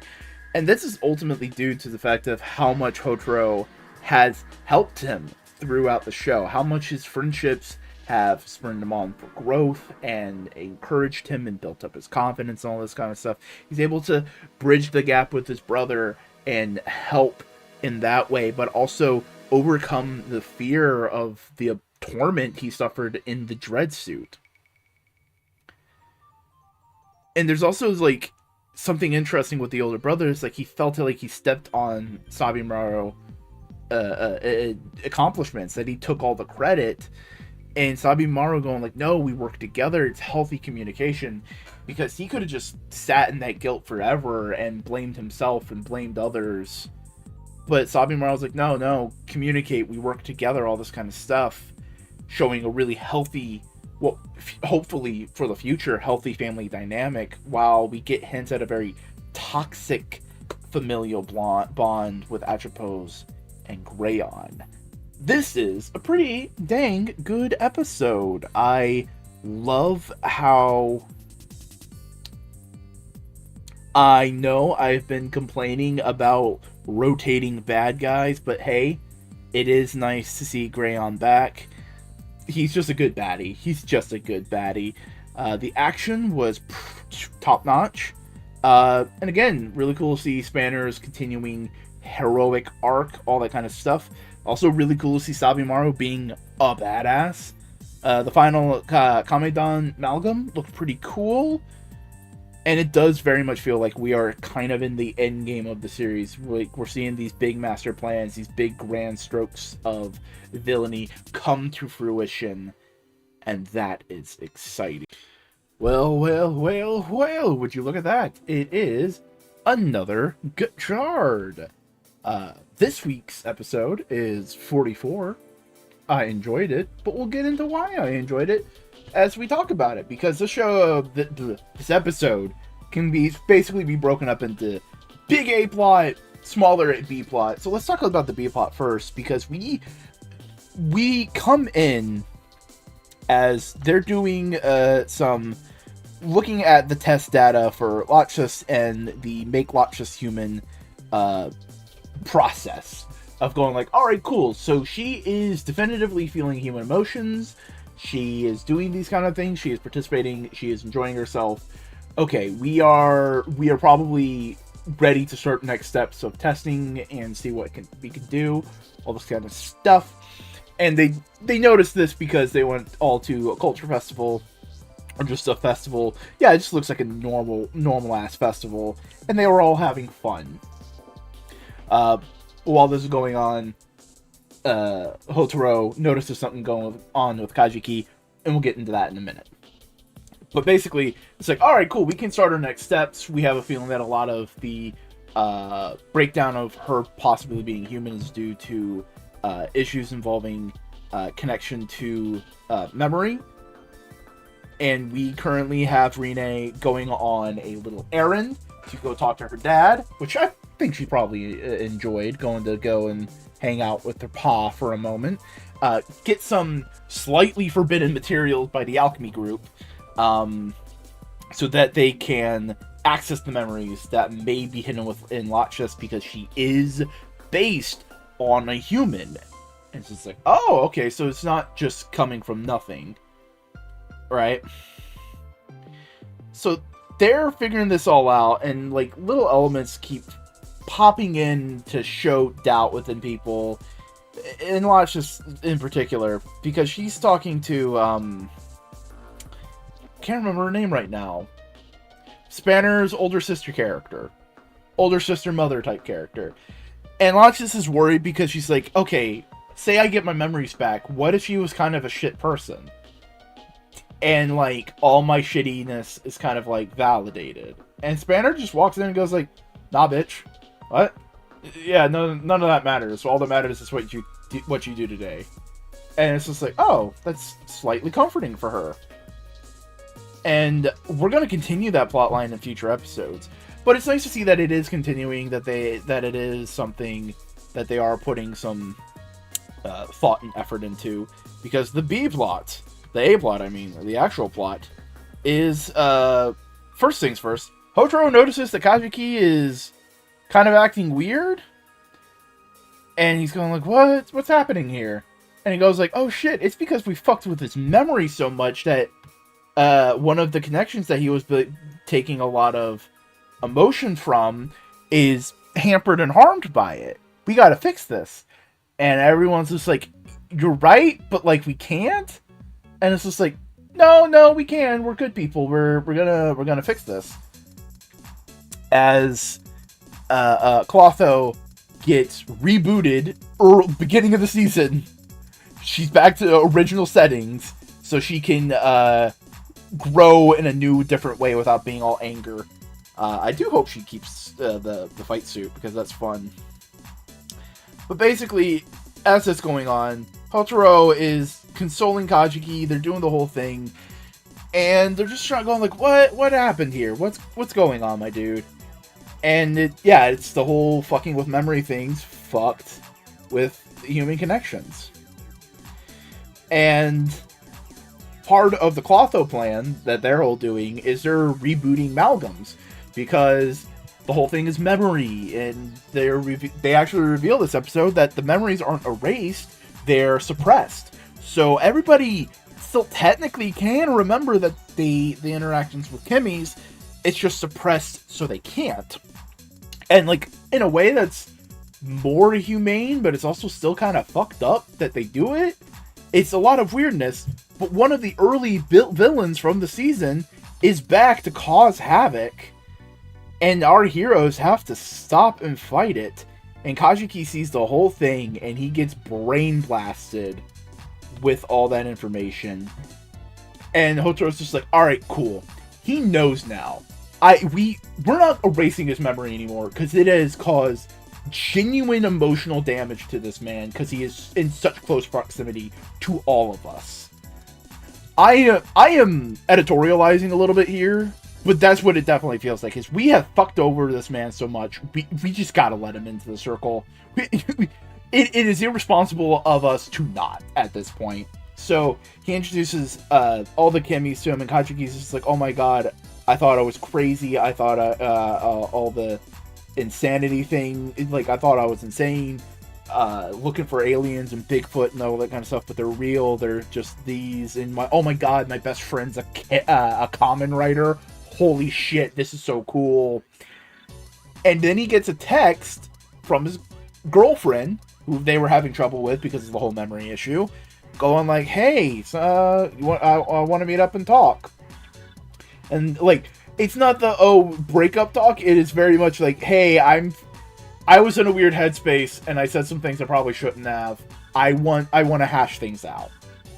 Because she also goes through her own kind of growth and realizes like, oh, he was there for me at my lowest and all this different kind of stuff. Again, it's showcasing how the memory suppression is kind of a little fucked up, and maybe the good guy shouldn't be doing it anymore kind of stuff. And it's like, oh no, she also was Amalgam. They may be targeting her. We gotta go find her, and quick. So the whole group goes. Kajiki's looking for his girlfriend. They find her. Holy shit, hell yeah. But that's when the jungle guy shows up. Remember the jungle guy from like the first half of those few episodes? And that's when Hotaro and Rine go like, alright, our bro's girlfriend is in trouble. We're gonna go save her. That's where the episode ends. Yo, there's some actual impact from erasing all these memories. Because fundamentally, memories are the base of our experiences, and that experience is what we use to inform our empathy and everything, right? So without them, our empathy just kind of rings a little hollow. As it fundamentally started feeling for Kajiki, she felt love and compassion for Kajiki, but didn't understand why. She didn't understand the full breadth of it. But as those memories start awakening, she realizes, oh, he was there for me from my lowest, and I'm trying to, and like, he believed in me even when no one else did, and all this kind of different stuff. That understanding that your past actions can still impact you, just like it's going on for everyone else. Lessons learned or regretted actions, it affects with no cause. And we can kind of see a little bit of this with like the Malgams coming back, because they didn't learn their lesson. They're still the same shitty asshole people that they were before. Clotho getting a reboot, all the character growth that she may have been confronting, of course, toxically, but she was confronting it. She was going like, I want my family back, doing it the wrong way, but all that growth is kind of set back to nothing. And Latches is worried about possible memories and past actions and how they may affect her going forward. And ultimately, though, true understanding cannot happen so long as the Academy continues with memory erasure and suppression, because we cannot build true language of understanding if we don't understand ourselves. This was a pretty dang good episode. It's cool to see some older plot threads come back in, the Lotcha stuff, the past amalgams, all that kind of stuff. Really asking a lot of interesting questions about the memory. Feels a little late in the game to be doing this. Not complaining. It is just like, okay, this is when you're doing it. It does make sense because it didn't want to portray the Academy as like an out and out bad guy, more as like a bureaucratic roadblock. So it kind of makes sense that they're doing it now, because then they can like go like, we did it, we saved the world, and blah, blah, blah, blah. Because the show showed that they're not bad guys, they're just incompetent, right? Just assholes, incompetent. Some really good fights this episode.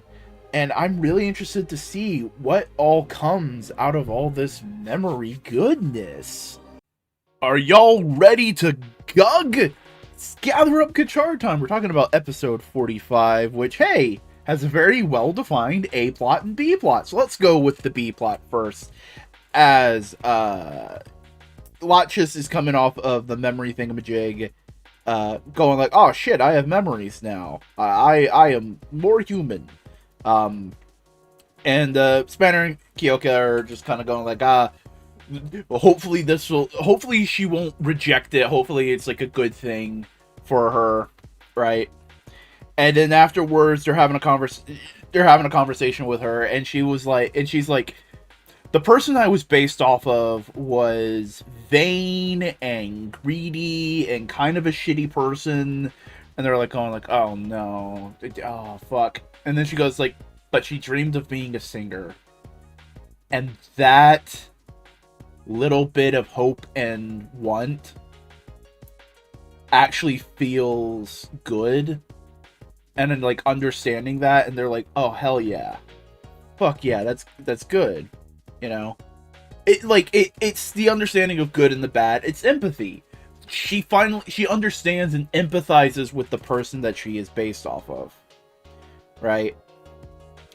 And I'm scrolling through the episode so I can get to the other scene that's important. Because after they is saved by the rest of the crew, which we'll get to in just a moment, the B-plot crew kind of sit down to have some dinner.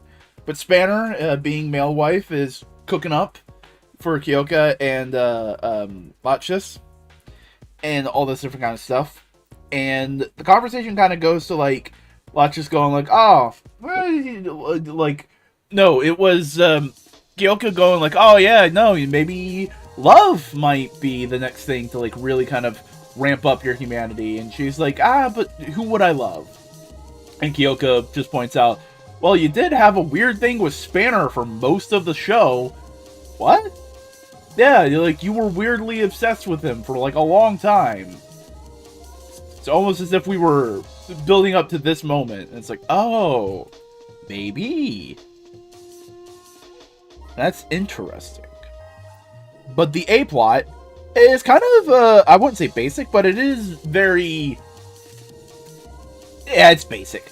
Hijiri, Kajuki's girlfriend, gets kidnapped by the bad guys to force the memory of the amalgam that's inside of her back out so she becomes a monster again.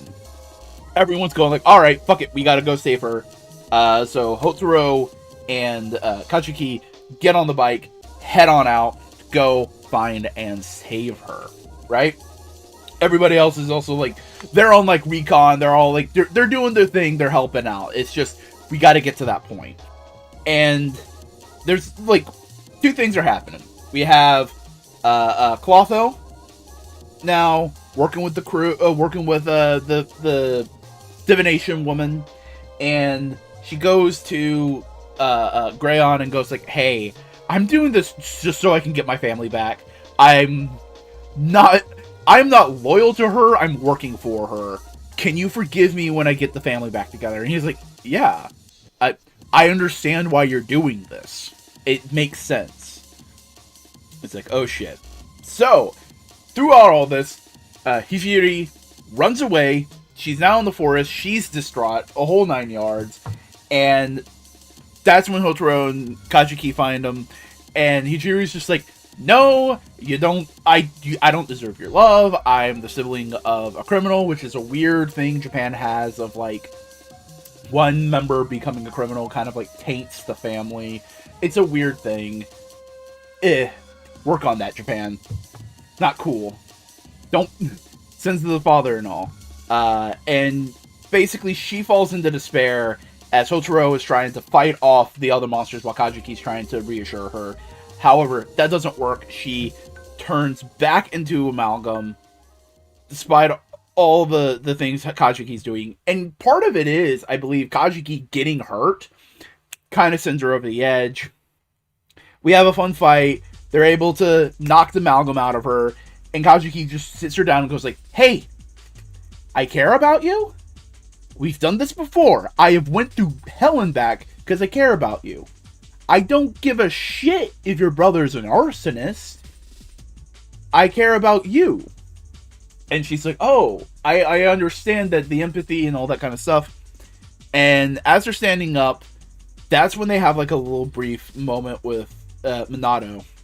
As Kajuki goes like, hey, she's in turmoil and I don't want that for her. Erase her memory. Make her happy. And if that means erasing her memory of me, I would gladly accept that. Basically saying like, if she can live a better life without me in it, I'm willing to accept it. And she basically was like, fuck you. No, I refuse. I'm not going to take that. And they both have like a beautiful moment together. And Minato's just kind of like cheekily says like, he says like, I'm not going to erase your memories because fundamentally it's wrong. Hotaro's right. And I want to continue the dream of my friend who passed away and now Hotaro into the future. And the day is saved as our crew gives fireworks for Hajiri and Kajuki throughout the night. But we end on a button as an anonymous VTuber. I'll get into the VTubing bits in a second. But an anonymous VTuber unveils the conspiracy from the alchemists that they have been erasing everybody's memories of the monsters. That monsters and chemis are real and everyone is in danger. Memories form the basis of our empathy, that our experiences give us a framework to understand other people's experiences. And really, this episode just resolves what was placed, what was set up last time. Showing how others can and will understand your pain, and how trying to just push them away fundamentally isn't doing anybody any favors, either yours or them. And hell, even in this episode, our villains are truly understanding empathy to an extent, or at least feigning it with Clotho and Grayon. Grayon understands why she's doing the things she's doing, and he kind of like, yo, no, okay, cool, that's the plan. Like, he empathizes with her, and like, there's a connection. You feel like he is manipulative, but he does kind of genuinely care about the three sisters, and that's interesting. This was a pretty good episode. Great action, amazing acting from Kajuki and Hijiri's actors. Really, really cool. Love how the consequences are really starting to roost for our heroes. Of just like, hey, y'all have been playing very fast and loose with humans. It's kind of biting you in the ass now. But the biggest thing, the chemis and memory stuff are now out of the basket. Really big implication. Everybody's in the world understands. Not enough. You can't. I don't think they have a Statue of Liberty neuralizer like Men in Black 2. You know what I mean? Also, I find it funny that it's a VTuber. I saw someone somewhere on the internet kind of point out, like, yo, no, that totally makes sense. It's an anonymous person. They can't really track them. That kind of stuff. I also just think it's partially a little wink and a nod to the fact that they used Live 2D to animate all of the chemis. And I think it's like, what is the thing Live 2D is most commonly associated with? It's VTubers. I think that's partially also a little bit there. But with this new information, people may be turning against our heroes. And I wonder if this is fundamentally the work of the Abyss Kings. It is another episode of Kamen Rider Gotchard and another video of Gug. Hello everybody, we're talking about episode 46. And boy, last week left us on a little bit of a cliffhanger. And we're picking right back up on there, as the internet is blowing the fuck up about chemis and monsters, and everyone's memories are starting to return. Uh-oh, this spells trouble. And as Rine and Hotaro are out and about of their business, just trying to figure out what to do next, they are accosted by some ruffians who basically go like, hey, give us Hopper. It's a chemi. We want power. And they're like, no. Fuck you. When the wrestler guy from all the way in the beginning of the series, holy shit, what a callback, comes in and goes like, hey, by the way, remember, people who were amalgams have a little bit of amalgam still in them. And he transforms into the fist creature, and they have to fight him off, but they're doing well. But the fortune-telling Abyss King takes one of the chemis, makes another amalgam, and now he can't summon any extra chemi riders because Nijigon needs all of them present in order to do it. Uh-oh. So they're just fighting, trying to deal with it. But they're able to escape. The amalgams, that is. And it's like, ah, shit. Okay. This is a bad situation. As Atropos kind of eggs on Rine. And we just ponder what's going on with her as she wears the dress that Flashback Rine wears with her dad. And Grayon says, come here, let me read you a story. And it's a story that Rine's dad reads to her. I have a theory about this. So, we'll see what happens there. The Alchemy crew is just in disarray, just trying to figure out what to do as the chaos of the internet continues to happen. As basically an influencer comes in, busts in, and starts accusing them of all this bullshit.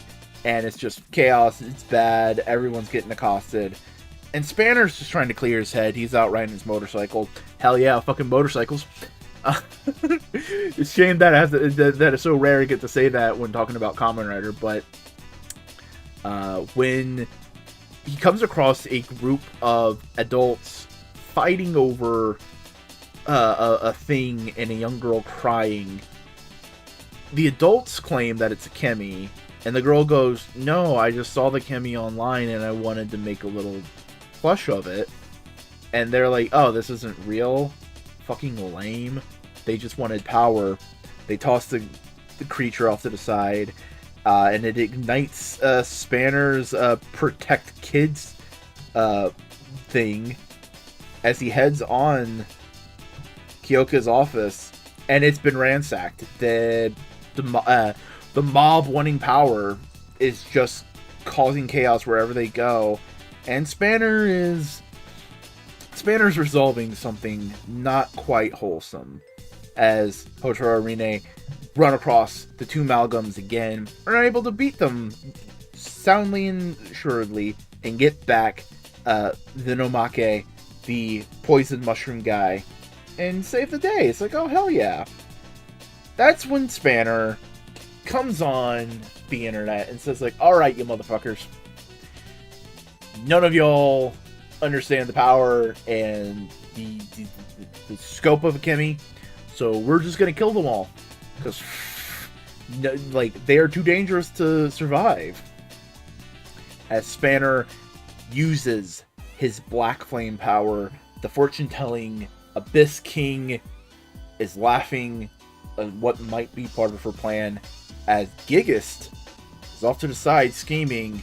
Hotaro and the rest of the alchemy crew are taking it back at Spanner's motives and thoughts and plans. What's going to happen next?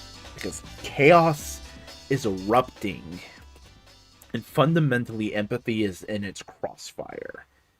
The human beings we are now seeing are at their worst, power hungry, and uncaring of what that power means to others, accosting some high schoolers for what might be a perceived idea of power, and taking a toy from a young girl because it resembles a thing that could give you power.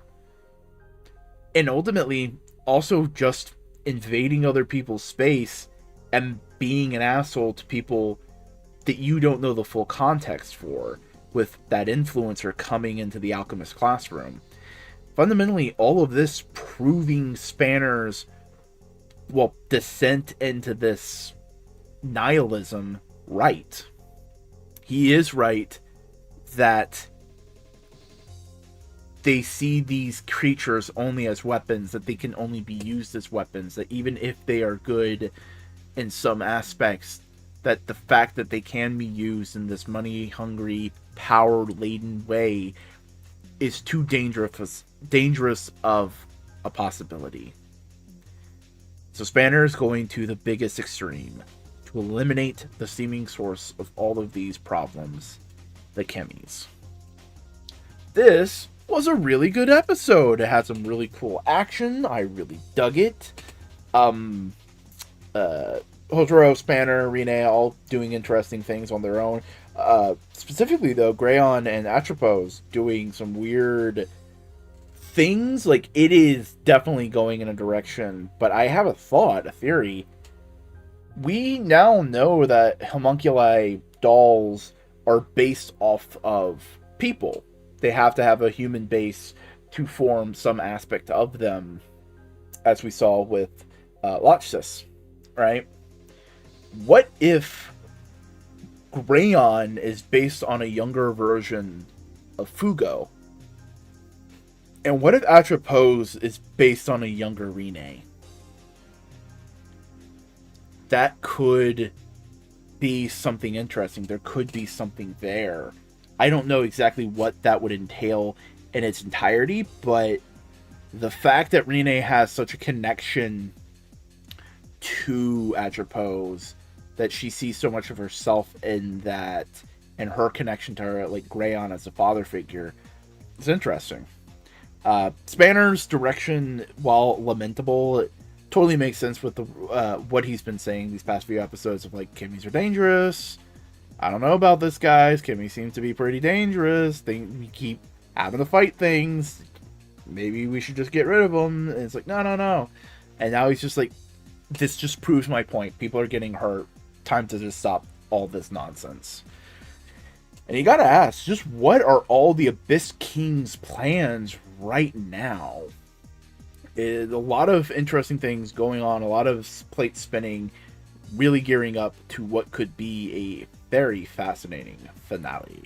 Now, would you look at that? It's even more Gather Up Gotchard. We're talking about episode 47, and I'm going to be a little honest here in the very beginning. The recap section of this video is probably going to be very brief, because you can kind of sum it up in like a couple sentences of Spanner is on the warpath of destroying the chemies. We find out more about his plan. So the alchemy crew put their faith in Hotaro to stop the plan and try and save the day. There's a lot more details and nuances that go into it,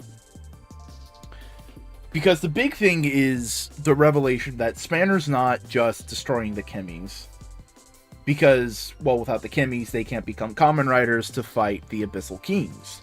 How are they going to save the day? How are they going to solve that problem by destroying the chemies?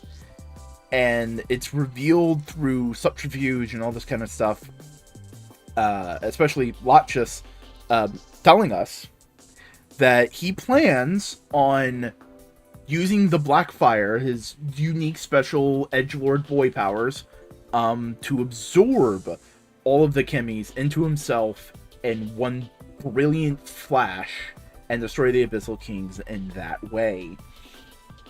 All these layers of nuance and all this kind of stuff. Hotaro even is going like, I don't want him to do this, but how can you stop a person who's so focused and driven on this idea that you can't really break them away? And that's when we get a really cool returning character, the wrestler guy from way early on in the season, because hey, everybody's getting their memories back. He got them back, and he's like, yo, I know damn well my tag partner is gonna need some help. So he comes and gives Hotaro a little, like, uncle advice. He's very uncle-y in this scene of just, like, sometimes you can't talk sense into a person, and it's very much sometimes you gotta tell them to grit their teeth. And that's exactly what we get, a very good, long, drawn-out conflict of ideals that has been bubbling underneath the surface ever since Spanner was introduced, of these two conflicting ideals, right?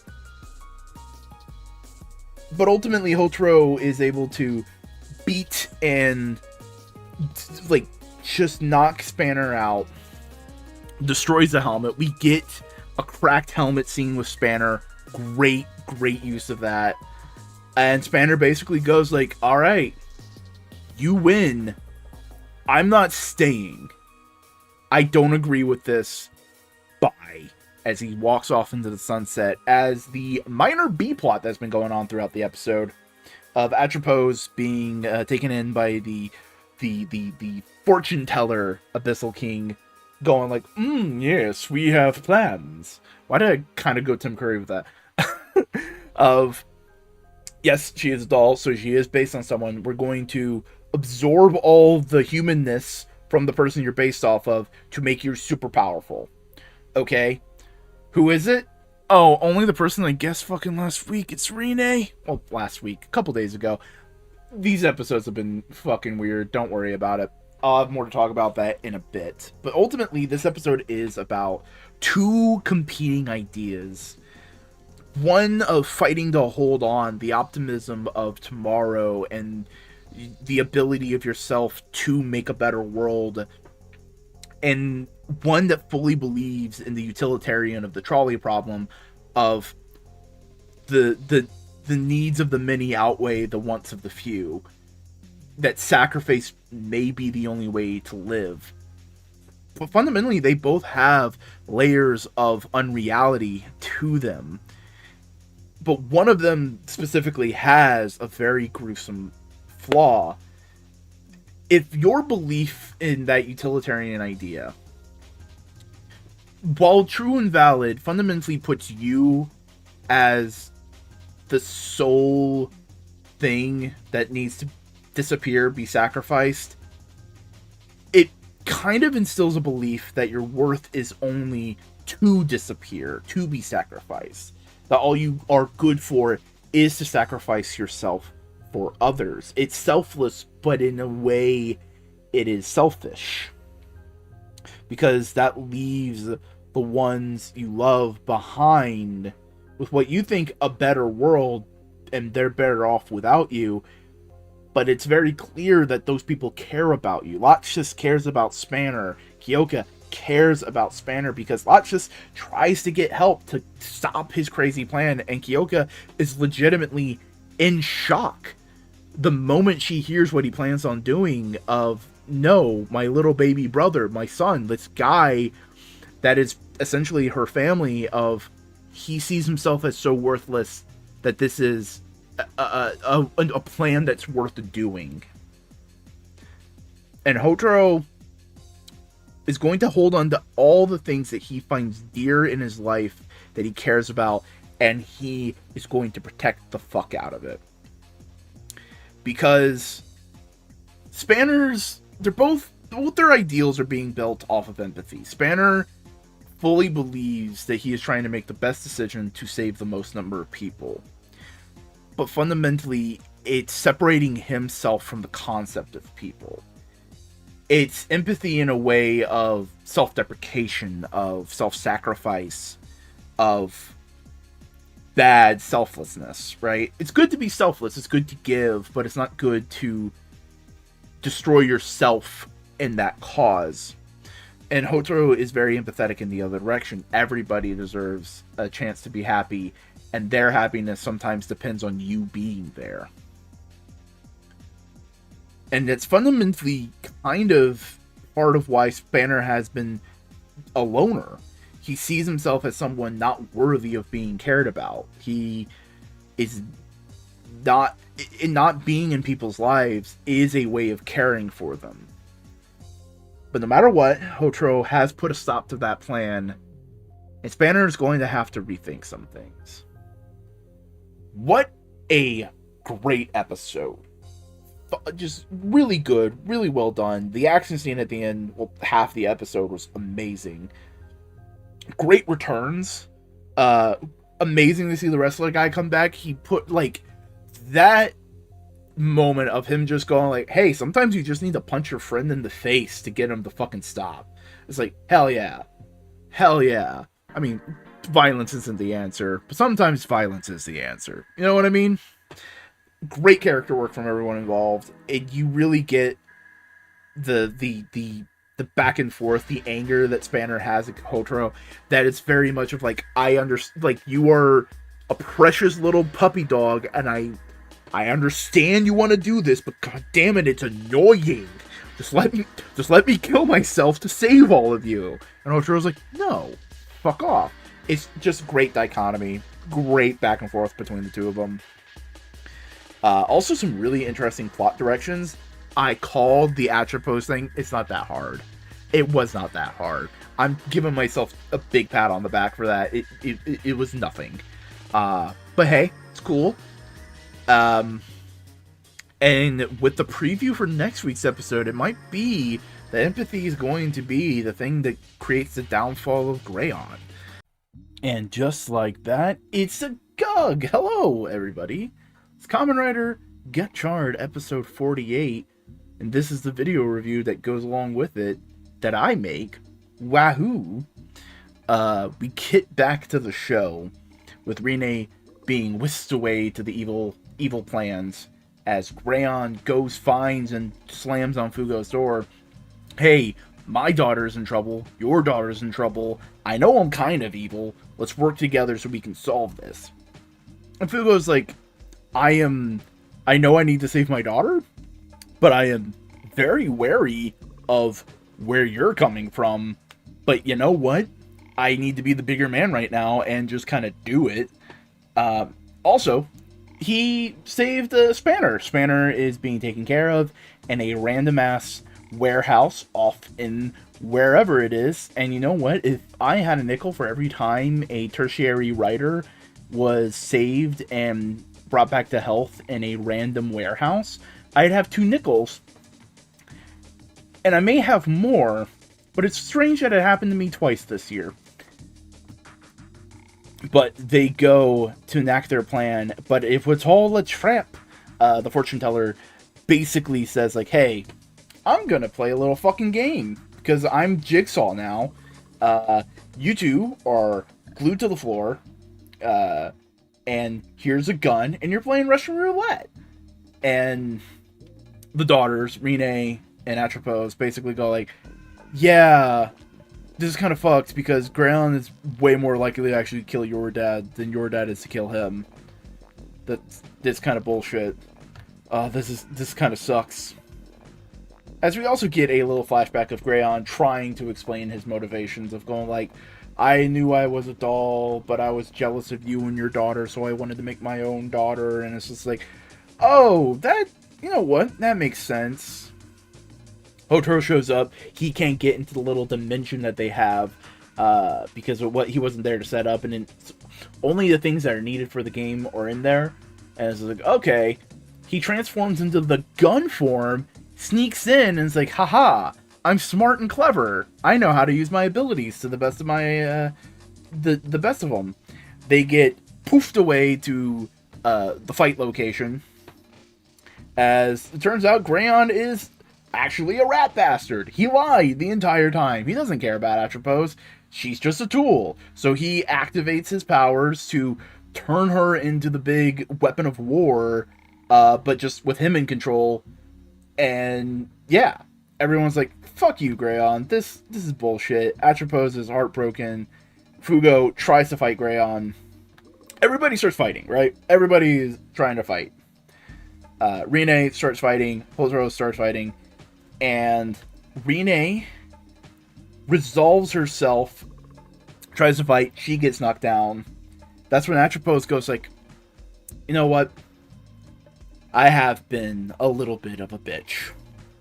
And she sacrifices herself for Rene, protecting her from a big final blast and transferring enough of her power into Rene so she can unlock a final form.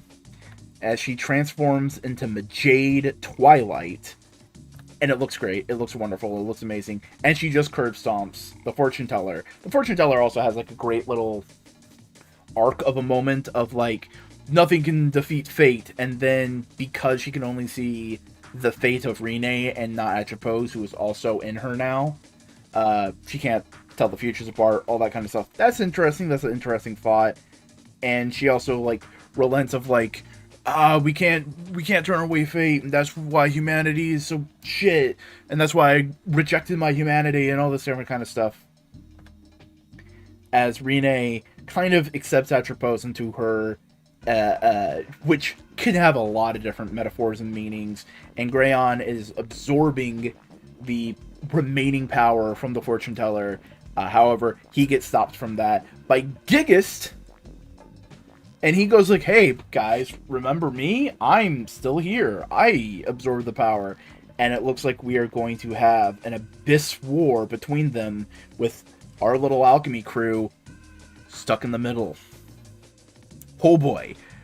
So first things first, we got to talk about the themes and analysis and stuff. So this is going to be a little scattershot because it's doing several different things in several different ways here. So first things first. There's a lot of different ways the themes are being played with here, because on one level, Rene is exercising self empathy and like coming to an understanding of where Atropos is as a doll. Atropos is as like a younger version of herself.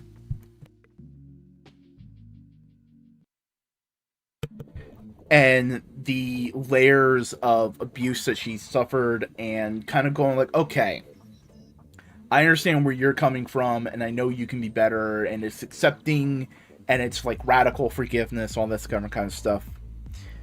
And by fundamentally showing empathy to Atropos, she's able to grow in a way she wasn't able to, because her father had to leave when she was young. I wouldn't say she was stunted, she grew up, but she never got a chance to like, there's a layer of development that wasn't there. But by being able to accept Atropos and understand all these different nuances of empathy, of self, of love, of care, of the relationship she has with her father, she's able to connect and grow and all this different kind of stuff, partially because of how Hotaro has affected her as a person, and reconnecting with her dad, she's able to help that little girl that's inside her, you know what I mean? So they're able to combine into Majade Twilight with the understanding of the darker parts of the self. Meanwhile, Greyon has just gone full abusive manipulator monster with a mix of nihilistic death cult. It is very much like, fuck humanity. I don't want to say it's anti-natalist, because it's too broad to just be anti-natalist. If you don't know, anti-natalist is people who are just adamantly against the creation of babies. So he has all this kind of stuff. It doesn't matter who he hurts, as long as he fundamentally gets to his end goal, which at the end of it all is to destroy others. So why should he care about hurting others? It also, seemingly emboldened by his time at the academy, we get that flashback And it seems like, oh, is there a little bit of truth to that? And it's like, no, it seems more of like he was like just put off. It was disgusting to him, and it was just a useful tool. It was very much like, you know how some parents have kids just so they have people to work for them and a retirement plan. That's a gray on. That's gray on. It's just like, kid's a good idea. They could do shit for me. And I think a lot of this may be, like we're saying, like emboldened by his time at the academy, because he might have either rejected the empathy or hated the empathy that was shown to him, because he recognizes that he's a doll. So it could be like and Fugo seemed to be like ready and willing to work with him, and there could be a level of like, screw you, I'm a doll, why the fuck are you treating me like this? Or like, oh, you're not being genuine with this, you're just as wrong and fucked up as I am, and rejecting it wholesale. There's multiple layers to that. Fundamentally, he's a very hateable person, and he hates a lot of people. Meanwhile, the fortune teller Abyss King fundamentally believes that humanity is ruled by fate to hate and attack and to be antagonistic to each other. So much so that she removed her own humanity in order to avoid that fate. And fundamentally, the characters in whole show her that empathy is powerful, that it can be a connecting, driving force of power, but also that Majade Twilight herself, with the inner child and Rene working in tandem to befuddle her, shows her that her blind faith in destiny is flawed, that her entire worldview can be broken down in such a spectacular way. This was a great episode. I love our heroes just caring so much, just like caring about each other, caring about their chemies, just like, real quick, the trailer for Gabu has come out, and it is extremely hilarious how this whole season is like empathy and caring and connecting to others, and the collectible gimmick is like little characters that they all get attached to. And then you have Gabu, which looks to be, oh, all of the little creatures are incredibly disposable, and you just eat them, and they're gone. You kill them. And I think that's kind of funny.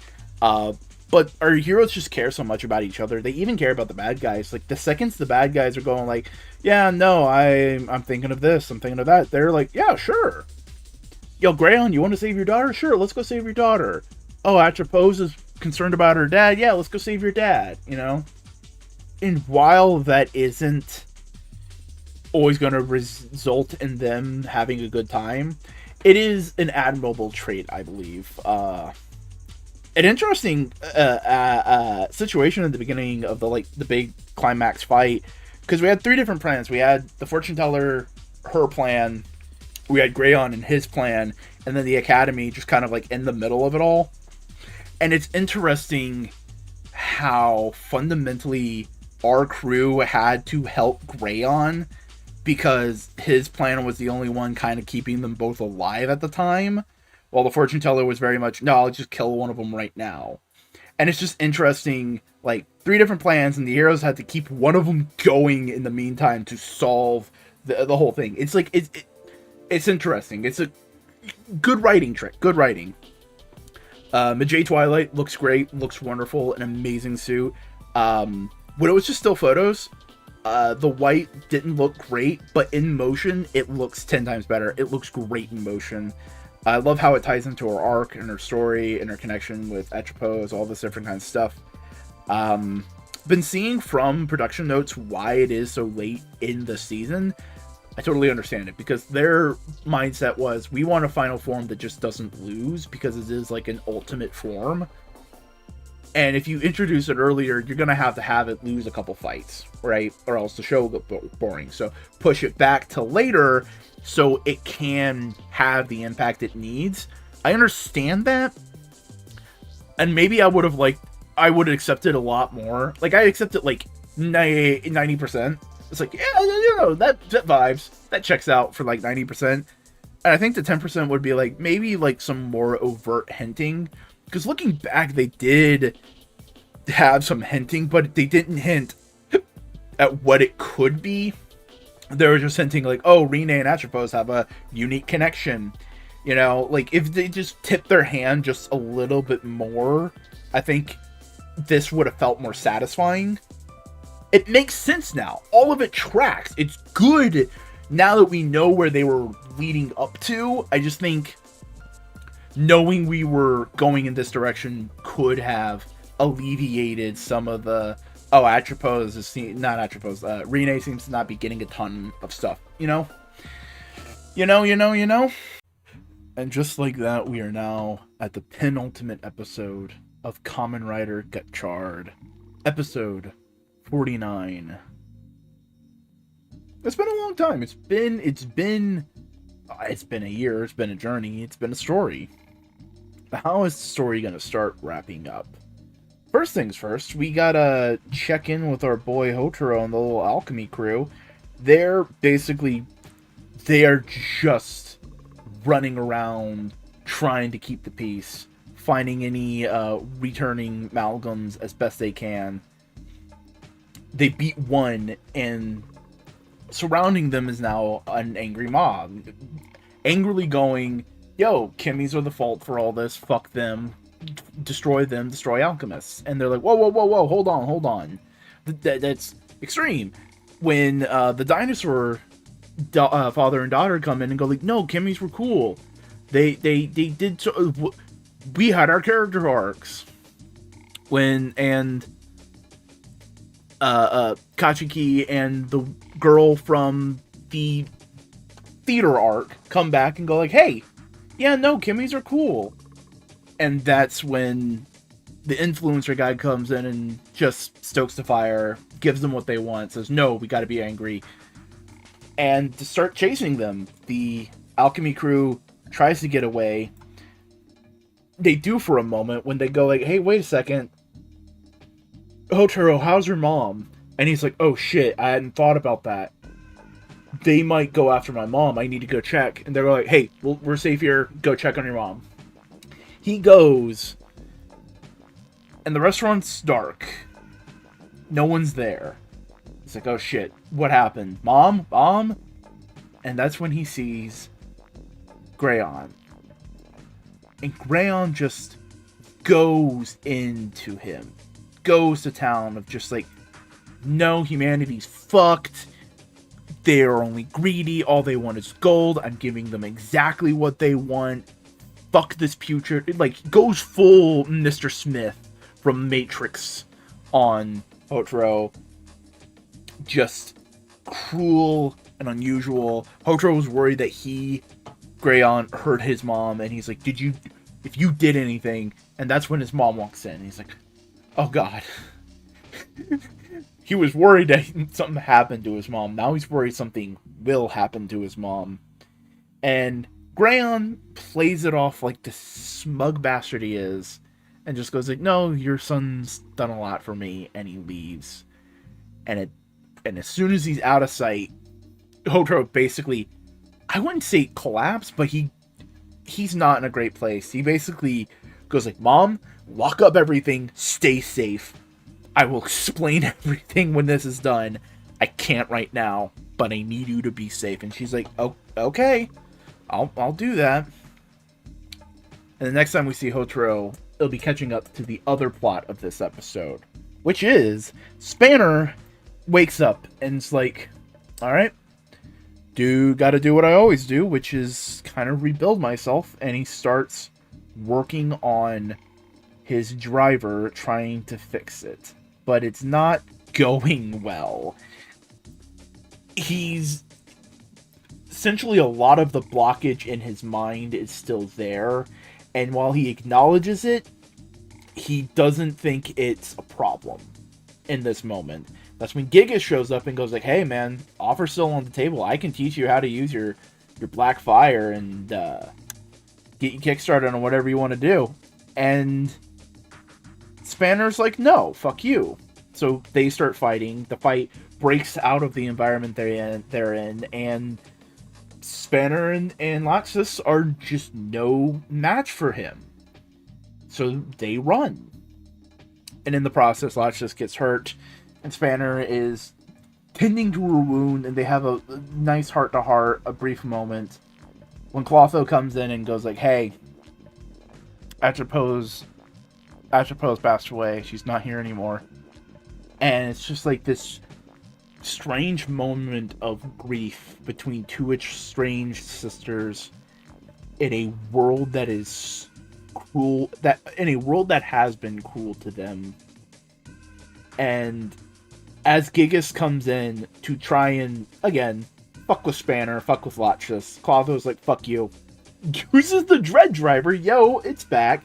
Fights him for a little bit, only to hold him off just enough for Spanner to get a Winden transform into Valvarad, not to Kamen Rider Valvarad, just regular Valvarad. That's what he's been using this whole time, because he doesn't have his belt. And he gets kind of locked in. Gigas uses his Black Flame, locks him into like a little realm of psychological stuff. I don't think this is what Gigas intended. I think he was just trying to like trap Spanner in, but Spanner, because he has a connection to it, is in this little world, and he finally understands what Hotaro's been going on about this entire time, of people care about you. Doesn't matter what you've done, doesn't matter who you have been, people care about you. And he goes like, I had the dark flame that killed my parents, and I inherently thought of it as evil. I inherently thought of it as something wrong, that I was wrong, that it inherently made me lesser, that I am not worth love, that I am not worth being cared about. And that's why he pushed everyone away. That's why he pushes Hotaro and the Alchemy crew away. That's why Kyoka had to be so belligerent with caring for him, and why he's been keeping Laxus at arm's length, but slowly understanding that, like, he does enjoy her company. And Hotaro's words in their big standoff duel resonate with him of, I want to fight for a world where everyone can be happy. That includes you. He realizes, I deserve to live. I deserve to fight against this evil and come out on top. And with that, his black flames invert. They are now white, as he forges a new belt, much like how Hotaro and Rine forged their belts with the power of empathy and alchemy to become Kirogane Valvarad. Kirogane means something, and I don't know what, so in the comments tell me what that means. It's like shining silver or something like that. But he is decked out pure silver, clean, engine-like, meticulous. Every movement you hear gears whirring. He is mechanical, incarnate. He is badass. He has 2 fucking chainsaw swords. They're not chains. It's his, like, wrench sword that he's been using. But, like, there's a chainsaw bit in there. Let me have that. And he just fucking destroys Gigas. Ultimately and completely.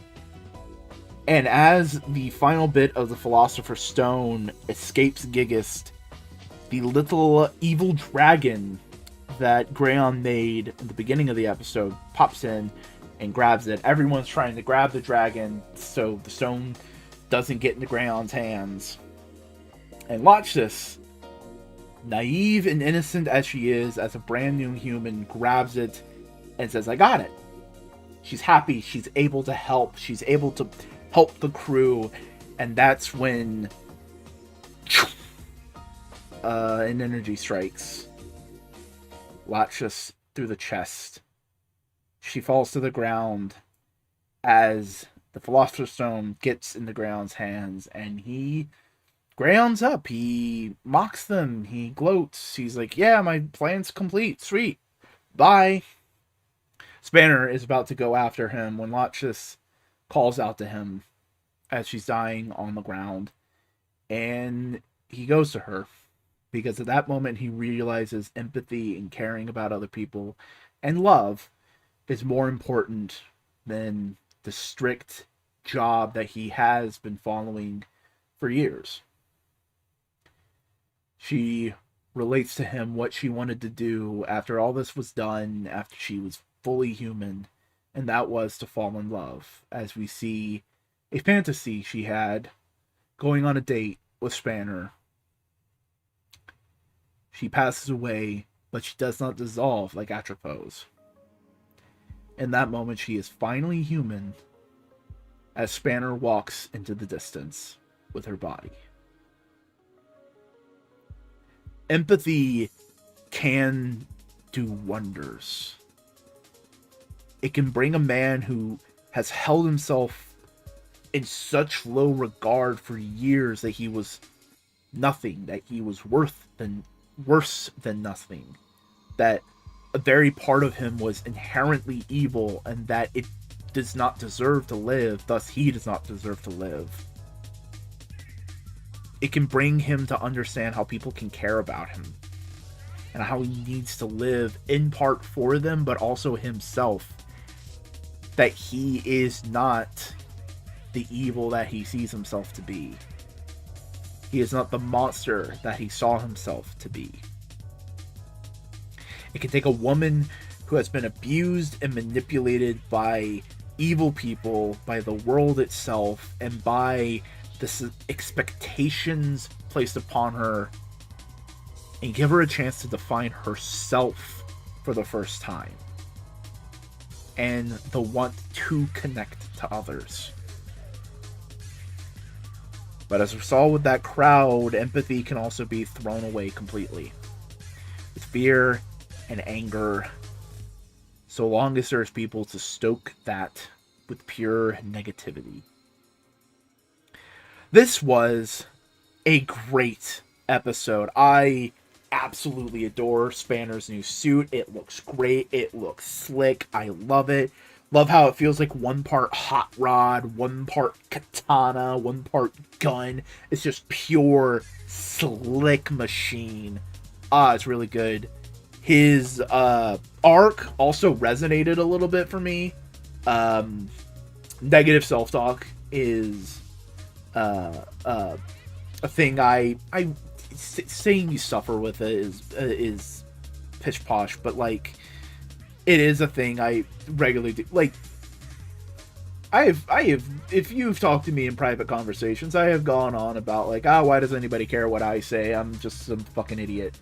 And it's little bits like that like resonated, like, no, people do care about me. People do care about Spanner. And it's like, yeah. You get what I'm saying. Also, major, big, super fuck Greyhound. Fuck him. Latches did not deserve that. It was like, it is pure tragedy. It's just sad. It's just the cruel cherry on top of his entire stake of villainy this last little bit. And it looks like we're gearing up for a pretty damn good finale. Would you look at that?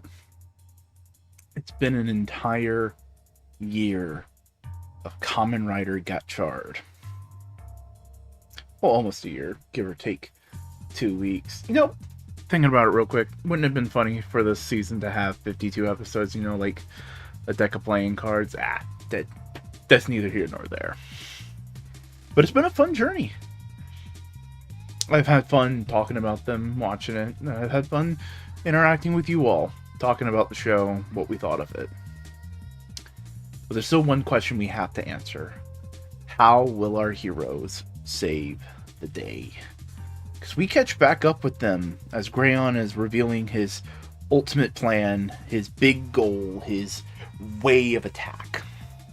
It's a bunch of robots shooting things with gold goo. I'm saying this glib, but it's good, it's effective. And Kyoka gets in the way and gives a chance for our heroes to scatter like the wind and regroup so they can better take on Greyon. As Clotho confronts him head on, basically going like, you have abused me and my sisters, fuck you. Rightfully so. Give her her chance. Absolutely love it. As Hotaro finally comes clean to his mom and says, hey, I'm a Kamen Rider. And of course she does the typical mom things. No, I don't want you to get hurt, all this kind of stuff. But she realizes that he is a good man who wants to do good by others. So sends him on his way, tells him to come back home, and gives him a little lunch that he shares with the crew as they figure out their game plan. Greyon, however, is going to give them their game plan whether they like it or not, as he sends the Abyssal Kings that have been dollified to fight them. Spanner and Rene are able to hold them off for a bit as Hotaro basically gears up, heads straight into the fortress to fight Greyon. And as he does, he sees Clotho having lost her battle, and basically she, while dying in his arms, says like, hey, I thought I didn't have a dream. You showed me that I did, that I wanted to be with my family. This man took that away from me. Fuck him up. As Atropos and Lotchus take her to a better place that they should have had in the first place. And while he didn't need this last little bit of motivation, this is the moment I think Hotaro fully goes, this man has to die. As he finally fully confronts Greyon, and they begin to fight. And in a fun little bit of a lighter moment, Ringe and Sabimaru are saving a bunch of civilians. And the civilians kind of start going like, hey, it's the Alchemist, fuck you. And they just go like, dudes, the world is ending. We just saved your asses. We're just gonna keep saving your asses. And we're gonna make it better for us to save your asses. Fuck you. As Kajiki also comes in, helps out. And the crowd goes like, damn, they did just save our asses. Huh. No, we can help too. And they go and try to help some.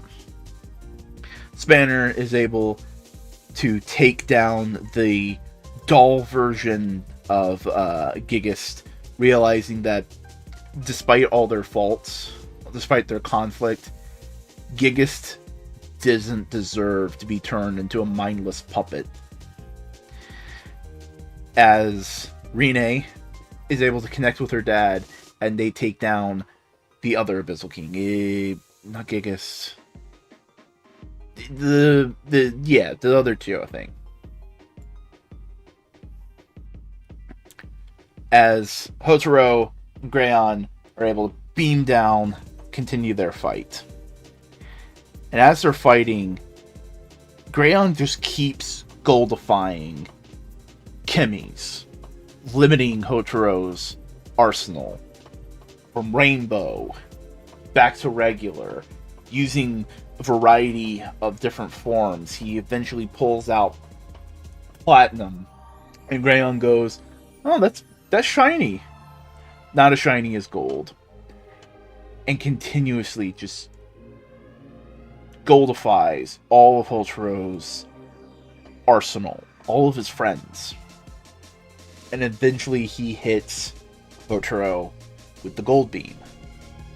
And he's like, I did it. I beat the hero. I have won the day.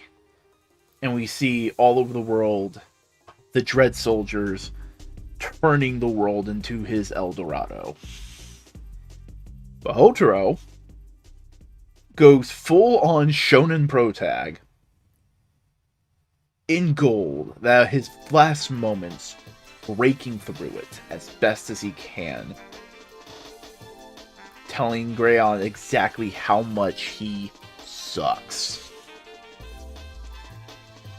and is able to reformat his belt with pieces of Philosopher's Stone, and that's my interpretation of it, and basically reboot all of his chemis, giving them a second chance.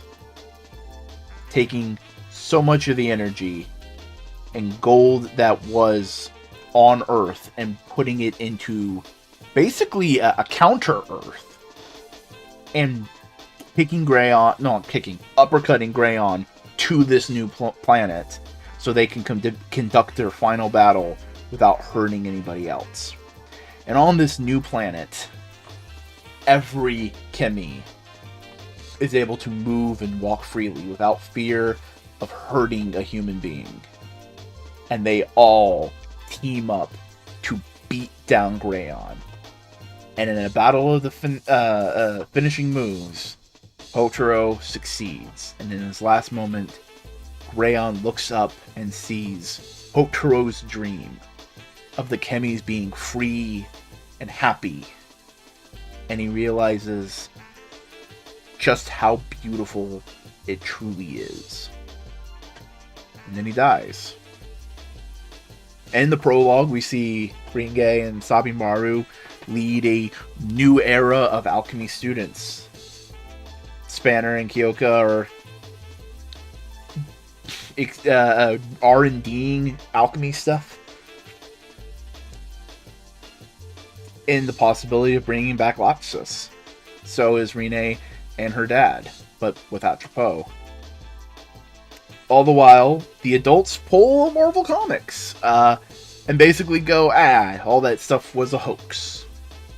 If you aren't aware of the reference I'm making, in Marvel Comics, the reason why more people, people continuously freak out about things like Galactus and aliens is because it's so centralized to New York. Most of Earth thinks it's like hoaxes and lies, you know? A lot of New Yorkers fucking believe it. Even then, some New Yorkers don't. It's just like, I didn't see it, fuck you. But that's what a lot of the adults are doing in this world. But Hotaro has to go out and do a thing. As he's running out the door, we get a cameo from the voice actor for Hopper. It's super cute. It's adorable. And they're on the new planet, which is basically going to become the Chemi's home right now, so they can slowly integrate them into human society without just completely upending everything. But it's a start. It's a first step. The world isn't solved. Everything isn't perfect, but it is the first step to truly accomplish what everyone wants. And then we end with the cute little cameo guest spot. Look at this upcoming thing with Gabu. Empathy is at the core of what this entire show has been about. Whether it is through the conflicts between the old guard and the youth of today, in negative ways, such as how the alchemy group completely dismisses Hotaro or runs away at the slightest chance of a problem, or is in fact just pure evil like that one woman early on in the series. Or super negative like Greyon being literally an old guard who wants to stop any chance of the next generation having anything. The ultimate NIMBY. Two positive versions of that with Minato and Kyoka, who are able to connect with Hotaro, Ringe, Sabimaru, Spanner, and see how their wants and desires can ultimately do and be good. To ideas of connection and community by showing care even in dire situations. We're able to start the wider process of empathy for alchemy and chemis. And we saw that throughout the whole season. The wrestling man, the dinosaur family, the family that dealt with the cactus, like all these different little steps that is just the first step to building a better and wider community. And we also have the Abyssal Sisters, wanting to build family, wanting this connection without realizing the connections they already had with each other till it was too late. To the Abyssal Kings, throwing away their humanity and thus their human connections, thinking humanity as lesser and not even being able to deal with them in a healthy and constructive way, ultimately leading to their multiple downfalls.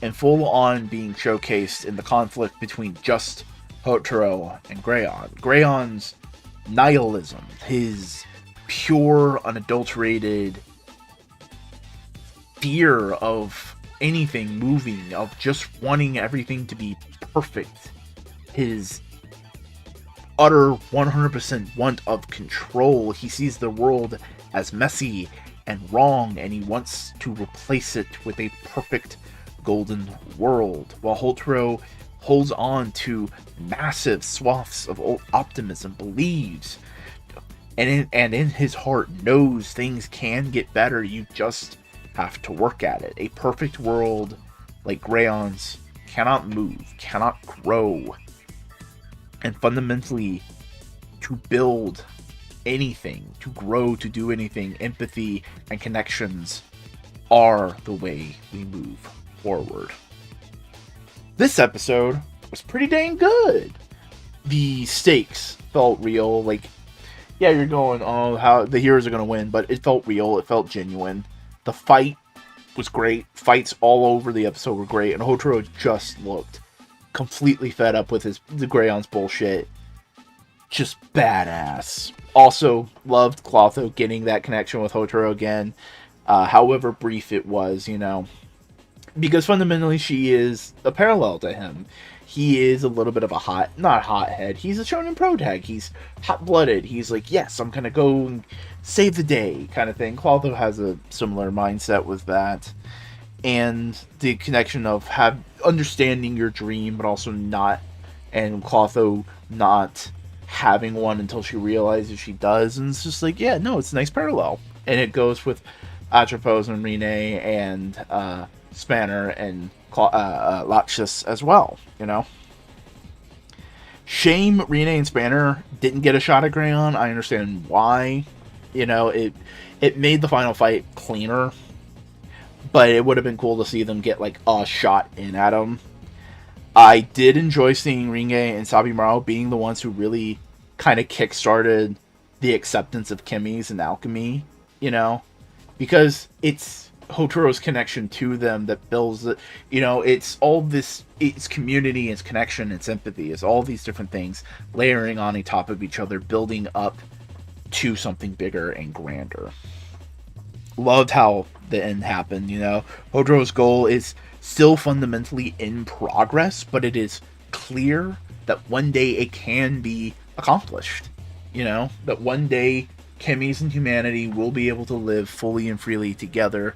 But right now, the chemies are safe, they're happy, and we can move forward and build that connection.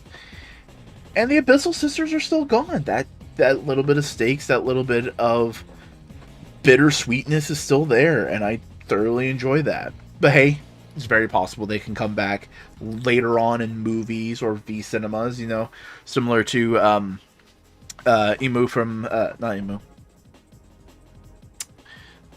Bird